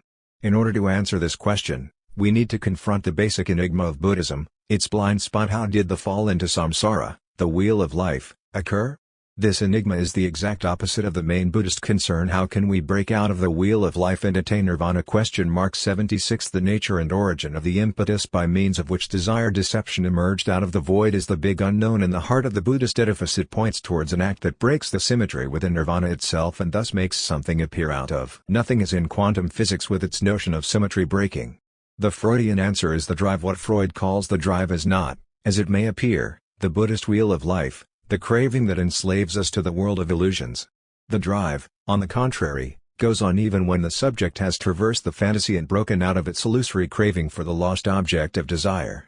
And therein lies the difference between Buddhism and psychoanalysis. Reduced to its formal minimum for Buddhism, after enlightenment or traversing the fantasy, the wheel no longer turns. The subject subjectivizes itself and finds peace. For psychoanalysis, on the other hand, the wheel continues to turn, and this continued turning of the wheel is the drive. As Lacan put it in the last pages of Seminar 11, after the subject traverses the fantasy, desire is transformed into drive.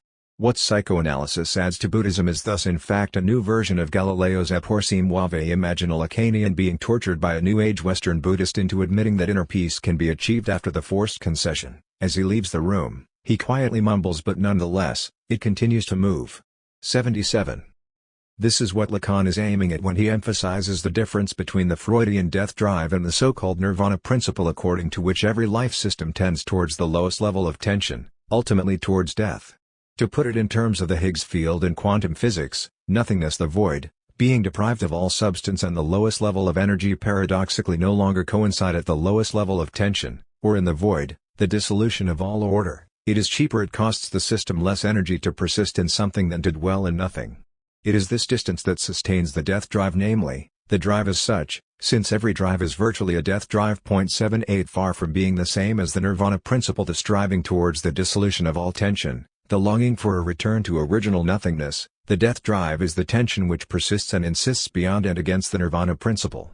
In other words, far from being opposed to the pleasure principle, the nirvana principle is its highest and most radical expression. In this precise sense, the death drive stands for its exact opposite, for the dimension of the undead, of a spectral life which insists beyond biological death.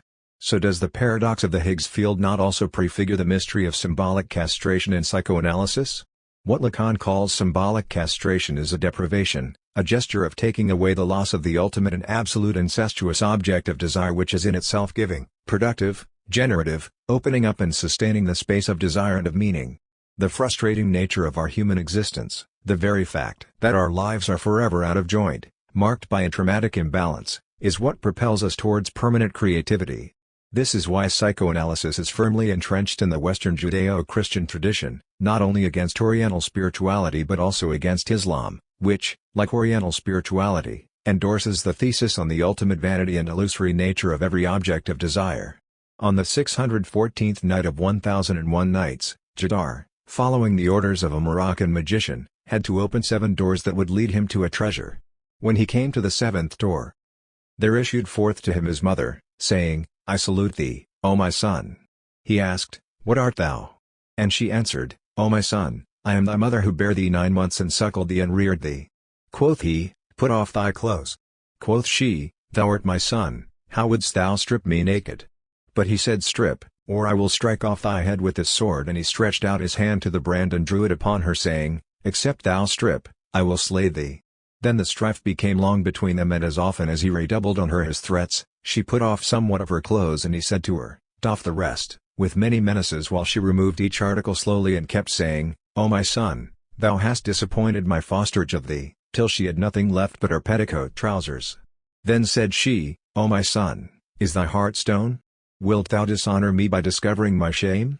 Indeed, this is unlawful, O my son. And he answered, Thou sayest sooth, put not off thy trousers. At once, as he uttered these words, she cried out, He hath made default, beat him. Whereupon there fell upon him blows like raindrops, and the servants of the treasure flocked to him and dealt him a funding which he forgot not in all his days. 79. On 615th night, we learn that Jadar was given another chance and tried again when he came to the 7th door. The semblance of his mother appeared before him, saying, Welcome, O my son. But he said to her, How am I thy son, O accursed? Strip. And she began to wheedle him and put off garment after garment, till only her trousers remained, and he said to her, Strip, O accursed. So she put off her trousers and became a body without a soul. Then he entered the hall of the treasures, where he saw gold lying in heaps. 80. Fethi Benzlama has pointed out how this passage indicates that Islam knows what our Western universe denies, the fact that incest is not forbidden, but inherently impossible. When one finally gets the naked mother, she fades away as a bad specter.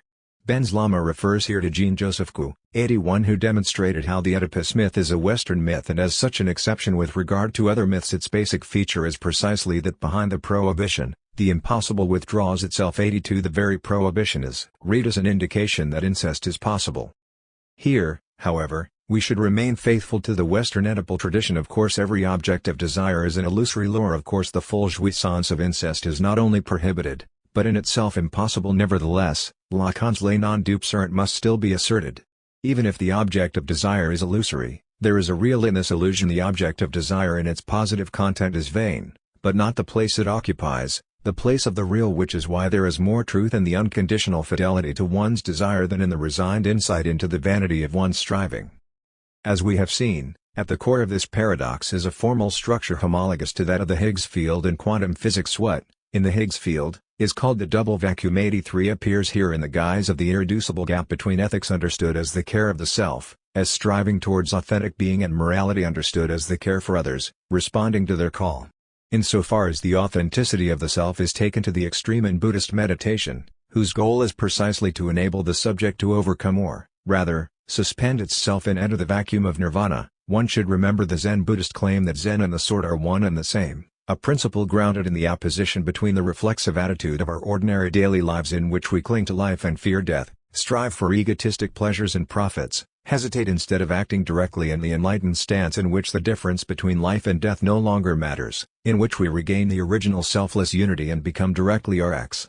In a unique short circuit, militaristic Zen masters interpret the basic Zen message that liberation entails losing oneself, uniting immediately with the primordial void as being identical with total military fidelity, with immediately following orders and performing one's duty without concern for the self and its interests. The standard anti-militaristic cliché about soldiers being drilled into a state of mindless subordination is here asserted as being identical to Zen enlightenment.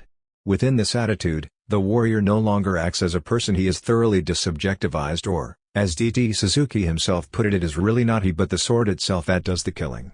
He had no desire to do harm to anybody, but the enemy appears and makes himself a victim. It is as though the sword performs automatically its function of justice, which is the function of mercy. 84. Does this description not provide the ultimate example of the phenomenological attitude which, instead of intervening into reality, just lets things appear as they are? The sword itself does the killing, the enemy just appears and makes himself a victim, the warrior is in it for nothing, reduced to being the passive observer of his own acts. No wonder that, struck by his leader's cold demeanor and his utter ruthlessness towards their enemies, one of his comrades once compared Pol Pot with a Buddhist monk who had attained the third level of consciousness. You are completely neutral. Nothing moves you. This is the highest level. 85. One should not dismiss this as an obscene false parallel. Pol Pot did indeed come from a Buddhist cultural background, and there is a long tradition of militarist discipline in Buddhism. We find the same authoritarian streak in Tibetan Buddhism, for example, in a traditional Tibetan custom which has undergone a strange transformation over the last half-century. During the Cultural Revolution, if an old landowner met emancipated serfs on the road, he would stand to the side, at a distance, putting a sleeve over his shoulder, bowing down and sticking out his tongue, a courtesy paid by those of lower status to their superiors, and would only dare to resume his journey after the former serfs had passed by. Now things have changed back. The former serfs stand at the side of the road, bow and stick out their tongues, making way for their old lords. This has been a subtle process, completely voluntary, neither imposed by anyone nor explained. 86. In short, the ex-serfs somehow detected that with Deng Xiaoping's reforms, they were once again at the bottom of the social scale. However, much more interesting than the redistribution of social hierarchy signaled by this change is the fact that the same traditional ritual survived such tremendous social transformations. In order to dispel any illusions about Tibetan society, is it not enough to note the distasteful nature of this custom? Over and above the usual stepping aside and bowing to add insult to injury, as it were, the subordinated individual had to fix his face in an expression of humiliating stupidity, open-mouthed with tongue stretched out, eyes turned upwards, etc., in order to signal with his grotesque grimace his worthless stupidity. The crucial point here is to recognize the violence of this practice, a violence that no consideration of cultural differences and no respect for otherness should wash over. The point here is not to criticize Buddhism, but merely to emphasize the irreducible gap between subjective authenticity and moral goodness in the sense of social responsibility. The difficult thing to accept is that one can be totally authentic in overcoming one's false self and yet still commit horrible crimes, and vice versa. Of course, one can be a caring subject, morally committed to the full, while existing in an inauthentic world of illusion with regard to oneself. This is why all the desperate attempts by Buddhists to demonstrate how respect and care for others are necessary steps towards and conditions of enlightenment misfire. Suzuki himself was much more honest in this regard when he pointed out that Zen is a meditation technique which implies no particular ethico-political stance in his political life. A Zen Buddhist may be a liberal, a fascist, or a communist. Again, the two vacuums never coincide. In order to be fully engaged ethico-politically, it is necessary to exit the inner peace of one's subjective authenticity. Chapter 3. Fichte's Choice. Perhaps the most productive way to deal with an official history of philosophy is to consider how a philosopher who was overcome by his successor according to this official line reacted or would have reacted to his successor. How would Plato react to Aristotle, or Wagner to Nietzsche, or Husserl to Heidegger, or Hegel to Marx? One The most intriguing case of this rebellion of the vanquished was German idealism, wherein each of the predecessors in the official line of progress, Kant, Fichte, Schelling, Hegel, late Schelling, reacted to the critique or interpretation of his work by his successor. Fichte wanted merely to complete Kant's philosophy with his Wissenschaftslehre, and Kant's disparaging remarks about Fichte are well known. He rejected as meaningless and tautological the very term Wissenschaftslehre, doctrine about knowledge. Fichte's subjective idealism was then followed by Schelling's philosophy of identity, which supplements the transcendental subjective genesis of reality with a philosophy of nature. Fichte bitterly rejected this supplement as a misreading of his Wissenschaftslehre, as one can read in their correspondence. On the other hand, Schelling himself was not slow to retort that Fichte had radically changed his position in reaction to Schelling's critique. Hegel's overcoming of Schelling is a case in itself. Schelling's reaction to Hegel's idealist dialectic was so strong that it has increasingly come to be seen as the next, even final step in the inner development of German idealism. Indeed, there is a book by Walter Schultz with the title The Accomplishment of German Idealism in Schelling's Late Philosophy. Schelling's first and decisive breakout of the constraints of his early philosophy of identity occurs with his treatise on the essence of human freedom from 1807, a year of Hegel's Phenomenology of Spirit, to which Hegel reacted in his posthumously published Lectures on the History of Philosophy with a brief and ridiculously inadequate dismissal which totally misses the point of Schelling's masterpiece. What is today considered a high point in the entire history of philosophy appeared to Hegel as an insignificant minor essay. No wonder, then, that the topic among contemporary Hegel scholars is what would Hegel's rejoinder have been to Schelling's critique of dialectics as a mere negative philosophy? Among others, Dieter Henrich and Friedrich Beiser have tried to reconstruct a Hegelian answer. When, in 1841, it was announced that the old Schelling would go to Berlin and start teaching there, answering the call by the Prussian king himself to fight the dragon seed of Hegelian pantheism with its facile omniscience, Karl Rosenkranz, a leading pupil of Hegel, wrote that he was delighted by this prospect. I looked forward to the fight that this occasion must cause. I rejoiced in quiet over what by all appearances would be the toughest test of the Hegelian system and its adherents. I reveled in the feeling of progress, which for philosophy must spring from this. I greeted this challenge as a phenomenon never before encountered in philosophy, where a philosopher should have the power to step beyond the circle of his creation and grasp its consequences, which in the history of philosophy until now is without precedent. It is effectively as if, on such occasions, an impossible encounter takes place. A philosopher is somehow able to step onto his own shoulders and see himself, his thought, objectively, as part of a larger movement of ideas, interacting with what comes after. What is the philosophical status of these retroactive rejoinders? It is all too easy to claim in the postmodern vein of the end of the grand narratives that they bear witness to the failure of every general scheme of progress. They do not so much undermine the underlying line of succession from Kant to late Schelling as, rather, highlight its most interesting and lively moment, the moment when, as it were, a thought rebels against its reduction to a term in the chain of development and asserts its absolute right or claim. Sometimes, such reactions are mere outbursts of a helpless disorientation. Sometimes, they are themselves the true moments of progress. That is to say, when the old is attacked by the new, this first appearance of the new is, as a rule, flat and naive. The true dimension of the new arises only when the old reacts to the first appearance of the new. Pascal reacted from a Christian standpoint to scientific secular modernity, and his reaction, his struggling with the problem of how to remain a Christian in the new conditions, tells us much more about modernity than its direct partisans. 3. True progress emerges from the reaction of the old to progress. True revolutionaries are always reflected conservatives. As Roman Bainton, Luther's commentator, put it, the most intrepid revolutionary is the one who has a fear greater than anything his opponents can inflict upon him. For a version of Racine's I fear God, and I have no other fears, from his Ottilie. One of the great cases of a philosopher answering his successor is that of Husserl vis-à-vis Heidegger. Husserl is often reproached for trying to cling on to the abstract Cartesian subject, that is, for failing to fully grasp in der Welt sein, the subject's active engagement in its life world. Only Heidegger, it is said, was able to make this move, in Sein und Zeit. What if, however, it is Heidegger who is not concrete enough in his critique of Husserl? What if he overlooks the existential base of Husserl's phenomenological reduction? Husserl's phenomenological reduction is an exemplary case of the gap between the pure logical process of reasoning and the corresponding spiritual attitude. If one limits oneself to the process of reasoning, Husserl's deduction cannot but appear an extravagant exercise in abstract reasoning at its worst. All we can be sure that really exists is the process of thinking, that is, so if we want an absolutely scientific starting point, we will have to bracket the naive realist notion of things existing out there in the world and take into account only their pure appearance, the way they appear to us and are correlative to our transcendental acts.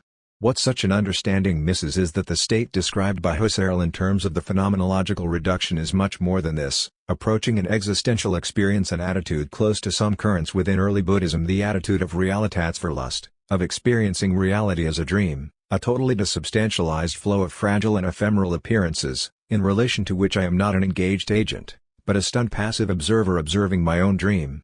Even when I act, it is not the core of me that acts, I observe myself, another ethereal appearance, interacting with other appearances. Husserl should thus also be read against the background of the unity of philosophy and the existential position in actual life, which was for the first time explicitly posited by Fichte, who proposed to develop a philosophical theory from the perspective of the living mind that directly reflected the actual life of the mind. 5. This attitude is best expressed in Fichte's saying that the kind of philosophy one has depends on what kind of man one is. Philosophy is not a neutral worldview, but a reflective appropriation of one's pre-theoretical existential attitudes. And is not Hegel's phenomenology of spirit a systematic deployment of this stance? Is not every figure of consciousness described by Hegel a unity of a philosophical notion and a practical life-world position? 6. This brings us back to Balmas and the reasons why Lacan retained the term subject. Husserl's phenomenological reduction implicitly refers to the existential experience of a kind of psychotic disengagement for which there is no place in the Heideggerian edifice. This is why Husserl's manuscripts on passive synthesis and time consciousness are so precious. Far from being mere footnotes in the history of philosophy or pathetic dead ends, these detours of the old which, instead of graciously conceding defeat and leaving the scene, persist and counterattack the new, are in fact the very catalysts of its development. To grasp a philosophy at its most radical, one should imagine, for example, how Kant would have answered Hegel, how Hegel would have answered the late Schelling or Marx, how Husserl would have answered Heidegger. From Fichte's ICH to Hegel's subject. Arguably the most interesting case of such a retroactive rejoinder is presented by Fichte's late philosophy, in which he implicitly or explicitly answers his critics, primarily Schelling. Let us then focus on Fichte's shift from the self-positing I to the subjective divine being as the ultimate ground of all reality. Here is Günter Zoller's succinct description of this basic shift in Fichte's doctrine from the Jena period 1794-99 to the Berlin period 1799-1814. In the Jena period, the I, in its capacity as absolute I, had functioned as the principle of all knowledge.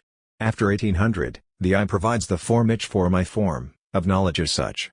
The ground is now no longer identified with the I qua absolute I, but with something absolute prior to and originally independent of the I, sane, being, or God.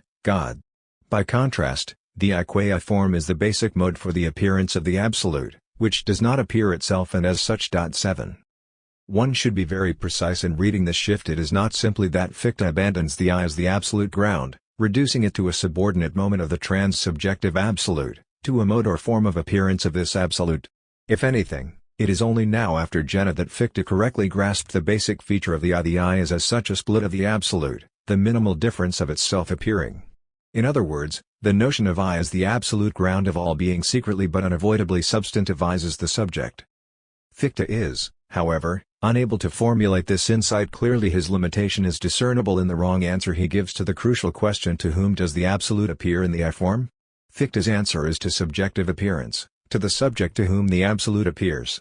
What he is not able to assert is that, in appearing to the subject, the absolute also appears to itself, i.e., that the subjective reflection of the absolute is the absolute's self-reflection.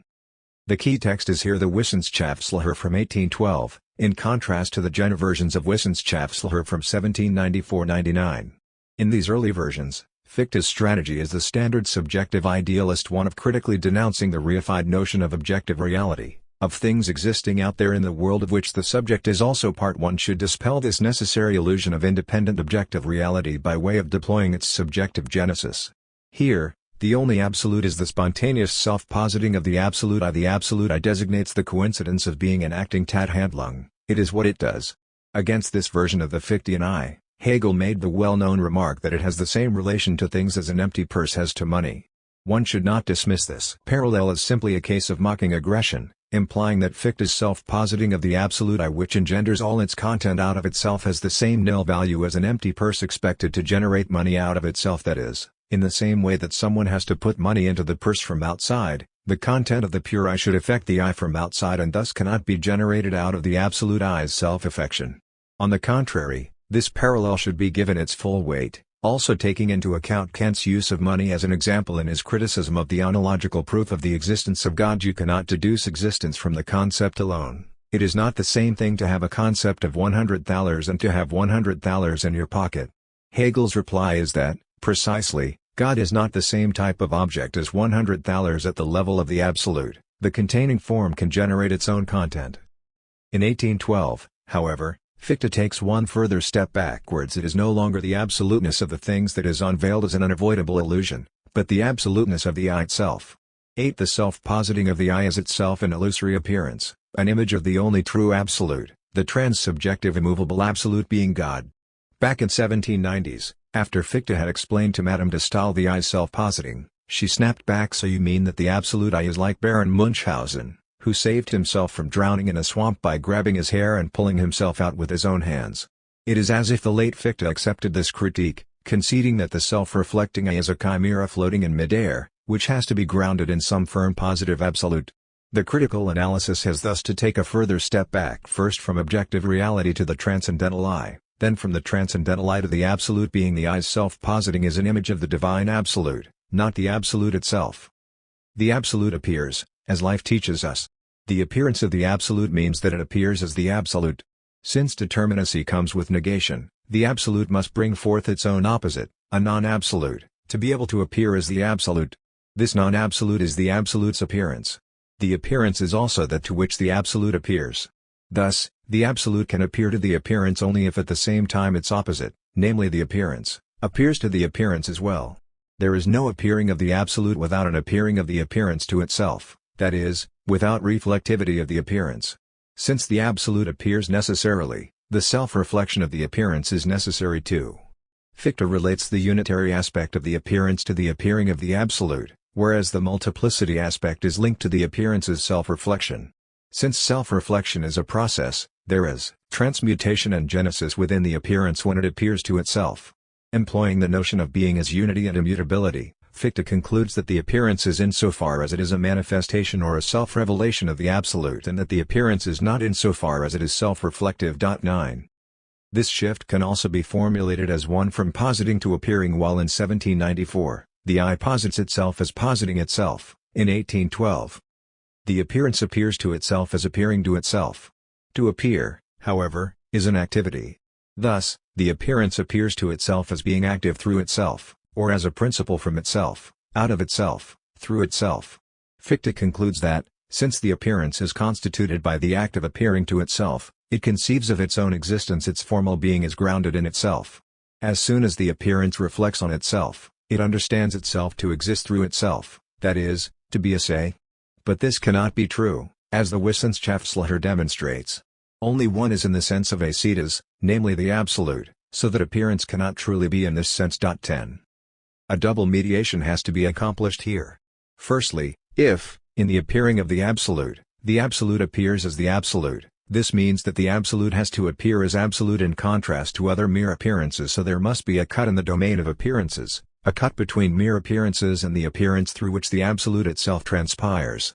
In other words, the gap between appearance and true being must inscribe itself into the very domain of appearing. But what this reflectivity of appearing means is that the absolute also exposes itself to the danger of merely appearing to be the absolute. The appearing of the absolute turns into the misleading, illusory appearing to be the absolute. Is not the entire history of religion from a materialist standpoint, of course, the history of such false appearances of the absolute? At this level, the absolute is its own appearing, that is, an organization of appearances which evokes the mirage that there is, hidden behind it, an absolute which appears shines through it. Here, in effect, the illusion is no longer one of mistaking appearing for being, but of mistaking being for appearing. The only being of the absolute is its appearing, and the illusion is that this appearing is a mere image behind which there is a transcendent true being. So when Fichte writes the following, he overlooks that error which is the exact opposite of mistaking images for being that of taking as the true being what is effectively only its image, namely the error of mistaking being for images, in other words of taking as merely an image of the true being what is effectively the true being itself. Every error without exception consists in mistaking images for being. The Wissenschaftslehrer has for the first time pronounced how far this error extends through showing that being is only in God. 11. At this level, one should thus accept the Derridean theological conclusion: God is not an absolute being persisting in itself, it is the pure virtuality of a promise, the pure appearing of itself. In other words, the absolute beyond appearances coincides with an absolute appearance, an appearance beneath which there is no substantial being. Second, mediation. If the absolute is to appear, appearing itself must appear to itself as appearing, and Fichte conceives this self-appearing of appearance as subjective self-reflection. Fichte is right to endorse a two-step critical approach: first the move from the object to its subjective constitution, then the metacritical step of deploying the abyssal mirage of the subject's self-positing. What he gets wrong is the nature of the absolute that grounds subjectivity itself. The late Fichte's absolute is an immovable transcendent in itself, external to the movement of reflection. What Fichte cannot think is the life, movement, mediation, in the absolute itself. How, precisely, the absolute's appearing is not a mere appearance, but a self-actualization, a self-revelation, of the absolute. This immanent dynamics does not make the absolute itself a subject, but it inscribes subjectivization into its very core. What Fichte was furthermore unable to grasp is the speculative identity of these two extreme poles: pure absolute being and the appearance appearing to itself. The I's self-positing self-reflectivity is, quite literally, the image of the absolute as self-grounded being. Therein resides the objective irony of Fichte's development. Fichte, the philosopher of subjective self-positing, ends up reducing subjectivity to a mere appearance of an immovable absolute in itself.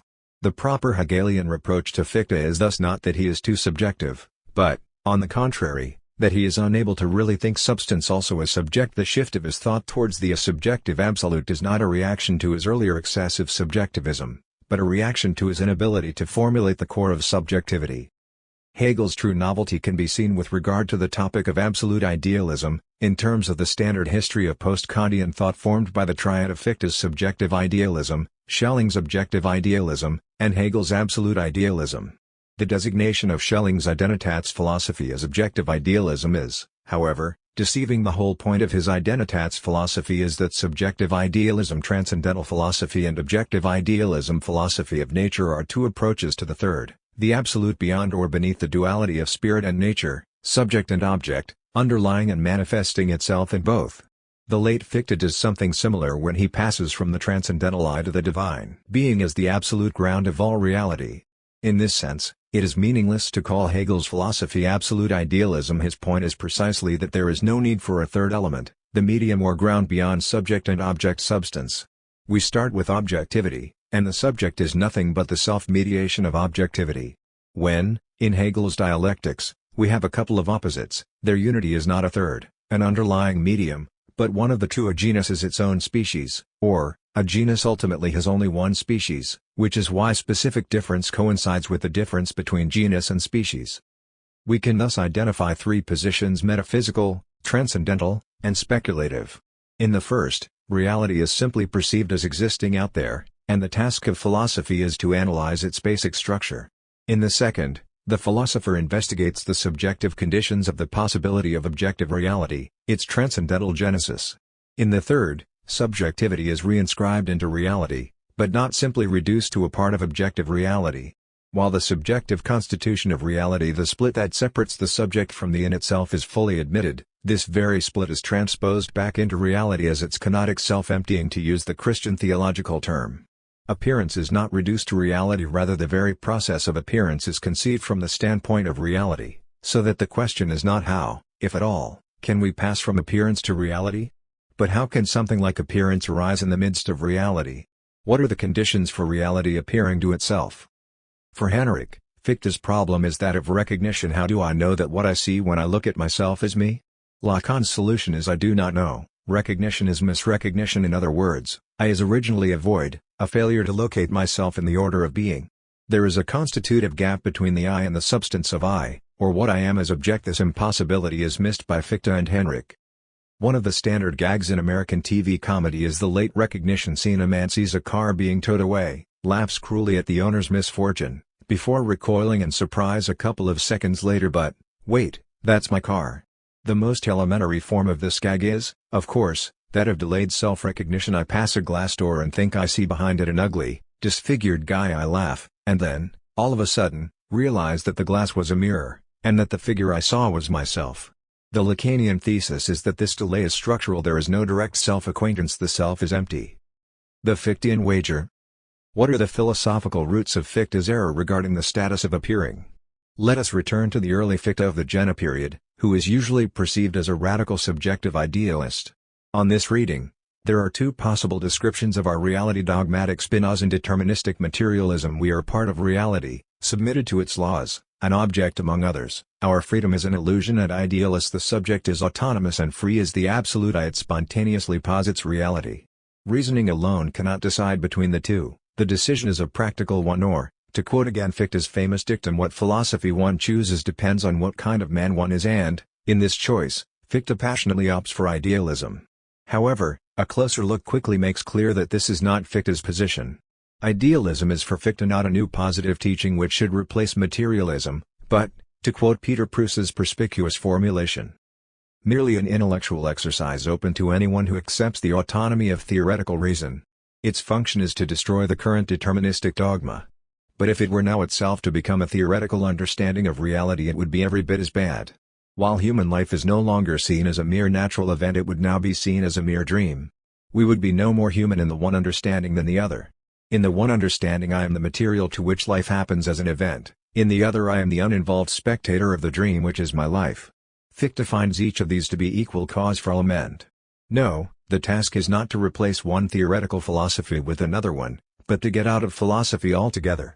Philosophical reason is not autonomous, but has its foundation in practical reason, i.e., the will. Fichte is widely misunderstood as opting for idealism over realism. Neither realism of whatever kind nor idealism of whatever kind yields knowledge, theoretical understanding of reality.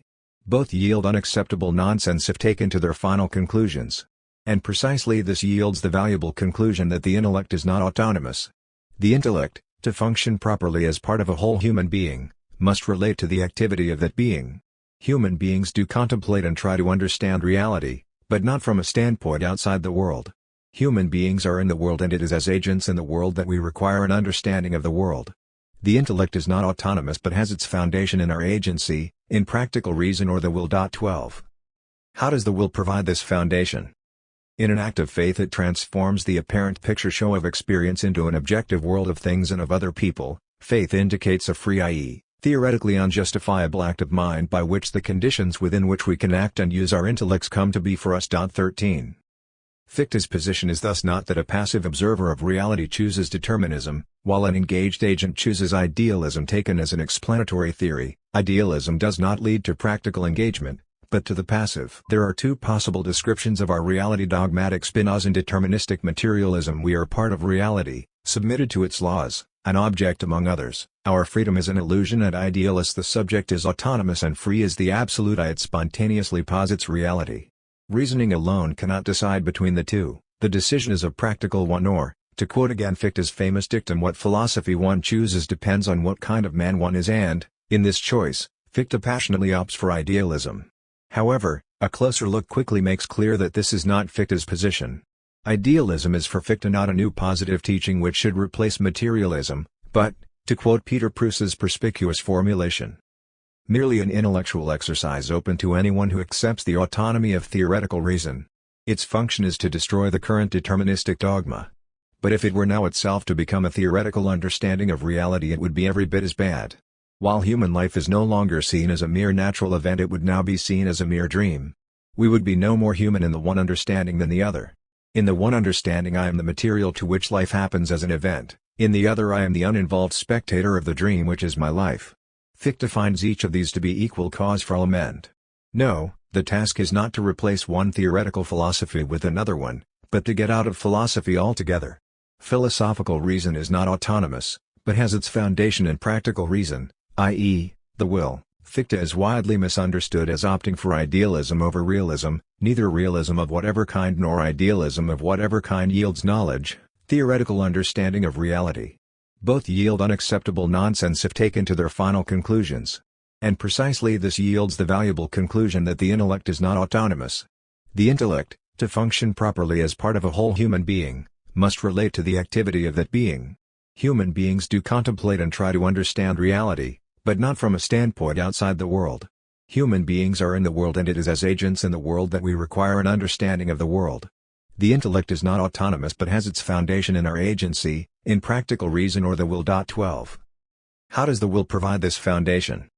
In an act of faith, it transforms the apparent picture show of experience into an objective world of things and of other people. Faith indicates a free, i.e., theoretically unjustifiable act of mind by which the conditions within which we can act and use our intellects come to be for us. 13. Fichte's position is thus not that a passive observer of reality chooses determinism, while an engaged agent chooses idealism. Taken as an explanatory theory, idealism does not lead to practical engagement, but to the passive. The existence of holy matter is the fundamental dogma of the theology of dialectical materialism. After a series of arguments which, one has to admit, although not all devoid of philosophical interest, are irredeemably marked by a pre-Kantian naivete, Buchhorn concludes the chapter with the ironic call which, nonetheless, cannot conceal the underlying despair. Hold your tongue, Mephistopheles. Hold your dissolute tongue. 16. But in spite of this exorcism, the devil continues to reappear throughout the book. See the first sentence of chapter 12. After a long interval, the demon of irony again makes his appearance. 17. As in Fichte, external reality is a matter of faith, of breaking the deadlock of theoretical sophistry with a practical salto vitale. Where Fichte is more consistent than Buchhorn is in his awareness that there is an element of credo que absurdum in this leap. The discord between our knowledge and our ethico-practical engagement is irreducible, one cannot bring them together in a complete worldview. Fichte here radicalizes Kant, who had already conjectured that the transcendental I, in its spontaneity, occupies a third space between phenomena and noumena. The subject's freedom spontaneity is not the property of a phenomenal entity, hence it cannot be dismissed as a false appearance concealing the noumenal fact that we are totally caught in an inaccessible necessity. However, it is also not simply noumenal.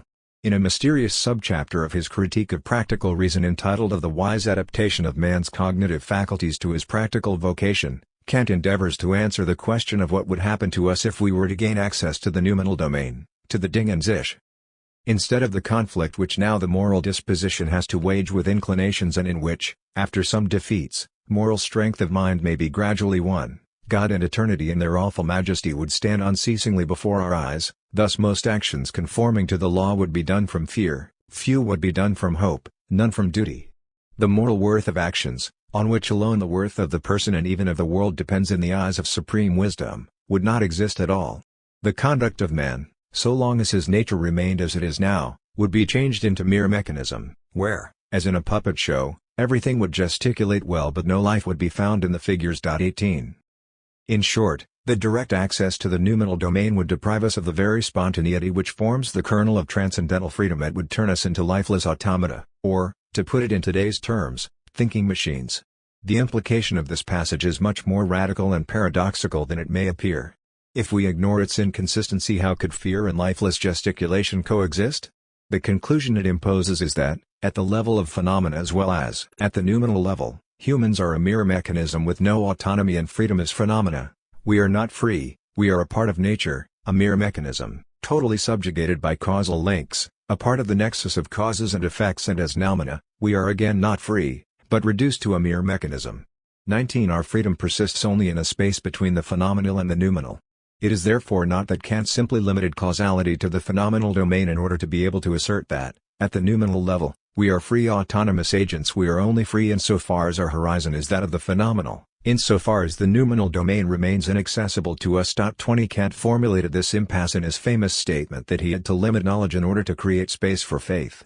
Along the same, Fichte's philosophy ends in total cognitive skepticism, i.e., in the abandonment of philosophy proper, and looks instead to a kind of quasi-religious faith for wisdom. But he thinks that this is not a problem, since all that matters is practical to produce a world fit for human beings, and to produce myself as the person I would be for all eternity. 21. The limitation of this position resides in Kant's and Fichte's inability to conceive positively of the ontological status of this neither phenomenal nor noumenal autonomous spontaneous subject. This is already Heidegger's reproach in Sein und Zeit. Traditional metaphysics cannot think the ontological status of Dasein. Hegel's solution here involves the transposition of the epistemological limitation into ontological fact. The void of our knowledge corresponds to a void in being itself, to the ontological incompleteness of reality. This transposition enables us to cast new light on the Hegelian definition of freedom as conceived necessity. The consistent notion of subjective idealism compels us to invert this thesis and conceive of necessity as ultimately nothing but conceived freedom. The central tenet of Kant's transcendental idealism is that it is the subject's spontaneous, i.e., radically free act of transcendental apperception that changes the confused flow of sensations into reality, which obeys necessary laws. The point is even clearer in moral philosophy when Kant claims that moral law is the ratio cognoscendi of our transcendental freedom. Does he not literally say that necessity is conceived freedom? In other words, the only way for us to get to know conceive of our freedom is via the fact of the unbearable pressure of the moral law, of its necessity, which enjoins us to act against the compulsion of our pathological impulses. At the most general level, one should posit that necessity, the symbolic necessity that regulates our lives, relies on the abyssal free act of the subject, on its contingent decision, on what Lacan calls the point de capiton, the quilting point, which magically turns confusion into a new order. Is this freedom that is not yet caught up in the web of necessity not the abyss of the night of the world? For this reason, Fichte's radicalization of Kant is consistent, not just a subjectivist eccentricity. Fichte was the first philosopher to focus on the uncanny contingency at the very heart of subjectivity. The Fichtean subject is not the overblown ego equals ego as the absolute origin of all reality, but a finite subject thrown into, caught up in, a contingent social situation forever eluding mastery. 22 The anstos, the primordial impulse that sets in motion the gradual self-limitation and self-determination of the initially void subject, is not merely a mechanical external impulse. It also points towards another subject who, in the abyss of its freedom, functions as the challenge Aufforderung compelling me to specify my freedom, that is, to accomplish the passage from the abstract egotistic freedom to concrete freedom within the rational ethical universe. Perhaps this inner subjective Aufforderung is not merely the secondary specification of the anstos, but its exemplary original case. It is important to bear in mind the two primary meanings of anstos in German Czech: obstacle, hindrance, something that resists the boundless expansion of our striving, and an impetus or stimulus, something that incites our activity. Anstos is not simply the obstacle the absolute I posits for itself in order to stimulate its activity, so that by overcoming the obstacle it can assert its creative power, like the games the proverbial ascetic saint plays with himself, inventing increasingly perverse temptations in order to confirm his strength by successfully resisting them. If the Kantian Ding an sich corresponds to the Freudian Lacanian thing, anstos is closer to the objet pédier, to the primordial foreign body that sticks in the throat of the subject, to the object cause of desire that splits it up. Fichte himself defines anstos as the non-assimilable foreign body that causes the subject's division into the empty absolute subject and the finite determinate subject, limited by the non-I. Anstos thus designates the moment of the run-in, the hazardous knock, the encounter with the real in the midst of the ideality of the absolute I. There is no subject without anstos. Without the collision with an element of reducible facticity and contingency, the I is supposed to encounter within itself something foreign. The point is thus to acknowledge the presence, within the I itself, of a realm of irreducible otherness, of absolute contingency and incomprehensibility. Ultimately, not just Angelus Silesius's rose, but every anstos whatsoever is ton of Harum. 23 In clear contrast to the Kantian noumenal ding that affects our senses, anstos does not come from outside, it is stricto sensu ex time at a non-assimilable foreign body in the very core of the subject. As Fichte himself emphasizes, the paradox of anstos resides in the fact that it is simultaneously purely subjective and not produced by the activity of the I. If anstos were not purely subjective, if it were already the non-I, part of objectivity, we would fall back into dogmaticism. That is, anstos would effectively amount to no more than a shadowy remainder of the Kantian Ding an sich and would thus only confirm Fichte's inconsequentiality, the most common reproach against him. If anstos were simply subjective, it would be a case of the subject's vacuous playing with itself, and we would never reach the level of objective reality. That is, Fichte would effectively be a solipsist, another commonplace reproach against his philosophy. The crucial point is that anstos sets in motion the constitution of reality. At the beginning is the pure I with the non-assimilable foreign body at its heart. The subject constitutes reality by way of assuming a distance towards the real of the formless anstos and conferring on it the structure of objectivity. What imposes itself here is the parallel between the Fichtean anstos and the Freudian Lacanian scheme of the relationship between the primordial echuric and the object, the foreign body in its midst, which disturbs its narcissistic balance, setting in motion a long process of the gradual expulsion and structuration of this inner snag, through which what we experience as external, objective reality is constituted. If Kant's Ding und sich is not Fichte's Anstoss, what is the difference? Or, to put it in another way, where do we find in Kant something prefiguring Fichte's Anstoss? One should not confuse Kant's Ding und sich with the transcendental object, which, contrary to some confused and misleading formulations found in Kant himself, is not noumenal but the nothingness, the void on the horizon of objectivity, of that which stands against the finite subject, the minimal form of resistance that is not yet any positive determinate object that the subject encounters in the world. Kant uses the German expression da Wider, what is out there opposing itself to us, standing against us. This da Wider is not the abyss of the thing, it does not point to the dimension of the unimaginable, but is, on the contrary, the very horizon of openness towards objectivity within which particular objects appear to a finite subject. Anstoss und Tathandlung. To recapitulate, Anstoss is formally homologous to the Lacanian Objet like a magnetic field. It is the focus of the eye's positing activity, the point around which this activity circulates, yet it is in itself entirely insubstantial, since it is created, posited, generated, by the very process which reacts to it and deals with it. It is like in the old joke about the conscript who pleaded insanity in order to avoid military service. His symptom was to compulsively examine every paper within reach and exclaim, "That's not it." When examined by the military psychiatrists, he does the same, so the psychiatrists finally gave him a paper confirming his release from military service. The conscript reaches for it, examines it, and exclaims, "That's it." Here, also, the search itself generates its object. And therein resides the ultimate paradox of the Fichtean Anstoss. It is not immediately external to the circular movement of reflection, but an object which is posited by this very self-referential movement. Its transcendence, impenetrability, irreducibility to an ordinary represented object coincides with its absolute immanence. Is Anstoss then immanent or transcendent? Does it disturb the eye from the outside, or is it posited by the eye itself? In other words, do we have, first ideally, the pure life of the self-positing eye, which then posits the obstacle? If it is transcendent, we have the finite subject limited by Anstoss, be it in the form of the Kantian thing in itself, or in the form, today much more acceptable, of inner subjectivity, of another subject as the only true thing, as the ethical Anstoss. If it is immanent, we get the boring, perverse logic of the eye which posits an obstacle in order to overcome it. So the only solution is absolute simultaneity, overlapping of self-positing and obstacle, that is, the obstacle is the excremental reject of the process of self-positing, not so much posited as ejected, excreted, secreted, as the obverse of the activity of self-positing. In this sense, Anstoss is the transcendental a priori of positing, that which incites the eye to endless positing, the only non-posited element. Or, in Lacanese, following Lacan's logic of non-all, the finite eye and the non-eye object limit each other, while, at the absolute level, there is nothing which is not I, the eye is unlimited, and for that reason non-all, the Anstoss, is that which makes it non-all. Seel van Poorty reformulated this crucial point clearly. If we are trying to account for the limit, we should be careful never to represent it in an objective, or, rather, objectivized way.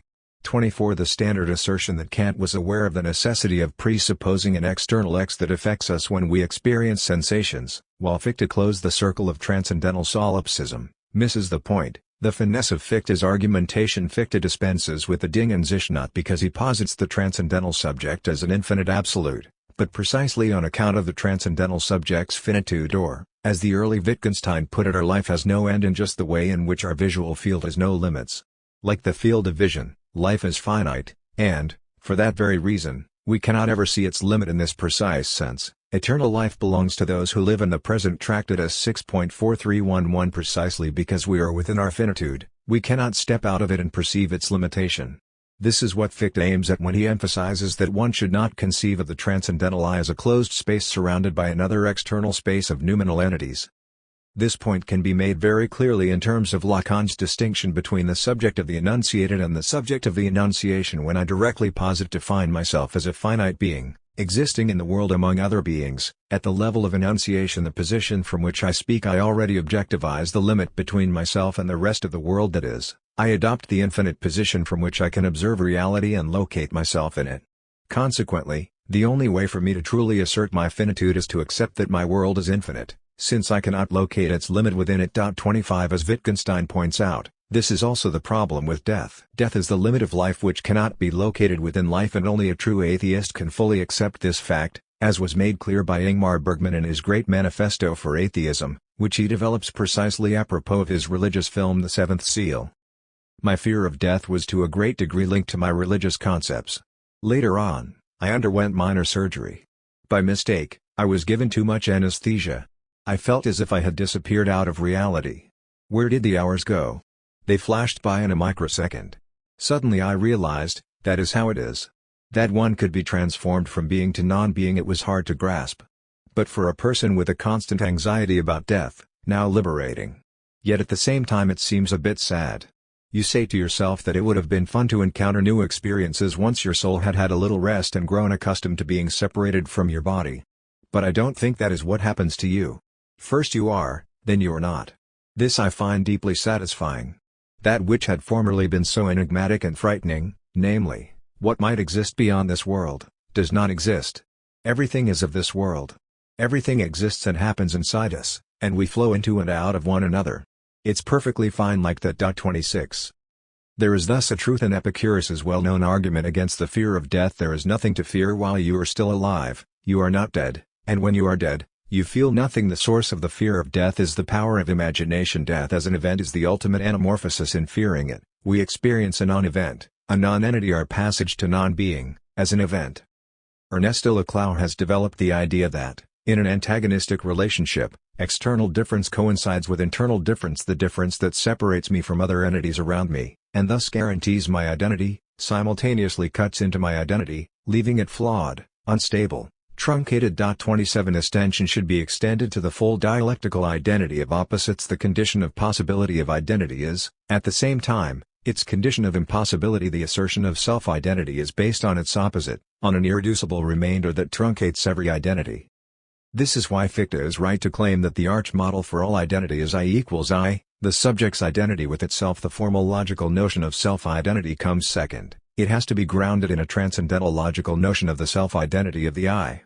When Fichte emphasizes that the absolute I is not a Fact-Tatsache but a Deed-Tat-Handlung, that its identity is purely and thoroughly processual, he means precisely that the subject is the result of its own failure to become a subject. I try to fully actualize myself as a subject, I fail to become a subject, and this failure is the subject that I am. Only in the case of the subject do we get this full coincidence of failure and success, of identity is grounded in its own lack. In all other cases, there is the appearance of a substantial identity that precedes or underlies processuality. And the point of Fichte's critique of realist dogmatism is to assert the transcendental ontological priority of this pure processuality of the I over every substantial entity. Every appearance of substantial identity has to be accounted for in terms of transcendental genesis, as the reified result of the pure I's processuality.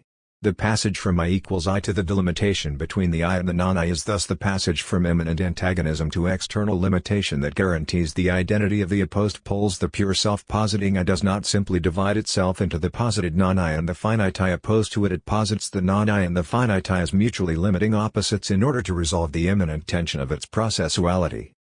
The claim that the limitation of the subject is simultaneously external and internal, that the subject's external limit is always its internal limitation, is, of course, developed by Fichte into the main thesis of his absolute transcendental idealism. Every external limit is the result of an internal self-limitation. This is what Kant does not see for him. The thing in itself is directly the external limit of the phenomenal field constituted by the subject. In other words, the limit that separates the noumenal from the phenomenal is not the transcendental subject's self-limitation, but simply its external limit. However, does all this endorse the standard reading, according to which Fichte marks the passage to transcendental absolute idealism, wherein every external limit of subjectivity is co-opted, re-inscribed as a moment of the subject's infinite self-mediation limitation?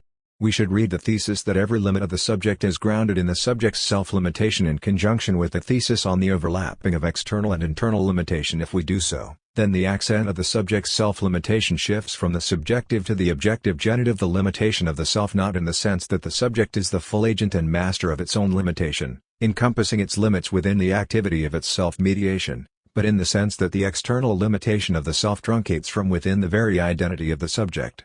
It is again Portier who clearly spells out this point. What the I, insofar as it is precisely the absolute I, is not, that is to say, the non-I itself, is thus for the I absolutely nothing, a pure nothingness, or, as Fichte himself put it, a kind of non-being. We should thus take care not to represent to ourselves the non-I as another level than that of the I outside the transcendental field of the positing I. There is truly nothing but the absence of all space, in other words, the non-level, the void that is proper to the non-I. 28. What this means is that, since there is nothing outside the self-positing of the absolute I, the non-I can only be posited as correlative to the I's non-positedness. The non-I is nothing but the non-positedness of the I. Or, translated into terms closer to our common experience, since, in Fichte's absolute egological perspective, all positing activity is the activity of the I, when the I encounters the non-I as active, as objective reality exerting active pressure on the I, actively resisting it, this can only be the result of the I's own passivity. The non-I is active only insofar as I render myself passive and thus let it act back upon me. 29 Therein lies, for Fichte, the fatal flaw of Kant's thing in itself insofar as the Kantian thing is conceived as existing independently of the I and, as such, exerting pressure on it. We are dealing here with an activity in the non-I to which no passivity in the I itself corresponds, and this is totally unthinkable for Fichte, a remainder of metaphysical dogmatism. This brings us to the topic of the subject's finitude in Fichte. The a priori synthesis of the finite and the infinite is the finitude of the positing I. The I, that is to say, the act of reflection into itself, always has to posit something absolute outside itself, all the while recognizing that this entity can only exist for it, that is to say, relatively to the finitude and the precise mode of intuition of the I. 30. Fichte thus resumes the basic insight of the philosophy of reflection, which is usually formulated in a critical mode the moment the subject experiences itself as redoubled in reflection, caught in oppositions, and so on. It has to relate this split-mediated condition of its own to some presupposed absolute inaccessible to it, set up as the standard which the subject tries to rejoin. The same insight can also be made in more common-sense terms when we humans are caught in a turmoil of activity. It is our propensity to imagine an external absolute point of reference that would provide an orientation for, and bring some stability to, that activity.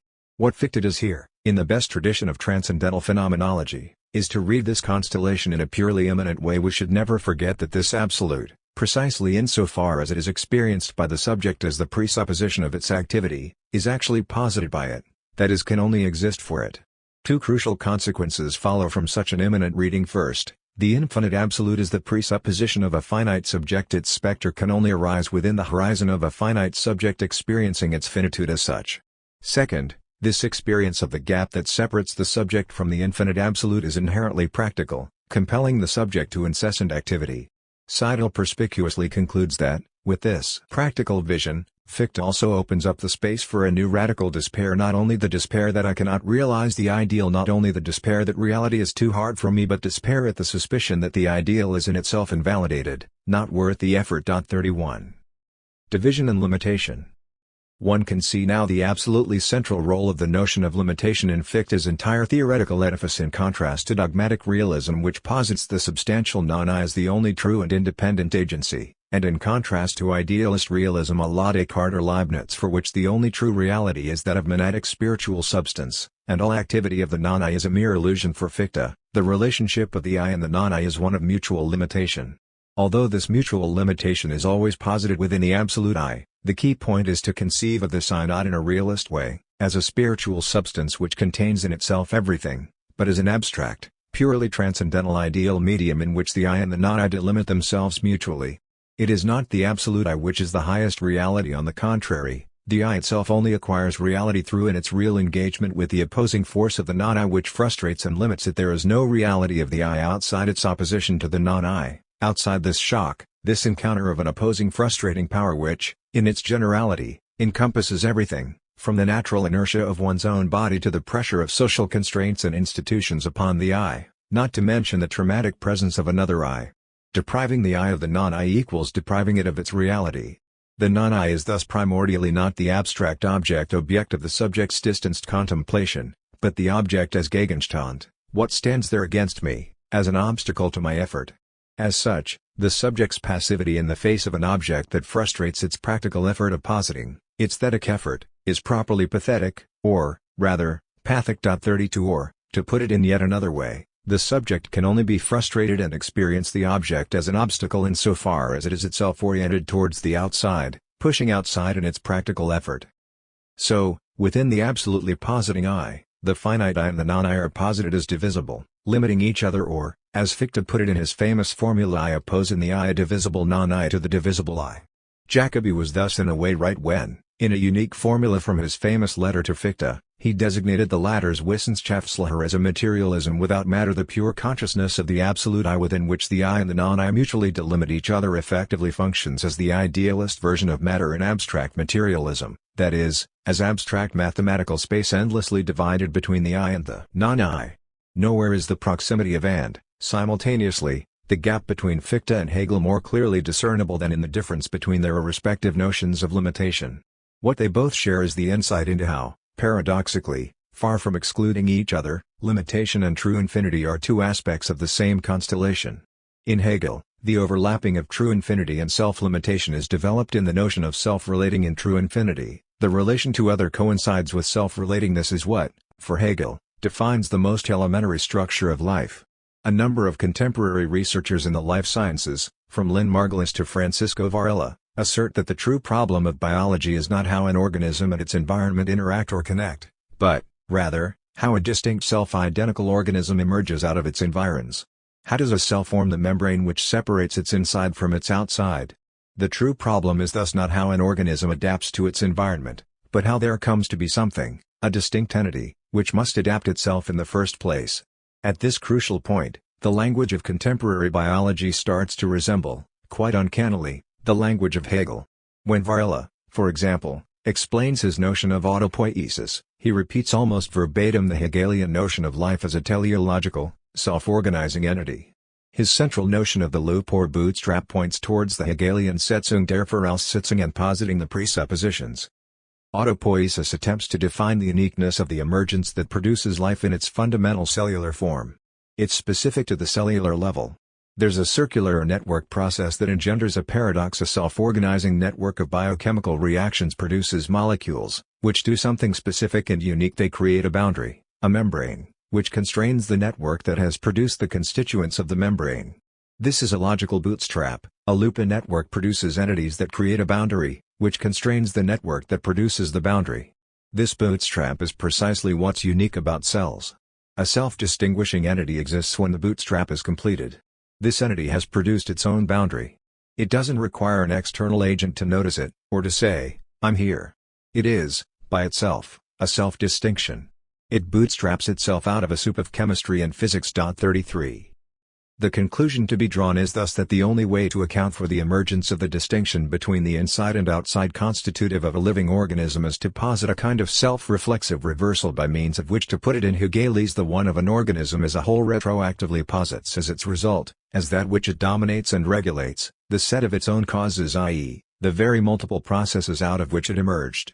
In this way, and only in this way, an organism is no longer limited by external conditions, but is fundamentally self-limited again. As Hegel would have articulated it, life emerges when the external limitation of an entity by its environs turns into self-limitation. This brings us back to the problem of infinity. For Hegel, true infinity does not stand for limitless expansion, but for active self-limitation, self-determination, in contrast to being determined by the other.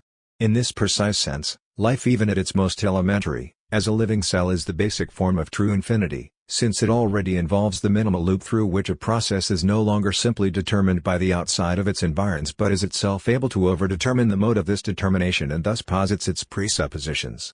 Infinity acquires its first actual existence the moment a cell's membrane starts to function as a self-boundary. So, when Hegel includes minerals in the category of life, as the lowest form of organisms, does he not anticipate Lynn Margulis, who also insists on forms of life preceding vegetable and animal life? In Fichte, however, the link between infinity and limitation is completely different. The Fichtean infinity is enacting infinity, the infinity of the subject's practical engagement. 34 Although, obviously, an animal can also be frustrated by objects' obstacles, it does not experience its predicament as stricto sensu limited. It is not aware of its limitation, since it is simply constrained by it. But man does experience his predicament itself as frustratingly limited, and this experience is sustained by his infinite striving to break out of it. In this way, man's acting infinity is directly grounded in his experience of his own finitude. Or, to put it in a slightly different way, while an animal is simply immediately limited, namely while its limit is external to it and thus invisible from within its constrained horizon, if an animal were to speak, it would not be able to say, I am limited to my small, poor world, unaware of what I am missing. A man's limitation is self-limitation in the precise sense that it cuts into his very identity from within, frustrating it, finitizing it, and this prevents man not only from becoming the world, but from becoming himself. This is the often overlooked counterpart of Fichte's basic thesis on how I oppose in the I a divisible non-I to the divisible I. The fact that the limit between the I and the object obstacle falls within the I entails not only the triumphant conclusion that the I is the encompassing unity of itself and its subjective other, it also entails the much more unpleasant and properly traumatic conclusion that the object obstacle cuts into the I's identity itself, rendering it finite frustrated. This crucial insight enables us to approach what some interpreters see as the problem for Fichte: how to pass from the I to the non-I as an in itself that has a consistency outside the I's reflexive self-movement. Does the I's circular self-positing hang in mid-air, unable ever to really ground itself?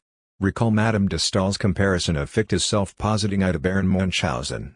Pierre Lévy proposed an ingenious solution 35. Since there must be a kind of external point of reference for the I, without it, the I would simply collapse into itself, and since this point nonetheless cannot be directly external to the I, since any such externality would amount to a concession to the Kantian thing in itself that impedes the I's absolute self-positing, there is only one consistent way out of this deadlock: to ground the circular movement of reflexivity in itself, not by way of the impossible Munchausen trick in which the founded X retroactively provides its own foundation, but by way of referring to another I. In this way, we get a point of reference which is external to a singular I, and which the latter experiences as an opaque impenetrable kernel, yet which is nonetheless not foreign to the reflexive movement of self-positing, since it is merely another circle of such self-positing. In this manner, Fichte can ground the a priori necessity of intersubjectivity. One can only admire the elegant simplicity of this solution, which calls to mind the Lacanian Freudian notion of the neighbor as the impenetrable traumatic thing. However, ingenious as the solution is, it nonetheless fails, in neglecting the fact that the I's relating to the object, in the strict formal sense of transcendental genesis, precedes the I's relating to another I. The primordial other, the neighbor qua thing, is not another subject. The anstos which awakens what will have been the subject out of its pre-subjective status is another, but not the other of reciprocal intersubjectivity. The finite absolute. We can see now the fatal flaw in dismissing Fichte's thought as the extreme point of German idealism, as representing idealism at its worst. According to this commonplace, Hegel represents the moment of madness, the dream of a system of absolute knowledge, but, as this view goes, his work nonetheless contains a lot of useful historical material as well as many valuable insights on history, politics, culture, and aesthetics.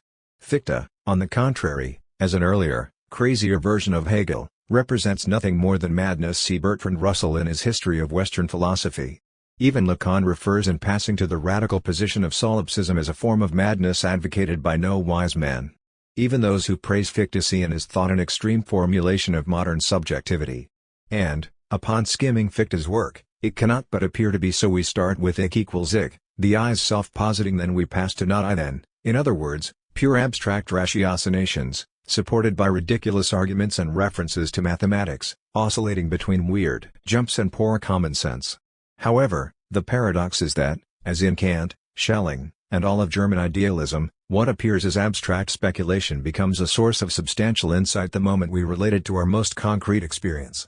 For example, when Fichte claims that it is because the absolute ideal self is posited by the finite self that the outpositing of the non-self occurs, this makes sense as a speculative description of the finite subject's concrete practical engagement. When I as finite subject posit an ideal unattainable practical goal, the finite reality outside me appears as not self, as an obstacle to my goal to be overcome, transformed.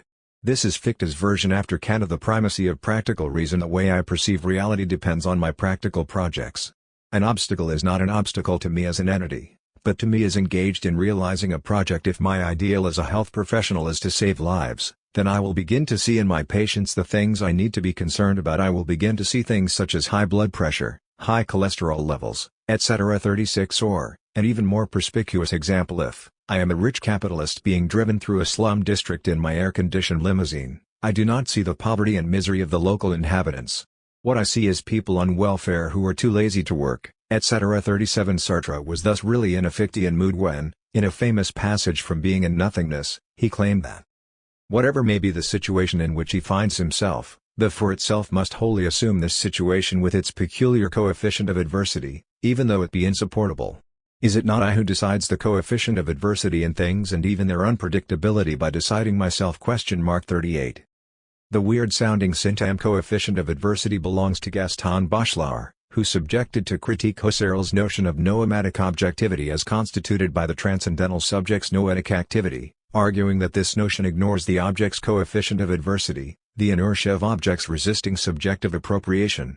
While conceding the point about the inertia of the in itself, the idiocy of the real, Sartre points out, in a Fichtean manner, that one experiences this inertia of the real as adversity, as an obstacle, only with regard to one's determinate projects.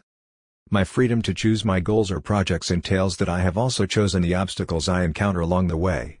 It is by deciding to climb this mountain that I have turned the weakness of my body and the steepness of the cliffs into obstacles, which they were not so long as I was content simply to gaze at the mountain from the comfort of my chair. 39. It is only this primacy of the practical which provides the key to the proper understanding of how Fichte reduces the perceived thing to the activity of its perceiving, that is, how he endeavors to generate the perceived thing out of its perception. From this phenomenological standpoint, the in itself of the object is the result of the long arduous work through which the subject learns to distinguish, within the field of its representations, between mere illusory appearance and the way the appearing thing is itself. The in itself is thus also a category of appearing. It does not designate the immediacy of the thing independent of its appearing to us, but the most mediated mode of appearing. But how?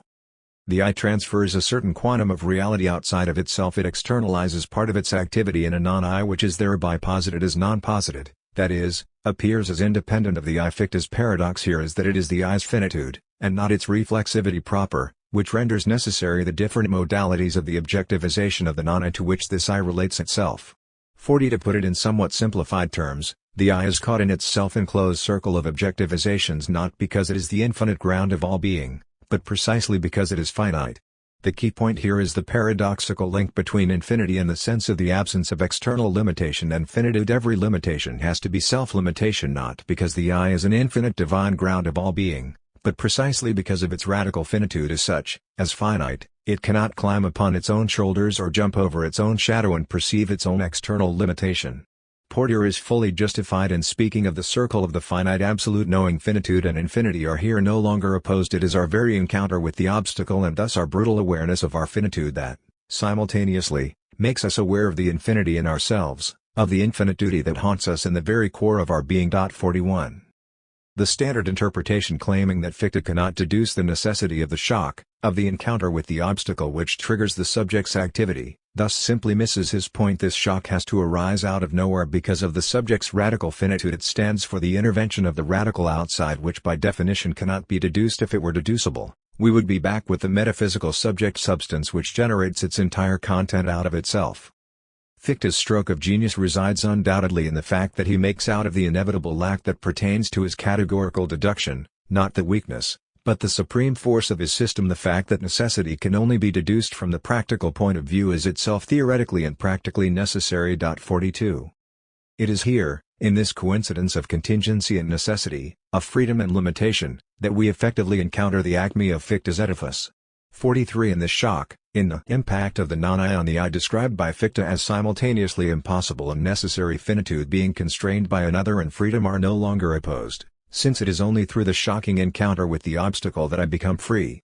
This is why, for Fichte, it is the infinite I, not the non-I, which has to finitize itself, to appear as the self-limited I, to split itself into the absolute I and the finite I opposed to non-I. What this means is that, as Portier puts it in a wonderfully concise way, every non-I is the non-I of an I, but no I is the I of a non-I. 44. This, however, does not mean that the non-I is simply internal to the I, the outcome of its self-relating. One should be very precise here. Over and above the standard dogmatic temptation to conceive of the I as part of the non-I, as part of objective reality, there is the much more tricky and no less dogmatic temptation of transcendental realism itself, of hypostasizing the absolute I into a kind of noumenal meta-subject substance which engenders the finite subject as its phenomenal empirical appearance. In this case, there would be no truly real objects. The objects would be ultimately mere phantom objects, specters engendered by the absolute I and its circular play with itself. This point is absolutely crucial if we are to avoid the notion of Fichte as the ridiculous figure of the absolute idealist. The absolute I is not merely playing with itself, positing obstacles and then overcoming them, all the while secretly aware that it is the only player agent in the house. The absolute I is not the absolute real ideal ground of everything. Its status is radically ideal. It is the ideal presupposition of the practically engaged finite I as the only reality since, as we have seen, the I becomes real only through its self-limitation in encountering the obstacle of the non-I. This is why Fichte is a moralist idealist. An idealist of infinite duty. Freedom is not something that substantially coexists with the I, but something that has to be acquired through arduous struggle, through the effort of culture and self-education. The infinite I is nothing but the process of its own infinite becoming. This brings us to Fichte's solution of the problem of solipsism. Although at the level of theoretical observation we are passive receivers and at the level of practice we are active, we intervene in the world, impose our projects onto it, we cannot overcome solipsism from a theoretical standpoint, but only from a practical one. If no effort, then no object. 45 As a theoretical I can easily imagine myself as a solitary monad caught in an ethereal, non-substantial web of my own phantasmagorias, but the moment I engage in practice, I have to struggle with the object's resistance, or, as Fichte himself put it, the coercion on account of which belief in reality imposes itself is a moral coercion, the only one possible for a free being. 46 Or, as Lacan put it much later, ethics is the dimension of the real, the dimension in which imaginary and symbolic balances are disturbed. This is why Fichte can and has to reject the Kantian solution of the dynamic antinomies if we resolve them in the Kantian way. By simply assigning each of the two opposed theses to a different level, phenomenally we are subject to necessity, while noumenally we are free. We obfuscate the fact that the world into which we intervene with our free acts is the very world of phenomenal reality in which we struggle for our freedom. This is also why Fichte can avoid the above-mentioned impasse reached by Kant in his critique of practical reason, where he endeavors to answer the question of what would happen to us were we to gain access to the noumenal domain. To the Ding and Sich we would be mere puppets deprived of our freedom. Fichte allows us to clarify this confusion which arises when we insist on the opposition between the noumenal and the phenomenal. The I is not a noumenal substance, but the pure spontaneity of self-positing. This is why its self-limitation does not need a transcendent God who manipulates our terrestrial situation, limiting our knowledge in order to foster our moral growth. One can deduce the subject's limitation in a totally immanent way.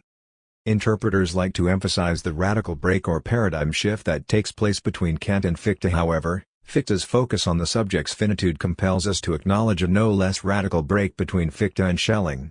Schelling's idea, shared also by the young Hegel, is that Fichte's one-sided subjective idealism should be supplemented by objective idealism, since only such a two-sided approach can give us a complete image of the absolute subject-object.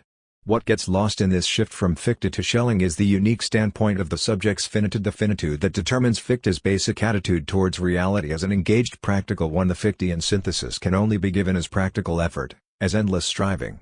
In Fichte, the synthesis of the finite and the infinite is given in the infinite effort of the finite subject, and the absolute I itself is a hypothesis of the thetic practical finite subject, whereas, in Schelling, the original datum is the absolute qua indifference of the subject-object, and the subject as opposed to the object emerges as the outfall, a falling off, from the absolute, which is why rejoining the absolute is for Schelling no longer a matter of the I's practical effort, but of an aesthetic submergence into the absolute's indifference, which amounts to the subject's self-overcoming. In other words, from Fichte's standpoint, Schelling regresses to a pre-Kantian idealist realism. His absolute is again the noumenal absolute entity, and all finite delimited entities are its results fall-offs. For Fichte, on the contrary, the status of the absolute, the self-positing I, remains thoroughly transcendental ideal. It is the transcendental condition of the finite I's practical engagement, its hypothesis, never a positively given ens realissimus. It is precisely because the status of the absolute is, for Fichte, transcendental ideal that he remains faithful to the basic Kantian insight that time and space are a priori forms of sensibility. This prohibits any naive Platonic notion of finite material sensuous reality as the secondary confused version of the true intelligible noumenal universe. For Kant and Fichte, material reality is not a blurred version of the true noumenal world, but a fully constituted reality of its own. In other words, the fact that time and space are a priori forms of sensibility means that what Kant called transcendental schematism is irreducible. The orders levels of sensibility and intelligibility are irreducibly heterogeneous, and one cannot deduce anything about material reality from the categories of pure reason themselves.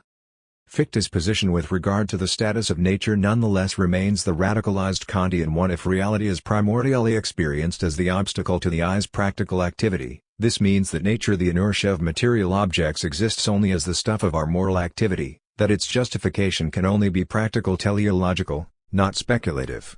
This is why Fichte rejected all attempts at a speculative philosophy of nature and why Schelling, the great practitioner of the philosophy of nature, ridiculed Fichte. If nature can only be justified teleologically, this means that air and light exist only so that moral individuals can see each other and thus interact.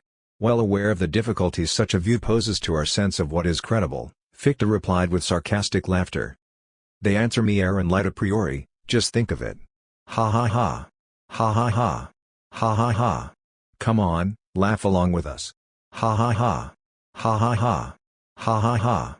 Air and light a priori tarte à la crème, ha ha ha. Air and light a priori. Tarte à la crème, ha ha ha. Air and light a priori. Tarte à la crème, ha ha ha. Etc. ad infinitum. 47. The weird nature of this outburst in part resides in its contrast to the more typical common-sense laughter at the philosopher's strange speculations, the kind of laughter whose exemplary case is the joke told in poor taste about the philosopher solipsist: let him hit his head against a wall and he will soon discover if he is alone in the world, ha ha ha. Here, the philosopher Fichte laughs at the common-sense argument that air and light are obviously not here just to enable our moral activity, but just are out there, whether we act or not. Fichte's laughter is all the more strange for resembling the traditional realist philosopher's direct appeal to the obviousness of reality as the best argument against abstract speculations. When Zeno the Cynic was confronted with Eleatic proofs of the non-existence of movement, he simply raised and moved his middle finger, or so the story goes. In another version, he simply stood up and started to walk about. However, according to Hegel, when one of the students present applauded the master for this proof that movement exists, Zeno beat him up. Appeals to immediate reality do not count in philosophy, only conceptual thinking can do the job of demonstration. What, then, could Fichte's laughter mean, since he laughs not from the standpoint of common-sense realism which tells us that movement exists and that air and light are out there independently of our activity, but at this standpoint? The key to the answer is, as is often the case with philosophers who hide their crucial formulation in a footnote or a secondary remark squeezed between parentheses. Here is Fichte's decisive explanation of the non-I. According to the usual opinion, the concept of the non-self is merely a general concept which emerges through abstraction from everything represented allem Vorgestellten. But the shallowness of this explanation can easily be demonstrated. If I am to represent anything at all, I must oppose it to that which represents the representing self. Now within the object of representation Vorstellung there can and must be an X of some sort, whereby this object discloses itself as something to be represented, and not as that which represents. But that everything wherein this X may be is not that which represents but something to be represented, is something that no object can teach me. For merely to be able to posit something as an object, I have to know this already, hence it must lie initially in myself, that which represents, prior to any possible experience. And this is an observation so striking that anyone who fails to grasp it and is not thereby uplifted into transcendental idealism, must unquestionably be suffering from mental blindness. 48. The logic of this argumentation may appear surprising to anyone not well versed in German idealism. It is precisely because there is something more in the non-self, in the object, than the subject's representations Vorstellung, and precisely because it cannot be reduced to a general, shared, feature abstracted from representations, and precisely because it discloses itself as something to be represented, and not as that which represents, that this surplus over my representations must lie in me, in the representing subject. 49. Seidel is thus fully justified in emphasizing that Fichte's Nichtig should be read according to what Kant called infinite judgment. Kant introduced the key distinction between negative and indefinite judgment. The positive judgment, the soul is mortal, can be negated in two ways: when a predicate is denied to the subject, the soul is not mortal, and when a non-predicate is affirmed, the soul is non-mortal. The difference is exactly the same as the one, known to every reader of Stephen King, between he is not dead and he is undead. The indefinite judgment opens up a third domain which undermines the underlying distinction. The undead is neither alive nor dead, but precisely the monstrous living dead. And the same goes for inhuman. He is not human is not the same as he is inhuman. He is not human means simply that he is external to humanity, animal or divine, while he is inhuman means something thoroughly different, namely that he is neither human nor not human, but marked by a terrifying excess which, although negating what we understand as humanity, is inherent to being human. And, perhaps, one should risk the hypothesis that this is what changes with the Kantian revolution. In the pre-Kantian universe, humans were simply humans, beings of reason, fighting the excess of animal lust and divine madness. Only with Kant and German idealism does the excess to be fought become absolutely immanent, located at the very core of subjectivity itself, which is why, with German idealism, the metaphor for that core is the night, the night of the world, in contrast to the Enlightenment notion of the light of reason dispelling the surrounding darkness. So when, in the pre-Kantian universe, a hero goes mad, it means he is deprived of his humanity, as the animal passions or divine madness take over with Kant. By contrast, madness signals an explosion of the very core of a human being. In precisely the same way, the Fichtean non-self is not a negation of the predicate, but an affirmation of a non-predicate. It is not this isn't a self, but this is a non-self, which is why it should be translated into English more often as non-self rather than not-self. 50 More precisely, the moment we arrive at Fichte's third proposition, a mutual delimitation determination of self and non-self, the non-self effectively turns into a not-self, something. Fichte starts with the thetic judgment ich equals ich, pure immanence of life, pure becoming, pure self-positing, Tathandlung, the full coincidence of posited with positing. I am only through the process of positing myself, and I am nothing but this process. This is intellectual intuition, this mystical flow inaccessible to consciousness. Every consciousness needs something opposed to itself. Now and here is the key: the rise of non-ich out of this pure flow is not yet delimited from ich. It is a pure formal conversion, like Hegel's passage from being to nothingness. Both ich and non-ich are unlimited, absolute. How, then, do we pass from non-ich to object as not-ich? Through Anstas, this ex-time obstacle. Anstas is neither nicht-ich, which comprises me, nor object, which is externally opposed to me. Anstas is neither absolutely nothing nor something a delimited object. It is to refer to the Lacanian logic of Suture, as deployed by Miller in his classical text, nothing counted as something in the same way as the number 1 is 0 counted as 1. The distinction between form and content on which Fichte insists so much is crucial here as to its content. Anstas is nothing as to its form, it is already something, it is thus nothing in the form of something. This minimal distinction between form and content is already at work in the passage from the first to the second thesis. A equals A is the pure form, the formal gesture of self-identity. The self-identity of a form with itself. Non-self is its symmetrical opposite, a formless content. This minimal reflexivity is also what makes the passage from A equals ich equals ich to the positing of non-self necessary. Without this minimal gap between form and content, the absolute self and the absolute non-self would simply and directly overlap. In the preface to the second edition of the Critique of Pure Reason, Kant contends that all possible speculative knowledge of reason is limited to mere objects of experience. But our further contention must also be duly borne in mind, namely, that though we cannot know these objects as things in themselves, we must yet be in the position at least to think them as things in themselves, otherwise we should be landed in the absurd conclusion that there can be appearance without anything that appears. 51. Is this not exactly the Hegelian Lacanian thesis, however? Is not the supersensible which is appearance qua appearance precisely an appearance in which nothing appears? As Hegel put it in his Phenomenology beyond the veil of appearances, there is only what the subject puts there. This is the secret of the sublime that Kant was not ready to confront. So we turn back to Fichte. Is not the Anstas precisely such an appearance without anything that appears, a nothing which appears as something? This is what brings the Fichtean Anstas uncannily close to the Lacanian objet patie, the object cause of desire, which is also a positivization of a lack, a stand-in for void. Some decades ago, Lacan invited ridicule when he stated that the meaning of the phallus is the square of -1, but Kant had already compared the thing in itself as ens rationis to a square root of a negative number.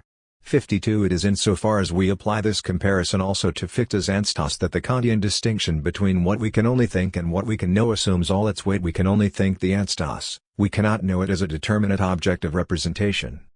The posited presupposition. To recapitulate, Fichte's attempt to get rid of the thing in itself follows a very precise logic and intervenes at a very precise point in his critique of Kant. Let us recall that, for Kant, the thing is introduced as the X that affects the subject when it experiences an object through its senses. The thing is primarily the source of sensuous affections.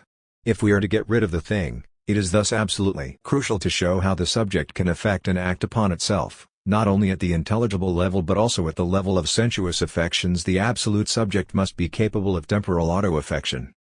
For Fichte, this is sentimental auto-affection by means of which the subject experiences its own existence, its own inert given character, and thus relates to itself, or, rather, is for itself as passive, as affected, is the ultimate foundation of all reality. This does not mean that all reality, all experience of the other as inert resisting, can be reduced to the subject's self-experience. It means that it is only the subject's passive self-relation which opens the subject up to the experience of otherness. Therein culminates Fichte's entire effort, in the deployment of the notion of the subject's sensuous auto-affection as the ultimate synthesis of the subject and the object. If this is feasible, then there is no longer the need to posit, behind the transcendentalized spontaneity, the unknowable noumenal X that the subject really is. If there is genuine self-affection, then the I is also able to fully know itself, that is, we no longer have to refer to a noumenal I or he or it, the thing that thinks, as Kant does in the Critique of Pure Reason. And, thereby, we can also see how Fichte's urgency to get rid of the thing in itself is linked to his focus on the ethico-practical engagement of the subject as grounded in its freedom. If the subject's phenomenal self-experience is just the appearance of an unknown noumenal substance, then our freedom is just an illusory appearance and we are really like puppets whose acts are controlled by an unknown mechanism. Kant was fully aware of this radical consequence and, perhaps, all of Fichte can be read as an attempt to avoid this Kantian deadlock. But, one may ask, does this assertion of the subject's capacity to get to know itself fully not contradict Fichte's focus on the subject as practically engaged, struggling with objects' obstacles that frustrate its endeavors, and thereby as finite? So can only an infinite being fully know itself? The answer is that the Fichtean subject is precisely the paradoxical conjunction of these two features, finitude and freedom, since the subject's infinity, the infinite striving of its ethical engagement, is itself an aspect of its finite condition. The key here is again provided by Fichte's notion of the mutual delimitation of subject and object, self and not self. Every activity is posited in as the object only insofar as the self is posited as passive, and this positing of the self as passive is still an act of the self, its self-limitation. I am only a passive X affected by objects insofar as I actively posit myself as a passive recipient. Seidel ironically calls this the law of the conservation of activity. When reality activity is cancelled in the self, that quantum of reality activity gets posited in the non-self.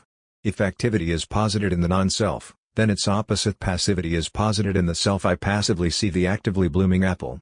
However, this can only happen because I actively posit passivity in myself so that activity may be posited in the non-self. The non-self cannot act upon my consciousness unless I actively, that is, freely allow it to do so. 53. Kant had already prefigured this in his so-called incorporation thesis. Causes only affect me insofar as I allow them to affect me. This is why you can, because you must. Every external impossibility to which the excuse I know I must, but I cannot, it is impossible, relies on a disavowed self-limitation. Applied to the sexual opposition of the active male and passive female stance, this Fichtean notion of the activity of the non-I is strictly correlative to the I's passivity. Brings us directly to Otto Weininger's notion of woman as the embodiment of man's fall. Woman exists as a thing out there, acting upon man, disturbing his ethical stance, throwing him off the rails only insofar as man adopts the stance of passivity. She is literally the result of man's withdrawal into passivity, so there is no need for man to actively fight woman. His adoption of an active stance automatically pulls the ground out from under woman's existence, since her entire being is nothing but man's non-being. Here Fichte asks himself whether the quantity that is, the activity of the self can ever equal zero, whether the self can ever be totally at rest, ever totally passive. Fichte's answer, of course, is no, for the non-self has reality only to the extent that the self is affected by it. Otherwise, as such, it has no reality at all. I do not see anything I do not will to see. 54. However, the way we read the exact status of the non-self is crucial here. If we read it in accordance with the Kantian infinite judgment, that is, as a non-self that comprises self itself in the same way that the undead comprises the dead, then, prior to positing objectivity, the constitutive gesture of it should be an immobilization, a withdrawal, a self-emptying of the non-self, a self-reduction to a zero, which is the self. This reduction to zero opens up the space, literally, for its activity of positing mediating. Fichte gets caught in a circle here. His first proposition is A equals A, ik equals ik, i.e., absolute self-positing, pure substanceless becoming, dat handlung deed activity, intellectual intuition. Then comes the second proposition A equals non-A, ik equals non-ik. The self posits a non-self which is absolutely opposed to it. Here enters the absolute contradiction. Then comes the mutual limitation which resolves this self-contradiction in its double form. Practical, the self posits the not-self as limited by the self, and theoretical, the self posits itself as limited by the not-self. The self and the not-self are at the same level, divisible. 55. The ambiguity here lies in the fact that the absolute self of the first principle is not something, it is simply what it is. 56. Only with delimitation. B author something, the not-self is what the self is not, and vice versa. As opposed to the absolute self, though, as will be shown in due course, it can only be opposed to it insofar as it is represented by it, not insofar as it is in itself. The non-self is absolutely nothing, schlecht than nichts, as opposed to the limitable self, it is a negative quantity. 57. However, From the practical standpoint, the finite self posits the infinite self in the guise of the ideal of unity of self and not self, and, with it, the non-self as an obstacle to be overcome. We thus find ourselves in a circle. The absolute self posits non-self and then finitizes itself by its delimitation. However, the circle closes itself. The absolute presupposition itself, the pure self-positing, returns as presupposed, that is, as the presupposition of the posited, and, in this sense, as depending on the posited. Far from being an inconsistency, this is the crucial, properly speculative, moment in Fichte. The presupposition itself is retroactively posited by the process it generates. The Fichtean bone in the throat. So perhaps, before dismissing his philosophy as the climactic point of subjectivist madness, we should give Fichte a chance. To properly understand his passage to full idealism, it is necessary to bear in mind how he radicalizes the primacy of practical reason, which had already been asserted by Kant. Kant's first critics had already noticed the ambiguous relationship, in his practical philosophy, between the categorical imperative itself as the direct fact of reason and the postulates of pure practical reason, the immortality of the soul, the existence of God, in other words the so-called moral image of the world which alone makes our moral activity meaningful. We have to trust that the reality in which we intervene is already in itself structured in such a way that will enable us to achieve our practical goals and progress to a better world. Kant's premise is that these postulates, the entire moral image of the world, do not have the same direct and unconditional status as does our moral awareness of the categorical imperative, but are the result of a secondary reasoning on the cognitive implications of our moral awareness. Once we concede this point, the parallel imposes itself between the postulates of practical reason which guarantee the meaningfulness of our moral activity and the regulative ideas of pure theoretical reason which guarantee the consistency of our knowledge.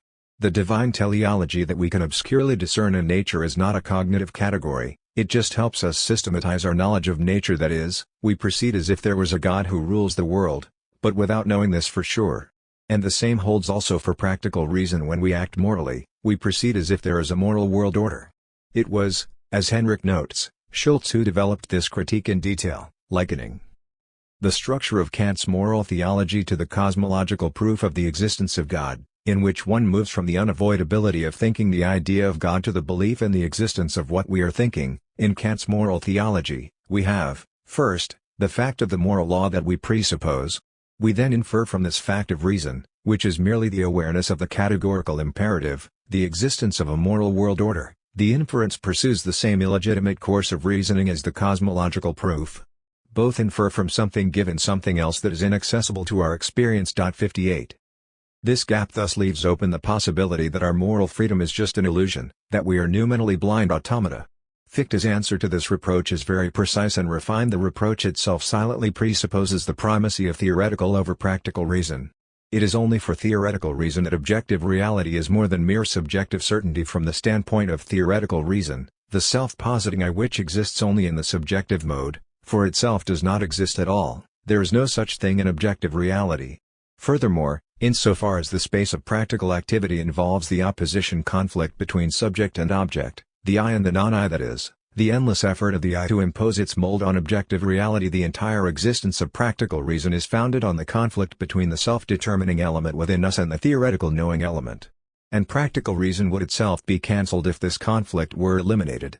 59. Therein resides the difference between the ontological proof of God's existence and the postulates of practical reason. The cosmotheological one is based entirely upon theoretical reason, whereas the moral proof is based upon the conflict between theoretical reason and the I in itself. 60. This Fichtean primacy of practical over theoretical reason is much more radical than the Kantian one. While Kant asserts the primacy of practical reason, he still keeps the two spheres apart. His point is ultimately that one has to limit the scope of theoretical knowledge to make space for practical beliefs. With Fichte, on the contrary, practical philosophy becomes for the first time a part of epistemology. He finds elements to be basic in cognition itself that traditionally had been separated from cognition and connected instead with pleasure and action. 61. It is only by taking into account this primacy of practical philosophy that we can answer the key question: how does Fichte pass from the I's self-positing to the I's self-limitation by way of positing the non-I? In simpler terms, how does he pass from the absolute subject's self-positing to the mutual delimitation of subject and object? The problem resides in the fact that Fichte does not subscribe to the founding axiom of the post-Hegelian transcendental philosophy of finitude, which asserts the correlation between subject and object as the ultimate horizon of our experience. For him, The two relata of the subject-object relationship are not of equal weight. One of them, the I, is absolutely privileged, since the I is all reality. For this reason, Fichte can only designate the object as not I, that is, its status has to be purely negative, with no positive force to it. The relationship is here that of a logical negation. The object is a non-subject and nothing above that. However, Fichte's thought in its entirety is a gigantic effort to conceive of all reality as originating from the I's mind's self-relating in the I's endless practical struggle with its opposite, the object, not I, as the unsurpassable fact of our lives, and the category which fits this relation is not that of negation, but that of what Kant called real opposition in his attempt to introduce the concept of negative magnitude into philosophy from his pre-critical phase, 1763-4. When two opposed forces collide, each can diminish the intensity quantity of a quality of the opposite, but this diminishing is by definition the effect of the opposed positive force. To give a thoroughly simplified example, two groups of boys pull a rope in opposite directions. If the rope moves left, this means that the negative magnitude of the right group's force is the result of the overwhelming power of the left group's force. The rope not only did not move in the direction in which they pulled it, but moved away from them. According to Henrich, who is worth quoting in extenso on this point, Fichte ultimately cheats here. His whole construction of the not I is based upon confusing or jumping between logical negation and real opposition. In other words, he treats what he introduces as the result of a logical negation and as such a purely negative entity. A non-entity is a positive counterforce. Kant takes it for granted that such a reduction of reality in one particular is due to a real force in another particular. The ontological status of being a negative particular depends, in some respect, on some other particulars being positive. By way of contrast, Fichte assumes that all reality has to be found in the self. He therefore cannot avoid saying that the non-self is nothing but an X that reduces the self's reality. This is the origin of Fichte's infamous and unsettling theory of the Anstoss, the impulse that takes place in the activity of the self and brings about its reflecting on itself. Fichte's assumption that there is absolute reality in the self depends entirely on his smuggling in a real ontological negation, by way of the negative element in the term not-self. Fichte simply calls the object the not-self, and then he introduces the idea of its being negative. Now he means that the being negative of the not-self is an ontological negativity, and only negative in this sense. This is obviously a philosophical sleight of hand, a shell game, in which Fichte shifts the meaning of his terms. 62. Note Henrich's excessively aggressive dismissal of Anstoss, betraying traces of uneasiness, to be contrasted to Daniel Brazil's much more subtle analysis and bearing witness to his inability to perceive the inner necessity of Anstoss. True, Fichte himself was not able fully to account for the precise status of Anstoss. Is it the last remainder of the thing in itself, absolutely external to the I and thus limiting it, or just a self-posited obstacle? However, the urge that pushed him to introduce this notion was absolutely consistent with the deepest logic of his thought.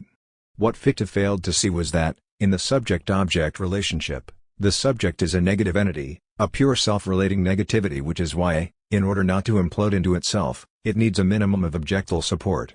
That is to say, although Fichte repeatedly emphasizes how the subject is not a thing but a self-relating process, a Tathandlung, he conceives of the subject in an all too positive way when he claims that the absolute I subject is all reality. The subject is, on the contrary, a whole in reality. As such, the I subject is in no position to transfer its reality onto the not I object. On the contrary, it is itself in need of a little bit of reality of an object to regain its minimum consistency. What this means is that the subject by definition cannot be completed, is in itself thwarted, the paradoxical result of its own failure to be. To describe it in the simplified terms of the loop of symbolic representation, the subject endeavors to adequately represent itself, this representation fails, and the subject is the result of this failure. Recall what one might be tempted to call the Hugh Grant paradox, referring to the famous scene from 4 Weddings and a Funeral. The hero tries to express his love to his beloved, only to get caught in stumbling and confused repetitions, yet it is in this very failure to deliver his message in a perfect way that he bears witness to its authenticity. Is not Fichte himself unexpectedly on the track of this same insight when he shifts from the term Vorstellen representation to the word Darstellen presentation? But what now does representation present? As soon as I have arrived at presentation from representation, the question what is represented has an entirely different meaning. In representation, of course, it would be the object that is represented. But what is presented in the representation in the sense of Darstellen? The answer is obvious, the self! 63. And here we come to the crucial point, the otherness, the stranger in my very heart, which Fichte endeavored to discern under the name of Anstoss. is this bone in the throat which prevents the direct expression of the subject, and which, since the subject is the failure of its own direct expression, is strictly correlative to the subject. Which means that the minimal emptying of subject, the reduction of its reality, of its thingness, is constitutive of subjectivity. The subject is caught in its loop because it is not all, finite, lacking, because a loss of reality is co-substantial with it, and anstos is the positivization of this gap. Anstos is the in itself and the motive for the subject self. A century and a half later, Lacan called this same bone in the throat the objet pétier. Insofar as the subject is the name for self-relating absolute negativity, anstos as the minimal form of not I is not a logical negation of the subject's full and only reality, but, on the contrary, the result of the negation of the negation which is the subject. One does not begin with a positivity which is then negated, one begins with negation, and the object's positivity is the result of the self-related negation of this negation. Or, to put it in Lacanese, the object A has no positive substantial being of its own, is nothing but the positivation of a lack, not a lacking object, but an object which positivizes a lack negativity, whose positivity is nothing but a positivized negativity. It is here that imagination enters. This positivization of a lack is the zero-level imagination. At its most radical ontological level, imagination fills in the void lack that is the subject, that is, what the subject originally imagines is its own objectal counterpoint, itself as a determinate being. It is crucial to grasp correctly here the link between imagination Einbildung and representation Vorstellung. Although closely connected, they are not simply the same in the simplified transcendental sense that, since all reality is subjective, its status has to be that of the subject's imagination. There is a very precise distinction between the two. First, representation. How does Fichte come to representation as the mediating moment between subject and object, between the I and the not I? Again, his idea is not the simple commonsensical notion of representation as the subjective stand-in representative of a represented object. Here Henrich is again worth quoting in detail. If the self is absolute reality itself, its reality cannot be reduced. Since the relation between the subject and the object is the relation between the real and the negative, no real relation between the real and the negative is possible. Therefore, only a logical relation that excludes any real relation between the two of them will do. A real relation between the two of them presupposes some third mediating element. This element must have the character of the subject to a certain degree, and just as this element has the character of the self only to a certain degree, so also it is affected by the object. In this third element, the self itself is not limited. The limitation of the self would be impossible, if the self really is all reality. Nonetheless, there is something that is limitation, so conceived. Limitation is an entity that makes the relation between subject and object possible. In this respect, the limited relation between subject and object is the elementary ontological status of representation. 64. So why can the subject not simply be limited by the object?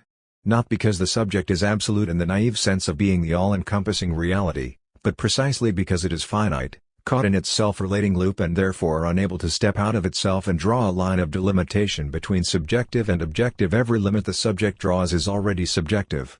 In other words, for the subject to be able to draw a clear objective limit between itself and the not I, its objectivity, it would have to break out of its own loop and adopt a neutral position from which it would have been possible for the subject to compare itself with objectivity. The subject cannot simply be limited by the object because it is caught in its own loop, that is, because every relation it entertains with objectivity is already a mode of self-relating. The subject's direct relation to the object cannot be a relation of real opposition between two positive forces delimiting each other, but only a purely logical relation between the subject and an empty negative X, not even the Kantian thing in itself. We can now see why representation needs to be supplemented by imagination proper. Since the field of representations remains within the loop of the subject's self-relating, it is by definition always inconsistent, full of lacunae, which the subject must somehow fill in to create a minimally consistent whole of a world, and the function of imagination is precisely to fill in these gaps. Now we can also see clearly the difference between representation and imagination. Representation is the subjective mode of objectivity. Objects are represented for the subject, while imagination is the objective mode of subjectivity. The subject's void is present if yet as an imagined object. In other words, while representation represents something, its object, imagination represents nothing, which is the subject. Fichte did not see all of this clearly, which explains why he often seems to be using imagination simply as a name for the subjective positing of objectivity, that is, for subjective objectivity. But Kant already had a presentiment of the underlying true raison d'etre of imagination. It arises because the subject is finite and boundless, with no externality. This is why the synthesis through imagination is needed to constitute reality. No psychologist has yet thought that the imagination is a necessary ingredient of the perception of reality itself. 65.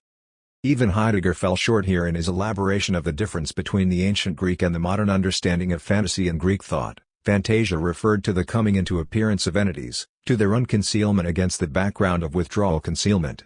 As such, fantasia concerns being itself in contrast to modern subjectivism, wherein fantasy designates man's merely subjective fantasizing, disconnected from objective reality. In unconcealment, fantasia comes to pass the coming into appearance, as a particular something, of that which presence is for man, who himself presence is toward what appears. Man as representing subject, however, fantasizes, i.e., he moves in imaginatio, in that his representing imagines, pictures forth, whatever is, as the objective, into the world as picture. 66. Lacan's precise use of fantasy restores something of the original Greek meaning. Fantasy has for him a kind of transcendental status. It is constitutive of reality itself, a frame which guarantees the ontological consistency of reality. Heidegger nonetheless falls short here. What he fails to see is how imagination as opposed to the objective, that is, precisely in its merely subjective aspect, is needed to constitute the phenomenal objective reality. Things become even more complex when Fichte tries to show how, out of the play of subjective imagination which is entirely contained within the loop of the mind's self-relating, the necessary belief in an external world independent of our perception imagination arises. The eye's self-limitation and its constant overcoming first constitute a play of imagination within which consciousness in a state of dreaming can be understood as related to itself, so that it experiences itself as wavering, or as moving into and out of states freely. It is thus not really determined by anything that could adequately be described as an object. 67. So, again, how do we pass from here to the belief in the external world? Fichte's answer is beautifully paradoxical. It is not that, in its representations, the eye stumbles upon something which so resists the free play of its imagination that it can only be accounted for as an external counterforce. On the contrary, the problem the eye resolves with the hypothesis of external reality is that of its own full self-awareness as a mind. What happens in the mind must be posited, for it is mental. Here again, a longer passage from Henrik is unavoidable. First, sensations are nothing but states of the mind. In order to know them as mental, that is, to have them for the mind as such, we must distinguish sensations from something that is not mental at all. In order to become aware of itself, the mind has to introduce freely a mental construct of something that corresponds to the sensations, which is the image of the external world. Once we are able to think of sensations as somehow having something corresponding to them, we have perceptions. So construed, sensations are not now states of the mind, they are correlated to something that is not mental, they are of something. At this point, the closed, self-relating system of the mind is opened for the first time, to the question, what is the world? We may now offer the following answer: it is the indeterminate dimension of correlates to the states of our minds. 68. It is easy to see the paradox here. The mind has to posit something as not mental in order to become aware of itself as mind, and this non-mental X is again a mental construct of something that corresponds to the sensations. So the closed, self-relating system of the mind is opened for the first time, but it is obviously a false opening, because it is open towards something which is again a mental construct. Is the absurd subjectivist sleight of hand not clearly discernible here, i.e., is Fichte not clearly claiming that what is outside the mind is nothing but a construct of the self-reference of the mind itself? 69. The mistake again is to conceive of this constellation only in a theoretical mode of subjectivity. If one adopts the stance of a passive neutral observer, then the objective correlations to our sensations remain purely mental, lacking any real counterforce able to resist the subject within this mode. Of course, all I have direct access to are my sensations, and all other entities are my mental constructs. In short, if Fichte were to have remained at this level, he would have really been a Berkeleyan subjectivist, as Lenin wrongly assumed in his materialism and empirio-criticism. So the key question is, how does the relationship between subject and object become one of real opposition? That is, how does the external world become a real opposing force to the eye? According to Fichte, this happens only when our mind adopts a practical stance towards the world. In the theoretical observational stance, it is easy to conceive of reality as a mere dream that unfolds in front of our eyes, but reality hurts and resists us once we start intervening in it and trying to change it. Here enters, of course, Fichte's infamous spurious infinity. The practical self can never totally overcome the resistance of the not I, so the self's original practical constitution is a striving streb and ultimately the endless ethical striving to create a reality that would fully conform to the moral ideal. 70. Here, however, another surprise awaits us. Fichte does not remain at the level of abstract indeterminate striving, but tries to show how this striving corresponding to pure subjective inwardness becomes determinate in the guise of a particular object, and the name he chooses for this object, which is determinate striving, is none other than drive. What begins as indeterminate striving becomes determinate, once it is an object of thought. We may well wonder what this object is which simultaneously has the nature of striving.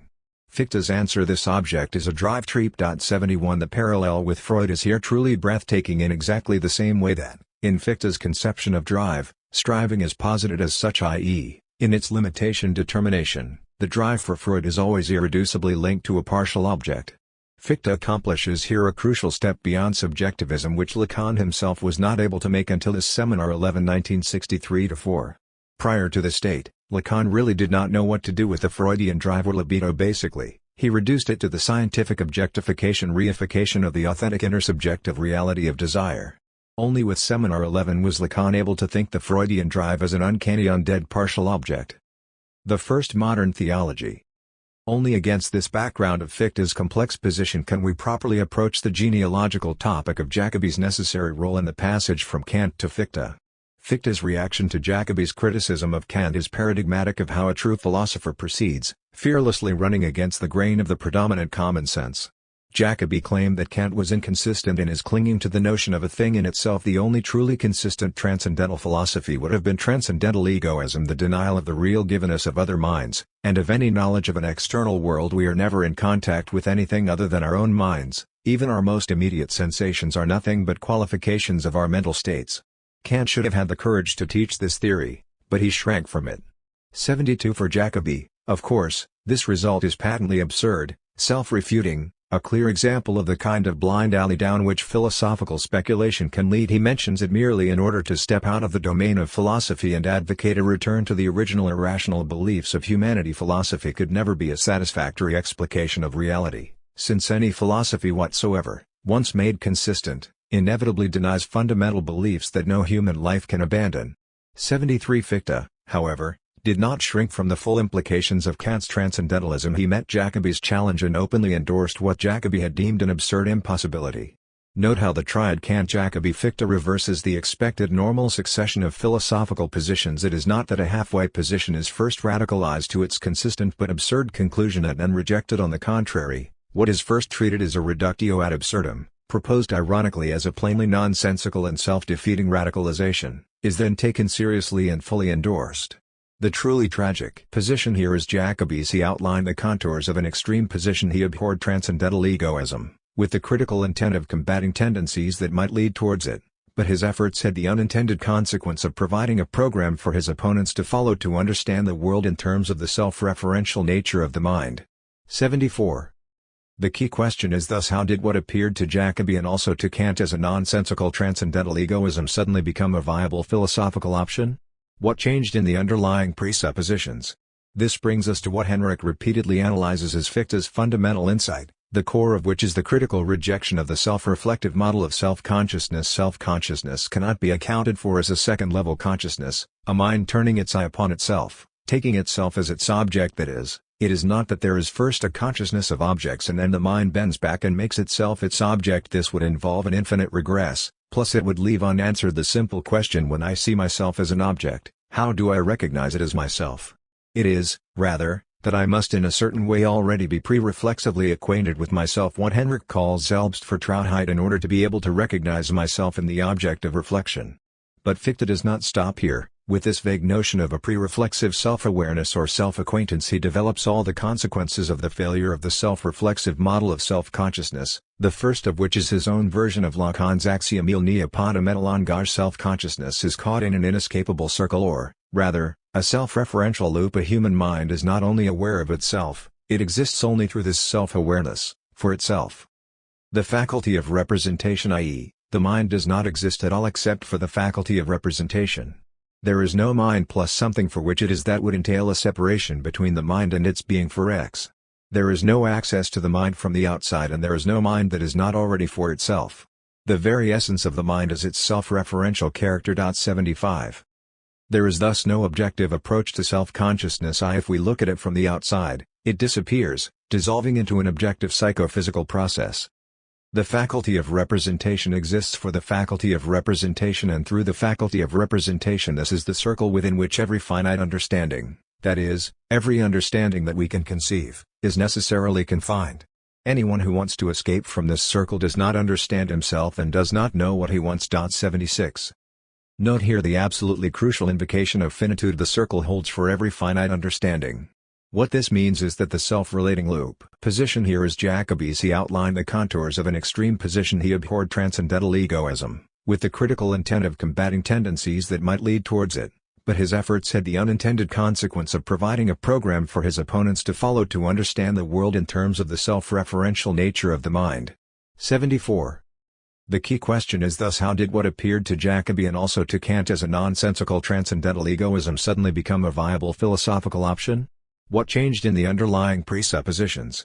This brings us to what Henrik repeatedly analyzes as Fichte's fundamental insight, the core of which is the critical rejection of the self-reflective model of self-consciousness. Self-consciousness cannot be accounted for as a second-level consciousness, a mind turning its eye upon itself, taking itself as its object. That is, it is not that there is first a consciousness of objects and then the mind bends back and makes itself its object. This would involve an infinite regress. Plus it would leave unanswered the simple question, when I see myself as an object, how do I recognize it as myself? It is, rather, that I must in a certain way already be pre-reflexively acquainted with myself, what Henrik calls Selbstvertrautheit, in order to be able to recognize myself in the object of reflection. But Fichte does not stop here. With this vague notion of a pre-reflexive self-awareness or self-acquaintance, he develops all the consequences of the failure of the self-reflexive model of self-consciousness, the first of which is his own version of Lacan's axiom il n'y a pas de mélange. Self-consciousness is caught in an inescapable circle, or, rather, a self-referential loop. A human mind is not only aware of itself, it exists only through this self-awareness, for itself. The faculty of representation, i.e., the mind, does not exist at all except for the faculty of representation. There is no mind plus something for which it is that would entail a separation between the mind and its being for X. There is no access to the mind from the outside, and there is no mind that is not already for itself. The very essence of the mind is its self-referential character. 75. There is thus no objective approach to self-consciousness. If we look at it from the outside, it disappears, dissolving into an objective psychophysical process. The faculty of representation exists for the faculty of representation, and through the faculty of representation this is the circle within which every finite understanding, that is, every understanding that we can conceive, is necessarily confined. Anyone who wants to escape from this circle does not understand himself and does not know what he wants. 76. Note here the absolutely crucial invocation of finitude. The circle holds for every finite understanding. What this means is that the self-relating loop, how the I exists only for the I, and without thereby regressing into a pre-Kantian metaphysics in which the ground is God, as a noumenal thing which de facto cancels the I's freedom, deprecating it as a mere subjective illusion. The only solution is for self-consciousness, i.e., the I, to be incorporated into the ground rather than only being an effect of it. 78. In self-consciousness, the ground itself enters into a relationship of self-reference, that is, the I's self-consciousness is simultaneously and immediately the self-consciousness of the ground itself. 79. The interdependence of the ground and self-consciousness is here radically ontological and not merely epistemological. It is not only that the ground becomes aware of itself through the I's self-consciousness insofar as the ground constitutes self-consciousness, we should say that the ground is what it is only in what it constitutes. 80. In his very subtle reading in which he tries to reconstruct Fichte's implicit reasoning, Henrik points out that Fichte here imperceptibly introduces a notion of self-relating that is radically different from the self-relating of the absolute I, who is nothing but its own self-positing. Because of this new notion of relation, we have to interpret the knowledge of the product about itself and its origin as an ontological relation between the ground and itself, by way of its essential product, the mind. 81. Self-consciousness relates itself to the absolute ground and presupposition of its activity, but self-consciousness also relates itself to itself, because the ultimate ground and activity is nothing but the manifestation of itself in self-consciousness. 82. God not only has to manifest itself, but is nothing but its own self-manifestation in an exact homology to the I, which not only posits itself, but is nothing but its self-positing. Only in this way is God not a thing in itself, which as such limits human freedom. A being which exists only through its self-manifestation is a living being, and so it is because of this thoroughly processual character of God that Fichte calls the ground of the self-life God as nothing but spiritual life. 83. But in spite of this full immanence of the free self-consciousness to the ground, this process of the world is absolutely justified by virtue of itself. We are only essential elements in it, essential only as vehicles for it. The manifestation takes place in and by ourselves, but what is manifested is not our own individual nature. 84. What this means is that, with his fateful step towards the ground of the I, Fichte nonetheless violates the basic axiom of his project of the science of knowledge, the thesis that the I exists only for the I is absolutely self-positing, i.e., that there cannot be any external ground for it. Fichte's passage to theology is thus again not simply a consequence of the insight into how the self-positing I is an illusion of groundless self-relating which would have imploded into nothingness without an external supporting ground. Henrik provides a detailed analysis of the line of reasoning which brought Fichte to pass from the absolute I to God as the ultimate ground of being. Fichte's problem here is this: how can one conceive of a trans-subjective God, a God who grounds subjectivity, but who is nonetheless not a thing in itself? The problem is strictly homologous to that of the Marxist notion of class self-consciousness or, more generally, ideological consciousness. How to conceive of the self-consciousness as dependence on the ground, the economic base, the material process of social life, without falling into economic reductionism and conceiving self-consciousness as a mere ideological effect of the economic material process which is the only. Henrik is right to try to explicate Fichte's implicit reasoning, but perhaps he is not clear enough in showing how Fichte's oscillations and ambiguities demonstrate two things simultaneously: one, that there is a deep necessity involved in accomplishing the step to the ground of the self's freedom, and to the irreducible multiplicity of selves which coexist within this ground, and two, that, within Fichte's horizon, it is impossible to accomplish this step, in other words, that all of Fichte's reasoning is false and ultimately irrelevant here. In short, Fichte is confronting the real of his thought, something simultaneously both necessary and impossible. And to make a leap of thought, if not of faith, there is a concept which fits perfectly Fichte's requirements for the ground of freedom: Lacan's concept of the big other. We leave aside here the complex relationship between the big other and Hegel's objective spirit. This is why Fichte can conceive God as the spiritual life in which individual self-consciousness is participated as not a limitation of the I's freedom, but its very ground. This is how he tries to realize the project of the Spinozism of freedom, and this is why his theology is the first modern theology, and perhaps the only one, Hegel's, of course, being the alternative. It qualifies as the first modern theology because it contains a potential for overcoming the antagonism between freedom and religion. Fichte conceives of the concept of God in such a way that, by definition, God cannot impose any restriction upon freedom. God is manifestation, and manifestation takes place in free self-reference. For this reason, it is absolutely unintelligible to think of God as a person who imposes demands on human beings. Fichte's conception of God precludes this antagonism. 86. As Henrik demonstrates, Fichte cannot resolve the problem of the multiplicity of I's, not only how to account for it, i.e., describe its genesis, but how even to conceive of it. That is to say, the moment Fichte introduces the idea of a pre-subjective ground of the I, he has to confront the question of how a multitude of I's can coexist and interact within this shared ground. The problem here is that, once we accept the premise of a pre- and trans-subjective order which serves as the subject's shared ground, the order in which these distinct selves exist would prove not to be mental at all. In other words, any individual self is a closed system, and while there are many individual selves, the manifestation takes place in all selves individually. In order for us to account for the existence of such an order of different selves, we would have to violate Fichte's methodological principle, because now we would invoke a non-mental structure that is, nevertheless, essential for understanding what the mind is. 87. This leads Fichte to postulate in a wholly justified immanent way an a or pre-subjective knowledge insofar as the divine ground is not a blind mechanical substance, but a spiritual order, an order of knowledge, and, simultaneously, anonymous pre-subjective. We must presuppose that something that is already knowledge precedes the individual selves.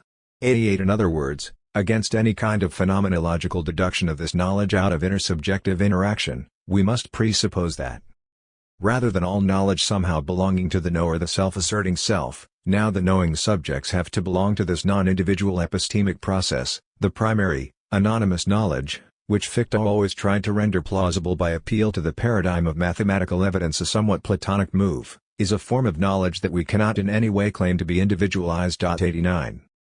And it is only here that Fichte reaches the true limit of his daring endeavor. Although this structure of anonymous knowledge is pre-subjective, it has to include a dimension with respect to which we can distinguish a multitude of individual knowers. This means that any of these selves knows, in advance, that there are other selves, despite having no direct access to their minds. 90. The problem Fichte struggles with and cannot resolve here corresponds perfectly to the problem in Claude Lévi-Strauss's structural anthropology solved by Lacan. What kind of subject fits the symbolic structure? How can we think the immanence of the excluded subject to the anonymous symbolic structure big other? Or, to put it the other way round, what kind of structure do we have to think so that it effectively involves the subject, not only as its epiphenomenal effect, but as its immanent constituent? Lacan's answer, of course, is that the condition of freedom of a free subject is the barred big other, a structure which is inconsistent, with gaps. As Henrich demonstrates in a detailed reconstruction of Fichte's reasoning, the close analysis of the structure of subjective self-relating reveals a split in the midst of subjectivity, a split between the subject's immediate but preconceptual self-acquaintance, self-awareness, and a moment of knowledge which is not yet subjectivized but remains anonymous. Is this not precisely the split between $$ and S2, the signifying chain of knowledge? How can the two be mediated? Through S1, which represents the subject in the chain of knowledge at the site of its inconsistency. The Lacanian notion of le grand autre, the big other, vaguely corresponding to what Hegel called objective spirit or the spiritual substance of individual lives, triumphantly resolves this problem.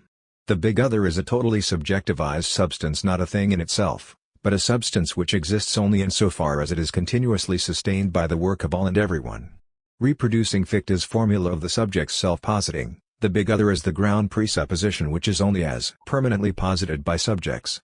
Fichte cannot resolve the status of ground because he does not have at his disposal a term which would designate an entity that is not mental, that is a subjective, and yet at the same time is not a material thing, but purely ideal. This, however, is exactly what the Lacanian big other is. It is definitely not mental. Lacan repeatedly emphasizes that the status of the big other is not psychological, it does not belong to the order of the subject's experience, but it is also not the pre-symbolic material real, a thing or process in reality independent of subjectivity. The status of the big other is purely virtual, as an ideal structure of reference, that is, it exists only as the subject's presupposition. The big other is thus close to what Karl Popper, in his late writings, designated as the third world, neither objective reality nor subjective inner experience. The Lacanian big other also resolves the problem of the plurality of subjects. Its role is precisely that of the third, the very medium of the encounter between subjects. This is also how one should approach Hegel's outrageously speculative formulations about spirit as its own result, as a product of itself, while spirit has its beginnings in nature in general.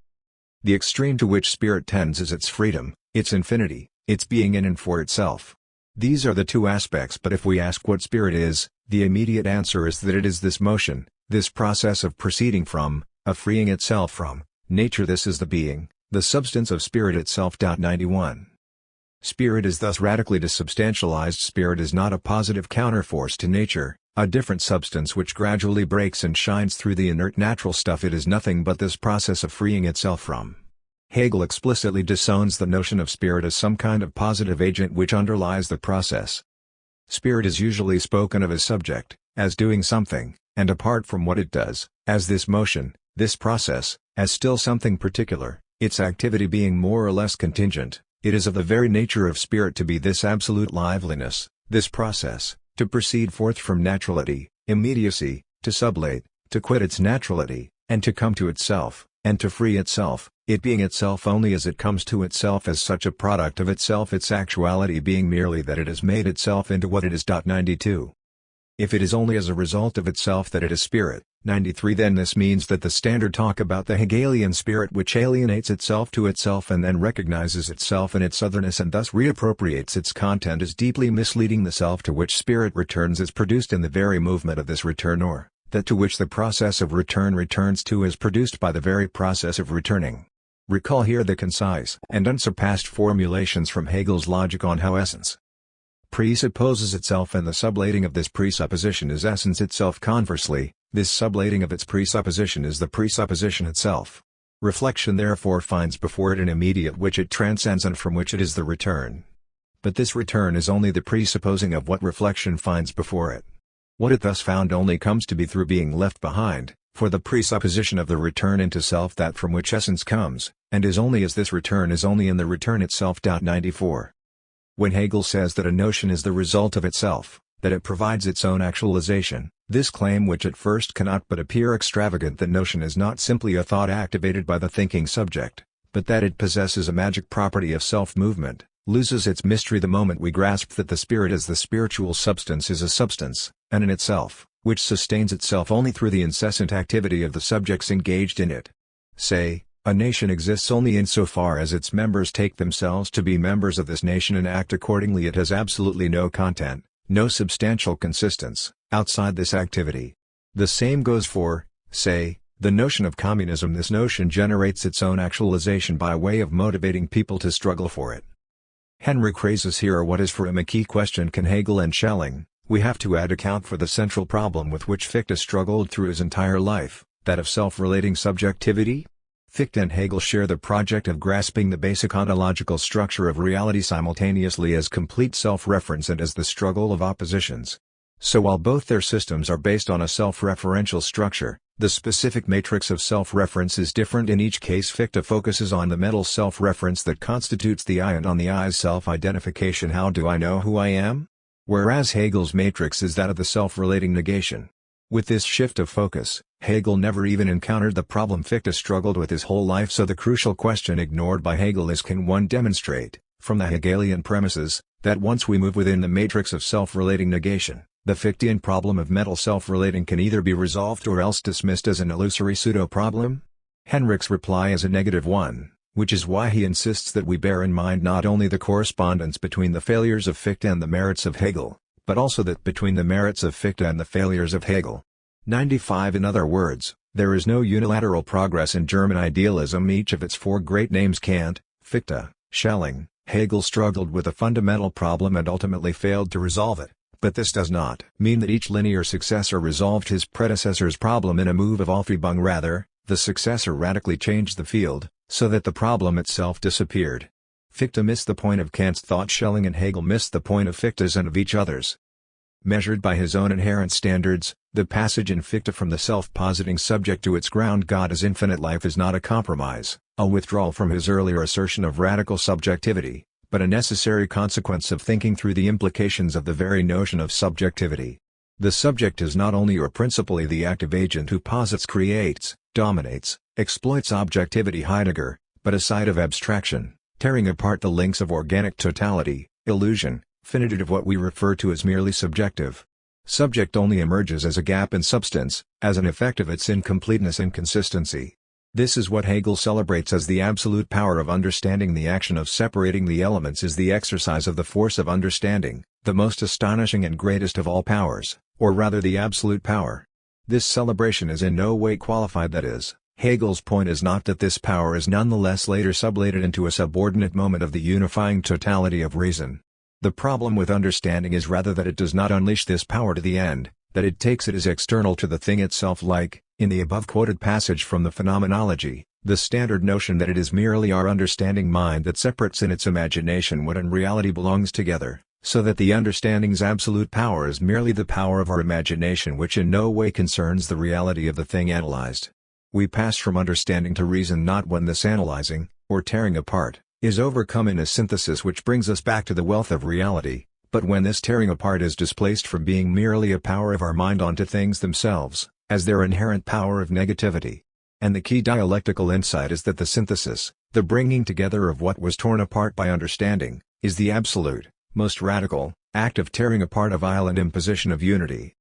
Henrik correctly locates Hegel's great breakthrough, the moment Hegel became Hegel, at the precise point where he dropped the methodological distinction between the critical and the systematic discourses Reflexionis and Rationis. 96 Between the critical analysis of the notions of understanding and the positive deployment of the categories in the guise of a constructive system of reason. The positive system of reason is nothing but the way towards itself through the dialectical analysis of the categories of understanding. He also correctly claims that this tension nonetheless persists in the guise of the difference between the phenomenology of spirit and the science of logic. How does the phenomenology relate to the system? Is it an external introduction to it or part of it? The problem is not only an abstract one, it gets complicated by the fact that many of the analyses of the phenomenology are sometimes almost verbatim included in the system. For example, the dialectic of the struggle of consciousness as for recognition reappears at the beginning second chapter of Part 1 of the Philosophy of Spirit. What makes Henrich's reflections so interesting is that he relies on them in his critique of Marx and of Marx's critique of Hegel. His basic claim is that Marx's project of the critique of ideology depends on the conceptual apparatus of the phenomenology of spirit, which is why, in his critique of Hegel's philosophy of right, Marx cannot properly get Hegel's notion of the state, which already presupposes the notional structure of the science of logic. 97 The problem Hegel struggles with in his philosophy of right is that a fully realized autonomy and freedom do not consist only in accepting and following the will's own law, but also involve requiring that there be a reality that corresponds structurally to the will's own structure. Hegel's answer is that it is the rational state whose good constitution respects the freedom of its citizens. This is the structure in reality that corresponds to the internal structure of the will. 98 For this precise reason, a state is not only an instrument of civil society destined to guarantee the satisfaction of its subjects' particular needs. The subjects do not accept the laws of their rational state because it provides for the fulfillment of all the needs of the natural individual. Instead, the will accepts the state because only with reference to it can the self-reference of the will's own structure be completed. 99 Henrich's critique of Marx should thus in no way be dismissed as a proof that he remains caught up in bourgeois ideology. The Marxist analysis of the state as a structure of class domination and, in this sense, as an instrument of civil society misses the crucial problem Hegel was struggling with, leaving the objective issue between Hegel's institutionalism of freedom and socialism with its spontaneity entirely unsettled. 100 The price paid for this neglect was that the problem returned with a vengeance in the guise of the Stalinist totalitarian state. Part 2. The Thing Itself. Hegel. Chapter 4. Is it still possible to be a Hegelian today?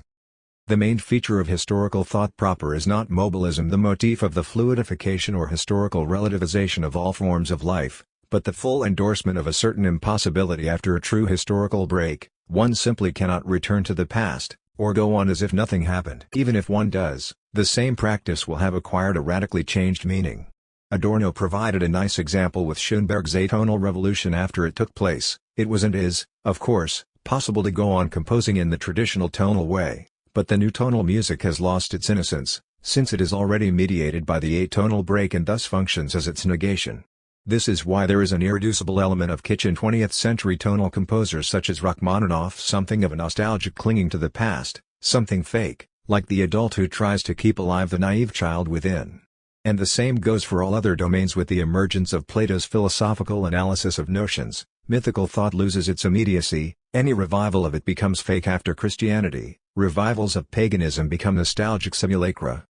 Writing, thinking, or composing as if a rupture has not occurred is more ambiguous than it may appear and cannot be reduced to a non-historical denial. Badiou once famously wrote that what unites him with Deleuze is that they are both classical philosophers for whom Kant, the Kantian break, did not happen. But is this really so? Maybe this holds for Deleuze, but definitely not for Badiou. Nowhere is this clearer than in their different handling of the event.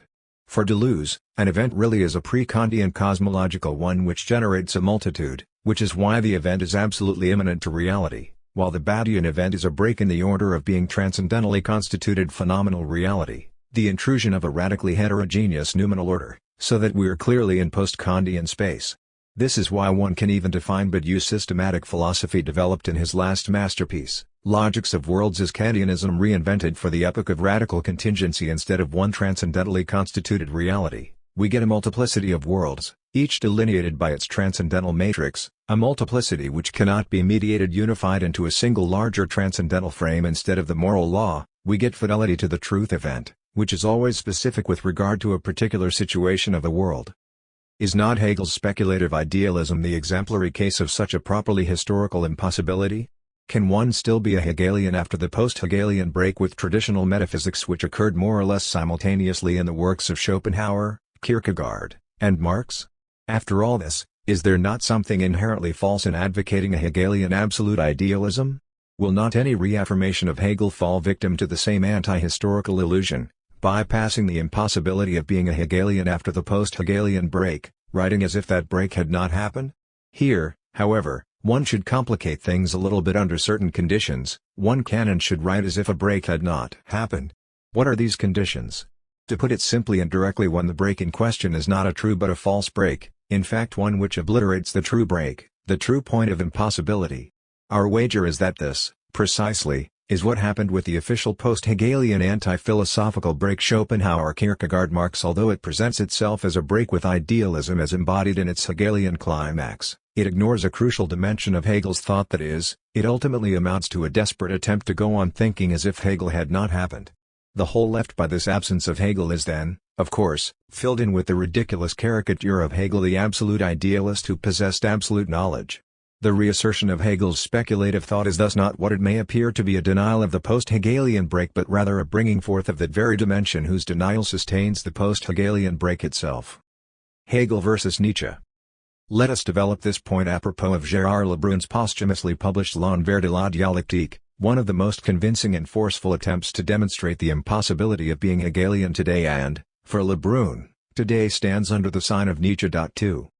Lebrun accepts that one cannot refute Hegel. The machinery of his dialectics is so all-encompassing that nothing is easier for Hegel than to demonstrate triumphantly how all such refutations are inconsistent. To turn them against themselves one cannot refute an eye disease, as Lebrun quotes Nietzsche approvingly.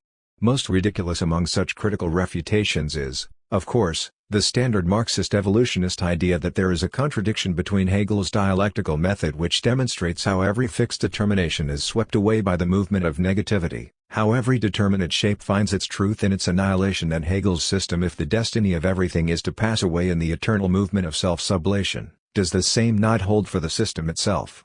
Is not Hegel's own system a temporary, historically relative formation which will be overcome by the progress of knowledge? Anyone who finds such a refutation convincing is not to be taken seriously as a reader of Hegel. How, then, can one move beyond Hegel? Lebrun's solution goes by way of Nietzschean historical philology. One should bring to light the eminently infra-rational lexical choices which are grounded in how living beings cope with threats to their vital interests. Before Hegel sets in motion his dialectical machinery, which swallows up all content and elevates it to its truth by destroying it in its immediate being, a complex network of semantic decisions has already been taken imperceptibly. In uncovering these, one begins to unveil the obverse of the dialectics. Dialectics is also partial. It also obfuscates its presuppositions. It is not the meta-discourse it pretends to be with regard to the philosophies of understanding.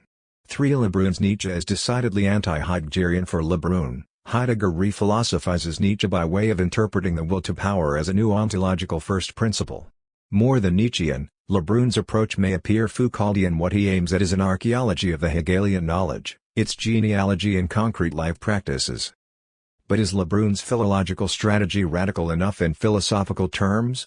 Does it not amount to a new version of historicist hermeneutics, or, rather, of a Foucauldian succession of apocalypistemae? Does this not, if not legitimize, at least render understandable Heidegger's re-philosophization of Nietzsche? That is to say, one should raise the question of the ontological status of the power which sustains particular philological configurations for Nietzsche himself. It is the will to power for Heidegger. It is the abyssal game of theirs which sends different epochal configurations of the disclosure of the world. In any case, one cannot avoid ontology. Historicist hermeneutics cannot stand on its own. Heidegger's history of being is an attempt to elevate historical, not historicist hermeneutics directly into transcendental ontology. There is for Heidegger nothing behind or beneath what Lebrun calls infra-rational semantic choices. They are the ultimate fact horizon of our being. Heidegger, however, leaves open what one might call the ontic question. There are obscure hints all through his work of a reality which persists out there prior to its ontological disclosure. That is to say, Heidegger in no way equates the epochal disclosure of being with any kind of creation. He repeatedly concedes as an unproblematic fact that, even prior to their epochal disclosure or outside it, things somehow persist out there, although they do not yet exist in the full sense of being disclosed as such, as part of a historical world. But what is the status of this ontic persistence outside of ontological disclosure? 4. From the Nietzschean standpoint, there is more in the infra-rational semantic decisions than the fact that every approach to reality has to rely on a pre-existing set of hermeneutic prejudices, or, as Heidegger would have put it, on a certain epochal disclosure of being. These decisions effectuate the vital pre-reflexive strategy of the will to power. For such an approach, Hegel remains a profoundly Christian thinker, a nihilist whose basic strategy is to repackage a profound defeat, the withdrawal from life in all its painful vitality, as a triumph of the absolute subject. That is to say, from the standpoint of the will to power, the effective content of the Hegelian process is one long story of defeats and withdrawals, of sacrifices of vital self-assertion again and again. One has to renounce vital engagement as still too immediate and particular. Exemplary is here Hegel's passage from the revolutionary terror to the Kantian morality, the utilitarian subject of civil society, the subject who wants to reduce the state to being the guardian of his private safety and well-being, has to be crushed by the terror of the revolutionary state which can annihilate him at any moment for no reason whatsoever. The subject is not punished for something he has done, for some particular content or act, but for the very fact of being an independent individual opposed to the universal. This terror is his truth. So how do we pass from revolutionary terror to Kant's autonomous and free moral subject?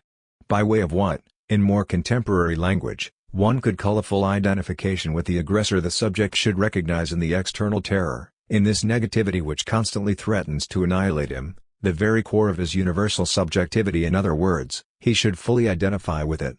Freedom is thus not freedom from a master, but the replacement of one master with another. The external master is replaced with an internal one. The price for this identification is, of course, the sacrifice of all pathological particular content. Duty should be accomplished for the sake of duty. Lebrun demonstrates how this same logic holds also for language. State and language are two complementary figures of the subject's accomplishment here as well as there. The sense that I am and the sense that I enunciate are submitted to the same imperceptible sacrifice of what appeared to be ourself in the illusion of immediacy. 5. Hegel was right to point out again and again that, when one talks, one always dwells in the universal, which means that, with its entry into language, the subject loses its roots in the concrete life world. To put it in more pathetic terms, the moment I start to talk, I am no longer the centrally concrete I, since I am caught up in an impersonal mechanism which always makes me say something different from what I wanted to say. As the early Lacan liked to say, I am not speaking, I am being spoken by language. This is one way to understand what Lacan called symbolic castration, the price the subject pays for its transubstantiation from being the agent of a direct animal vitality to being a speaking subject whose identity is kept apart from the direct vitality of passions. A Nietzschean reading easily discerns in this reversal of terror into autonomous morality a desperate strategy of turning defeat into triumph. Instead of heroically fighting for one's vital interests, one preemptively declares total surrender and gives up all content. Lebrun is here well aware how unjustified the standard critique of Hegel is, according to which the dialectical reversal of utter negativity into a new higher positivity, of catastrophe into triumph, functions as a kind of deus ex machina, precluding the possibility that the catastrophe might be the final outcome of the process. The well-known common-sense argument, but what if there is no reversal of negativity into a new positive order? This argument misses the point, which is that this is, precisely, what happens in the Hegelian reversal. There is no real reversal of defeat into triumph, but only a purely formal shift, a change of perspective, which tries to present defeat itself as a triumph. Nietzsche's point is that this triumph is a fake, a cheap magician's trick, a consolation prize for losing all that makes life worth living. The real loss of vitality is supplemented by a lifeless specter. In Lebrun's Nietzschean reading, Hegel thus appears as a kind of atheist Christian philosopher. Like Christianity, he locates the truth of all terrestrial finite reality in its self-annihilation. Reality reaches its truth only through in its self-destruction. Unlike Christianity, Hegel is well aware that there is no other world in which we will be repaid for our terrestrial losses. Transcendence is absolutely imminent. What is beyond finite reality is nothing but the imminent process of its self-overcoming. Hegel's name for this absolute immanence of transcendence is absolute negativity, as he makes clear in an exemplary way in the dialectics of master and servant. The servant's secure particular finite identity is unsettled when, in experiencing the fear of death during his confrontation with the master, he gets a whiff of the infinite power of negativity. Through this experience, the servant is forced to accept the worthlessness of his particular self.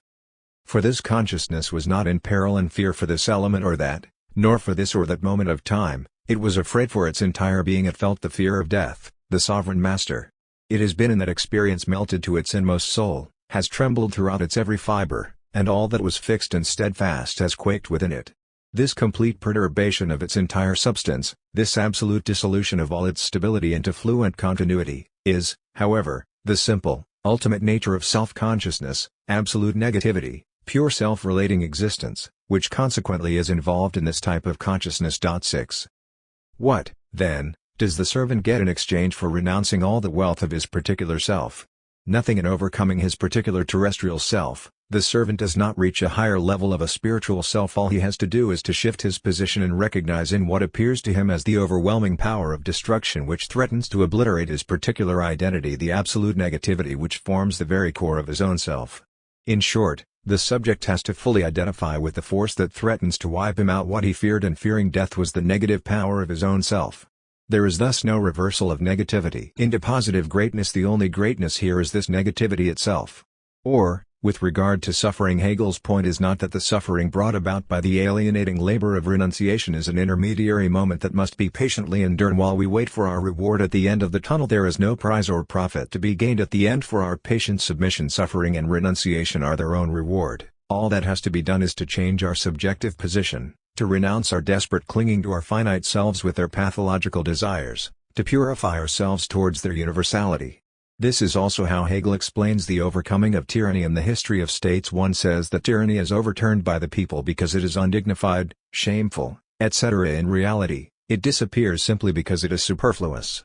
7. It becomes superfluous when people no longer need the external force of the tyrant to make them renounce their particular interests, but when they become universal citizens by directly identifying the core of their being with this universality. In short, people no longer need the external master when they are educated into doing the job of discipline and subordination themselves. The obverse of Hegel's nihilism, all finite determinate forms of life reach their truth in their self-overcoming, is its apparent opposite in continuity with the Platonic metaphysical tradition. He is not ready to give negativity full rein, that is, his dialectics is ultimately an effort to normalize the excess of negativity. For late Plato already, the problem was how to relativize or contextualize non-being as a subordinate moment of being. Non-being is always a particular determinate lack of being measured by the fullness it fails to actualize. There is no non-being as such, there is always only, for example, green, which participates in non-being by not being red or any other color, etc. In the same vein, Hegelian negativity serves to proscribe absolute difference or non-being. 8. Negativity is limited to the obliteration of all finite immediate determinations. The process of negativity is thus not just a negative process of the self-destruction of the finite. It reaches its telos when finite immediate determinations are mediated, maintained, elevated, posited in their truth as ideal notional determinations. What remains after negativity has done its work is the eternal parsia of the ideal notional structure. What is missing here, from the Nietzschean standpoint, is the affirmative no, the no of the joyous and heroic confrontation with the adversary, the no of struggle which aims at self-assertion, not self-sublation. Struggle and reconciliation. This brings us back to the incompatibility between Hegel's thought and any kind of evolutionary or historicist mobilism. Hegel's dialectics in no way involves the recognition of the irresistible force of becoming, the epopee of a flux which takes everything with it. The Hegelian dialectics was often but superficially assimilated to immobilism.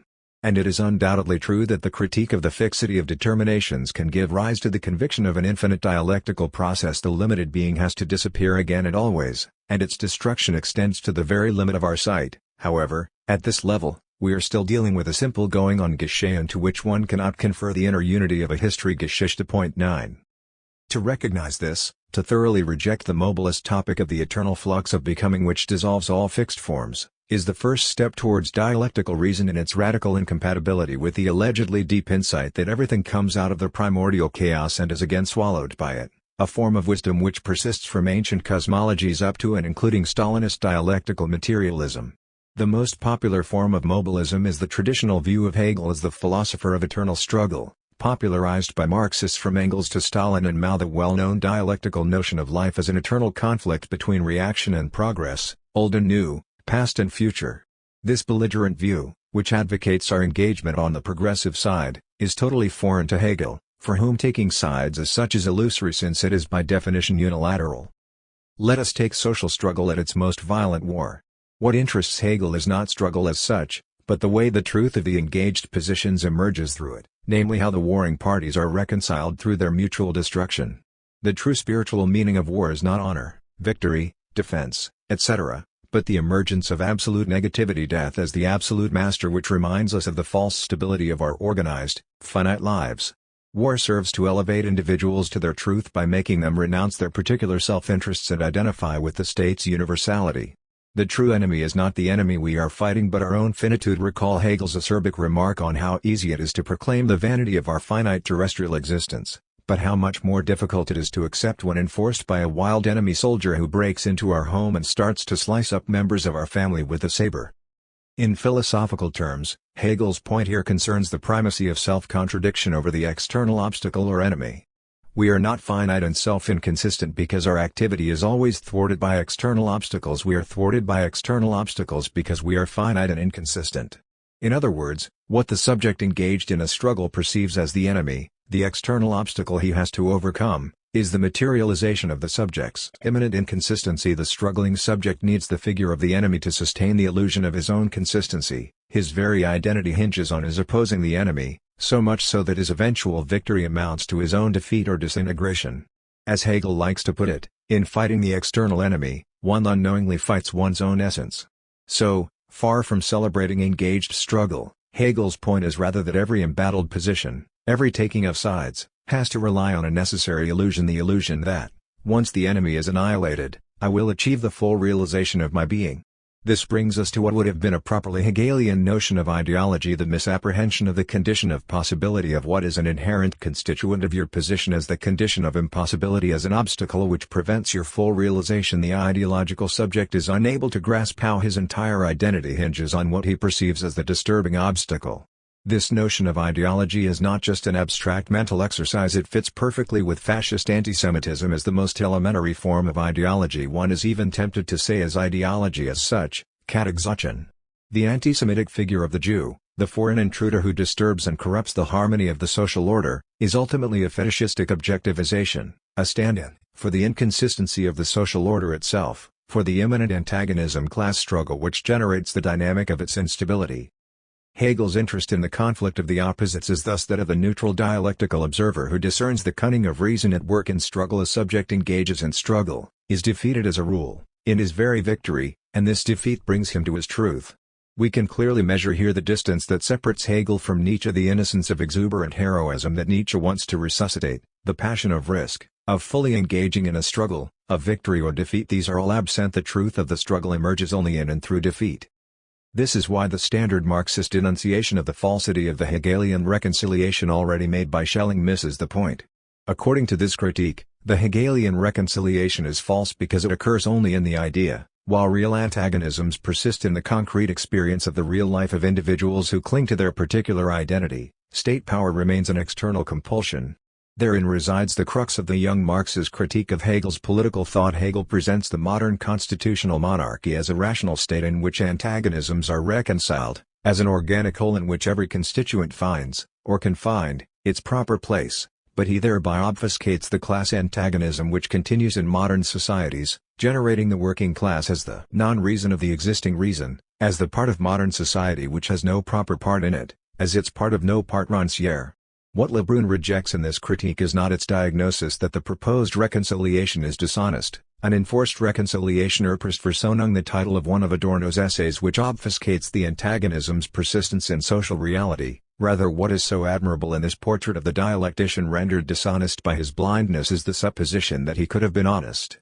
10. In other words, instead of rejecting the Hegelian reconciliation as false, Lebrun rejects as illusory the very notion of dialectical reconciliation, renouncing the demand for a true reconciliation itself.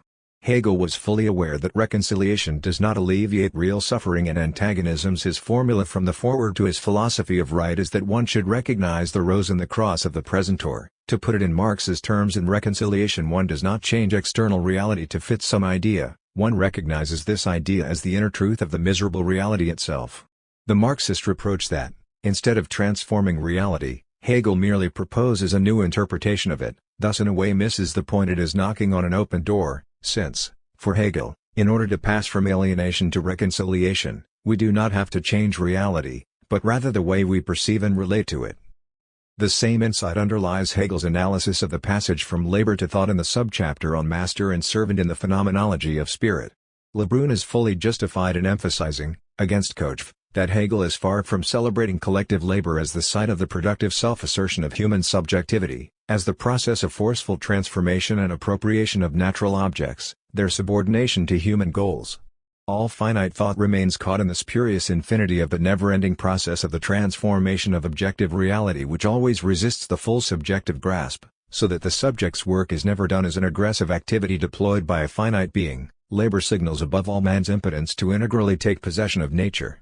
11. This finite thought is the horizon of Kant and Fichte, the endless practico-ethical struggle to overcome external obstacles as well as the subject's own inner nature.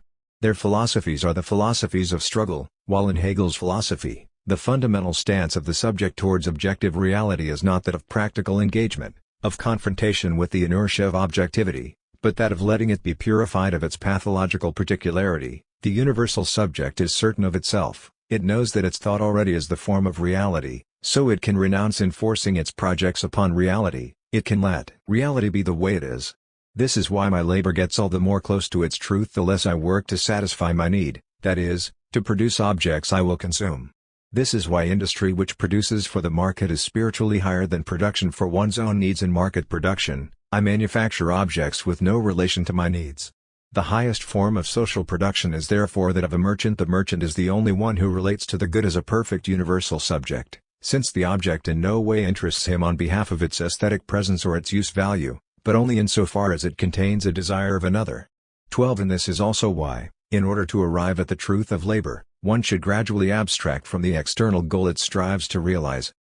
The parallel with war is appropriate here in the same way that the truth of the military struggle is not the destruction of the enemy, but the sacrifice of the pathological content of the warrior's particular self, its purification into the universal self. The truth of labor as the struggle with nature is also not victory over nature, compelling it to serve human goals, but the self-purification of the laborer itself. Labor is simultaneously the transformation of external objects and the disciplinary self-formation education building of the subject itself. Hegel here celebrates precisely the alienated and alienating character of labor. Far from being a direct expression of my creativity, labor forces me to submit to artificial discipline, to renounce my innermost immediate tendencies, to alienate myself from my natural self. Desire has reserved to itself the pure negating of the object and thereby unalloyed feeling of self. This satisfaction, however, just for that reason is itself only a state of evanescence, for it lacks objectivity or subsistence. Labor, on the other hand, is desire restrained and checked, evanescence delayed and postponed. In other words, labor shapes and fashions the thing. 13. As such, labor prefigures thought, it achieves its telos in thinking which no longer works on an external stuff, but is already its own stuff, or, which no longer imposes its subjective finite form onto external reality but is already in itself the infinite form of reality. For finite thought, the concept of an object is a mere concept, the subjective goal one actualizes when, by way of labor, one imposes it onto reality. For speculative thought, on the contrary, thought is not merely subjective, it is in itself already objective. It renders the objective conceptual form of the object.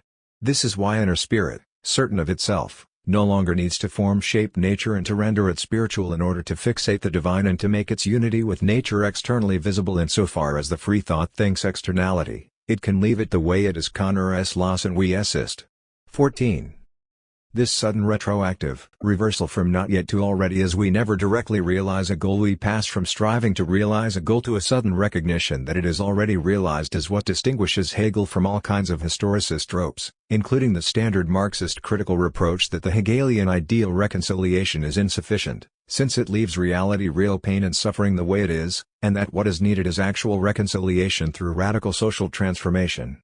For Hegel, the illusion is not that of the enforced false reconciliation which ignores the persisting divisions. The true illusion resides in not seeing that, in what appears to us as the chaos of becoming, the infinite goal is already realized within the finite order. We cannot experience or see that the goal is truly achieved. The accomplishment of the infinite goal resides only in overcoming the illusion Täuschung deception that this goal is not yet achieved. 15. In short, the ultimate deception lies in the failure to see that one already has what one is looking for, like Christ's disciples awaiting his real reincarnation, blind to the fact that their collective already was the Holy Spirit, the return of the living Christ. Lebrun is thus justified in noting that the final reversal of the dialectical process, as we have seen, far from involving the magical intervention of a deus ex machina, is a purely formal turnaround, a shift in perspective. The only thing that changes in the final reconciliation is the subject's standpoint. The subject endorses the loss, reinscribes it as its triumph. Reconciliation is thus simultaneously both less and more than the standard idea of overcoming an antagonism. Less, because nothing really changes; more, because the subject of the process is deprived of its very particular substance. Here is an unexpected example. At the end of Howard Hawks's classic Western Red River, a psychologically unfounded twist occurs which is usually dismissed as a simple weakness of the script. The entire film moves towards the climactic confrontation between Dunson and Matt, a duel of almost mythic proportions, predestined by fate, as an inexorable conflict between two incompatible subjective stances. In the final scene, Dunson approaches Matt with the determination of a tragic hero blinded by his hatred and marching towards his ruin. The brutal fist fight which then ensues is unexpectedly ended when Tess, who is in love with Matt, fires a gun into the air and shouts at the two men, "Anybody with half a mind would know you two love each other."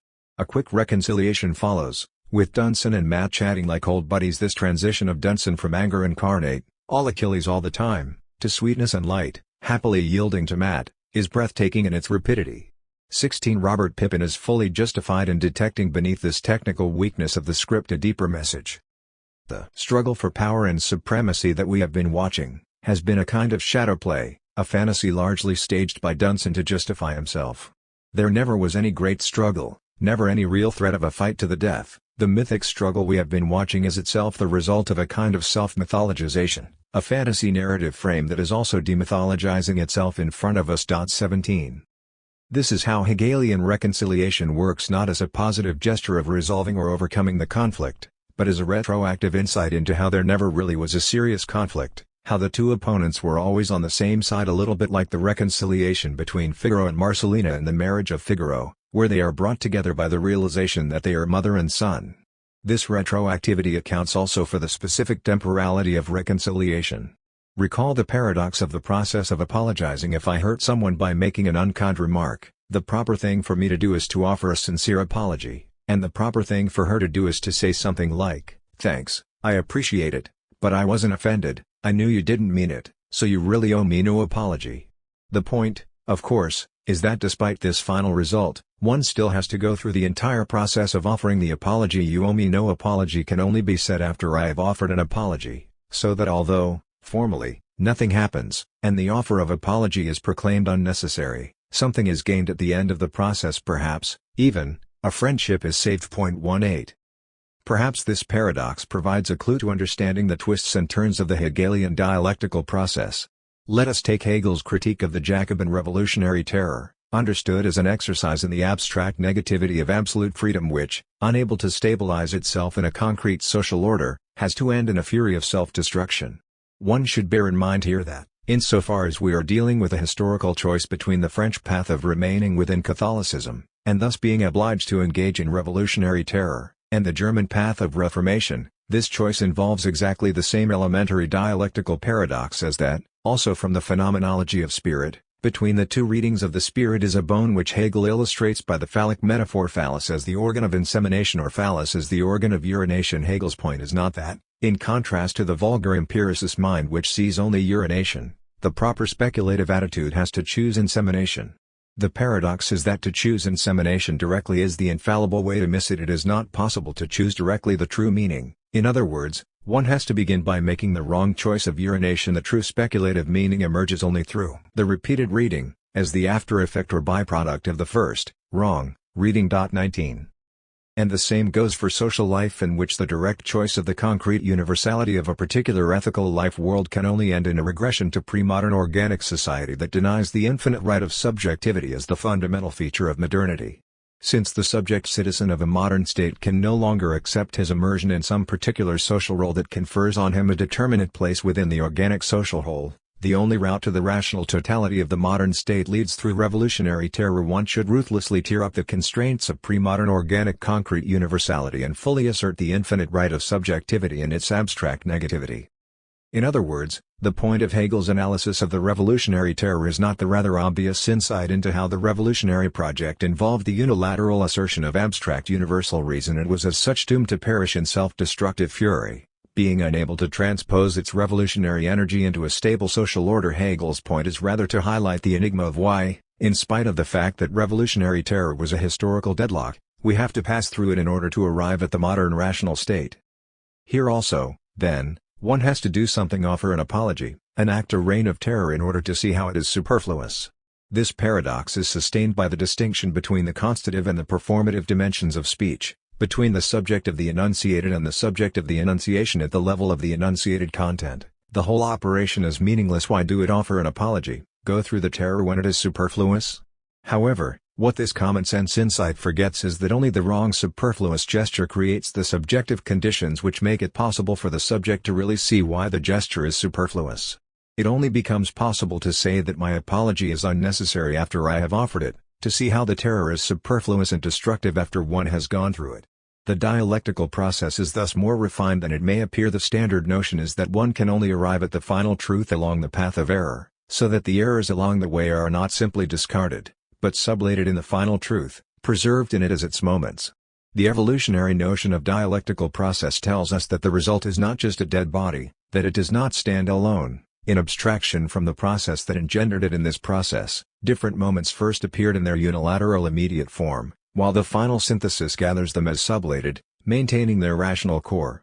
What this standard notion misses is how the previous moments are preserved precisely as superfluous. In other words, while the preceding stages are indeed superfluous, we need time to arrive at the point from which we can see that they are so. A story to tell. How are we to counter this diagnosis of the disease called Hegel, which centers on the dialectical reversal as an empty formal gesture of presenting defeat as victory? The first observation that imposes itself is that reading infra-rational semantic choices as strategies for coping with obstacles to the assertion of life is in itself already an infra-rational semantic choice. But more important is to note how such a reading subtly perpetuates a narrow view of Hegel which obliterates many key dimensions of his thought. Is it not possible to read Hegel's systematic sublation of each and every shape of consciousness or social life form as, precisely, a description of all possible life forms, with their vital semantic choices, and their inherent antagonisms, contradictions? 20. If there is a semantic choice that underlies Hegel's thought, it is not the desperate wager that, retroactively, one will be able to tell a consistent, all-encompassing and meaningful story in which every detail will be allotted its proper place, but, on the contrary, the weird certainty comparable to the psychoanalyst's certainty that the repressed will always return, that a symptom will always spoil every figure of harmony, that, with every figure of consciousness or form of life, things will always somehow go wrong, that each position will generate an excess which will augur its self-destruction. Does this mean that Hegel does not advocate any determinate semantic choice, since, for him, the only truth is the endless process of the generation and corruption of determinate semantic choices? Yes, but on condition that we do not conceive this process in the usual mobilist sense. How, then, does the truly historical thought break with such universalized mobilism? In what precise sense is it historical and not simply the rejection of mobilism on behalf of some eternal principle exempted from the flow of generation and corruption? The key resides in the concept of retroactivity, which concerns the very core of the relationship between Hegel and Marx. It is the main reason why, today, one should return from Marx to Hegel and enact a materialist reversal of Marx himself. To approach this complex issue, let me begin with Gilles Deleuze's notion of a pure past, not the past into which things present pass, but an absolute past where all events, including those that have sunk without trace, are stored and remembered as they're passing away. 21. A virtual past which already contains things which are still present. A present can become past because in a way it is already, it can perceive itself as part of the past. What we are doing now is will have been history. It is with respect to the pure element of the past, understood as the past in general, as an a priori past, that a given form or present is reproducible and the present is able to reflect itself. 22. Does this mean that the pure past involves a thoroughly deterministic notion of the universe in which everything that is still to happen to come, all actual spatio-temporal deployment, is already part of an immemorial atemporal virtual network? No, and for a very precise reason, because the pure past must be all the past but must also be amenable to change through the occurrence of any new present. 23. It was none other than T.S. Eliot, that great conservative, who first clearly formulated this link between our dependence on tradition and our power to change the past. Tradition cannot be inherited, and if you want it you must obtain it by great labor. It involves, in the first place, the historical sense, which we may call nearly indispensable to anyone who would continue to be a poet beyond his 25th year, and the historical sense involves a perception, not only of the pastness of the past, but of its presence. The historical sense compels a man to write not merely with his own generation in his bones, but with the feeling that the whole of the literature of Europe from Homer and within it the whole of the literature of his own country has a simultaneous existence and composes a simultaneous order.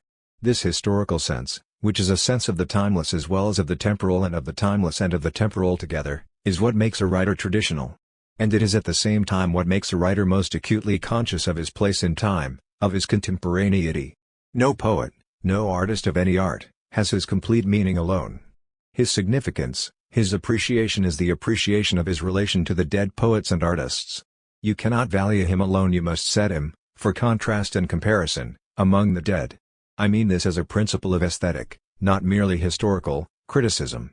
The necessity that he shall conform, that he shall cohere, is not one-sided. What happens when a new work of art is created is something that happens simultaneously to all the works of art which preceded it. The existing monuments form an ideal order among themselves, which is modified by the introduction of the really new work of art among them. The existing order is complete before the new work arrives for order to persist after the supervention of novelty. The whole existing order must be, if ever so slightly, altered, and so the relations, proportions, values of each work of art toward the whole are readjusted, and this is conformity between the old and the new. Whoever has approved this idea of order, of the form of European, of English literature, will not find it preposterous that the past should be altered by the present as much as the present is directed by the past. And the poet who is aware of this will be aware of great difficulties and responsibilities. What happens is a continual surrender of himself as he is at the moment to something which is more valuable. The progress of an artist is a continual self-sacrifice, a continual extinction of personality. There remains to define this process of depersonalization and its relation to the sense of tradition. It is in this depersonalization that art may be said to approach the condition of science. 24. When Eliot says that in judging a living poet you must set him among the dead, he formulates a precise example of Deleuze's pure past. And when he writes that the existing order is complete before the new work arrives for order to persist after the supervention of novelty, the whole existing order must be, if ever so slightly, altered, and so the relations, proportions, values of each work of art toward the whole are readjusted, he no less clearly formulates the paradoxical link between the completeness of the past and our capacity to change it retroactively. Precisely because the pure past is complete, each new work resets its entire balance. This is how one should read Kafka's critique of the notion of the Day of Judgment as something which will arrive at the end of time. Only our concept of time makes it possible for us to speak of the Day of Judgment by that name. In reality it is a summary court in perpetual session. Every historical moment contains its own judgment in the sense of its pure past, which allocated a place to each of its elements, and this judgment is being constantly rewritten. Recall Borges's precise formulation of the relationship between Kafka and his multitude of precursors, from ancient Chinese authors to Robert Browning. Kafka's idiosyncrasy, in greater or lesser degree, is present in each of these writings, but if Kafka had not written we would not perceive it, that is to say, it would not exist. Each writer creates his precursors. His work modifies our conception of the past, as it will modify the future. 25. In the same way, a radical revolution does what previously appeared as the impossible and thereby creates its own precursors. This, perhaps, is the most succinct definition of what an authentic act is. Such an act proper should be located in the trilogy which strangely reflects the European trinity of English, French, and German acting out, passage à l'acte, dat Handlung ficht as neologism for the founding gesture of the subject's self-positing, in which the activity and its result fully overlap. Acting out is a hysterical outburst within the same big other. Passage à l'acte destructively suspends the big other. Dat Handlung retroactively rearranges it. As Jacques Alan Miller put it, the status of the act is retroactive. 26. A gesture will have been an act, it becomes an act if, in its consequences, it succeeds in disturbing and rearranging the big other. The properly dialectical solution of the dilemma is it really there, in the source, or did we just read it into the source? Thus it is there, but we can only perceive and state this retroactively, from the perspective of the present. 27. One of the standard procedures of defetishizing dereifying critique is to denounce what appears as a direct property of the perceived object as the subject's, the observer's reflexive determination. The subject ignores how her gaze is already included in the perceived content. An example from recent theory: post-structuralist deconstructionism does not exist in itself, in France, since it was invented in the U.S., for and by the American academic gaze with all its constitutive limitations. 28. In short, an entity like post-structuralist deconstructionism, a term not used in France, comes into existence only for a gaze that is unaware of the details of the philosophical scene in France. This gaze brings together authors Derrida, Deleuze, Foucault, Lyotard, and so on, who are simply not perceived as part of the same episteme in France, just as the concept of film noir posits a unity which did not exist in itself. And in the same way, the French gaze, ignorant of the ideological tradition of American individualist, anti-combo populism, and looking through existentialist lenses, mistook the heroic cynical, pessimist fatalist stance of the noir hero for a socially critical attitude. Likewise, the American perception inscribed the French authors into the field of radical cultural criticism, thereby conferring on them a feminist, etc., critical social stance for the most part absent in France itself. So just as film noir is not a category of American cinema, but primarily a category of the French cinema criticism and later of the historiography of cinema, so too post-structuralist deconstructionism is not a category of French philosophy, but primarily a category of the American misreception of the French theorists designated as such. This, however, is only the first step, at the level of external reflection.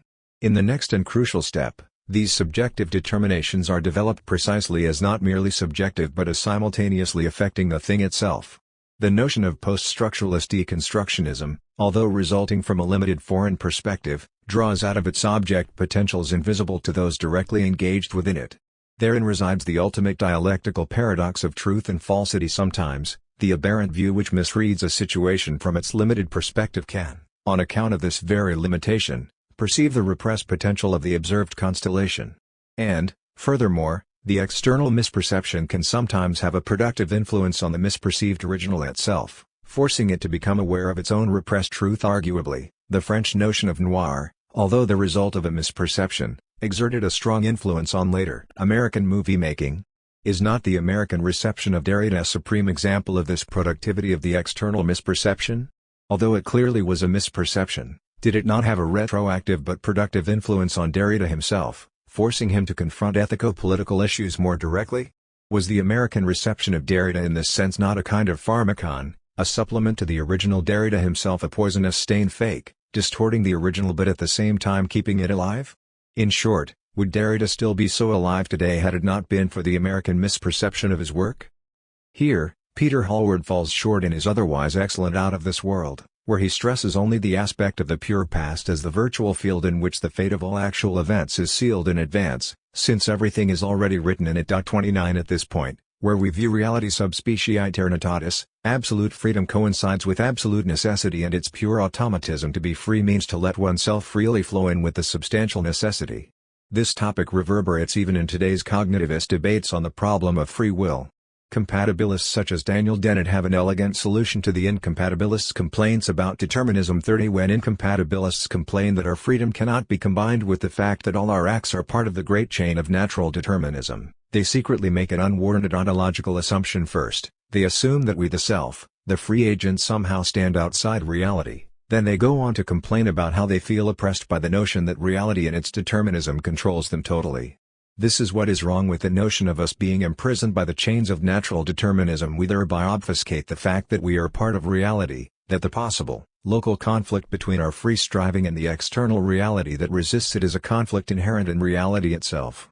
That is to say, there is nothing oppressive or constraining about the fact that our innermost strivings are predetermined. When we feel thwarted in our freedom by the pressure of external reality, there must be something in us, some desire or striving, which is thus thwarted. But where do such strivings come from if not this same reality?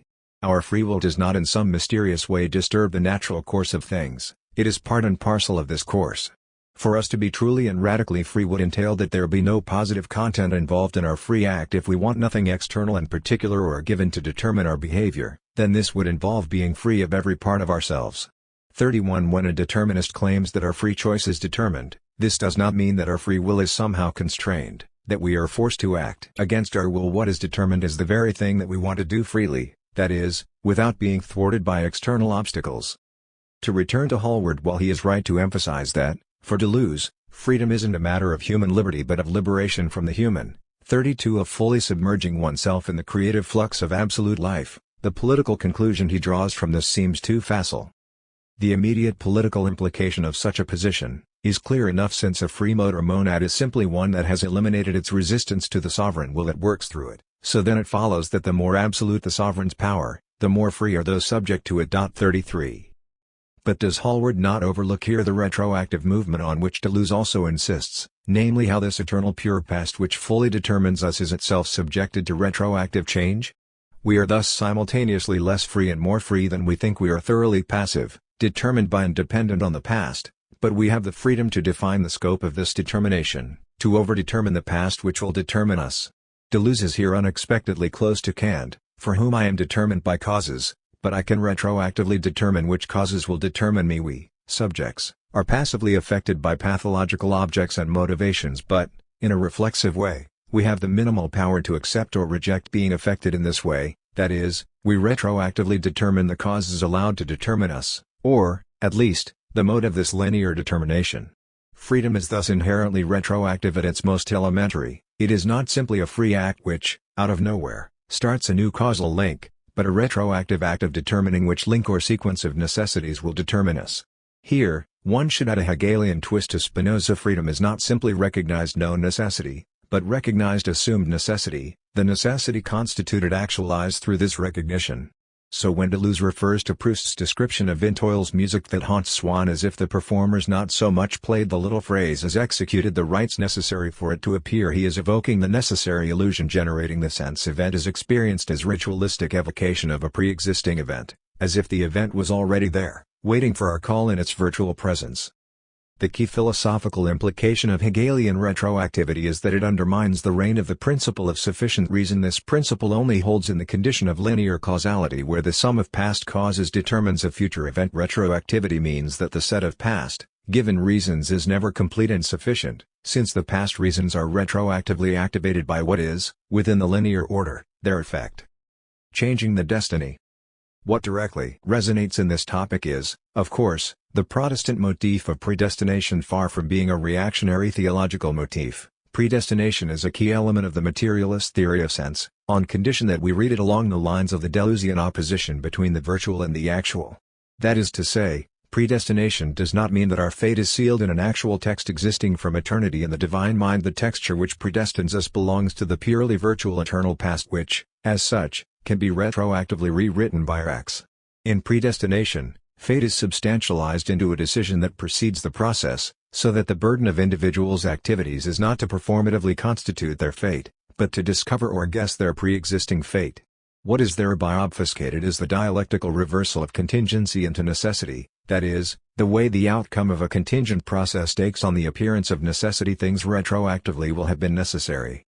This, perhaps, would have been the ultimate meaning of the singularity of Christ's incarnation. It is an act which radically changes our destiny. Prior to Christ, we were determined by fate, caught up in the cycle of sin and its payment, but Christ's erasure of our past sins means precisely that his sacrifice changes our virtual past and thus sets us free. When Deleuze writes that my wound existed before me, I was born to embody it, does not this variation on the theme of the Cheshire Cat and its smile from Alice in Wonderland, the cat was born to embody its smile, provide a perfect formula for Christ's sacrifice? Christ was born to embody his wound, to be crucified. The problem is with the literal teleological reading of this proposition, as if the actual deeds of a person merely actualize their temporal eternal fate inscribed in their virtual idea. Caesar's only real task is to become worthy of the events he has been created to embody. Amor fati. What Caesar actually does adds nothing to what he virtually is. When Caesar actually crosses the Rubicon, this involves no deliberation or choice, since it is simply part of the entire, immediate expression of Caesarness. It simply unrolls or unfolds something that was encompassed for all times in the notion of Caesar. 34. But what about the retroactivity of a gesture which reconstitutes this past itself? This, perhaps, is the most succinct definition of what an authentic act is in our ordinary activity. We effectively just follow the virtual phantasmatic coordinates of our identity, while an act proper involves the paradox of an actual move which retroactively changes the very virtual transcendental coordinates of its agent's being, or, in Freudian terms, which not only changes the actuality of our world but also moves its underground. We have thus a kind of reflexive folding back of the condition onto the given. It was the condition for 35. While the pure past is the transcendental condition for our acts not only create new actual reality, they also retroactively change this very condition. This brings us to the Deleuzian notion of the sign. Actual expressions are signs of a virtual idea which is not an ideal but, rather, a problem. Common sense tells us that there are true and false solutions to every problem. For Deleuze, on the contrary, there are no definitive solutions to problems. Solutions are just repeated attempts to deal with the problem, with its impossible real. Problems themselves, not solutions, are true or false. Each solution not only reacts to its problem, but retroactively redefines it, formulating it from within its own specific horizon. Which is why the problem is universal and the solutions or answers are particular.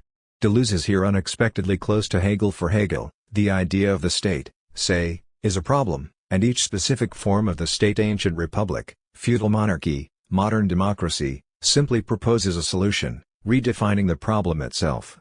The passage to the next higher stage of the dialectical process occurs precisely when, instead of continuing to search for a solution, we problematize the problem itself, abandoning its terms. When, for example, instead of continuing to search for a true state, we drop the very reference to the state and look for a communal existence beyond the state.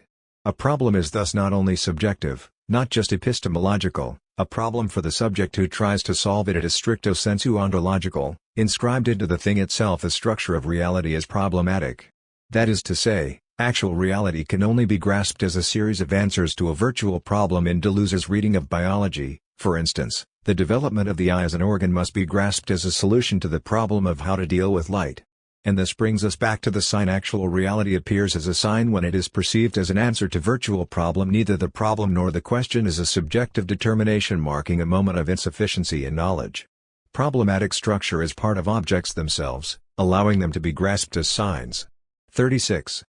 This explains the strange way in which Deleuze opposes signs and representations for common sense. A mental representation directly reproduces the way a thing is, while a sign just points towards it, designating it with a more or less arbitrary signifier. In a representation of a table, I see directly a table, while its sign just points towards the table. For Deleuze, on the contrary, representations are mediate, while signs are direct, and the task of a creative thought is that of making movement itself a work, without interpositions of substituting direct signs for mediate representations. 37. Representations are figures of objects as objective entities deprived of their virtual support or background, and we pass from representation to sign when we are able to discern in an object that which points towards its virtual ground, towards the problem with regard to which it is an answer. To put it succinctly, every answer is a sign of its problem. This brings us to Deleuze's notion of the blind seer, blind to actual reality, sensible only to the virtual dimension of things. Deleuze resorts to a wonderful metaphor of a spider deprived of eyes and ears but infinitely sensitive to whatever resonates through its virtual web. As Hallworth paraphrases it, actual or constituted forms slip through the web and make no impression, for the web is designed to vibrate only on contact with virtual or intensive forms. The more fleeting or molecular the movement, the more intense its resonance through the web. The web responds to the movements of a pure multiplicity before it has taken on any definite shape. 38. This brings us to the central problem of Deleuze's ontology. How are the virtual and the actual related? Actual things express ideas but are not caused by them. 39. The notion of causality is limited to the interaction of actual things and processes. On the other hand, this interaction also causes virtual entity sense, ideas. Deleuze is not an idealist. Sense is for him always an ineffective, sterile shadow accompanying actual things. What this means is that, for Deleuze, transcendental genesis and causality are totally opposed. They move at different levels.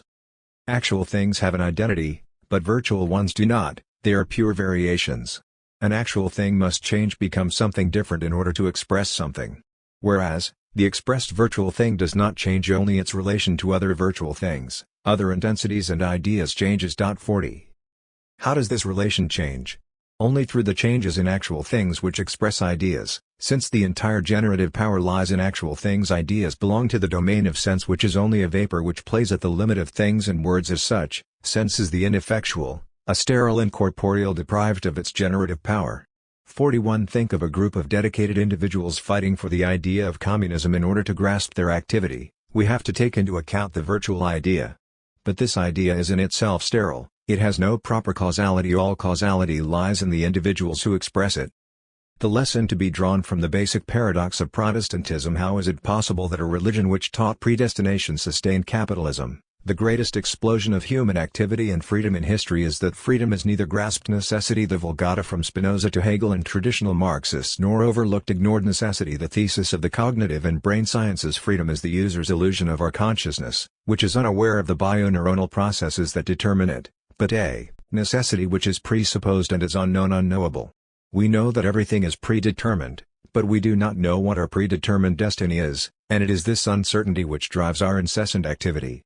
Freud's infamous statement "anatomy is destiny" should also be read along these lines, as a Hegelian speculative judgment in which the predicate passes over into the subject. That is to say, its true meaning is not the obvious one. The standard target of feminist critique, the anatomical difference between the sexes, directly determines the different socio-symbolic roles of men and women, but rather the opposite. The truth of anatomy is destiny, in other words a symbolic formation. In the case of sexual identity, an anatomic difference is sublated, turned into the medium of appearance expression, more precisely, into the material support of a certain symbolic formation. This is how one should differentiate historicity proper from organic evolution.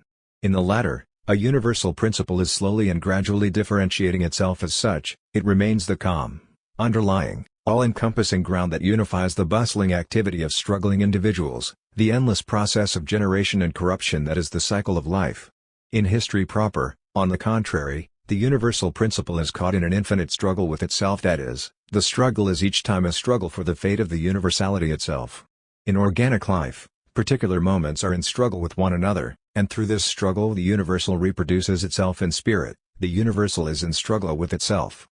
This is why the eminently historical moments are those marked by great collisions in which a whole form of life is threatened, when the established social and cultural norms no longer guarantee a minimum of stability and cohesion in such open situations. A new form of life has to be invented, and it is at this point that Hegel locates the role of great heroes. They operate in a pre-legal, stateless zone. Their violence is not bound by the usual moral rules. They enforce a new order with a subterranean vitality which shatters all established forms. According to the usual dox on Hegel, heroes follow their instinctual passions, their true motifs and goals are not clear to themselves, they are the unconscious instruments of a deeper historical necessity giving birth to a new spiritual life form. However, as Lebrun points out, here one should not impute to Hegel the standard teleological notion of a hidden hand of reason pulling the strings of the historical process, following a plan established in advance and using the passions of individuals as instruments for its implementation. First, since the meaning of their acts is a priori inaccessible to the individuals who accomplish them, heroes included, there is no science of politics able to predict the course of events. Nobody ever has the right to declare himself a depositary of the spirit's self-knowledge. 42 And this impossibility spares Hegel the fanaticism of objective responsibility. 43 In other words, there is no place in Hegel for the Marxist-Stalinist figure of the communist revolutionary who understands the historical necessity and posits himself as the instrument of its implementation. However, it is crucial to add a further twist here. If we merely assert this impossibility, we are still conceiving the absolute as substance, not as subject. We are still surmising that there is some pre-existing spirit imposing its substantial necessity on history, while accepting that knowledge of this necessity is denied us. To be consistently Hegelian, however, we must take a crucial step further and insist that historical necessity does not pre-exist the contingent process of its actualization, that is, that the historical process is also in itself open, undecided. This confused mixture generates sense insofar as it unravels itself. It is people, and they only, who make history, while spirit explicates itself through this making. The point is not, as in a naive theodicy, to find a justification for every event. In actual time, no heavenly harmony resonates in the sound and fury. It is only once this tumult recollects itself in the past, once what took place is conceived, that we can say, to put it briefly, that the course of history is a little bit better outlined. History runs forward only for those who look at it backwards. It is linear progression only in retrospect. Hegelian providential necessity has so little authority that it seems as if it learns from the run of things in the world which were its goals. 44. This is how one should read Hegel's thesis that, in the course of the dialectical development, things become what they are. It is not that a temporal deployment merely actualizes some pre-existing atemporal conceptual structure. This atemporal conceptual structure is itself the result of contingent temporal decisions. Let us take an exemplary case of a contingent decision whose outcome defined the agent's entire life: Caesar's crossing of the Rubicon. It is not enough to say that crossing the Rubicon is part of the complete notion of Caesar. One should rather say that Caesar is defined by the fact that he crossed the Rubicon. His life didn't follow a scenario written in the book of some goddess. There is no book which would already have contained the relations of Caesar's life, for the simple reason that his life itself is this book, and that, at every moment, an event is in itself its own narrative. 45. But why should we not then say that there is simply no atemporal conceptual structure, that all there is a gradual temporal deployment? Here we encounter the properly dialectical paradox which defines true historicity as opposed to evolutionist historicism, and which was much later, in French structuralism, formulated as the primacy of synchrony over diachrony. Usually, this primacy was taken to mean the ultimate denial of historicity. In structuralism, a historical development can be reduced to the imperfect temporal deployment of a pre-existing atemporal matrix of all possible variations combinations.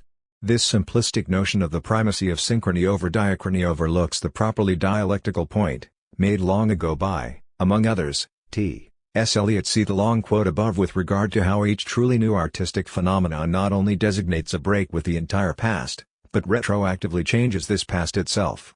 At every historical conjuncture, the present is not only present, it also encompasses a perspective on the past imminent to it. After the disintegration of the Soviet Union, say, the October Revolution is no longer the same historical event. It is, from the triumphant liberal capitalist view, no longer the beginning of a new progressive epoch in the history of humanity, but the beginning of a catastrophic swerving off course of history which reached its end in 1991. This is the ultimate lesson of Hegel's anti-mobilism. Dialectics has nothing whatsoever to do with the historicist justification of a particular politics or practice at a certain stage of historical development, a justification which may then be lost at a later higher stage. Reacting to the revelation of Stalin's crimes at the 20th Congress of the Soviet Communist Party, Brecht noted how the same political agent who had earlier played an important role in the revolutionary process, Stalin, had now become an obstacle to it, and praised this as a proper dialectical insight, but one should thoroughly reject this logic. In the dialectical analysis of history, on the contrary, each new stage rewrites the past and retroactively delegitimizes the previous one. The OWL of Minerva. Back to Caesar. Once he crossed the Rubicon, his previous life appeared in a new way, as a preparation for his later world historical role, that is, it was transformed into part of a totally different life story. This is what Hegel calls totality, or what structuralism calls synchronic structure, a historical moment which is not limited to the present but includes its own past and future, in other words, the way the past and the future appeared to and from this moment. The main implication of conceiving the symbolic order as such a totality is that, far from reducing it to a kind of transcendental a priori, a formal network, given in advance, which limits the scope of human practice, one should follow Lacan and focus on how the gestures of symbolization are entwined with and embedded in the process of collective practice. What Lacan elaborates as the twofold moment of the symbolic function reaches far beyond the standard theory of the performative dimension of speech, as developed in the later, in French structuralism, formulated as the primacy of synchrony over diachrony. Usually, this primacy was taken to mean the ultimate denial of historicity. In structuralism, a historical development can be reduced to the imperfect temporal deployment of a pre-existing atemporal matrix of all possible variations combinations. This simplistic notion of the primacy of synchrony over diachrony overlooks the properly dialectical point, made long ago by, among others, T.S. Eliot. See the long quote above with regard to how each truly new artistic phenomenon not only designates a break with the entire past, but retroactively changes this past itself. At every historical conjuncture, the present is not only present, it also encompasses a perspective on the past imminent to it. After the disintegration of the Soviet Union, say, the October Revolution is no longer the same historical event. It is, from the triumphant liberal capitalist view, no longer the beginning of a new progressive epoch in the history of humanity, but the beginning of a catastrophic swerving off course of history which reached its end in 1991. This is the ultimate lesson of Hegel's anti-mobilism. Dialectics has nothing whatsoever to do with the historicist justification of a particular politics or practice at a certain stage of historical development, a justification which may then be lost at a later higher stage. Reacting to the revelation of Stalin's crimes at the 20th Congress of the Soviet Communist Party, Brecht noted how the same political agent who had earlier played an important role in the revolutionary process, Stalin, had now become an obstacle to it, and praised this as a proper dialectical insight, but one should thoroughly reject this logic. In the dialectical analysis of history, on the contrary, each new stage rewrites the past and retroactively delegitimizes the previous one. The OWL of Minerva.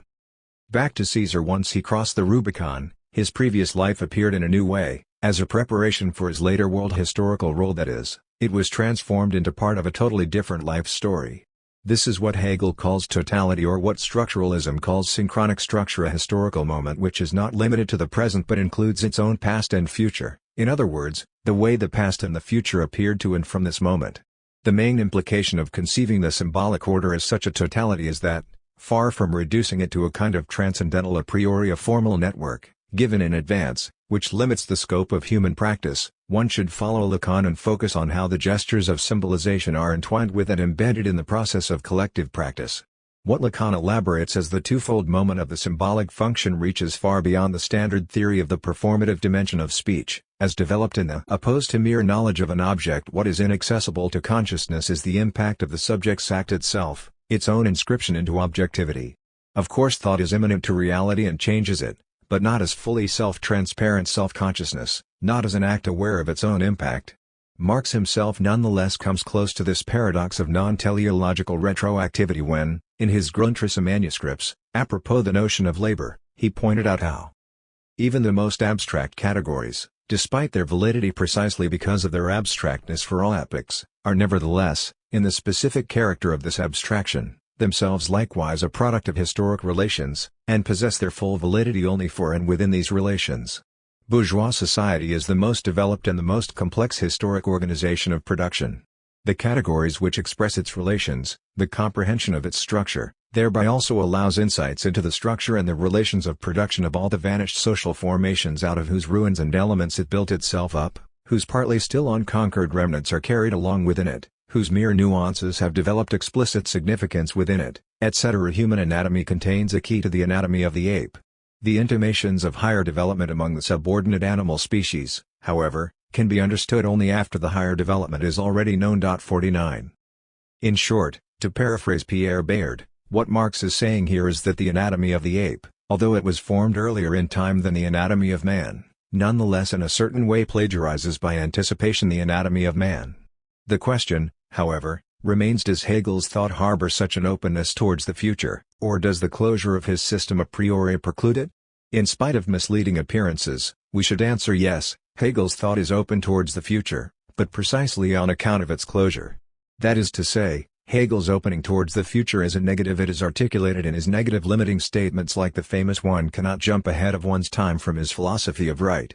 The impossibility of directly borrowing from the future is grounded in the very fact of retroactivity, which makes the future a priori unpredictable. We cannot climb onto our own shoulders and see ourselves objectively, in terms of the way we fit into the texture of history, because this texture is again and again retroactively rearranged. In theology, Karl Barth extended this unpredictability to the Last Judgment itself, emphasizing how the final revelation of God will be totally incommensurable with our expectations. God is not hidden to us, he is revealed. But what and how we shall be in Christ, and what and how the world will be in Christ at the end of God's road, at the breaking in of redemption and completion, that is not revealed to us, that is hidden. Let us be honest, we do not know what we are saying when we speak of Jesus Christ's coming again in judgment, and of the resurrection of the dead, of eternal life and eternal death. That with all these there will be bound up a piercing revelation, a seeing, compared to which all our present vision will have been blindness, is too often testified in Scripture for us to feel we ought to prepare ourselves for it. For we do not know what will be revealed when the last covering is removed from our eyes, from all eyes, how we shall behold one another and what we shall be to one another, men of today and men of past centuries and millennia, ancestors and descendants, husbands and wives, wise and foolish, oppressors and oppressed, traitors and betrayed, murderers and murdered, West and East, Germans and others, Christians, Jews, and heathen, Orthodox and heretics, Catholics and Protestants, Lutherans and Reformed. Upon what divisions and unions, what confrontations and cross-connections the seals of all books will be opened, how much will seem small and unimportant to us then, how much will only then. With this insight, it becomes clear how false, how all too human, is the fear that the guilty will not be properly punished here. Especially, we must abandon our expectations. Strange Christianity, whose most pressing anxiety seems to be that God's grace might prove to be all too free on this side, that hell, instead of being populated with so many people, might someday prove to be empty. 51. And the same uncertainty holds for the Church itself. It possesses no superior knowledge. It is like a postman who delivers the mail with no idea what it says. The Church can only deliver it the way a postman delivers his mail. The Church is not asked what it thinks it is thereby starting, or what it makes of the message. The less it makes of it and the less it leaves on it its own fingerprints, the more it simply hands it on as it has received it, and so much the better. 52. There is only one unconditional certainty in all this, the certainty of Jesus Christ as our Savior, which is a rigid designator remaining the same in all possible worlds. We know just one thing, that Jesus Christ is the same also in eternity, and that His grace is whole and complete, enduring through time into eternity, into the new world of God which will exist and be recognized in a totally different way, that it is unconditional and hence is certainly tied to no purgatories, tutoring sessions, or reformatories in the hereafter. 53. No wonder Hegel formulated this same limitation apropos politics, especially as communists. We should abstain from any positive imagination of the future communist society.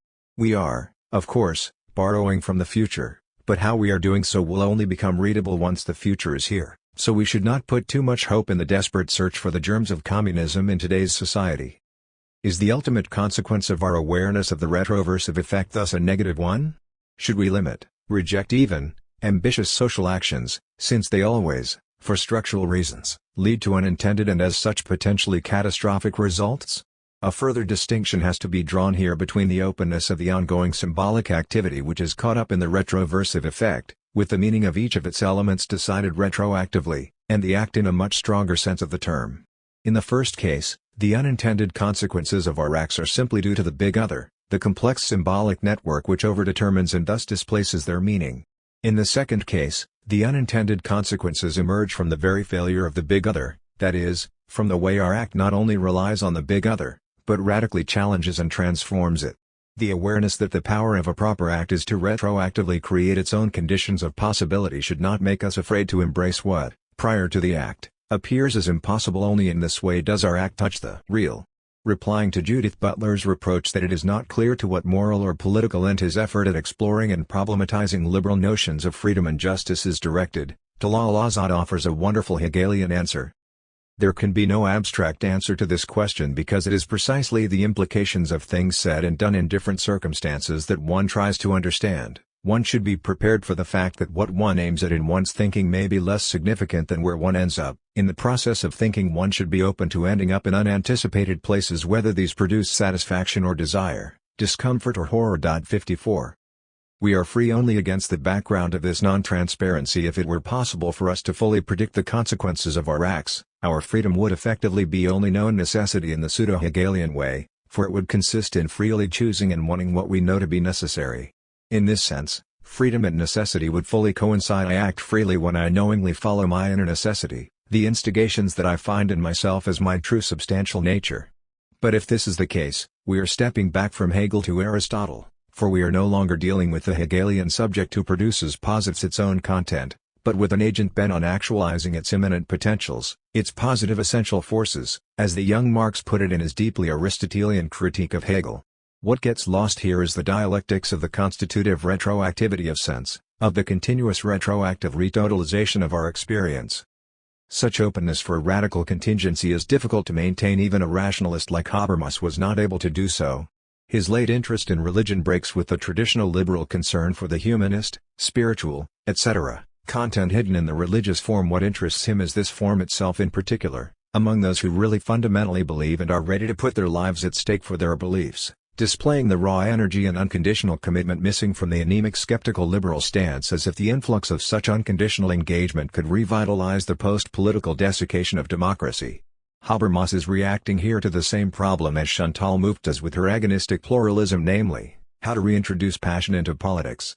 Is he not, however, thereby engaged in a kind of ideological vampirism, sucking the energy from naive believers without being ready to abandon his own basic secular liberal stance, so that full religious belief retains a kind of fascinating and mysterious otherness? As Hegel already showed apropos the dialectic of enlightenment and faith in his phenomenology of spirit, such an opposition of formal enlightenment and fundamental substantial beliefs is false, an untenable ideologico-existential position.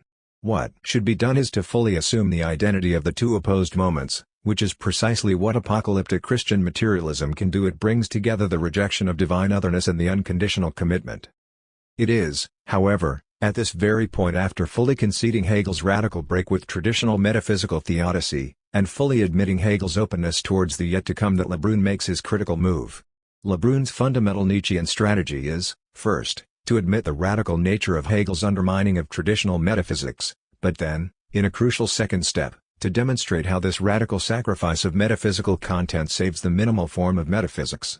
The accusations concerning Hegel's theodicy, of course, fall short. There is no substantial God who writes the script of history in advance and watches over its realization. The situation is open, truth emerges only through the very process of its deployment, and so on and so forth. But what Hegel nonetheless maintains is the much deeper presupposition that, as dusk falls over the events of the day, the owl of Minerva will take wing, that there always is a story to be told at the end, a story which retroactively and contingently as much as one wants reconstitutes the sense of the preceding process.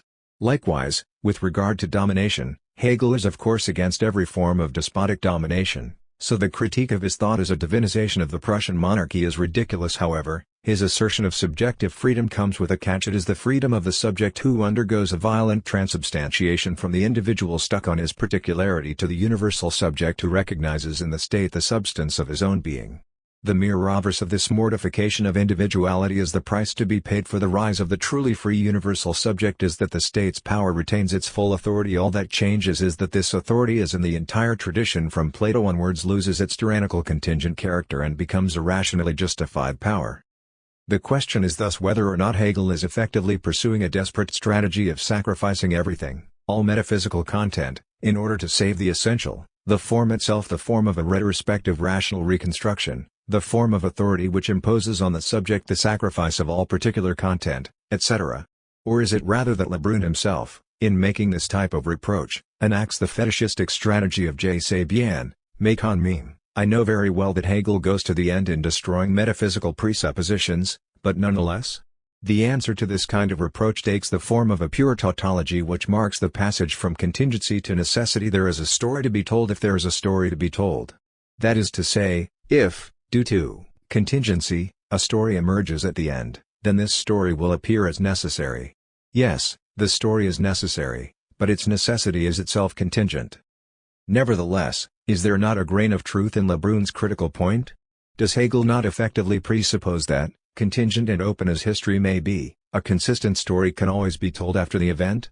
Or, to put it in Lacan's terms, is not the entire edifice of Hegelian historiography based on the premise that, no matter how confused the events themselves, a subject supposed to know will emerge at the end, magically converting nonsense into sense, chaos into a new order?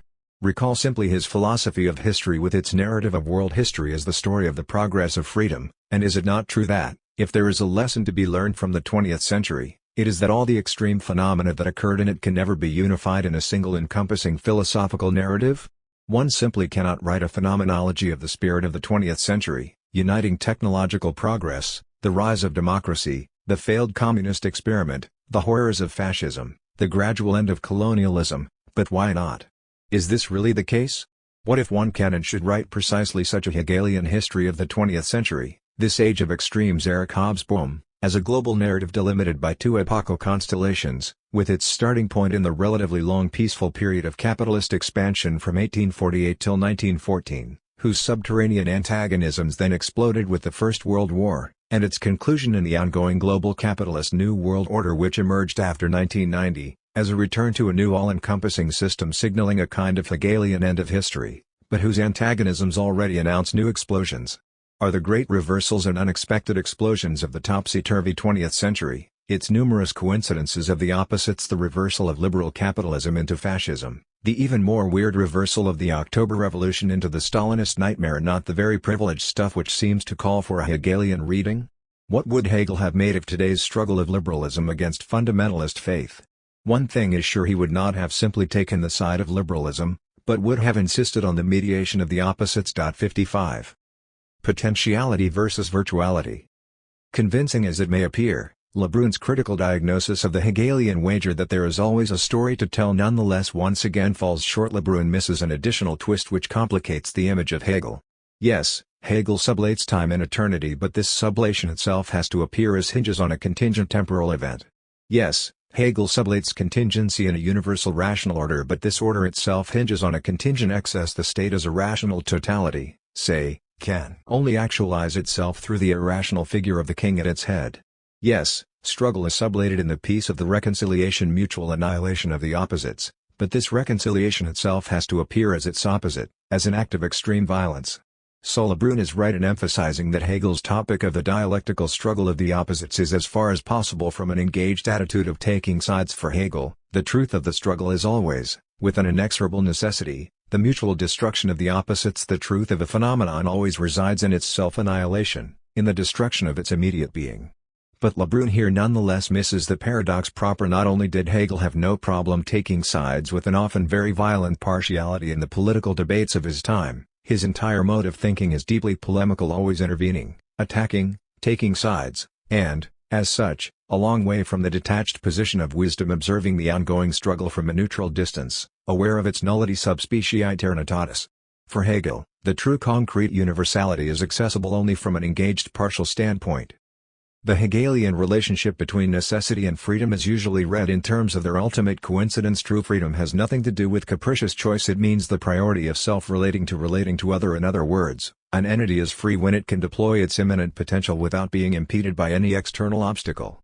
From here, it is easy to develop the standard argument against Hegel. His system is a fully saturated set of categories, with no place for contingency and indeterminacy, for in Hegel's logic, each category follows with an inexorable immanent logical necessity from the preceding one, with the entire series of categories forming a self-enclosed whole. We can see now what this argument misses. The Hegelian dialectical process is not this saturated, self-contained, necessary whole, but the open and contingent process through which such a whole forms itself. In other words, the reproach confuses being with becoming. It perceives as a fixed order of being the network of categories what is for Hegel the process of becoming which, retroactively, engenders its necessity. The same point can also be made in terms of the distinction between potentiality and virtuality. Quentin Meillassoux has outlined the contours of a post-metaphysical materialist ontology whose basic premise is the Kantorian multiplicity of infinities which cannot be totalized into an all-encompassing one.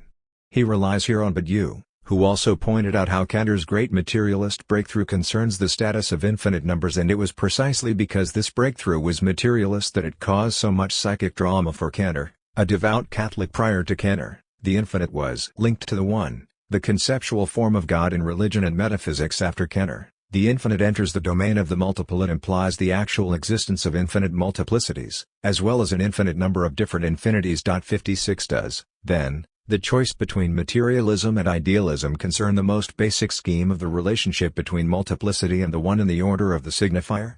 Is the primordial fact that of the multiplicity of signifiers, which is then totalized through the subtraction of the one, or is the primordial fact that of the barred one, more precisely, that of the tension between the one and its empty place, of the primordial repression of the binary signifier, so that multiplicity emerges to fill in this emptiness, the lack of the binary signifier?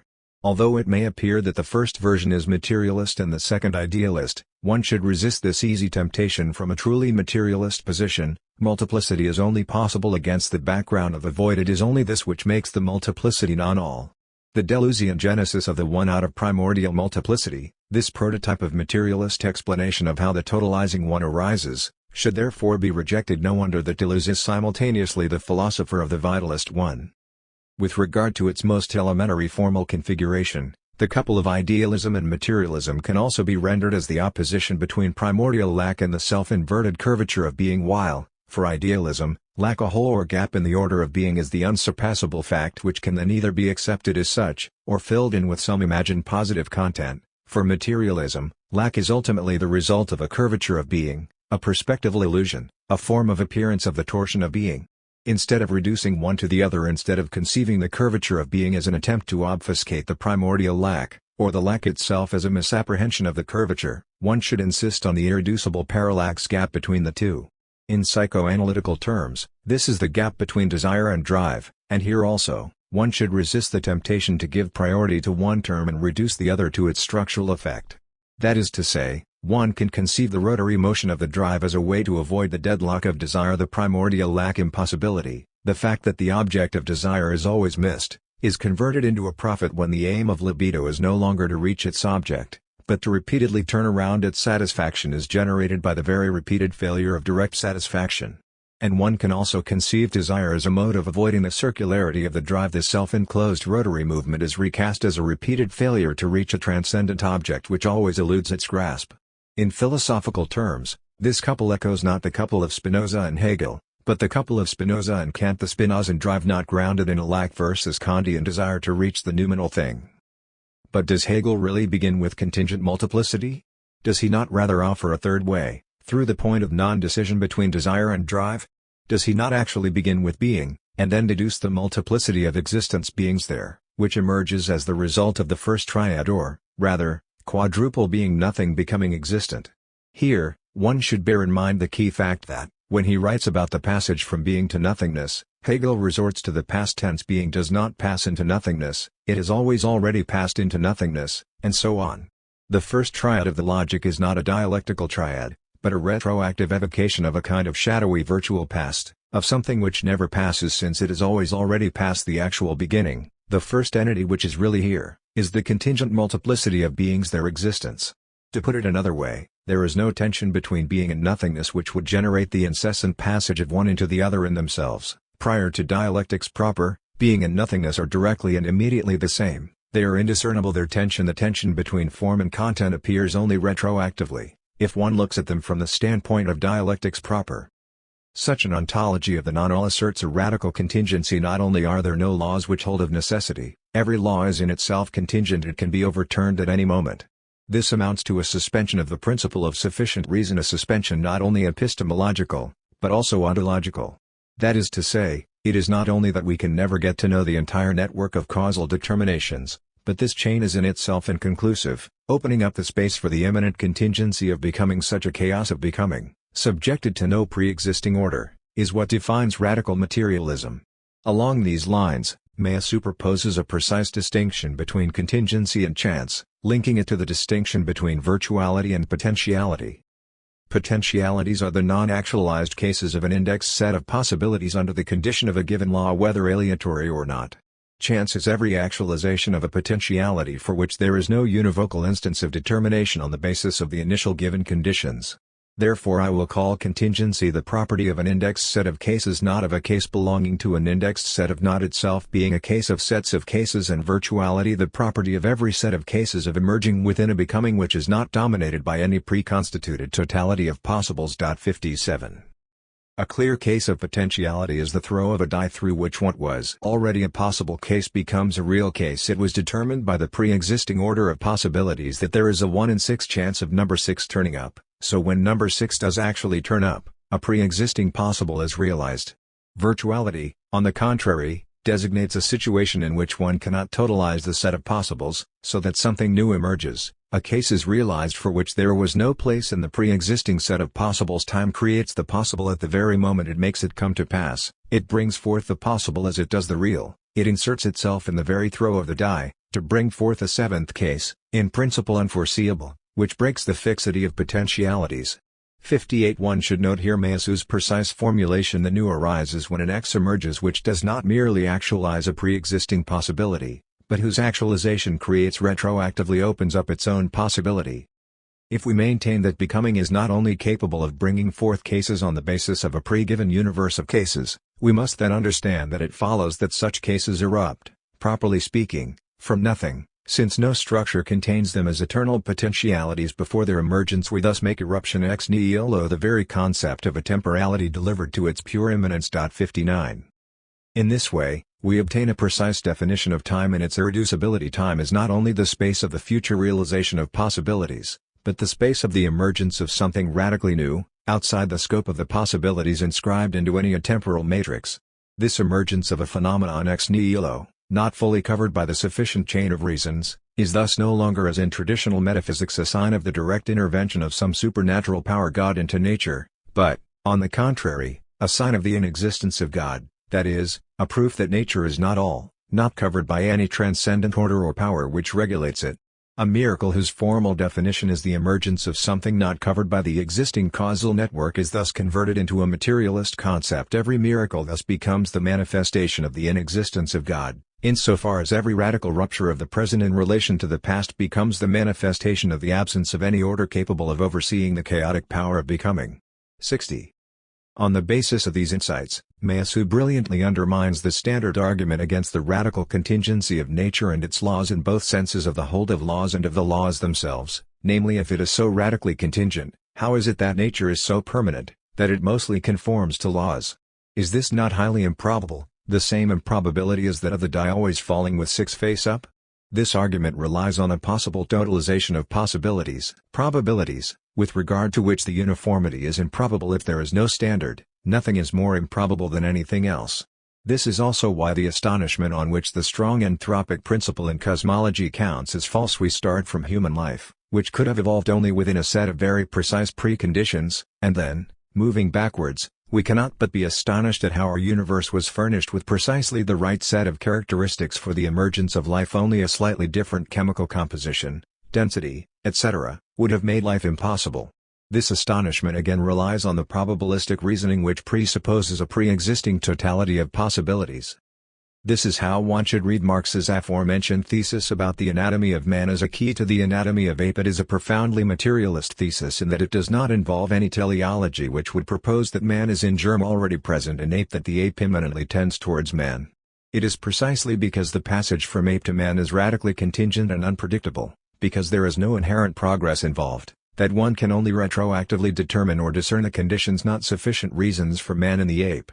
And, again, it is crucial to bear in mind here that the non-all is ontological, not only epistemological. When we stumble upon indeterminacy in nature, when the rise of the new cannot be fully accounted for by the set of its pre-existing conditions, this does not mean that we have encountered a limitation of our knowledge, our inability to understand the higher reason at work here, but, On the contrary, that we have demonstrated the ability of our mind to grasp the non-all of reality. The notion of virtuality permits us to reverse the signs, making of every radical eruption the manifestation, not of a transcendent principle of becoming a miracle, the sign of a creator, but of a time that nothing subtends an emergence, the sign of non-all.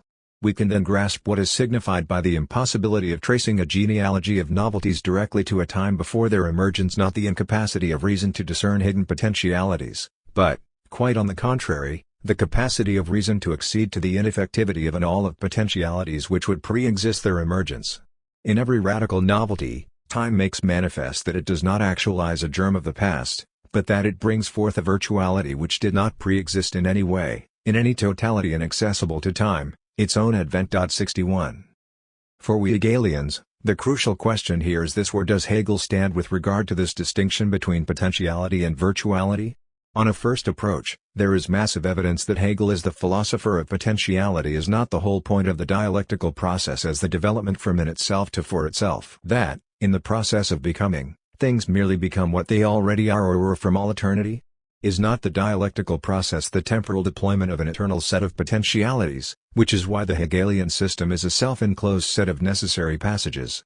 This mirage of overwhelming evidence dissipates, however, the moment we fully take into account the radical retroactivity of the dialectical process. The process of becoming is not in itself necessary, but is the becoming the gradual contingent emergence of necessity itself. This is also among other things what to conceive substance as subject means. The subject as the void, the nothingness of self-relating negativity, is the very nihil out of which every new figure emerges. In other words, every dialectical passage or reversal is a passage in which the new figure emerges ex nihilo and retroactively posits or creates its necessity. The Hegelian circle of circles. The stakes in this debate: is Hegel a thinker of potentiality or a thinker of virtuality? Are extremely high. They concern the inexistence of the big other itself. That is to say, the atemporal matrix which contains the scope of all possibilities is one name of the big other, and another is the totalizing story we can tell after the fact, or the certainty that such a story will always emerge. Nietzsche reproaches modern atheism precisely for the fact that, in it, the big other survives true, no longer as the substantial God, but as the totalizing symbolic frame of reference. This is why Lebrun contends that Hegel is not an atheist conveniently presenting himself as a Christian, but effectively the ultimate Christian philosopher. Hegel always insisted on the deep truth of the Protestant saying God is dead in his own thought. The substantial transcendent God dies, but is resurrected as the symbolic totality which guarantees the meaningful consistency of the universe in a strict homology with the passage from God qua substance to the Holy Spirit as the community of believers in Christianity. When Nietzsche talks about the death of God, he does not have in mind the pagan living God, but precisely this God qua Holy Spirit, the community of believers. Although this community no longer relies on a transcendent guarantee of a substantial big other, the big other and thereby the theological dimension is still here as the symbolic frame of reference in Stalinism, say, in the guise of the big other of history which guarantees the meaningfulness of our acts. But is this shift from the living gods of the real to the dead God of the law really what happens in Christianity? Is it not that this shift already takes place in Judaism, so that the death of Christ cannot stand for this shift, but for something much more radical, precisely for the death of the symbolic dead big other itself? The key question is thus: is the Holy Spirit still a figure of the big other, or is it possible to conceive it outside of this frame? If the dead God were to morph directly into the Holy Ghost, then we would still have the symbolic big other. But the monstrosity of Christ, this contingent singularity interceding between God and man, is proof that the Holy Ghost is not the big other surviving as the spirit of the community after the death of the substantial God, but a collective link of love without any support in the big other. Therein resides the properly Hegelian paradox of the death of God. If God dies directly, as God, he survives as the virtualized big other. Only if he dies in the guise of Christ, his earthly embodiment, does he also disintegrate as the big other. As Christ died on the cross, the earth shook and darkness descended, signs that the heavenly order itself, the big other, was disturbed. Not only did something horrible happen in the world, but the very coordinates of the world itself were shaken. It was as if the syndrome, the knot tying the world together, had been unraveled, and the audacity of the Christians was to take this as a good omen, or, as Mao would put it much later, there is great disorder under heaven, the situation is excellent. Therein resides what Hegel calls the monstrosity of Christ. The insertion of Christ between God and man is strictly equivalent to the fact that there is no big other. Christ is inserted as the singular contingency on which the universal necessity of the big other itself hinges. In claiming that Hegel is the ultimate Christian philosopher, Lebrun is thus, to paraphrase T.S. Eliot, right for the wrong reason. Only if we bear in mind this dimension can we really see why the Darwinian or other evolutionary critics of Hegel miss the point when they ridicule his claim that there is no history in nature, that there is history only in human societies. Hegel does not imply that nature is always the same, that forms of vegetal and animal life are forever fixed, so that there is no evolution in nature. What he claims is that there is no history proper in nature. The living conserves itself, it is the beginning and the end. The product in itself is also the principle, it is always as such active. 62 Life eternally repeats its cycle and returns to itself. Substance is again and again reasserted, children become parents, and so on. The circle here is perfect, at peace with itself. It is often perturbed from without. In nature we do of course have gradual transformations of one species into another, and we do get clashes and catastrophes which obliterate entire species, but what we do not perceive in nature is the universal appearing posited as such, in contrast to its own particular content, a universal in conflict with itself. In other words, what is missing in nature is what Hegel called the monstrosity of Christ, the direct embodiment of the arca of the entire universe, God in a singular individual who walks around as one among the mortals.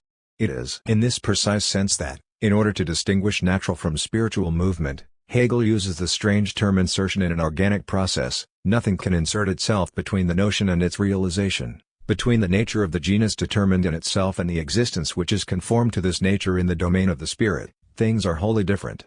63 Christ is such a figure which inserts itself between God and its creation. Natural development is dominated and regulated by a principle, arca, which remains the same throughout the movement of its actualization, be it the development of an organism from its conception to its maturity or the continuity of a species through the generation and decay of its individual members. There is no tension here between the universal principle and its exemplification. The universal principle is the calm universal force which totalizes and encompasses the wealth of its particular content. However, life doesn't have history because it is totalizing only externally. 64 It is a universal genus which encompasses the multitude of individuals who struggle, but this unity is not posited in an individual. In spiritual history, on the contrary, this totalization occurs for itself, it is posited as such in the singular figures which embody universality against its own particular content. Or, to put it another way, in organic life, substance, the universal life, is the encompassing unity of the interplay of its subordinate moments, that which remains the same through the eternal process of generation and corruption, that which returns to itself through this movement with subjectivity. However, predicate passes into subject. Substance does not return to itself, it is retotalized by what was originally its predicate, its subordinated moment. The key moment in a dialectical process thus involves the transubstantiation of its focal point. What was at first just a predicate, a subordinate moment of the process, say, money in the development of capitalism, becomes its central moment, retroactively degrading its presuppositions, the elements out of which it emerged, into its subordinate moments, elements of its self-propelling circulation.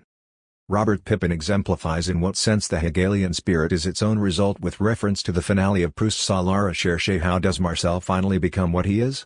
By way of breaking with the Platonic illusion that his self can be secured by anything, any value or reality that transcends the wholly temporal human world.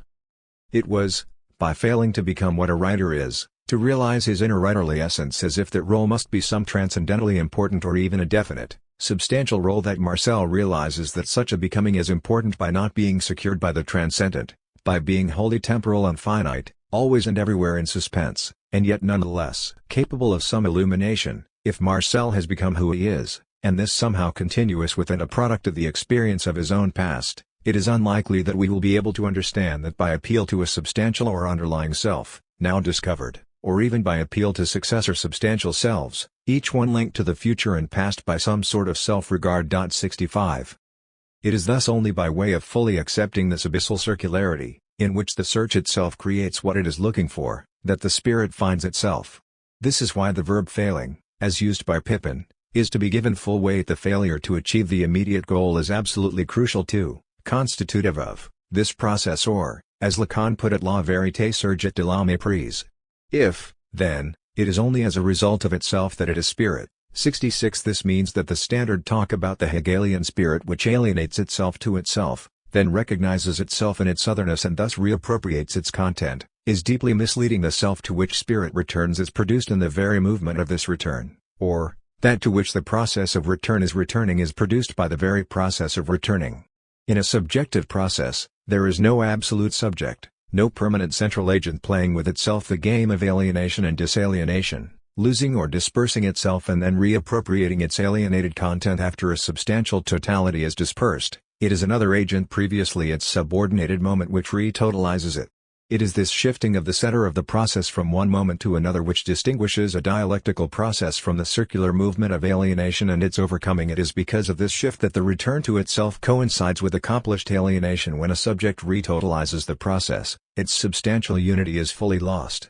In this precise sense, substance returns to itself as subject, and this transubstantiation is what substantial life cannot accomplish. The logic of the Hegelian triad is thus not the externalization of essence followed by the recuperation of the alienated otherness by essence, but a wholly different one. The starting point is the pure multiplicity of being, a flat appearing with no depth. Through self-mediation of its inconsistency, this appearing constructs or engenders the essence, the depth, which appears in and through it the passage from being to essence. Finally, in the passage from essence to concept, the two dimensions are reconciled so that essence is reduced to the self-mediation, cut.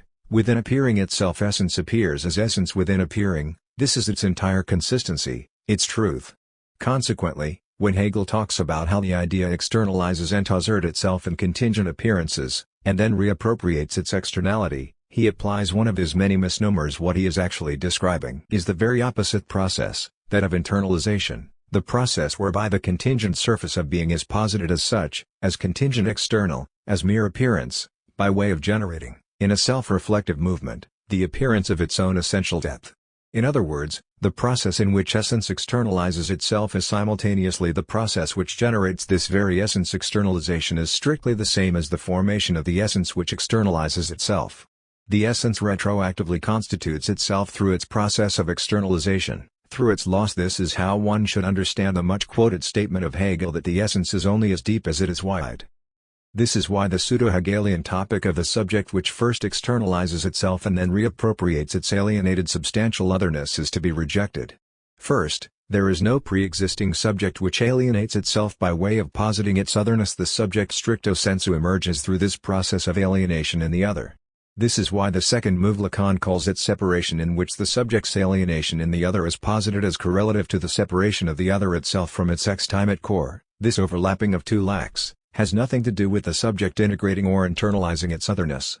However, a problem remains here. Lacan's duality of alienation and separation obviously also displays the formal structure of a kind of negation, but how is this redoubled negation related to the Hegelian negation of negation? Perhaps what is missing in Lebrun is the proper image of a circle that would render the unique circularity of the dialectical process. For pages, he fights with different images to differentiate the Hegelian circle of circles from the circularity of traditional pre-modern wisdom, from the ancient topic of the cycle of life, its generation and corruption. How, then, are we to read Hegel's description, which seems to evoke a full circle in which a thing merely becomes what it is? Necessity only shows itself at the end, but in such a way precisely that this end reveals how it was equally the first. Or, the end reveals this priority of itself by the fact that, in the change actualized by it, nothing emerges which was not already there. 67. The problem with this full circle is that it is too perfect, that its self-enclosure is double its very circularity is remarked in yet another circular mark. In other words, the very repetition of the circle undermines its closure and surreptitiously introduces a gap into which radical contingency is inscribed. If the circular closure, in order to be fully actual, has to be reasserted as closure, this means that, in itself, it is not yet truly a closure. It is only the contingent excess of its repetition which makes it a closure. Recall again the paradox of the monarch in Hegel's theory of the rational state. One needs this contingent excess to actualize the state as a rational totality. This excess is, in Lacanese, that of the signifier without the signified. It adds no new content, it just performatively registers something that is already here. As such, this circle undermines itself. It only works if we supplement it with an additional internal circle, so that we get the figure of the inside inverted 8 regularly referred to by Lacan, and also invoked once by Hegel. This is the true figure of the Hegelian dialectical process, a figure missing in Lebrun's book.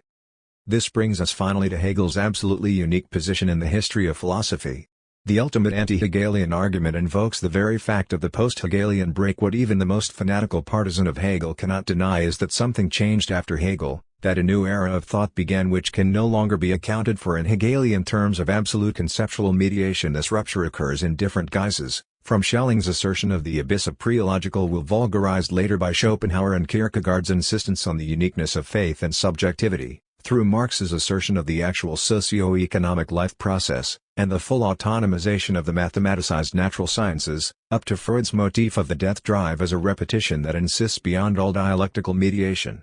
Something happened here, for there is a clear break between before and after, and while one can argue that Hegel already announces this break, that he is the last idealist metaphysician and the first post-metaphysical historicist, one cannot really be a Hegelian after this break, for Hegelianism has lost its innocence forever. To act like a full Hegelian today is equivalent to writing tonal music after the Schoenbergian Revolution. Hegel is the ultimate bad guy in this grand narrative, his work the final achievement of metaphysics. In his thought, system and history thoroughly overlap. The consequence of the equation of the rational and the actual is that the conceptual system is nothing but the notional structure of history, and history is nothing but the external deployment of this system. The predominant Hegelian strategy that is emerging as a reaction to this scarecrow image of Hegel the absolute idealist offers a deflated image of Hegel freed of ontological metaphysical commitments, reduced to a general theory of discourse, of possibilities of argumentation. This approach is best exemplified by so-called Pittsburgh Hegelians Brandom, McDowell, and is ultimately advocated also by Robert Pippin, for whom the point of Hegel's thesis on spirit as the truth of nature is simply that at a certain level of complexity and organization, natural organisms come to be occupied with themselves and eventually to understand themselves in ways no longer appropriately explicable within the boundaries of nature or in any way the result of empirical observation. 68 Consequently, the sublation of nature in spirit ultimately means that natural beings which by virtue of their natural capacities can achieve it are spiritual, having achieved it and maintaining it as being spiritual; those which cannot are not. 69 So, far from describing an ontological or cosmic process through which an entity called notion externalizes itself in nature and then returns to itself from it, all Hegel tried to do was to provide some manageable account of the nature of the categorical if not ontological necessity for spirit concepts in making sense of what these human organisms are doing, saying, and building. 70 This kind of avoidance of full ontological commitment, of course, brings us close to Kantian transcendentalism, which Pippin willingly concedes, conceiving Hegel's system as a systematic exposition of all possible forms of intelligibility. The idea is that the structure-logic philosophy of nature, philosophy of spirit, is an attempt at comprehending the possibility of all determinate intelligibility, the possibility of representational or conceptual content, of objective purport, whatever one's most general statement of such possibility amounts to. So for the concept to be in or to underlie something is to claim that the thing has a principle of intelligibility, it can be rendered intelligible, given an account of, illuminated as what it truly is, where intelligibility is itself a logical notion and one inseparable from self-knowledge, knowledge of what explanatory satisfaction amounts to. I have already mentioned the similarity with Kant's critique metaphysics of nature, metaphysics of moral structure, although for many reasons Hegel would certainly insist that he is not presenting Kantian-like subjective conditions of intelligibility. But the issue is still, I am suggesting, intelligibility, a rendering of accounts, and Hegel clearly believed he could provide something like the comprehensive possibility of any account giving. 71. The Hegelian passage from nature to spirit is thus not a movement in the thing itself, but occurs in the domain of the self-reflective movement of thinking about nature. Nature itself, that is, does not develop into spirit. Thinking through accounts of nature can be said to lead one to spirit's own standards for itself of account-giving, and therewith to the nature of normative authority in general, the central issue in our achievement of collective like-mindedness, in spirit's own self-realization. 72. If, then, in ontological terms, spirit naturally evolves as a capacity of natural beings, why not simply endorse materialist evolutionism? That is to say, if, to quote Pippin, at a certain level of complexity and organization, natural organisms come to be occupied with themselves and eventually to understand themselves, does this not mean that, precisely, in a certain sense nature itself does develop into spirit? What one should render problematic is precisely Pippin's fragile balance between ontological materialism and epistemological transcendental idealism. He rejects the direct idealist ontologization of the transcendental account of intelligibility, but he also rejects the epistemological consequences of the ontological evolutionary materialism. In other words, he does not accept that the self-reflection of knowledge should construct a kind of bridge to materialist ontology, accounting for how the normative attitude of accounting for itself could have emerged out of nature. The same ambiguity can be discerned already in Habermas. No wonder he praises Brandom, Since Habermas also avoids directly approaching the big ontological question, are humans really a subspecies of animals? Is Darwinism true? The question of God or nature, of idealism or materialism. It would be easy to prove that Habermas's neo-Kantian avoidance of ontological commitment is in itself necessarily ambiguous, while Habermasians treat naturalism as an obscene secret not to be publicly admitted. Of course man developed from nature, of course Darwin was right, this obscure secret is a lie. It covers up the idealist form of their thought, the a priori normative transcendentals of communication which cannot be deduced from natural being. While Habermasians secretly think they are really materialists, the truth resides in the idealist form of their thinking. To avoid a fatal misunderstanding, the point is not that one should take sides and opt for one consistent stance, either evolutionary materialism or speculative idealism. The point is rather that one should fully and explicitly accept the gap which manifests itself in the incompatibility of the two stances. The transcendental standpoint is in a sense irreducible, for one cannot look objectively at oneself and locate oneself in reality, and the task is to think this impossibility itself as an ontological fact, not only as an epistemological limitation. In other words, the task is to think this impossibility not as a limit, but as a positive fact, and this, perhaps, is what at his most radical Hegel does. Such a deflated image of Hegel is not enough. The post-Hegelian break must be approached in more direct terms. True, there is a break, but in it Hegel is the vanishing mediator between its before and its after, between traditional metaphysics and post-metaphysical 19th and 20th century thought. That is to say, something happens in Hegel, a breakthrough into a unique dimension of thought, which is obliterated, rendered invisible in its true dimension, by post-metaphysical thought. 73 This obliteration leaves an empty space which has to be filled in so that the continuity of the development of philosophy can be re-established. But, we may ask, filled in with what? The index of this obliteration is the absurd image of Hegel as the absolute idealist who pretended to know everything, to possess absolute knowledge, to read the mind of God, to deduce the whole of reality out of the self-movement of his mind, an image which is an exemplary case of what Freud called Deckerinnerungscreen memory, a fantasy formation destined to cover up a traumatic truth. In this sense, the post-Hegelian turn to concrete reality, irreducible to notional mediation, should rather be read as a desperate posthumous revenge of metaphysics, as an attempt to reinstall metaphysics, although in the inverted form of the primacy of concrete reality. 74.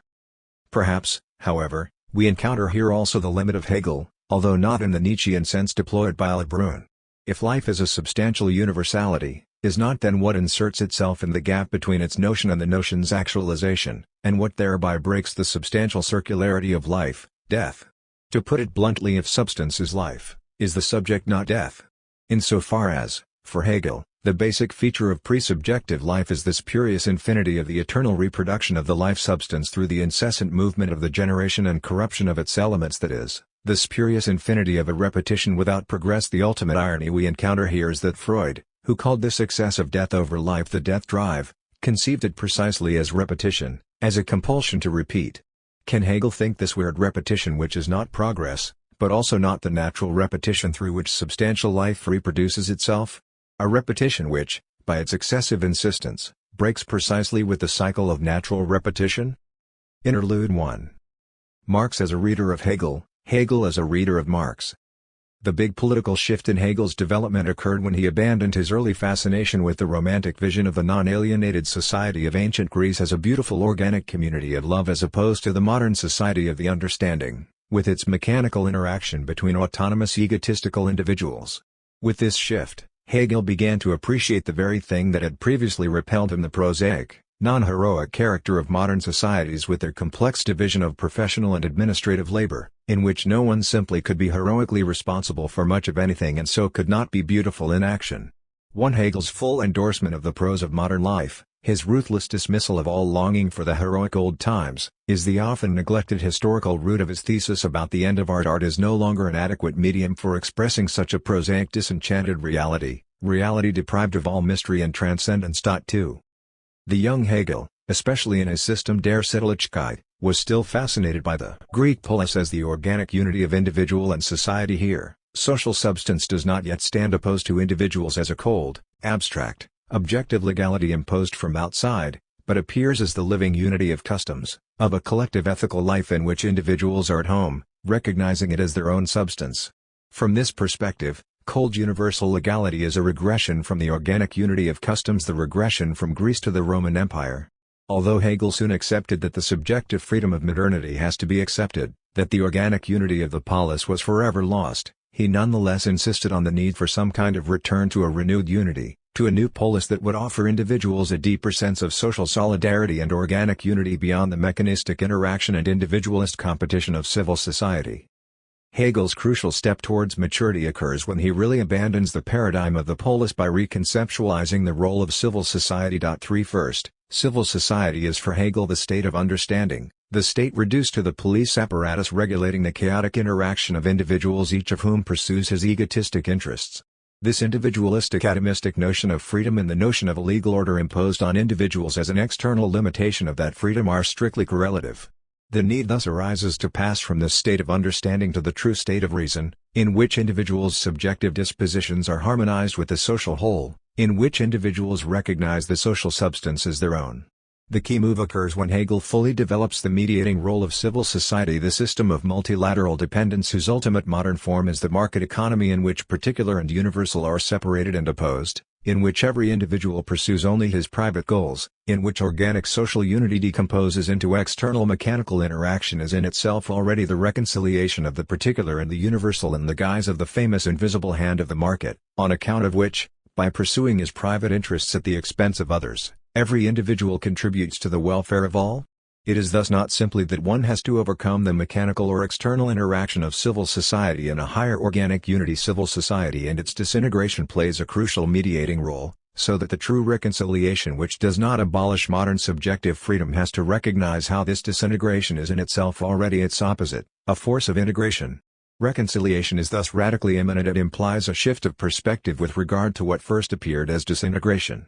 In other words, insofar as civil society is the sphere of alienation, of the separation between subjectivity persisting in its abstract individuality and an objective social order opposing it as an external necessity limiting its freedom, the resources for reconciliation should be found in this very sphere, in what appears, at first sight, as the least spiritual, as the most alienating the system of needs for, not in the passage to another higher sphere. The structure here is that of the Rabinovich joke. Rabinovich wants to emigrate from the Soviet Union for two reasons. First, I fear that, if the socialist order disintegrates, all the blame for the communist crimes will be put on us, the Jews. To the state bureaucrat's subjection, but nothing will ever change in the Soviet Union. Socialism is here to stay forever. Rabinovich calmly answers, this is my second reason. The true second reason can be enunciated only insofar as it is produced as a reaction to the bureaucrat's rejection of the first reason. The civil society version is, there are two reasons modern society is reconciled with itself. The first is the interaction within civil society. But civil society interaction is a matter of constant strife, the very mechanism of disintegration, of ruthless competition. Well, this is the second reason, since this very strife and competition makes individuals thoroughly interdependent and thus creates the ultimate social link.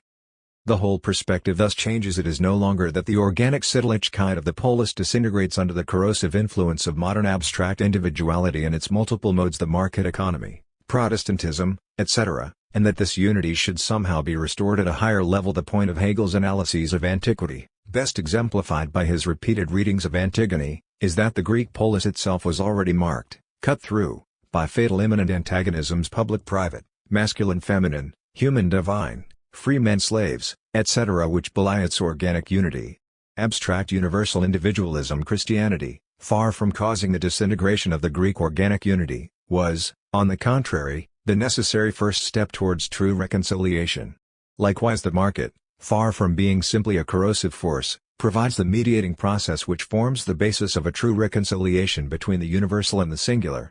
Market competition really brings people together, while organic order divides them. The best indication of this shift in the mature Hegel concerns the opposition of customs and law. For the early Hegel, the transformation of customs into institutionalized law is a regressive move from organic unity to alienation. The norm is no longer experienced as part of my substantial ethical nature, but as an external force that constrains my freedom, while for the mature Hegel, this transformation is a crucial step forward, opening up and sustaining the space of modern subjective freedom. The problem here, of course, is whether the market dynamic really provides what it promises. Does it not in fact generate a permanent destabilization of the social body, especially by increasing class distinctions and giving rise to a mob deprived of the basic conditions of life? Hegel's solution here was very pragmatic. He opted for secondary palliative measures like colonial expansion and, especially, the mediating role of a Staatsstände.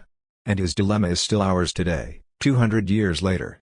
The clearest indication of Hegel's historical limit lies in his double use of the same term sit and customs. Social ethical order, it stands for the immediate organic unity that has to be left behind the ancient Greek ideal, and for the higher organic unity which should be realized in a modern state. It is easy to play the historicist card here and claim that Hegel was unable to grasp the capitalist dynamic proper because of the limitation of his historical experience. Jameson is right to draw attention to the fact that, despite his familiarity with Adam Smith and emergent economic doctrine, Hegel's conception of work and labor, I have specifically characterized it as a handicraft ideology, betrays no anticipation of the originalities of industrial production or the factory system. 5. In short, Hegel's analyses of work and production cannot be transferred to the new industrial situation. 6. There is a series of interconnected reasons for this limitation, all grounded in the constraints of Hegel's historical experience.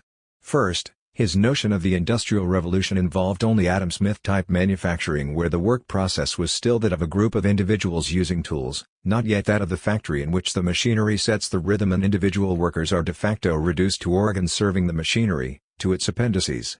Second, he could not yet imagine the way abstraction rules would develop in capitalism when Marx describes capital's mad self-enhancing circulation, which reaches its apogee in today's meta-reflexive speculations on futures. It is far too simplistic to claim that the specter of this self-engendering monster pursuing its interests with no regard for human or environmental concerns is an ideological abstraction, and that, behind this abstraction, there are real people and natural objects on whose productive capacities and resources capital circulation is based and on which it feeds like a gigantic parasite. The problem is that this abstraction is not only characteristic of the financial speculator's misperception of social reality, but that it is real in the precise sense of determining the structure of material social processes themselves. The fate of whole swathes of the population and sometimes of whole countries can be decided by the solipsistic speculative dance of capital, which pursues its goal of profitability with blessed indifference to how its movements will affect social reality. Therein lies the fundamental systemic violence of capitalism, much more uncanny than the direct pre-capitalist socio-ideological violence. It is no longer attributable to concrete individuals and their evil intentions, but is purely objective, systemic, anonymous. Here we encounter the Lacanian difference between reality and the real reality is the social reality of the actual people involved in interaction and in the productive processes, while the real is the inexorable abstract spectral logic of capital that determines what goes on in social reality. This gap is tangible in the way the economic situation of a country can be considered to be good and stable by the international financial experts, even when the majority of its people are worse off than before. Reality does not matter. What matters is the situation of capital. And, again, is this not more true than ever today? Do not phenomena usually classed as features of virtual capitalism, future trading and similar financial speculations point towards the reign of real abstraction at its purest, much more radical than in Marx's time? In short, the highest form of ideology does not involve getting caught in ideological spectrality, forgetting about real people and their relations, but precisely in overlooking this real of spectrality and in pretending to address directly real people with their real problems. Visitors to the London Stock Exchange are given a free leaflet explaining how the stock market is not about mysterious fluctuations, but about real people and their products. This is ideology at its purest. Here, in the analysis of the universe of capital, we should not only push Hegel towards Marx, Marx himself should be radicalized. It is only today, in relation to global capitalism in its post-industrial form, that, to put it in Hegelian terms, really existing capitalism is reaching the level of its notion. Perhaps, we should once again follow Marx's old anti-evolutionist motto, incidentally, taken verbatim from Hegel, that the anatomy of man provides the key to the anatomy of a monkey, i.e., that, in order to describe the inherent notional structure of a social formation, we must start with its most developed form.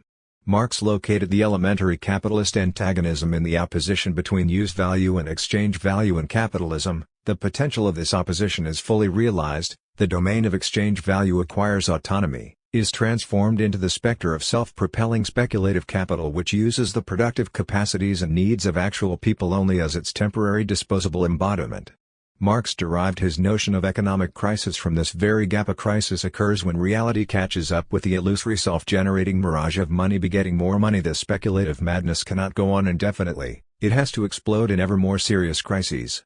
The ultimate root of the crisis is for Marx the gap between use and exchange value. The logic of exchange value follows its own path, its own mad dance, irrespective of the real needs of real people.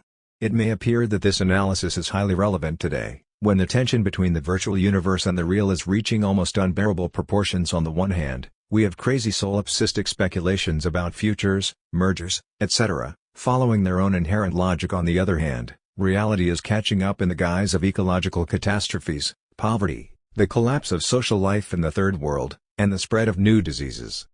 This is why cyber-capitalists appear as the paradigmatic capitalists today, why Bill Gates can dream of cyberspace as providing the frame for what he calls frictionless capitalism. What we have here is an ideological short-circuit between two versions of the gap between reality and virtuality, the gap between real production and the virtual or spectral domain of capital, and the gap between experiential reality and the virtual reality of cyberspace. The real horror of the motto frictionless capitalism is that, even though actual frictions continue to insist, they become invisible, forced into another world outside our postmodern and post-industrial universe. This is why the frictionless universe of digitalized communication, technological gadgets, etc., is constantly haunted by the notion of a global catastrophe lurking just around the corner, threatening to explode at any moment. It seems as if the gap between my fascinating cyberspace persona and the miserable flesh which is me off-screen translates into the immediate experience of the gap between the real of the speculative circulation of capital and the drab reality of the impoverished masses. However, is this recourse to a reality which will sooner or later catch up with the virtual game really the only way to pursue a critique of capitalism? What if the problem of capitalism is not this solipsistic dance, but precisely the opposite, that it continues to disavow its gap with reality, that it presents itself as serving the real needs of real people? The paradox of this virtualization of capitalism is ultimately the same as that of the electron in particle physics. The mass of each elementary particle is composed of its mass at rest plus the surplus provided by the acceleration of its movement. However, an electron's mass at rest is zero, its mass consists only of the surplus generated by the acceleration, as if we are dealing with a nothing which acquires some deceptive substance only by magically spinning itself into an excess of itself. Does not today's virtual capitalist function in a homologous way? His net value is zero, he just operates with the surplus, borrowing from the future? This compels us to thoroughly reformulate the standard Marxist topic of reification and commodity fetishism, insofar as the latter still relies on a notion of the fetish as a solid object whose stable presence obfuscates its social mediation. Paradoxically, fetishism reaches its acme precisely when the fetish itself is dematerialized, turned into a fluid immaterial virtual entity. Money fetishism will culminate with the passage to its electronic form, when the last traces of its materiality will disappear. Electronic money is the third form, after real money, which directly embodies its value in gold or silver, and paper money which, although a mere sign with no intrinsic value, still clings to a material existence. And it is only at this stage, when money becomes a purely virtual point of reference, that it finally assumes the form of an indestructible spectral presence. I owe you $1,000, and no matter how many material notes I burn, I still owe you $1,000, the debt is inscribed somewhere in virtual digital space. Does the same not hold also for warfare? Far from pointing towards 21st century warfare, the attack on the World Trade Center in September 2001 was rather the last spectacular act of 20th century warfare. What awaits us is something much more uncanny: the specter of an immaterial war in which the attacks are invisible viruses, poisons, which can be everywhere and nowhere. At the level of visible material reality, nothing happens, there are no big explosions, and yet the known universe starts to collapse, life disintegrates. We are entering a new era of paranoid warfare in which the greatest task will be to identify the enemy and his weapons. It is only with this thoroughgoing dematerialization, when Marx's famous thesis from the Communist Manifesto, that in capitalism all that is solid melts into air, acquires a much more literal meaning than the one he had in mind, when our material social reality is not only dominated by the spectral or speculative movement of capital but is itself progressively spectralized, the protean self replacing the old self-identical subject, the elusive fluidity of its experiences superseding the stability of owned objects. In short, when the usual relationship between solid material objects and fluid ideas is inverted, objects are progressively dissolved in fluid experiences, while the only stable things are virtual symbolic obligations. It is only at this point that what Derrida called the spectral aspect of capitalism is fully actualized. This is why the key feature of contemporary capitalism is not only the hegemony, but also the relative autonomy of financial capital. It may seem like the banks are just engaging in speculation, shuffling numbers here and there, and nobody is exploited, since exploitation happens in real production. But why did we have to give billions of dollars to the banks in 2008 and 2009? Because, without a functioning banking system, the entire capitalist economy collapses. Banks should thus also count as privatized commons insofar as private banks control the flow of investments and thus represent, for individual companies, the universal dimension of social capital. Their profit is really a rent we pay for their role as universal mediator. This is why state or other forms of social control over banks and collective capital in general like pension funds are crucial in taking a first step towards the social control of commons. Apropos the reproach that such control is economically inefficient, we should recall not only those cases in which such control was very effective. This was, for example, how Malaysia avoided crisis in the late 1990s, but also the obvious fact that the 2008 financial crisis was triggered precisely by the failure of the banking system. Let us take a closer look at Marx's classical description of the passage from money to capital, with its explicit allusions to the Hegelian and Christian background. First, there is the simple act of market exchange in which I sell in order to buy. I sell the product I own or have made in order to buy another one which is of some use to me. The simple circulation of commodities. Selling in order to buy is a means of carrying out a purpose unconnected with circulation, namely, the appropriation of use values, the satisfaction of wants. 7. What happens with the emergence of capital is not just the simple reversal of CMC commodity money commodity into MCM, i.e., of investing money in some commodity in order to sell it again and thus get back to more money. The key effect of this reversal is the eternalization of circulation. The circulation of money as capital is, on the contrary, an end in itself, for the expansion of value takes place only within this constantly renewed movement. The circulation of capital has therefore no limits. 8. Crucial here is the difference between the traditional miser, hoarding his treasure in secret, and the capitalist who augments his treasure by throwing it into circulation. The restless never-ending process of profit-making alone is what he aims at. This boundless greed after riches, this passionate chase after exchange value, is common to the capitalist and the miser. But while the miser is merely a capitalist gone mad, the capitalist is a rational miser. The never-ending augmentation of exchange value, which the miser strives after, by seeking to save his money from circulation, is attained by the more acute capitalist, by constantly throwing it afresh into circulation. 9. This madness of the miser is nonetheless not something which simply disappears with the rise of normal capitalism, nor is it a pathological deviation. It is rather inherent to it. The miser has his moment of triumph in the economic crisis. In a crisis, it is not as one would expect money which loses its value, so that we have to resort to the real value of commodities. Commodities themselves, the embodiment of real use value, become useless, because there is no one to buy them. In a crisis, money suddenly and immediately changes from its merely nominal shape, money of account, into hard cash. Profane commodities can no longer replace it. The use value of commodities becomes valueless, and their value vanishes in the face of their own form of value. The bourgeois, drunk with prosperity and arrogantly certain of himself, has just declared that money is a purely imaginary creation. Commodities alone are money, he said. But now the opposite cry resounds over the markets of the world. Only money is a commodity. In a crisis, the antithesis between commodities and their value form, money, is raised to the level of an absolute contradiction. 10. It is crucial how, in describing this elevation of money to the status of the only true commodity, the capitalist knows that all commodities, however scurvy they may look, or however badly they may smell, are in faith and in truth money, inwardly circumcised Jews. 11. Marx resorts to the precise Pauline definition of Christians as inwardly circumcised Jews. Christians do not need actual circumcision, the abandonment of ordinary commodities with use values, dealing only with money, since they know that each of these ordinary commodities is already inwardly circumcised, that its true substance is money.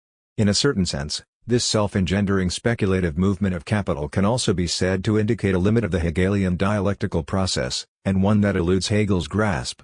It is in this sense that Lebrun mentions the fascinating image of capital presented by Marx, especially in his Grundrisse, a monstrous mixture of the good infinity and the bad infinity, the good infinity which creates its presuppositions and the conditions of its growth, the bad infinity which never ceases to surmount its crises, and which finds its limit in its own nature.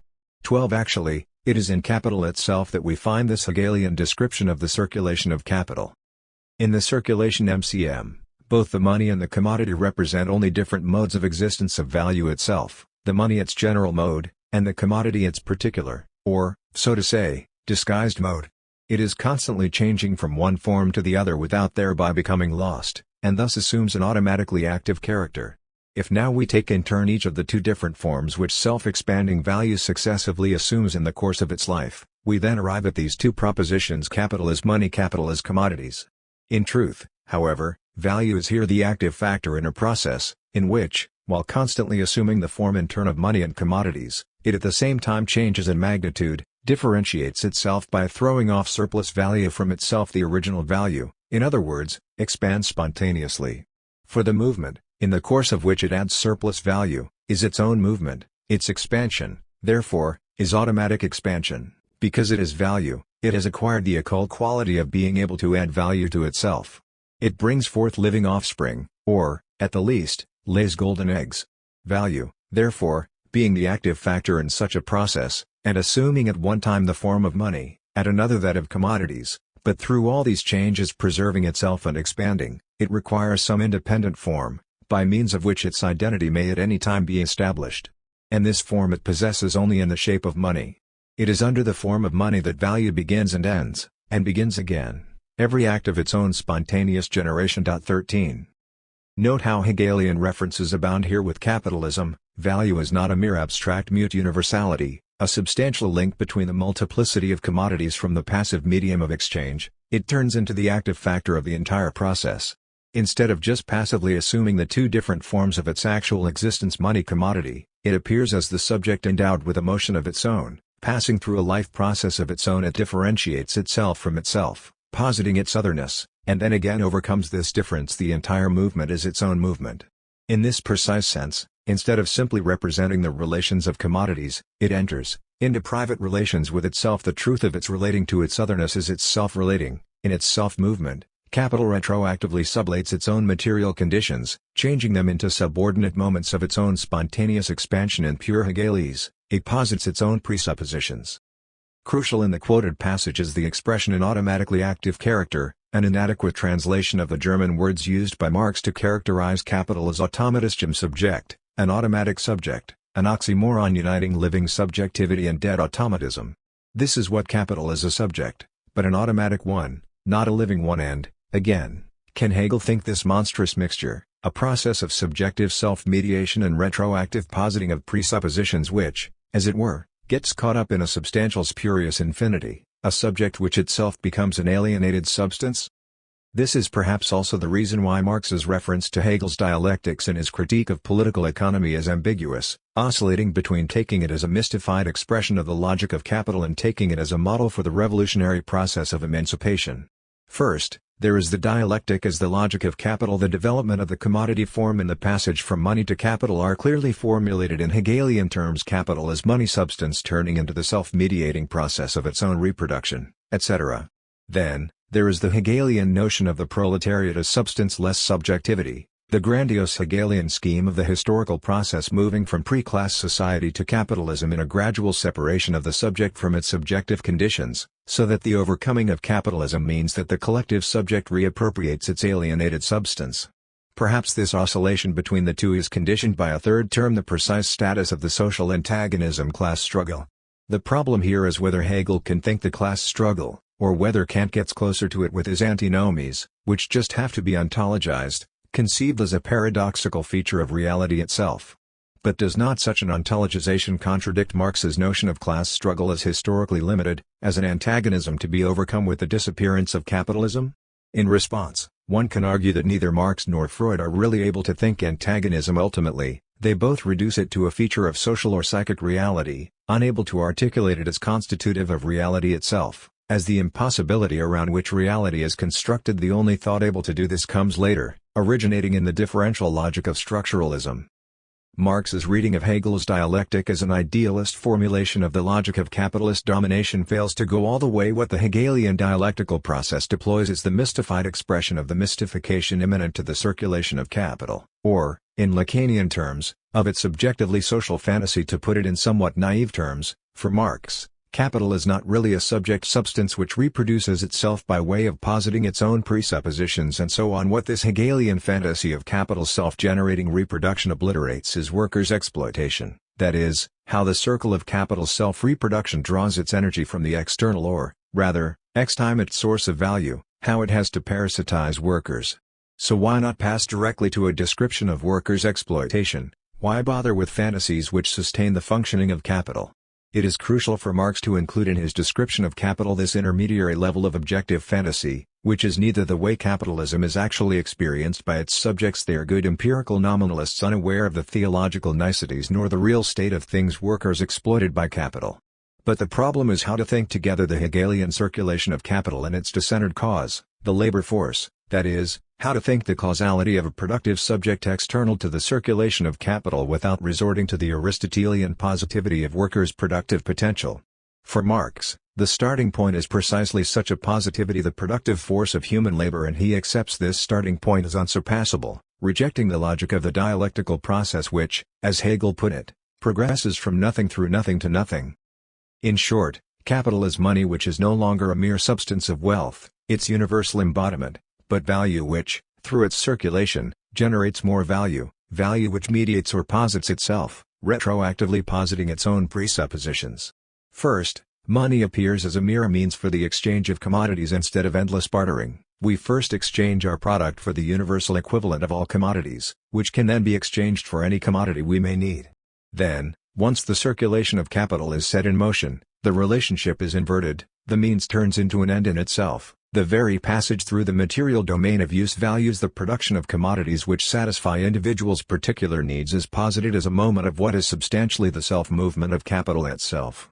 From this moment on, the true aim is no longer the satisfaction of individuals' needs, but simply more money, the endless repeating of the circulation as such. This arcane circular movement of self-positing is then equated with the central Christian tenet of the identity of God the Father and His Son, of the Immaculate Conception in which the single Father directly without a female spouse begets His only Son and thus forms what is arguably the ultimate single-parent family. Is capital then the true subject or substance? Yes and no for Marx. This self-engendering circular movement is, to put it in Freudian terms, precisely the unconscious fantasy of capitalism which parasitizes the proletariat as pure substanceless subjectivity. For this reason, capital's speculative self-generating dance has a limit, and brings about the conditions for its own collapse. This insight allows us to solve the key interpretive problem of the passage quoted above. How are we to read its first three words, in truth, however? First, of course, they imply that this truth has to be asserted against some false appearance or experience, the everyday assumption that the ultimate goal of capital circulation is still the satisfaction of human needs, that capital is just a means to bring about this satisfaction in a more efficient way. However, this truth is not the reality of capitalism. In reality, capital does not engender itself, but extracts the worker's surplus value. There is thus a necessary third level to be added to the simple opposition of subjective experience of capital as a means of satisfying people's needs and objective social reality of exploitation, namely, the objective deception, the disavowed unconscious fantasy of the mysterious self-generating circular movement of capital, which is the truth although not the reality of the capitalist process. Again, to quote Lacan, truth is the structure of fiction. The only way to formulate the truth of capital is through a reference to this fiction of its immaculate, self-generating movement. And this insight also allows us to locate the weakness of the above-mentioned deconstructionist appropriation of Marx's analysis of capitalism, although it emphasizes the endless process of deferral which characterizes this movement, as well as its fundamental inconclusiveness, its self-blockage. The deconstructionist retelling still describes the fantasy of capital. It describes what individuals believe, although they do not know it. What all this means is that the urgent task is to repeat Marx's critique of political economy, but without succumbing to the temptation of the multiple ideologies of post-industrial society. The key change concerns the status of private property. The ultimate element of power and control is no longer the last link in the chain of investment, the firm or individual who really owns the means of production. The ideal capitalist today functions in a wholly different way, investing borrowed money, really owning nothing, maybe even indebted, but nonetheless still controlling things.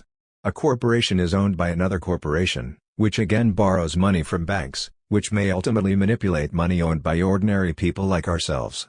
With Bill Gates, the notion of private property of the means of production becomes meaningless, at least in its standard sense.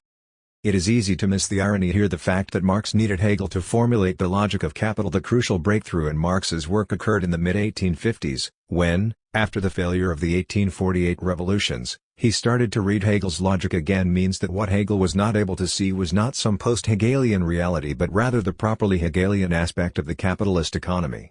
Here, paradoxically, Hegel was not idealist enough, for what he did not see was the properly speculative content of the capitalist economy, the way financial capital functions as a purely virtual notion processing real people. And does not exactly the same hold for modern art? Robert Pippin endorses Hegel's thesis on the end of art with the qualification it does not refer to art as such, but only to representational art, to the art which relies on some pre-subjective substantial notion of reality that art should reflect, represent in the medium of sensuous materials.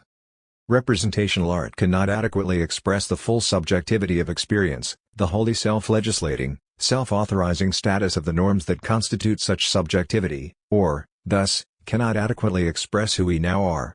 Only philosophy can heal such a self-inflicted wound and allow the self-determining character of experience its adequate expression. Only philosophy, that is, on Hegel's official account.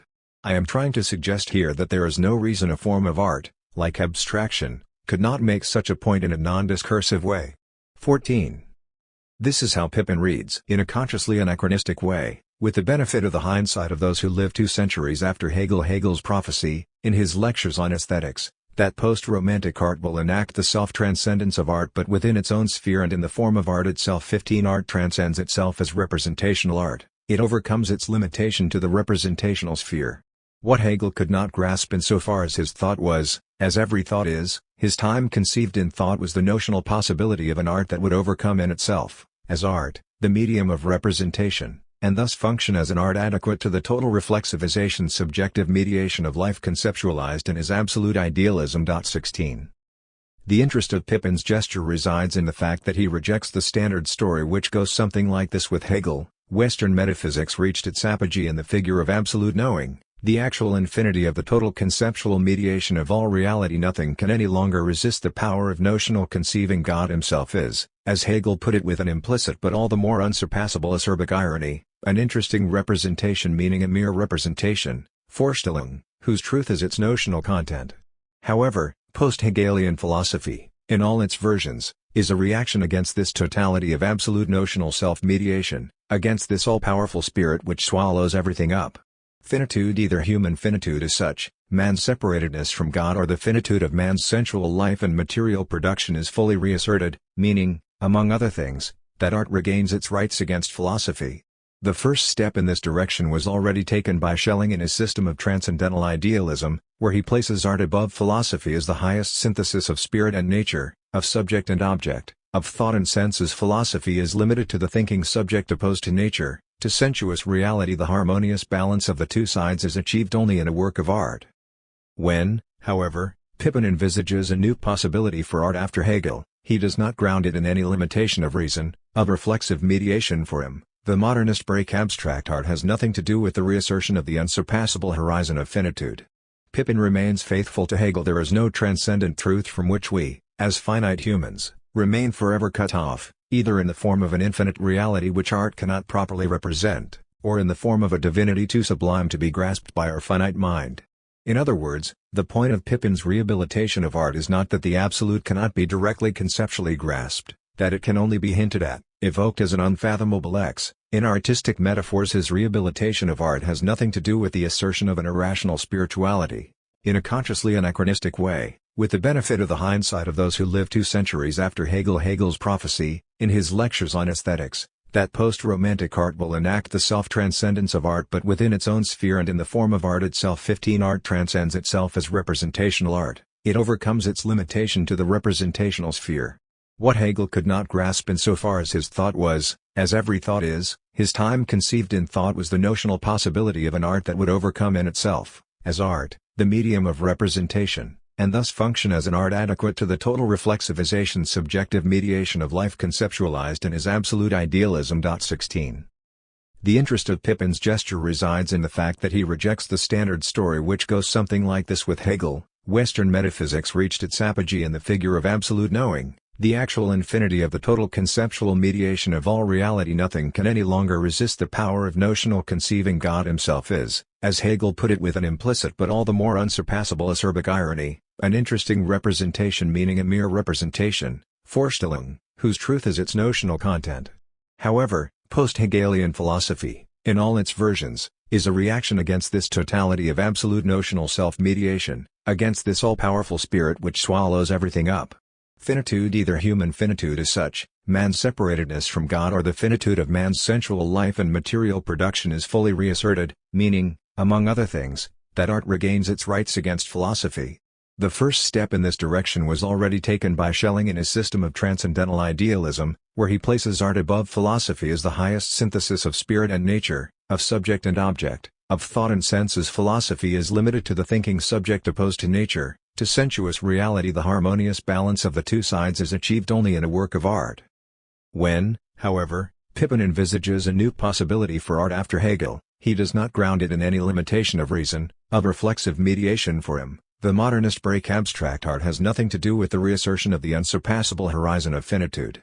Pippin remains faithful to Hegel. There is no transcendent truth from which we, as finite humans, remain forever cut off, either in the form of an infinite reality which art cannot properly represent, or in the form of a divinity too sublime to be grasped by our finite mind.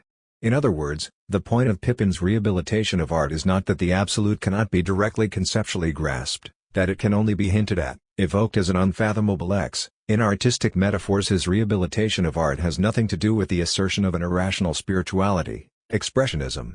Rather, there was and still is a failure to appreciate and integrate the self-understanding reflected in such art, the same kind of failure to appreciate modernism, or the same kind of straw-man attacks, in what we call postmodernism. The aftermath minimalism, literalism, op and pop art, postmodernism can be understood better as evasions and repressions than as alternatives. 20. Or, to put it in but used terms, there is no postmodernist event. Postmodernism is not an event proper, but, at its most basic, a reactive formation, a way of betraying the modernist break, of reintegrating its achievement into the dominant field. The apparent radicality of some postmodern trends should not deceive us here. This often spectacular radicality is there to fascinate us with its deceptive lure, and thus to blind us to the fundamental absence of thought proper. Suffice it to recall recent trends in the visual arts. Gone are the days of simple statues or framed paintings. What we see now are the frames themselves without paintings, dead cows and their excrement, videos of the inside of the human body, gastroscopy and colonoscopy, the inclusion of odors in the exhibition, and so on and so forth.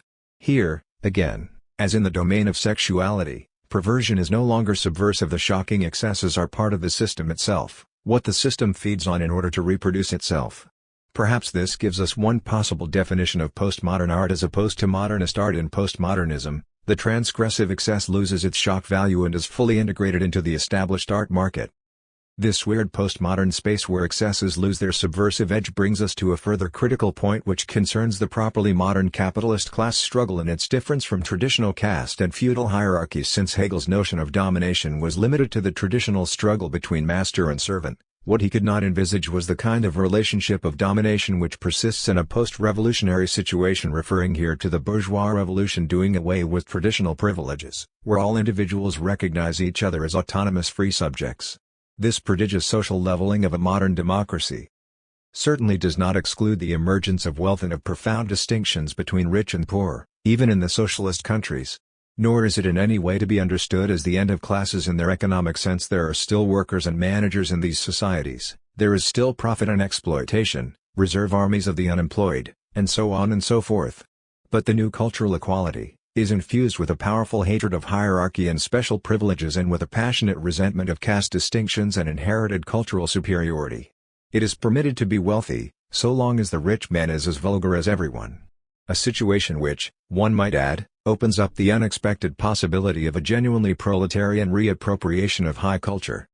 All these cases of Hegel's historical limitations seem to themselves call for an Hegelian analysis. Labor is reduced to an appendix of machinery reality dominated by the virtual ideal self-movement of capital's circulation, a hierarchy persisting in the very form of plebeianization, paradoxical reversals which seem to give body to all the twists and turns of the most sophisticated dialectic. What kind of reconciliation can we then imagine in these new conditions? Apropos Hegel's reconciliation in a modern post-revolutionary state, Jameson outlines a higher, enlarged version of Hegelian reconciliation, a version appropriate for our global capitalist epoch, the project of a human age characterized by production, for us the end of classes and ecology. 22 Jameson's view is that, far from standing for the ultimate end of history, the reconciliation proposed at the end of the chapter on spirit in the phenomenology is a temporary, fragile synthesis. Hegel himself was aware that this reconciliation was under threat, As is clear from his panicky reaction to the Revolution of 1830 and the first signs of universal democracy, recall his furious rejection of the British Electoral Reform Bill, the first step towards universal elections. Is it then not consistent that, in view of the new contradictions of the 19th-century capitalist system which exploited the fragile Hegelian synthesis, a renewed Hegelian approach which remains faithful to the idea of concrete universality, of universal rights for all, calls in its very structure for the subsequent enlargements of later history 23 and for a new project of reconciliation? Such a move is nonetheless illegitimate. It does not take into account in a sufficiently radical way that the same paradox as that of the retroactive positing of presuppositions holds also for the future. This is why Hegel was right to insist that the owl of Minerva takes flight only at dusk, and also why the 20th century communist project was utopian precisely insofar as it was not radical enough, that is, insofar as the fundamental capitalist thrust of unleashed productivity survived in it, deprived of its concrete contradictory conditions of existence. The inadequacy of Heidegger, Adorno, and Horkheimer, and so on, lies in their abandonment of the concrete social analysis of capitalism, in their very critique or overcoming of Marx. They in a certain way repeat Marx's mistake like him. They take unleashed productivity as something ultimately independent of the concrete capitalist social formation.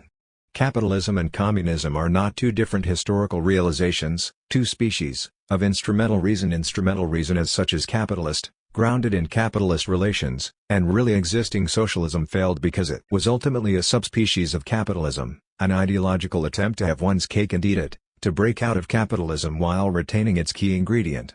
Marx's notion of the communist society is itself the inherent capitalist fantasy, that is, a phantasmatic scenario for resolving the capitalist antagonisms he so aptly described. In other words, our wager is that, even if we take away the teleological notion of communism, the society of fully unleashed productivity as the implicit standard by which Marx measures the alienation of existing society, the bulk of his critique of political economy, his insights into the self-propelling vicious cycle of capitalist reproduction, survives. The task of contemporary theory is thus double. On the one hand, to repeat the Marxist critique of political economy without the utopian ideological notion of communism as its inherent standard; on the other hand, to imagine really breaking out of the capitalist horizon without falling into the trap of returning to the eminently pre-modern notion of a balanced, self-restrained society, the pre-Cartesian temptation to which most contemporary ecology succumbs. A return to Hegel is crucial in order to perform this task. A return which dispenses with all the classic anti-Hegelian topics, especially that of Hegel's voracious narcissism, of the Hegelian idea swallowing up or internalizing the whole of reality. Instead of trying to undermine or overcome this narcissism from the outside, emphasizing the preponderance of the objective or the fact that the whole is the non-true, and every other similar motif in Adorno's rejection of identitarian idealism, one should rather problematize this figure of Hegel by asking a simple question: which Hegel is our point of reference here? Do not both Lukács and Adorno refer to the idealist subjectivist misreading of Hegel, to the standard image of Hegel as the absolute idealist who posited spirit as the true agent of history, its subject substance? Within this framework, capital can effectively appear as a new embodiment of the Hegelian spirit, an abstract monster which moves and mediates itself, parasitizing the activity of actual, really existing individuals. This is why Lukács also remains all too idealist when he proposes simply replacing the Hegelian spirit with the proletariat as the subject-object of history. Lukács is here not really Hegelian, but a pre-Hegelian idealist. If, however, one problematizes this figure, another Hegel appears, a more materialist Hegel for whom the reconciliation between subject and substance does not mean that the subject swallows its substance, internalizing it into its own subordinate moment.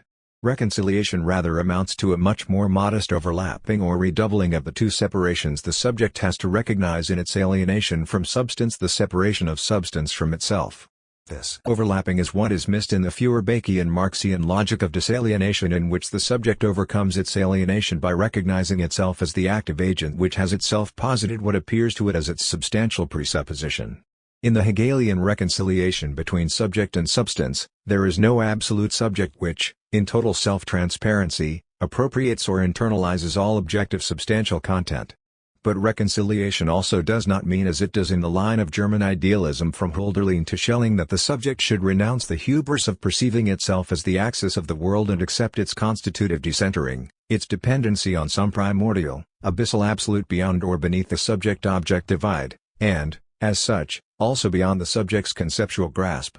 The subject is not its own origin. Hegel firmly rejects Fichte's notion of the absolute I, which posits itself and is nothing but the pure activity of this self-positing. But the subject is also not just a secondary accidental appendix or outgrowth of some pre-subjective substantial reality. There is no substantial being to which the subject can return, no encompassing organic order of being in which the subject has to find its proper place. Reconciliation between subject and substance means the acceptance of this radical lack of any firm foundational point. The subject is not its own origin, it comes second, it is dependent upon its substantial presuppositions, but these presuppositions also do not have a substantial consistency of their own but are always retroactively posited. What this also means is that communism should no longer be conceived as the subjective reappropriation of the alienated substantial content. All versions of reconciliation as subject swallows the substance should be rejected. So, again, reconciliation is the full acceptance of the abyss of the desubstantialized process as the only actuality there is. The subject has no substantial actuality, it comes second, it emerges only through the process of separation, the overcoming of its presuppositions, and these presuppositions are also just a retroactive effect of the same process of their overcoming. The result is thus that there is, at both extremes of the process, a failure or negativity inscribed in the very heart of the entity we are dealing with. If the status of the subject is thoroughly processual, this means that it emerges only through the failure to fully actualize itself. This brings us again to one possible formal definition of the subject. A subject tries to express itself in a signifying chain, this articulation fails, and in and through this failure, the subject emerges. The subject is the failure of its signifying representation, which is why Lacan writes the subject of the signifier as dollar, as barred. In a love letter, the very failure of the writer to formulate his declaration in a clear and effective way, his vacillations, the letter's fragmentary style, and so on, can in themselves be proof, perhaps the necessary and only reliable proof, that the love he professes is authentic. Here, the very failure to deliver the message properly is the sign of its authenticity. If the message is delivered too smoothly, it will arouse the suspicion that it is part of a well-planned approach, or that the writer loves himself, the beauty of his writing, more than his love object, that the latter is effectively reduced to a pretext for engaging in the narcissistically satisfying activity of writing. And the same goes for substance. Substance is not only always already lost, it only comes to be through its loss, as a secondary return to itself, which means that substance is always already subjectivized. In the reconciliation between subject and substance, both poles thus lose their firm identity. Take the case of ecology. Radical emancipatory politics should aim neither at complete mastery over nature nor at humanity's humble acceptance of the predominance of Mother Earth.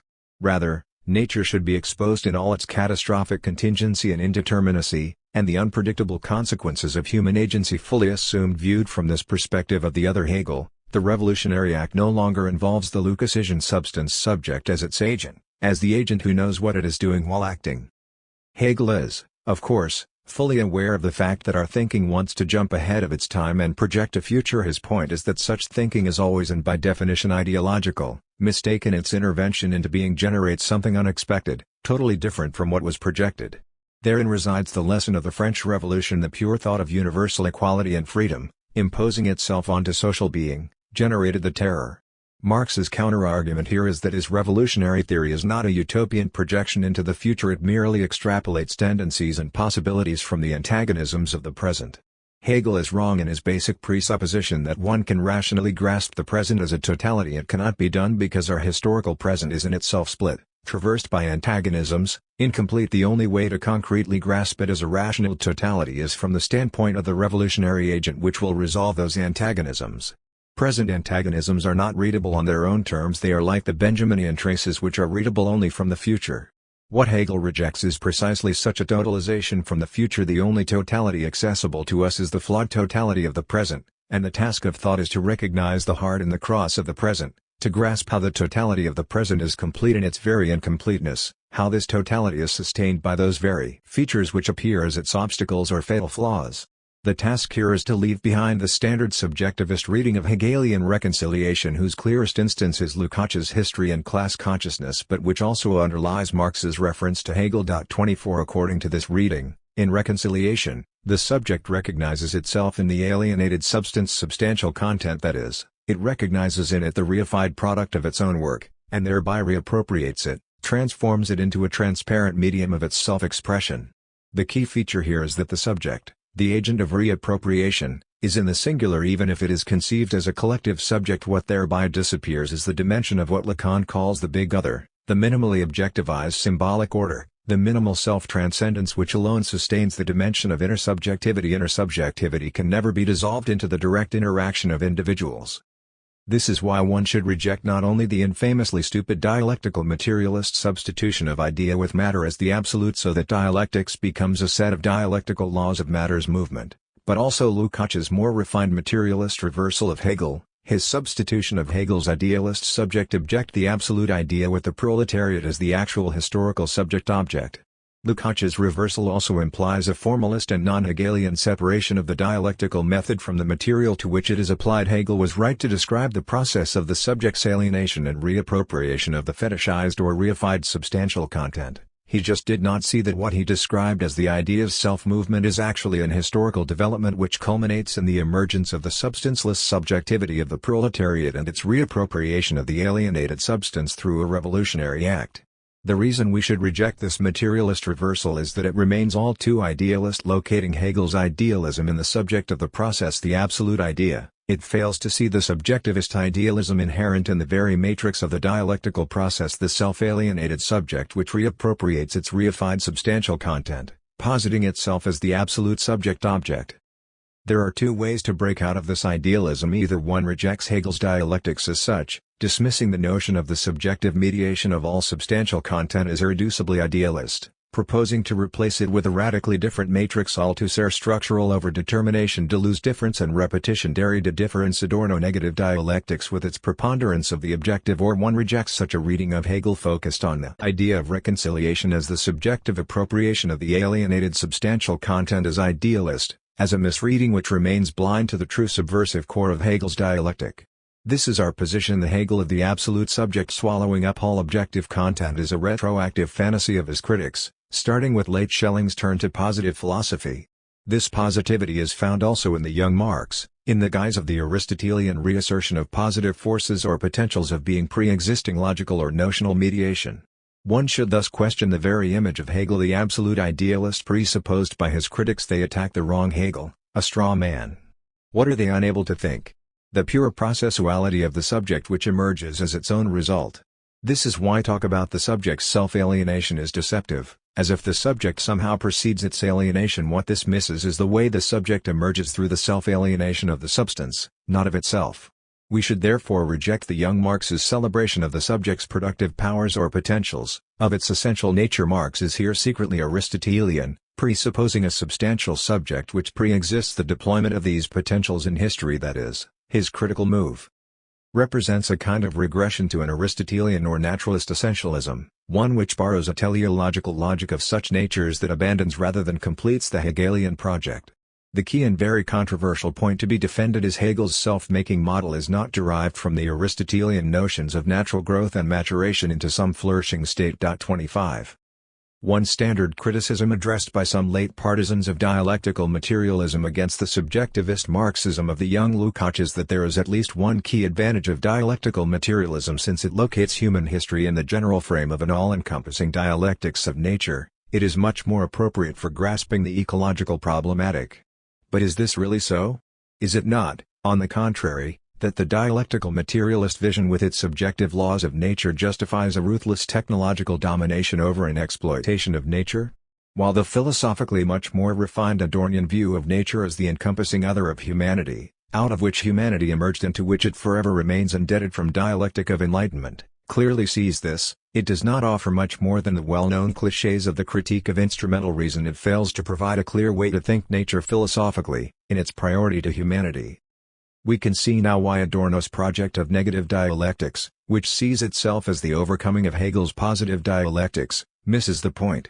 Negative dialectics wants to break out of the confines of the principle of identity which enslaves or subordinates every otherness through conceptual mediation. In Hegel's idealism, negativity, alterity, and difference are asserted, but only as subordinate secondary moments serving their opposite. The absolute subject reappropriates all otherness, sublating it into a moment of its own self-mediation. Adorno counters this with his primacy of the objective. Instead of appropriating or internalizing all otherness, dialectics should remain open towards it, granting ultimate primacy to the objective over the subjective, to difference over identity. What if, However, the image of Hegel's dialectic this critique presupposes is wrong. What if, in its innermost core, Hegel's dialectic is not a machine for appropriating or mediating all otherness, for sublating all contingency into a subordinated ideal moment of the notional necessity? What if Hegelian reconciliation already is the acceptance of an irreducible contingency at the very heart of notional necessity? What if it involves, as its culminating moment, the setting free of objectivity in its otherness? In this case, it is Adorno's negative dialectics which, paradoxically, remains within the confines of identitarian thought, the endless critical work of the negative which is never done, since it presupposes identity as its starting point and foundation. In other words, Adorno does not see how what he is looking for, a breakout from the confines of identity, is already at work at the very heart of the Hegelian dialectic, so that it is Adorno's very critique which obliterates the subversive core of Hegel's thought, retroactively cementing the figure of his dialectic as the pan-logicist monster of the all-consuming absolute notion. Does this mean that the ultimate subjective position we can adopt is that of a split which characterizes the fetishistic disavowal? Is it the case that all we can do is take the stance of, although I know very well that there is no big other, that the big other is only the sedimentation, the reified form, of intersubjective interactions, I am compelled to act as if the big other is an external force which controls us all? It is here that Lacan's fundamental insight into how the big other is barred, lacking, inexistent even, acquires its weight. The big other is not the substantial ground, it is inconsistent or lacking. Its very functioning depends on subjects whose participation in the symbolic process sustains it. In place of both the submersion of the subject in its substantial other and the subject's appropriation of this other, we thus have a mutual implication through lack, through the overlapping of the two lacks, the lack constitutive of the subject and the lack of in the other itself. It is perhaps time to read Hegel's famous formula: one should grasp the absolute not only as substance, but also as subject more cautiously and literally. The point is not that the absolute is not substance, but subject. The point is hidden in the not only, but also, that is, in the interplay between the two, which also opens up the space of freedom. We are free because there is a lack in the other, because the substance out of which we grew and on which we rely is inconsistent, barred, failed, marked by an impossibility. But what kind of freedom is thereby opened up? Here we should raise a clear and brutal question in all its naivete. If we reject Marx's critique and embrace Hegel's notion of the owl of Minerva which takes flight only at dusk, that is, if we accept Hegel's claim that the position of an historical agent able to identify its own role in the historical process and to act accordingly is inherently impossible, since such self-referentiality makes it impossible for the agent to factor in the impact of its own intervention, of how this act itself will affect the constellation, what are the consequences of this position for the act, for emancipatory political interventions? Does it mean that we are condemned to acting blindly, to taking risky steps into the unknown whose final outcome totally eludes us, to interventions whose meaning we can establish only retroactively, so that, at the moment of the act, all we can do is hope that history will show mercy, grace and reward our intervention with at least a modicum of success? But what if, instead of conceiving this impossibility of factoring in the consequences of our acts as a limitation of our freedom, we conceive it as the zero-level negative condition of our freedom? The notion of freedom as no necessity found its highest expression in Spinoza's thought, and no wonder that Spinoza also provided the most succinct definition of the personalized notion of God. The only true God is nature itself, that is, substance as causa sui, as the eternal texture of causes effects. The personalized notion of God is a wise old man who, sitting somewhere up there in the heavens, rules the world according to his caprice, is nothing but the mystified positive expression of our ignorance when our knowledge of actual natural causal networks is limited. We as it were fill in the blanks by projecting a supreme cause onto an unknown highest entity. From the Hegelian view, Spinoza just needs to be taken more literally than he was ready to take himself. What if this lack or incompleteness of the causal network is not only epistemological but also ontological? What if it is not only our knowledge of reality but reality itself which is incomplete? In this case, is not the personalized notion of God also an indication, a mystified indication, but nonetheless an indication of the ontological incompleteness of reality itself? Or, to put it in terms of the classical Hegelian distinction between what I want or mean to say and what I actually say, when I say God, I want to name the transcendent absolute person who governs reality, but what I really say is that reality is ontologically incomplete, that it is marked by a fundamental impossibility or inconsistency. In this sense Dostoevsky was right. It is only the personalized God insofar as he is the name for a desiring lacking other, for a gap in the other, who gives freedom. I am not free by being the creator and master of all reality. When nothing resists my power to appropriate all heterogeneous content, I am free if the substance of my being is not a full causal network, but an ontologically incomplete field. This incompleteness is or, rather, can also be signaled by an opaque desiring God, a God who is himself marked by imperfections and finitude, so that when we encounter him, we confront the enigma of what does he want? An enigma which holds also for God himself who does not know what he wants. But, again, what does this mean for our ability to act, to intervene in history? There are in French two words for the future which cannot be adequately rendered in English: futur and avenir. Futur stands for the future as the continuation of the present, as the full actualization of tendencies which are already present, while avenir points more towards a radical break, a discontinuity with the present. Avenir is what is to come, avenir, not just what will be. For example, in the contemporary apocalyptic situation, the ultimate horizon of the future is what Jean-Pierre Dupuy calls the dystopian fixed point, the zero point of ecological breakdown, global economic and social chaos, etc. Even if it is indefinitely postponed, this zero point is the virtual attractor towards which our reality, left to itself, tends. The way to combat the future catastrophe is through acts which interrupt this drifting towards the dystopian fixed point, acts which take upon themselves the risk of giving birth to some radical otherness to come. We can see here how ambiguous the slogan "No Future" is at a deeper level. It designates not the impossibility of change, but precisely what we should be striving for to break the hold the catastrophic future has over us, and thereby to open up the space for something new to come. Chapter 5. Paradoxes. Figures of the dialectical process.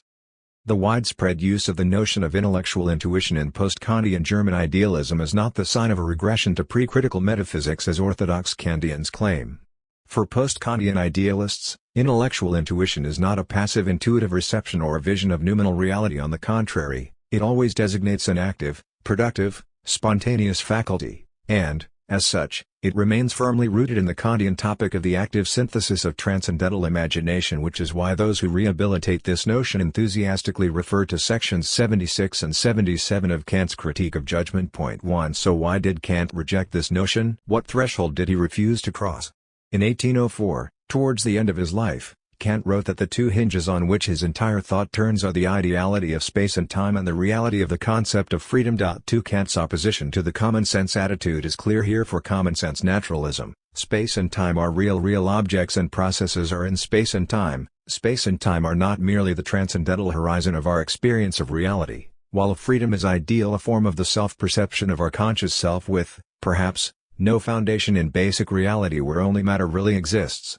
For Kant, on the contrary, space and time are ideal, not properties of things in themselves, but forms of perception imposed on phenomena by the transcendental self, while freedom is real in the most radical, even Lacanian sense. Freedom is an inexplicable, irrational, unaccountable fact of reason, a real which disturbs our notion of phenomenal spatio-temporal reality as governed by natural laws. For this reason, our experience of freedom is properly traumatic, even for Kant himself, who mistakes the real as the impossible which happens, that which I cannot not do, for the real as the impossible to happen, that which I cannot ever fully accomplish. That is to say, in Kantian ethics, the true tension is not between the subject's idea that he is acting only for the sake of duty and the hidden fact that there was actually some pathological motivation at work. Vulgar psychoanalysis. The true tension is exactly the opposite one. The abyssally free act is unbearable, traumatic, in that when we accomplish an act out of freedom, and in order to sustain it, we experience it as conditioned by some pathological motivation. One is tempted to refer here to the key Kantian concept of schematization. A free act cannot be schematized, integrated into our experience, so, in order to schematize it, we have to pathologize it. And Kant himself, as a rule, misreads the true tension, the difficulty in endorsing and assuming a free act as the standard tension affecting the agent who can never be sure if his act really was free, rather than motivated by hidden pathological impulses. This is why, as Kierkegaard put it, the true trauma lies not in our mortality, but in our immortality. It is easy to accept that we are just a speck of dust in the infinite universe. What is much more difficult to accept is that we effectively are immortal free beings who, as such, cannot escape the terrible responsibility of our freedom.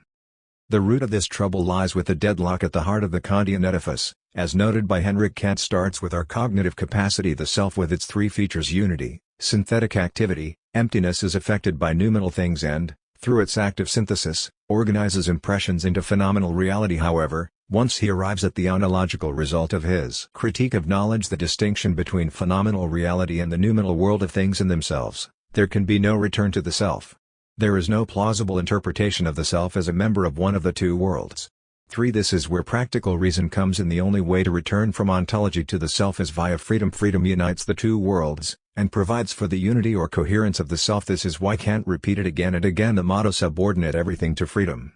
For here, however, a gap between Kant and his followers occurs. For Kant, freedom is an irrational fact of reason, it is simply and inexplicably given, something like an umbilical cord inexplicably rooting our experience in the unknown noumenal reality, not the first principle out of which one can develop a systematic notion of reality, while the idealists from Fichte onwards cross this limit and endeavor to provide a systematic account of freedom itself. The status of this limit changes with the idealists what was for Kant an a priori limitation, so that the very notion of going over is stricto sensu meaningless, becomes for the idealists just an indication that Kant was not yet ready to pursue his project to the end, to draw all the consequences from his breakthrough. For the idealists, Kant got stuck halfway, while for Kant, his idealist followers totally misunderstood his critique and fell back into pre-critical metaphysics or, worse, mystical schwärmerei. There are thus two main versions of this passage. 5.1 Kant asserts the gap of finitude, transcendental schematism, the negative access to the noumenal via the sublime as the only one possible, and so forth, while Hegel's absolute idealism closes the Kantian gap and returns to pre-critical metaphysics. 2. It is Kant who goes only halfway in his destruction of metaphysics, still maintaining the reference to the thing in itself as an external inaccessible entity, and Hegel is merely a radicalized Kant, who moves from our negative access to the absolute itself as negativity.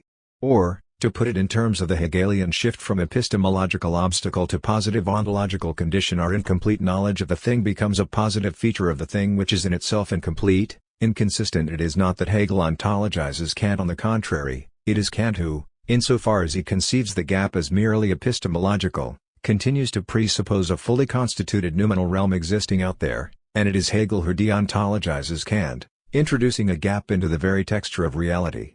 In other words, Hegel's move is not to overcome the Kantian division, but, rather, to assert it as such, to remove the need for its overcoming, for the additional reconciliation of the opposites, that is, to gain the insight through a purely formal parallax shift into how positing the distinction as such already is the looked-for reconciliation.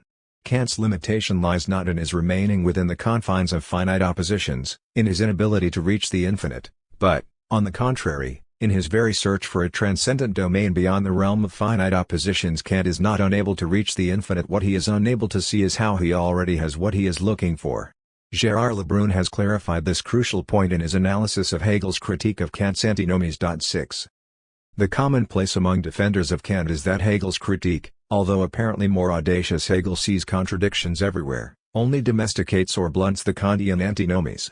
Kant is, so the story goes as retold from Heidegger to postmodernists, the first philosopher who really confronted the subject's finitude not only as an empirical fact, but as the very ontological horizon of our being. This led him to conceive antinomies as genuine unresolvable deadlocks, inescapable scandals of reason, in which human reason becomes involved by its very nature, the scandal of what he even calls euthanasia of reason. The impasse is here irreducible, there is no mediation between the opposites, no higher synthesis. We thus get the very contemporary image of a human subject caught in a constitutive deadlock, marked by an a priori ontological split or gap. As for Hegel, although he may appear to radicalize antinomies by conceiving them as contradictions and universalizing them, seeing them everywhere, in every concept we use, and, going even further, ontologizing them, while Kant locates antinomies in our cognitive approach to reality, Hegel locates them in reality itself. Hegel's radicalization is a ruse once reformulated as contradictions. Antinomies are caught in the machinery of the dialectical progress, reduced to an in-between stage, a moment on the road towards the final reconciliation. Hegel thus effectively blunts the scandalous edge of the Kantian antinomies which threaten to bring reason to the edge of madness, renormalizing them as part of a global ontological process. Lebrun demonstrates that this commonly shared conception is thoroughly wrong. It is Kant himself who actually diffuses the antinomies. One should always bear in mind Kant's result: there are no antinomies as such, they emerge simply out of the subject's epistemological confusion between phenomena and noumena. After the critique of reason has done its work, we end up with a clear and unambiguous, non-antagonistic, ontological picture, with phenomena on one side and noumena on the other. The whole threat of the euthanasia of reason, the spectacle of reason as forever caught in a fatal deadlock, is ultimately revealed as a mere theatrical trick, a staged performance designed to confer credibility on Kant's transcendental solution. This is the feature that Kant shares with pre-critical metaphysics. Both positions remain in the domain of understanding and its fixed determinations, and Kant's critique of metaphysics spells out the final result of metaphysics. As long as we move in the domain of understanding, things in themselves are out of reach, our knowledge is ultimately in vain. In what, then, does the difference between Kant and Hegel with regard to antinomies effectively reside?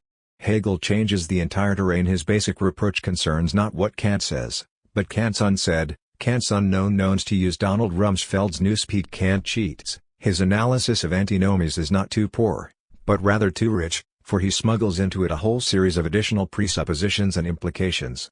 Instead of really analyzing the immanent nature of the categories involved in antinomies, finitude versus infinity, continuity versus discontinuity, etc., he shifts the entire analysis onto the way we, as thinking subjects, use or apply these categories. Which is why Hegel's basic reproach to Kant concerns not the immanent nature of the categories, but, in an almost Wittgensteinian way, their illegitimate use, their application to a domain which is not properly theirs. Antinomies are not inscribed into categories themselves, they only arise when we go beyond the proper domain of their use, the temporal phenomenal reality of our experience, and apply them to noumenal reality, to objects which cannot ever become objects of our experience. In short, antinomies emerge the moment we confuse phenomena and noumena, objects of experience, with things in themselves. Kant can only perceive finitude as the finitude of the transcendental subject who is constrained by schematism, by the temporal limitations of transcendental synthesis. For him, the only finitude is the finitude of the subject. He does not consider the possibility that the very categories he is dealing with may be finite, i.e., that they may remain categories of abstract understanding, not yet the truly infinite categories of speculative reason. And Hegel's point is that this move from categories of understanding to reason proper is not an illegitimate step beyond the limits of our reason. It is rather Kant himself who oversteps the proper limits of the analysis of categories, of pure notional determinations, illegitimately projecting onto this space the topic of temporal subjectivity, and so forth. At its most elementary, Hegel's move is a reduction, not an enrichment, of Kant, a subtractive move, a gesture of taking away the metaphysical ballast and of analyzing notional determinations in their immanent nature. In praise of understanding. So what, precisely, is understanding? Jameson characterizes understanding Verstand as a kind of spontaneous ideology of our daily lives, of our immediate experience of reality. As such, it is not merely a historical phenomenon to be dissolved through dialectical critique and the practical transformation of the relations which engender it, but a permanent, transhistorical fixture of our everyday reality.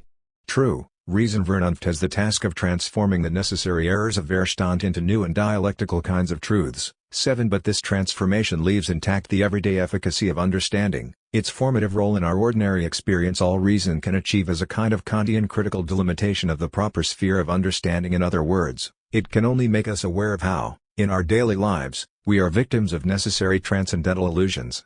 Underlying this reading of the opposition of reason and understanding is a profoundly non-Marxian notion of ideology, or, rather, a profoundly non-Marxian splitting of this notion, probably taken from Althusser and, maybe, Lacan. In a Kantian mode, Jameson seems to imply that there are two modes of ideology. A historical one forms linked to specific historical conditions which disappear when these conditions are abolished, like traditional patriarchy, and an a priori transcendental one, a kind of spontaneous tendency to identitarian thinking, to reification, etc., which is consubstantial with language as such, and which, for this reason, can be assimilated to the illusion of the big other as the subject supposed to know.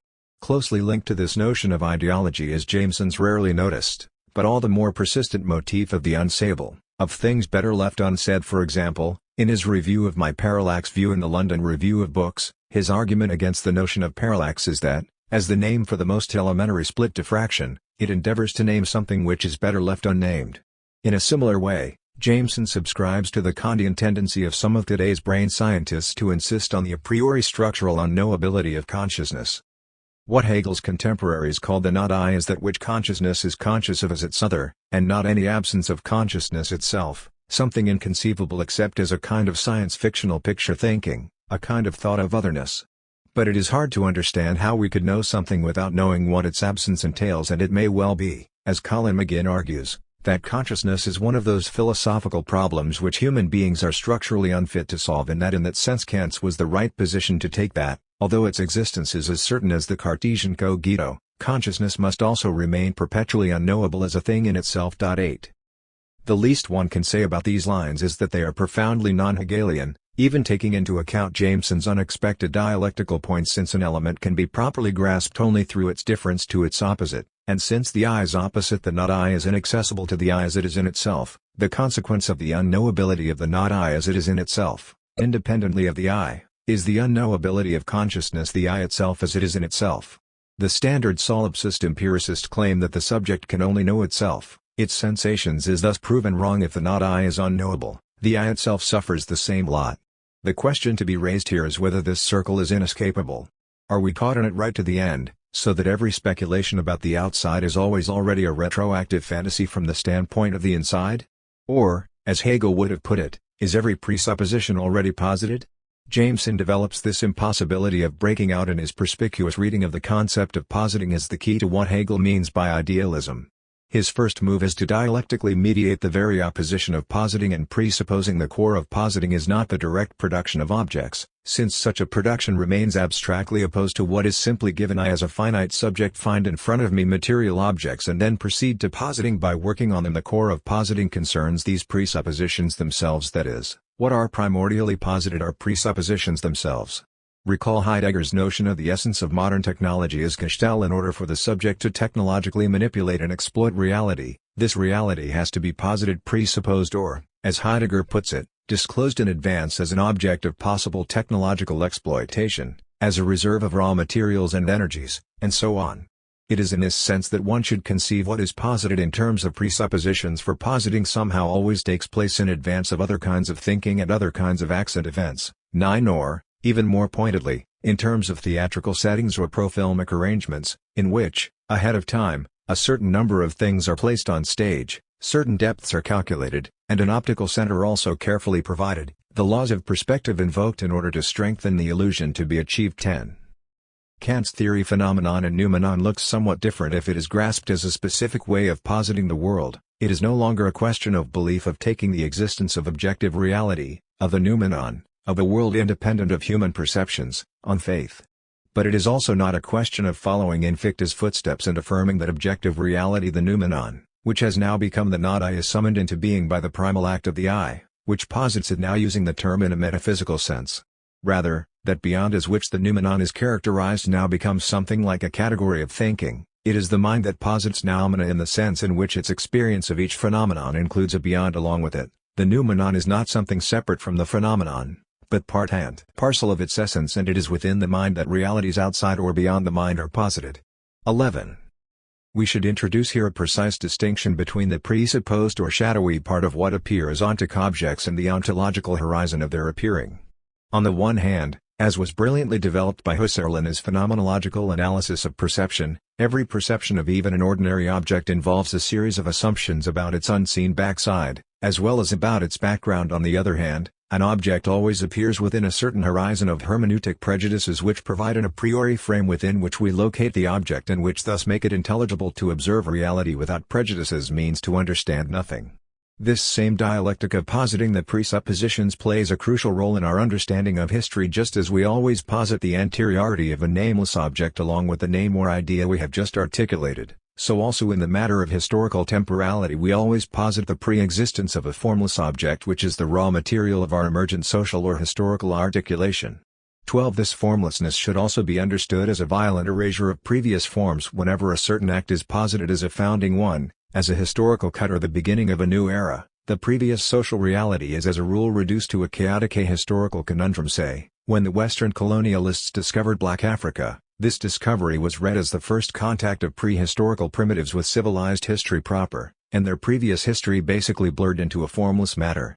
It is in this sense that the notion of positing the presuppositions is not only a solution to the problems posed by critical resistance to mythic narratives of origin, it is also one in which the emergence of a specific historical form retroactively calls into existence the existence of the hitherto formless matter from which it has been fashioned. 13.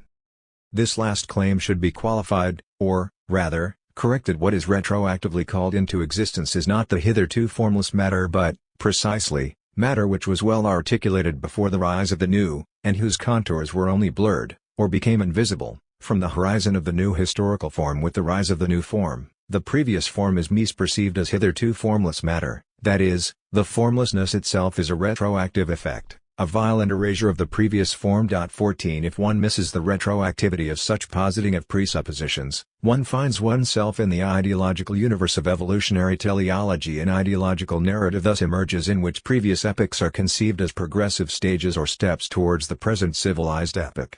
This is why the retroactive positing of presuppositions is the materialist substitute for the teleology for which Hegel is ordinarily indicted. 15. What this means is that, although presuppositions are retroactively posited, the conclusion to be drawn is not that we are forever caught in this circle of retroactivity, so that every attempt to reconstruct the rise of the new out of the old is nothing but an ideological narrative. Hegel's dialectic itself is not yet another grand teleological narrative, but precisely an effort to avoid the narrative illusion of a continuous process of organic growth of the new out of the old. The historical forms which follow one another are not successive figures within the same teleological frame, but successive retotalizations, each of them creating positing its own past as well as projecting its own future. In other words, Hegel's dialectic is the science of the gap between the old and the new, of accounting for this gap more precisely. Its true topic is not directly the gap between the old and the new, but its self-reflective redoubling. When it describes the cut between the old and the new, it simultaneously describes the gap, within the old itself, between the old in itself as it was before the new and the old retroactively posited by the new. It is because of this redoubled gap that every new form arises as a creation ex nihilo. The nothingness out of which the new arises is the very gap between the old in itself and the old for the new, the gap which makes impossible any account of the rise of the new in terms of a continuous narrative. 16. We should add a further qualification here. What escapes our grasp is not the way things were before the arrival of the new, but the very birth of the new as it was in itself, from the perspective of the old, before it managed to posit its presuppositions. This is why fantasy, the phantasmatic narrative, always involves an impossible gaze, the gaze by means of which the subject is already present at the scene of its own absence. The illusion is here the same as that of alternate reality, whose otherness is also posited by the actual totality, which is why it remains within the coordinates of the actual totality. The way to avoid this utopian reduction of the subject to the impossible gaze witnessing an alternate reality from which it is absent is not to abandon the topos of alternate reality as such, but to reformulate it so as to avoid the mystification of the theosophic mythopoetic narrative which pretends to render the genesis of the cosmos of the fully constituted reality, ruled by logos out of the protocosmic pre-ontological chaos. Such attempts only obfuscate the point that the repressed spectral virtual history is not the truth of the official public history, but the fantasy which fills in the void of the act that brought about history. At the level of family life, this distinction is palpable in so-called false memory syndrome. The memories unearthed being seduced or molested by a family member, the repressed stories that haunt the imagination of the living, are precisely such primordial lies destined to forestall the encounter with the ultimate rock of impossibility, the fact that there is no sexual relationship. And the same goes, at the level of social life, for the notion of the primordial crime that grounds the legal order. The secret narrative that tells its story is purely phantasmatic. In philosophy proper, this phantasmatic mystification resides at the very core of Schelling's Weltalter project.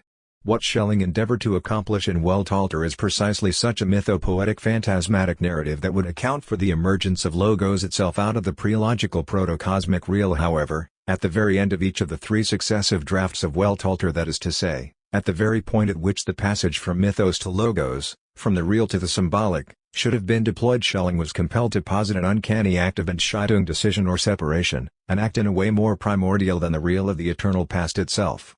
The repeated failure of his Weltalter drafts signals precisely Schelling's honesty as a thinker, the fact that he was radical enough to acknowledge the impossibility of grounding the act or decision in a protocosmic myth.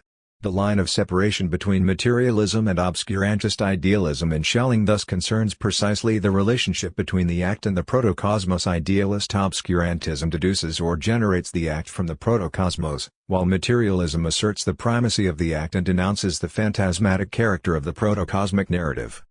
So, apropos Schelling's claim that man's consciousness arises from the primordial act which separates the present actual consciousness from the spectral, shadowy realm of the unconscious, one has to ask a seemingly naive but crucial question: what, precisely, is the unconscious here? Schelling's answer is unambiguous. The unconscious is not primarily the rotary motion of drives ejected into the eternal past. The unconscious is rather the very act of Entscheidung by means of which drives were ejected into the past. Or, To put it in slightly different terms, what is truly unconscious in man is not the immediate opposite of consciousness, the obscure and confused vortex of irrational drives, but the very founding gesture of consciousness, the act of decision in which I choose myself, by which I combine this multitude of drives into the unity of myself. The unconscious is not the passive stuff of inert drives to be used by the creative synthetic activity of the conscious ego. The unconscious in its most radical dimension is rather the highest deed of my self-positing, or to resort to later existentialist terms, the choice of my fundamental project which, in order to remain operative, must be repressed, kept out of the light of day. To quote from the admirable final pages of the second draft of Weltalter, that primordial deed which makes a man genuinely himself precedes all individual actions, but immediately after it is put into exuberant freedom, this deed sinks into the night of unconsciousness. This is not a deed that could happen once and then stop. It is a permanent deed, a never-ending deed, and consequently it can never again be brought before consciousness. For man to know of this deed, consciousness itself would have to return into nothing, into boundless freedom, and would cease to be consciousness. This deed occurs once and then immediately sinks back into the unfathomable depths, and nature acquires permanence precisely thereby. Likewise that will, posited once at the beginning and then led to the outside, must immediately sink into unconsciousness. Only in this way is a beginning possible, a beginning that does not stop being a beginning, a truly eternal beginning. For here as well, it is true that the beginning cannot know itself. That deed, once done, is done for all eternity. The decision that in some manner is truly to begin must not be brought back to consciousness. It must not be called back, because this would amount to being taken back. If, in making a decision, somebody retains the right to re-examine his choice, he will never make a beginning at all. 17. What we encounter here is, of course, the logic of the vanishing mediator of the founding gesture of differentiation, which must sink into invisibility once the difference between the vortex of irrational drives and the universe of logos is in place. Schelling's fundamental move is thus not simply to ground the ontologically structured universe of logos in the horrible vortex of the real. If we read him carefully, there is a premonition in his work that this terrifying vortex of the pre-ontological real is itself accessible to us only in the guise of a phantasmatic narrative, a lure destined to detract us from the true traumatic cut, that of the abyssal act of Entscheidung. It is against this background that one can raise two further critical points about Jameson's notion of understanding as an eternal or unsurpassable form of ideology. The first thing to note is that this unsurpassable character is in itself redoubled. First, there is understanding as the a priori tendency of human thinking towards identitarian reification. Then, there is the unsurpassability of the circle of positing the presuppositions which prevents us from stepping outside ourselves and grasping the not I in all its forms, spatial and temporal, from external reality as it is independently of us, to our own historical past. The first critical point to be made here is that the features Jameson attributes to understanding common sense empirical thinking of externality, formed in the experience of solid objects and obedient to the law of non-contradiction, clearly are historically limited. They designate modern secular empiricist common sense, which is very different from, say, a primitive holistic notion of reality permeated by spiritual forces. However, a much more important critical point concerns the way Jameson formulates the opposition between understanding and reason. Understanding is understood as the elementary form of analyzing, of fixing differences and identities, reducing the wealth of reality to an abstract set of features. This spontaneous tendency towards identitarian reification has to be then corrected by dialectical reason, which faithfully reproduces the dynamic complexity of reality by outlining the fluid network of relations within which every identity is located. This network both generates every identity and, simultaneously, causes its ultimate downfall. This, however, is emphatically not the way Hegel conceives the difference between understanding and reason. Let us read carefully a well-known passage from the foreword to the Phenomenology. To break up an idea into its ultimate elements means returning upon its moments, which at least do not have the form of the given idea when found, but are the immediate property of the self. Doubtless this analysis only arrives at thoughts which are themselves familiar elements, fixed inert determinations. But what is thus separated, and in a sense is unreal, is itself an essential moment. For just because the concrete fact is self-divided, and turns into unreality, it is something self-moving, self-active. The action of separating the elements is the exercise of the force of understanding, the most astonishing and greatest of all powers, or rather the absolute power. The circle, which is self-enclosed and at rest, and, qua substance, holds its own moments, is an immediate relation, the immediate, continuous relation of elements with their unity, and hence arouses no sense of wonderment. But that an accident as such, when cut loose from its containing circumference, that what is bound and held by something else and actual only by being connected with it, should obtain an existence all its own, gain freedom and independence on its own account. This is the portentous power of the negative. It is the energy of thought, of pure self. 18. Understanding, precisely in its aspect of analyzing, tearing the unity of a thing or process apart, is here celebrated as the most astonishing and greatest of all powers, or rather the absolute power as such. It is, surprisingly for those who stick to the commonly held view of dialectics, characterized in exactly the same terms as spirit, which is, with regard to the opposition between understanding and reason, clearly on the side of reason. Spirit is, in its simple truth, consciousness, and forces its moments apart. Everything turns on how we are to understand this identity and difference between understanding and reason. It is not that reason adds something to the separating power of understanding, re-establishing at some higher level the organic unity of what understanding has sundered, supplementing analysis with synthesis. Reason is, in a way, not more but less than understanding. It is, to put it in the well-known terms of Hegel's opposition between what one wants to say and what one actually says, what understanding, in its activity, really does, in contrast to what it wants or means to do.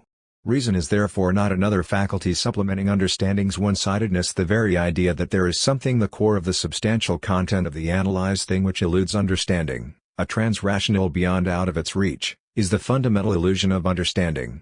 In other words, all we have to do to get from understanding to reason is to subtract from understanding its constitutive illusion. Understanding is not too abstract or violent, it is, on the contrary, as Hegel remarked of Kant, too soft towards things, too afraid to locate its violent movement of tearing things apart in the things themselves. 19. In a way, it is epistemology versus ontology. The illusion of understanding is that its own analytical power, the power to make an accident as such, obtain an existence all its own, gain freedom and independence on its own account, is only an abstraction, something external to true reality which persists out there intact in its inaccessible fullness. In other words, it is the standard critical view of understanding and its power of abstraction that it is just an impotent intellectual exercise which misses the wealth of reality which contains the core illusion of understanding. To put it in yet another way, the mistake of understanding is to perceive its own negative activity of separating, tearing things apart only in its negative aspect, ignoring its positive productive aspect. Reason is understanding itself in its productive aspect. 20. Let us indulge in an excursus at this point. What is abstract thinking? Recall Samuel Mao's Lebanon, a recent film about the 1982 Lebanon War which draws on Mao's own memories as a young soldier, rendering the war's fear and claustrophobia by shooting most of the action from inside a tank. The movie follows four inexperienced soldiers dispatched to mop up enemies in a Lebanese town that has already been bombarded by the Israeli Air Force. Interviewed at the 2009 Venice Festival, Yoav Dana, the actor who played Moaz as a young soldier, said this is a movie that makes you feel like you've been to war. Maoz himself said his film was not a condemnation of Israel's policies, but a personal account of what he went through. The mistake I made is to call the film Lebanon because the Lebanon War is no different in its essence from any other war, and for me any attempt to be political would have flattened the film. 21. This is ideology at its purest. The focus on the perpetrator's traumatic experience enables us to ignore the entire ethico-political background of the conflict. What was the Israeli army doing deep in Lebanon? And so on. Such a humanization thus serves to obfuscate the key question, the need for a ruthless political analysis of the stakes involved in the deployment of armed forces.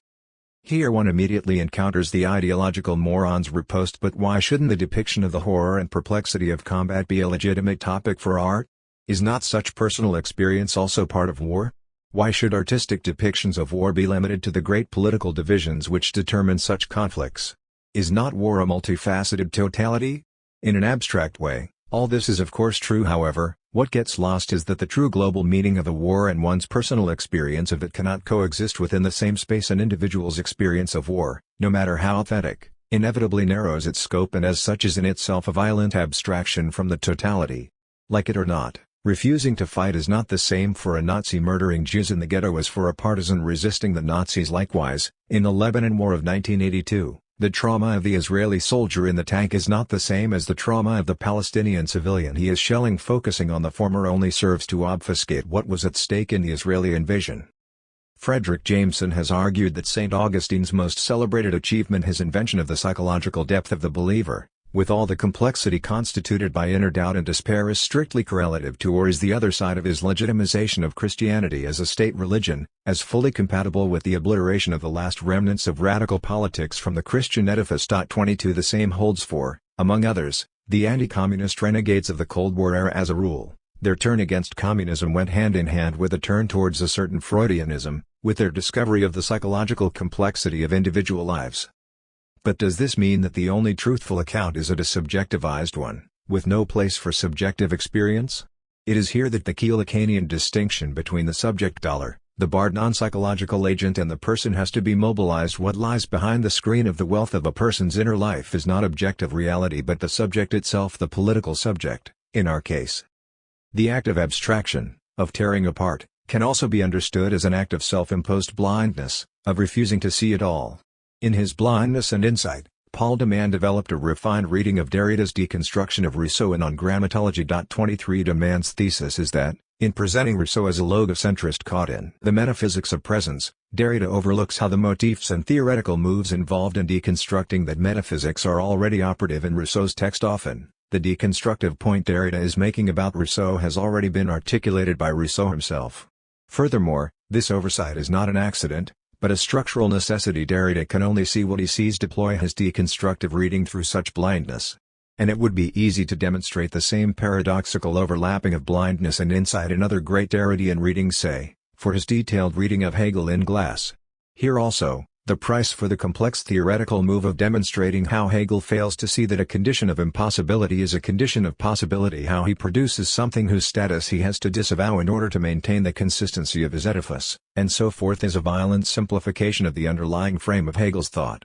The latter is reduced by Derrida to the absolute idealist metaphysics of presence, where the idea's self-mediation is able to reduce all otherness, and all Hegel's formulations which run against this image are read as so many signs of his symptomatic inconsistency, of Hegel not being able to control his own theoretical production, of being forced to say more, or something different, than what he wanted to say.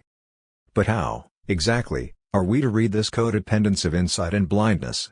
Is it possible to avoid the standard reading that imposes itself with an apparently self-evident force, the reading according to which the codependence of insight and blindness is an indication of our unsurpassable finitude, of the radical impossibility of our reaching the standpoint of infinity, of an insight no longer marred by any kind of blindness?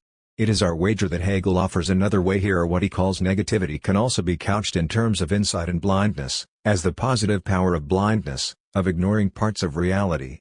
How does a notion emerge out of the confused network of impressions we have of an object? Through the power of abstraction, of blinding oneself to most of the features of the object, reducing it to its constitutive key aspects. The greatest power of our mind is not to see more, but to see less in a correct way, to reduce reality to its notional determinations. Only such blindness generates the insight into what things really are. The same principle of less is more holds for reading the body of a book in his wonderful How to Talk About Books You Haven't Read. Pierre Bayard demonstrates, taking an ironic line of reasoning which is ultimately meant quite seriously, that, in order to really formulate the fundamental insight or achievement of a book, it is generally better not to read it all. Too much data only blurs our clear vision. 24 For example, many essays on Joyce's Ulysses, and often the best ones, were written by scholars who had not read the whole book. The same goes for books on Kant or Hegel, where a truly detailed knowledge often only gives rise to a boring specialist exegesis, rather than living insights. The best interpretations of Hegel are always partial. They extrapolate the totality from a particular figure of thought or of dialectical movement. As a rule, it is not a reading of a thick book by Hegel himself, but some striking, detailed observation, often wrong or at least one-sided, made by an interpreter, that allows us to grasp Hegel's thought in its living movement. The tension between insight and blindness accounts for the fact that Hegel uses the term Begriff, notion, with two opposed meanings: notion as the very core, the essence, of the thing, and notion as mere notion in contrast to the thing itself. And one should bear in mind that the same goes for his use of the term subject. The subject is elevated above the objective, as the principle of life and mediation of objects, and the subject is designating something merely subjective, a subjectively distorted impression in contrast to the way things really are. It is all too simple to treat these two aspects in terms of the lower pertaining to the abstract approach of understanding, the reduction of the subject to the merely subjective, and the higher involving the truly speculative notion of the subject as the mediating principle of life or reality.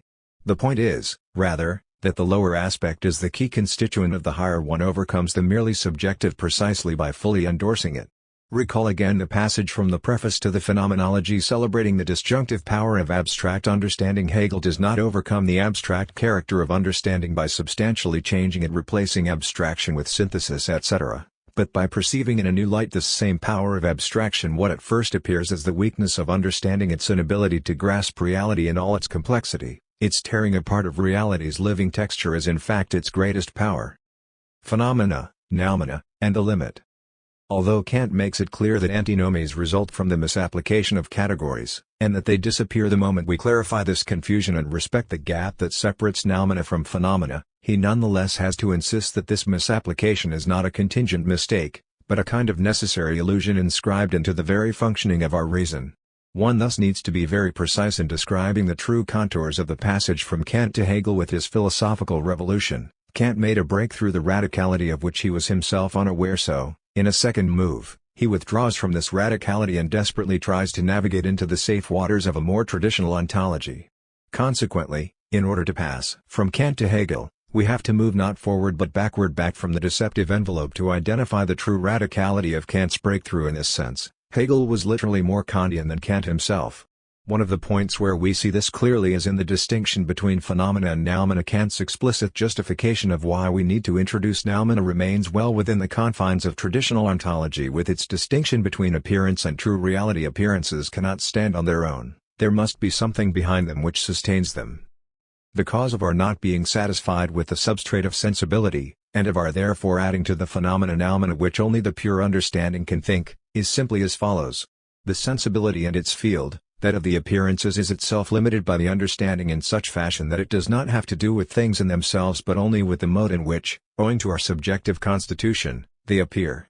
The transcendental aesthetic, in all its teaching, has led to this conclusion, and the same conclusion also, of course, follows from the concept of an appearance in general, namely, that something which is not in itself appearance must correspond to it.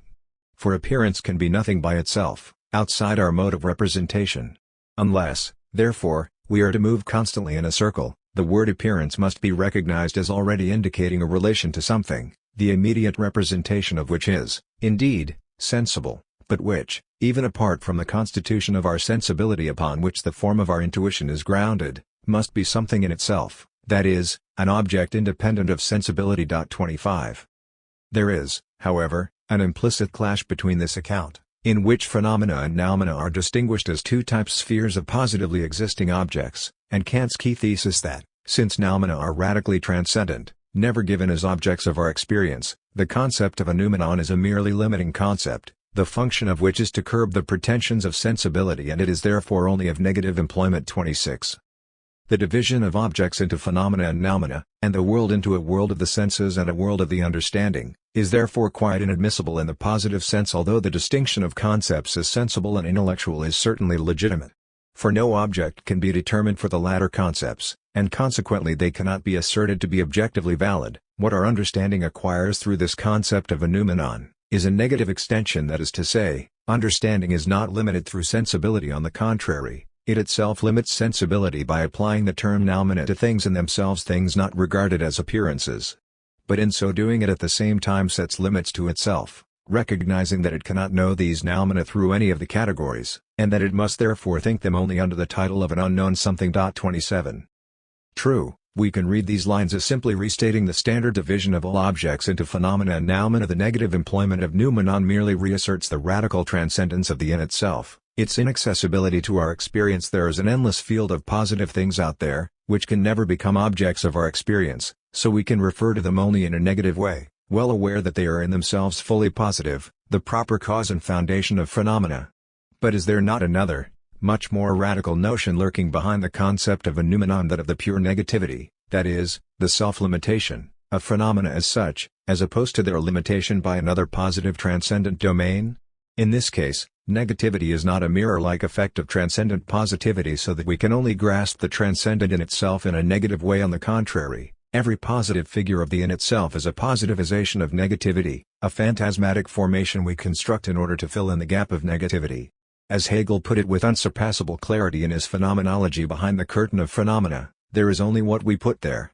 Negativity thus precedes transcendent positivity, the self-limitation of phenomena precedes what is beyond the limit. This is the deep speculative sense of Kant's thesis that the division of objects into phenomena and noumena, and the world into a world of the senses and a world of the understanding, is inadmissible in the positive sense. The limit between phenomena and noumena is not the limit between two positive spheres of objects, since there are only phenomena and their self-limitation, their negativity. The moment we get this, the moment we take Kant's thesis on the negative employment of noumena more literally than he did himself, we pass from Kant to Hegel, to Hegelian negativity. This is how one should read the key statement that understanding limits sensibility by applying the term noumena to things in themselves, things not regarded as appearances. But in so doing it at the same time sets limits to itself, recognizing that it cannot know these noumena through any of the categories. Our understanding first posits noumena as the external limit of sensibility, that is, of the phenomenal world, objects of possible experience. It posits another domain of objects, inaccessible to us. But in doing so, it limits itself. It admits that, since noumena are transcendent, never to be an object of possible experience, it cannot legitimately treat them as positive objects. That is to say, in order to distinguish noumena and phenomena as two positive domains, our understanding would have to adopt the position of a meta-language, exempt from the limitation of phenomena, dwelling somewhere above the division. Since, however, the subject dwells within phenomena, how can it perceive their limitation? As Wittgenstein also noted, we cannot see the limits of our world from within our world. The only solution is that the limitation of phenomena is not external but internal, in other words that the field of phenomena is in itself never all, complete, a consistent whole. This self-limitation of phenomena assumes in Kant the form of the antinomies of pure reason. There is no need for any positive transcendent domain of noumenal entities which limit phenomena from outside. Phenomena with their inconsistencies, their self-limitations, are all there is. The key conclusion to be drawn from this self-limitation of phenomena is that it is strictly correlative to subjectivity. There is a transcendental subject only as correlative to the inconsistency, self-limitation, or, more radically, ontological incompleteness, of phenomenal reality. The moment we conceive the inconsistency and self-limitation of phenomenal reality as secondary, as the effect of the subject's inability to experience the transcendent in itself the way it really is, the subject as autonomous spontaneous becomes a mere epiphenomenon. Its freedom becomes a mere appearance conditioned by the fact that noumena are inaccessible to it. To put it in a somewhat simplified way, I experience myself as free insofar as the causality which effectively determines me is inaccessible to me. In other words, the subject's freedom can be ontologically grounded only in the ontological incompleteness of reality itself. And, to avoid the obvious reproach, this purely negative use of noumena in no way implies a naive subjective idealism, a universe in which there is nothing but self-limited subjective phenomena. Of course there are things, processes out there not yet known or discovered by us. There is what naive realism designates as objective reality, but it is wrong to designate it as noumenal. This designation is all too subjective. Noumena designate the in itself as it appears to us, embedded in phenomenal reality. If we designate our unknowns as noumena, we thereby introduce a gap which is not warranted by their mere unknowability. There is no mysterious gap separating us from the unknown. The unknown is simply unknown, indifferent to being known. In other words, we should never forget that what we know, this phenomena, is not separated from things in themselves by a dividing line, but is constitutive of them. Phenomena do not form a special ontological domain, they are simply part of reality. This brings us to Hegel's basic criticism of Kant, of his insistence on the limitation that our finitude imposes on our knowledge. It is that, beneath Kant's modesty, there is a hidden arrogance when Kant claims that we humans, constrained by our finite understanding, cannot ever come to know the totality of the universe. He continues to represent this infinite task as one that another, infinite, understanding would be able to accomplish, as if the problem is simply one of extending or extrapolating our capacity to infinity, rather than changing it qualitatively. The model for such false reasoning is the well-known naturalist determinist idea that, were an infinite mind able to know extensively all the atoms in the universe, their position, force, and movement, it would be able to predict their future behavior with the utmost precision, as if the very notion of a finite mind extended to infinity were not in itself nonsensical. When we represent to ourselves a mind able to grasp infinity, the image we refer to is that of a mind somehow able to count an infinite number of elements in the same way we are able to count a finite number of them. In a wonderfully vicious image, Hegel likens Kant's notion of an infinite mind to the way a poor church organist tries to explain God's greatness to a simple peasant. In the same way you know every individual in our village by name, God intimately knows every single fly among the infinite number of flies that buzz around the globe. 28. This brings us to the gap between what is explainable in principle and what is actually explained. In fact, this gap is fully operative in the cognitive sciences. Thought is a product of the brain and can in principle be accounted for in terms of neuronal processes. It is only a matter of fact that we are not yet there. According to this view, this gap is purely cognitive. It is simply the gap between the empirical limitation of our knowledge of reality and reality itself. For Hegel, on the contrary, this gap is notional, Categorical. The proposition which states that our actual, real knowledge, the way it exists at this moment, articulated in causal explanations, is finite and even no knowledge in the absolute meaning of the word, but a mere certainty, is ultimately not really a proposition about the limits of our knowledge, but a proposition about the form of our knowledge. It is a notional, tautological, proposition. 29. The mistake resides in the fact that the limit pertaining to the form itself to the categories used is misperceived as a contingent empirical limitation. In the case of cognitivism, it is not that we already have the categorical apparatus necessary to explain consciousness, neuronal processes, etc., and our failure to have yet done so pertains only to the empirical limitation of our knowing the relevant facts about our brain. The true limitation lies in the very form of our knowledge, in the very categorical apparatus we are using. In other words, the gap between the form of knowledge and its empirical limitation is inscribed in this form itself.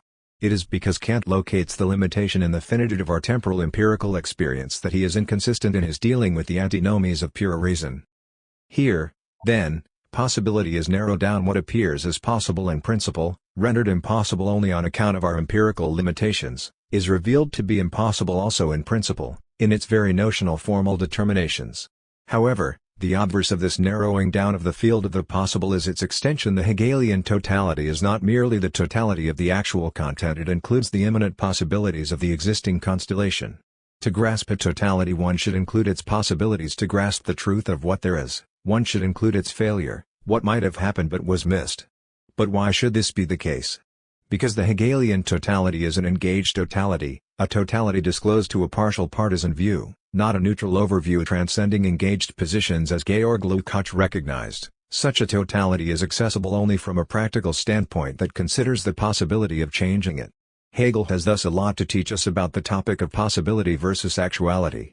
What is involved in a dialectical analysis of, say, a past event, such as a revolutionary break? Does it really amount to identifying the underlying necessity that governed the course of events in all their apparent confusion? What if the opposite is true, and dialectical analysis reinserts possibility into the necessity of the past?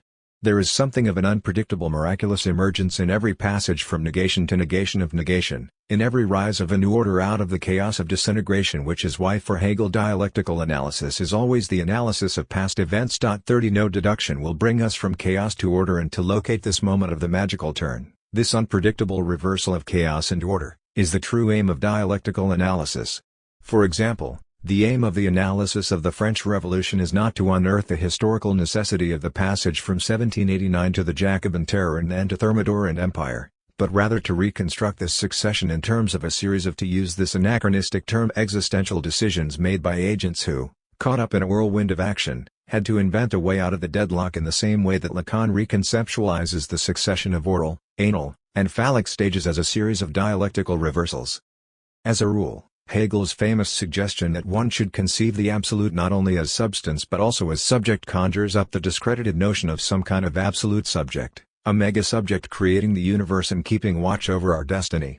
For Hegel, however, the subject, at its very core, also stands for finitude, the cut, the gap of negativity, which is why God only becomes subject through incarnation. He is not already in himself, prior to incarnation, a mega-subject ruling the universe. Kant and Hegel are usually contrasted along the lines of finite versus infinite. The Hegelian subject is the totalizing and infinite one which mediates all multiplicity, the Kantian subject marked by finitude and the gap that forever separates it from the thing. But, at a more fundamental level, is not exactly the opposite the case? The basic function of the Kantian transcendental subject is to continuously enact the transcendental synthesis of apperception, to bring into one the multitude of sensible impressions, while the Hegelian subject is, in its most basic dimension, the agent of splitting, division, negativity, redoubling, the fall of substance into finitude. Consequently, it is crucial not to confuse Hegel's objective spirit with the Dilthian notion of a life form, a concrete historical world, as objectivized spirit, the product of a people, its collective genius. The moment we do this, we miss the point of objective spirit, which is precisely that it is spirit in its objective form, experienced by individuals as an external imposition, a constraint. Even there is no collective or spiritual supersubject that would be the author of objective spirit, whose objectivization this spirit would have been. In short, for Hegel there is no collective subject, no subject spirit beyond and above individual humans. Therein resides the paradox of objective spirit. It is independent of individuals, encountered by them as given, pre-existent, as the presupposition of their activity, yet it is nonetheless spirit, that is, something that exists only insofar as individuals relate their activity to it, only as their presupposition. 31. The differ end. Such a reading cannot but appear to be at odds with the standard reading of Hegel as an absolute idealist.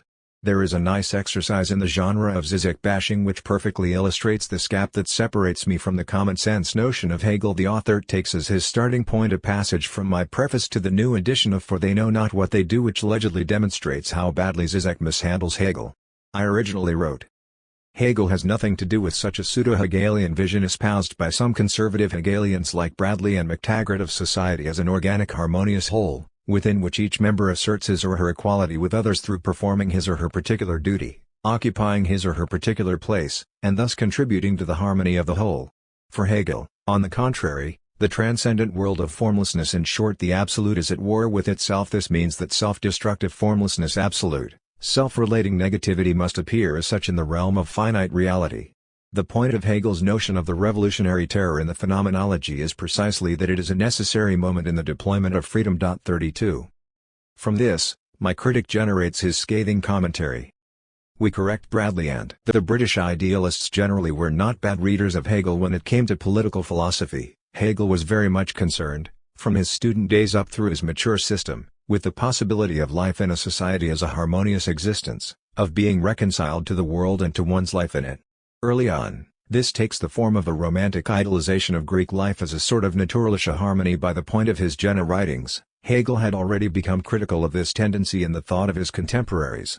If a modern man was to be reconciled to his world, then it could only be through a moralish harmony, a harmony which was not merely given but which was comprehended in thought. A man had to not merely be an harmonious part of his society, but had to recognize this harmony, had to comprehend his own existence, including what is most inward and private for him, such as his feelings and religious sentiments, as being integrated with the whole of life. The bulk of Hegel's criticisms of his contemporary society make the complaint that it does not make sufficient allowance for this reconciliation to become possible. The life of private individuals is too abstract from the affairs of the state or the church, or various other social organizations, or else the state or the church, or various other social organizations does not make sufficient allowance for the free self-determination of individual actors to do as they judge best. Hegel does not think that moralish harmony is impossible. On the contrary, the possibility of this harmony is the highest achievement of modern civilization and its philosophical handmaiden. Hegel's system is directed towards helping this harmony come about more fully. This is the end of history with modernity. Spirit knows its world as its own product, comprehends what is given to it as always already implicitly spirit, as capable of being rationally comprehended, and the social world of objective spirit is a place where spirit can feel at home with itself and its other, where the individual peculiarities of a particular subject are recognized as determinations of the universal of society, and not something over and against it. Žižek is 180 degrees wrong about Hegel's The Absolute. It is not a nihil, a transcendent world of formlessness, or any other Ding and Sich-like transcendence. Hegel's Absolute is not the Schellingian night in which all cows are black. The Absolute is the most contentful thing there is. The Absolute is a concrete universal. It has its being, its truth, only in the particular determinations moments which make up Hegel's system, those which make up the triad of logic, nature, and spirit. The Absolute is not at war with itself. The Absolute particularizes itself in the asunderedness of nature and returns to unity with itself in the reconciliation of asunderedness with unity. To put, the British idealists generally were not bad readers of Hegel when it came to political philosophy. Hegel was very much concerned, from his student days up through his mature system, with the possibility of life in a society as a harmonious existence, of being reconciled to the world and to one's life in it. Early on, this takes the form of a romantic idolization of Greek life as a sort of natürliche harmony. By the point of his Jena writings, Hegel had already become critical of this tendency in the thought of his contemporaries. If a modern man was to be reconciled to his world, then it could only be through a moralish harmony, a harmony which was not merely given but which was comprehended in thought. A man had to not merely be an harmonious part of his society, but had to recognize this harmony, had to comprehend his own existence, including what is most inward and private for him, such as his feelings and religious sentiments, as being integrated with the whole of life. The bulk of Hegel's criticisms of his contemporary society make the complaint that it does not make sufficient allowance for this reconciliation to become possible. The life of private individuals is too abstract from the affairs of the state or the church, or various other social organizations, or else the state or the church, or various other social organizations does not make sufficient allowance for the free self-determination of individual actors to do as they judge best. Hegel does not think that moralish harmony is impossible. On the contrary, the possibility of this harmony is the highest achievement of modern civilization and its philosophical handmaiden, Hegel's system, is directed towards helping this harmony come about more fully. This is the end of history with modernity. Spirit knows its world as its own product, comprehends what is given to it as always already implicitly spirit, as capable of being rationally comprehended, and the social world of objective spirit is a place where spirit can feel at home with itself and its other, where the individual peculiarities of a particular subject are recognized as determinations of the universal of society, and not something over and against it. Žižek is 180 degrees wrong about Hegel's the absolute. It is not a nihil, a transcendent world of formlessness, or any other Ding and Sich-like transcendence. Hegel's absolute is not the Schellingian night in which all cows are black. The absolute is the most contentful thing there is. The absolute is a concrete universal. It has its being, its truth, only in the particular determinations moments which make up Hegel's system, those which make up the triad of logic, nature, and spirit. The absolute is not at war with itself. The absolute particularizes itself in the asunderedness of nature and returns to unity with itself in the reconciliation of asunderedness with unity. To put celebrated to the end of his life, here are his sublime words from the lectures on the philosophy of world history. It has been said that the French Revolution resulted from philosophy, and it is not without reason that philosophy has been called Weltweisheit, world wisdom, for it is not only truth in and for itself, as the pure essence of things, but also truth in its living form as exhibited in the affairs of the world. We should not, therefore, contradict the assertion that the revolution received its first impulse from philosophy. Never since the sun had stood in the firmament and the planets revolved around him had it been perceived that man's existence centers in his head, i.e. in thought, inspired by which he builds up the world of reality. Not until now had man advanced to the recognition of the principle that thought ought to govern spiritual reality.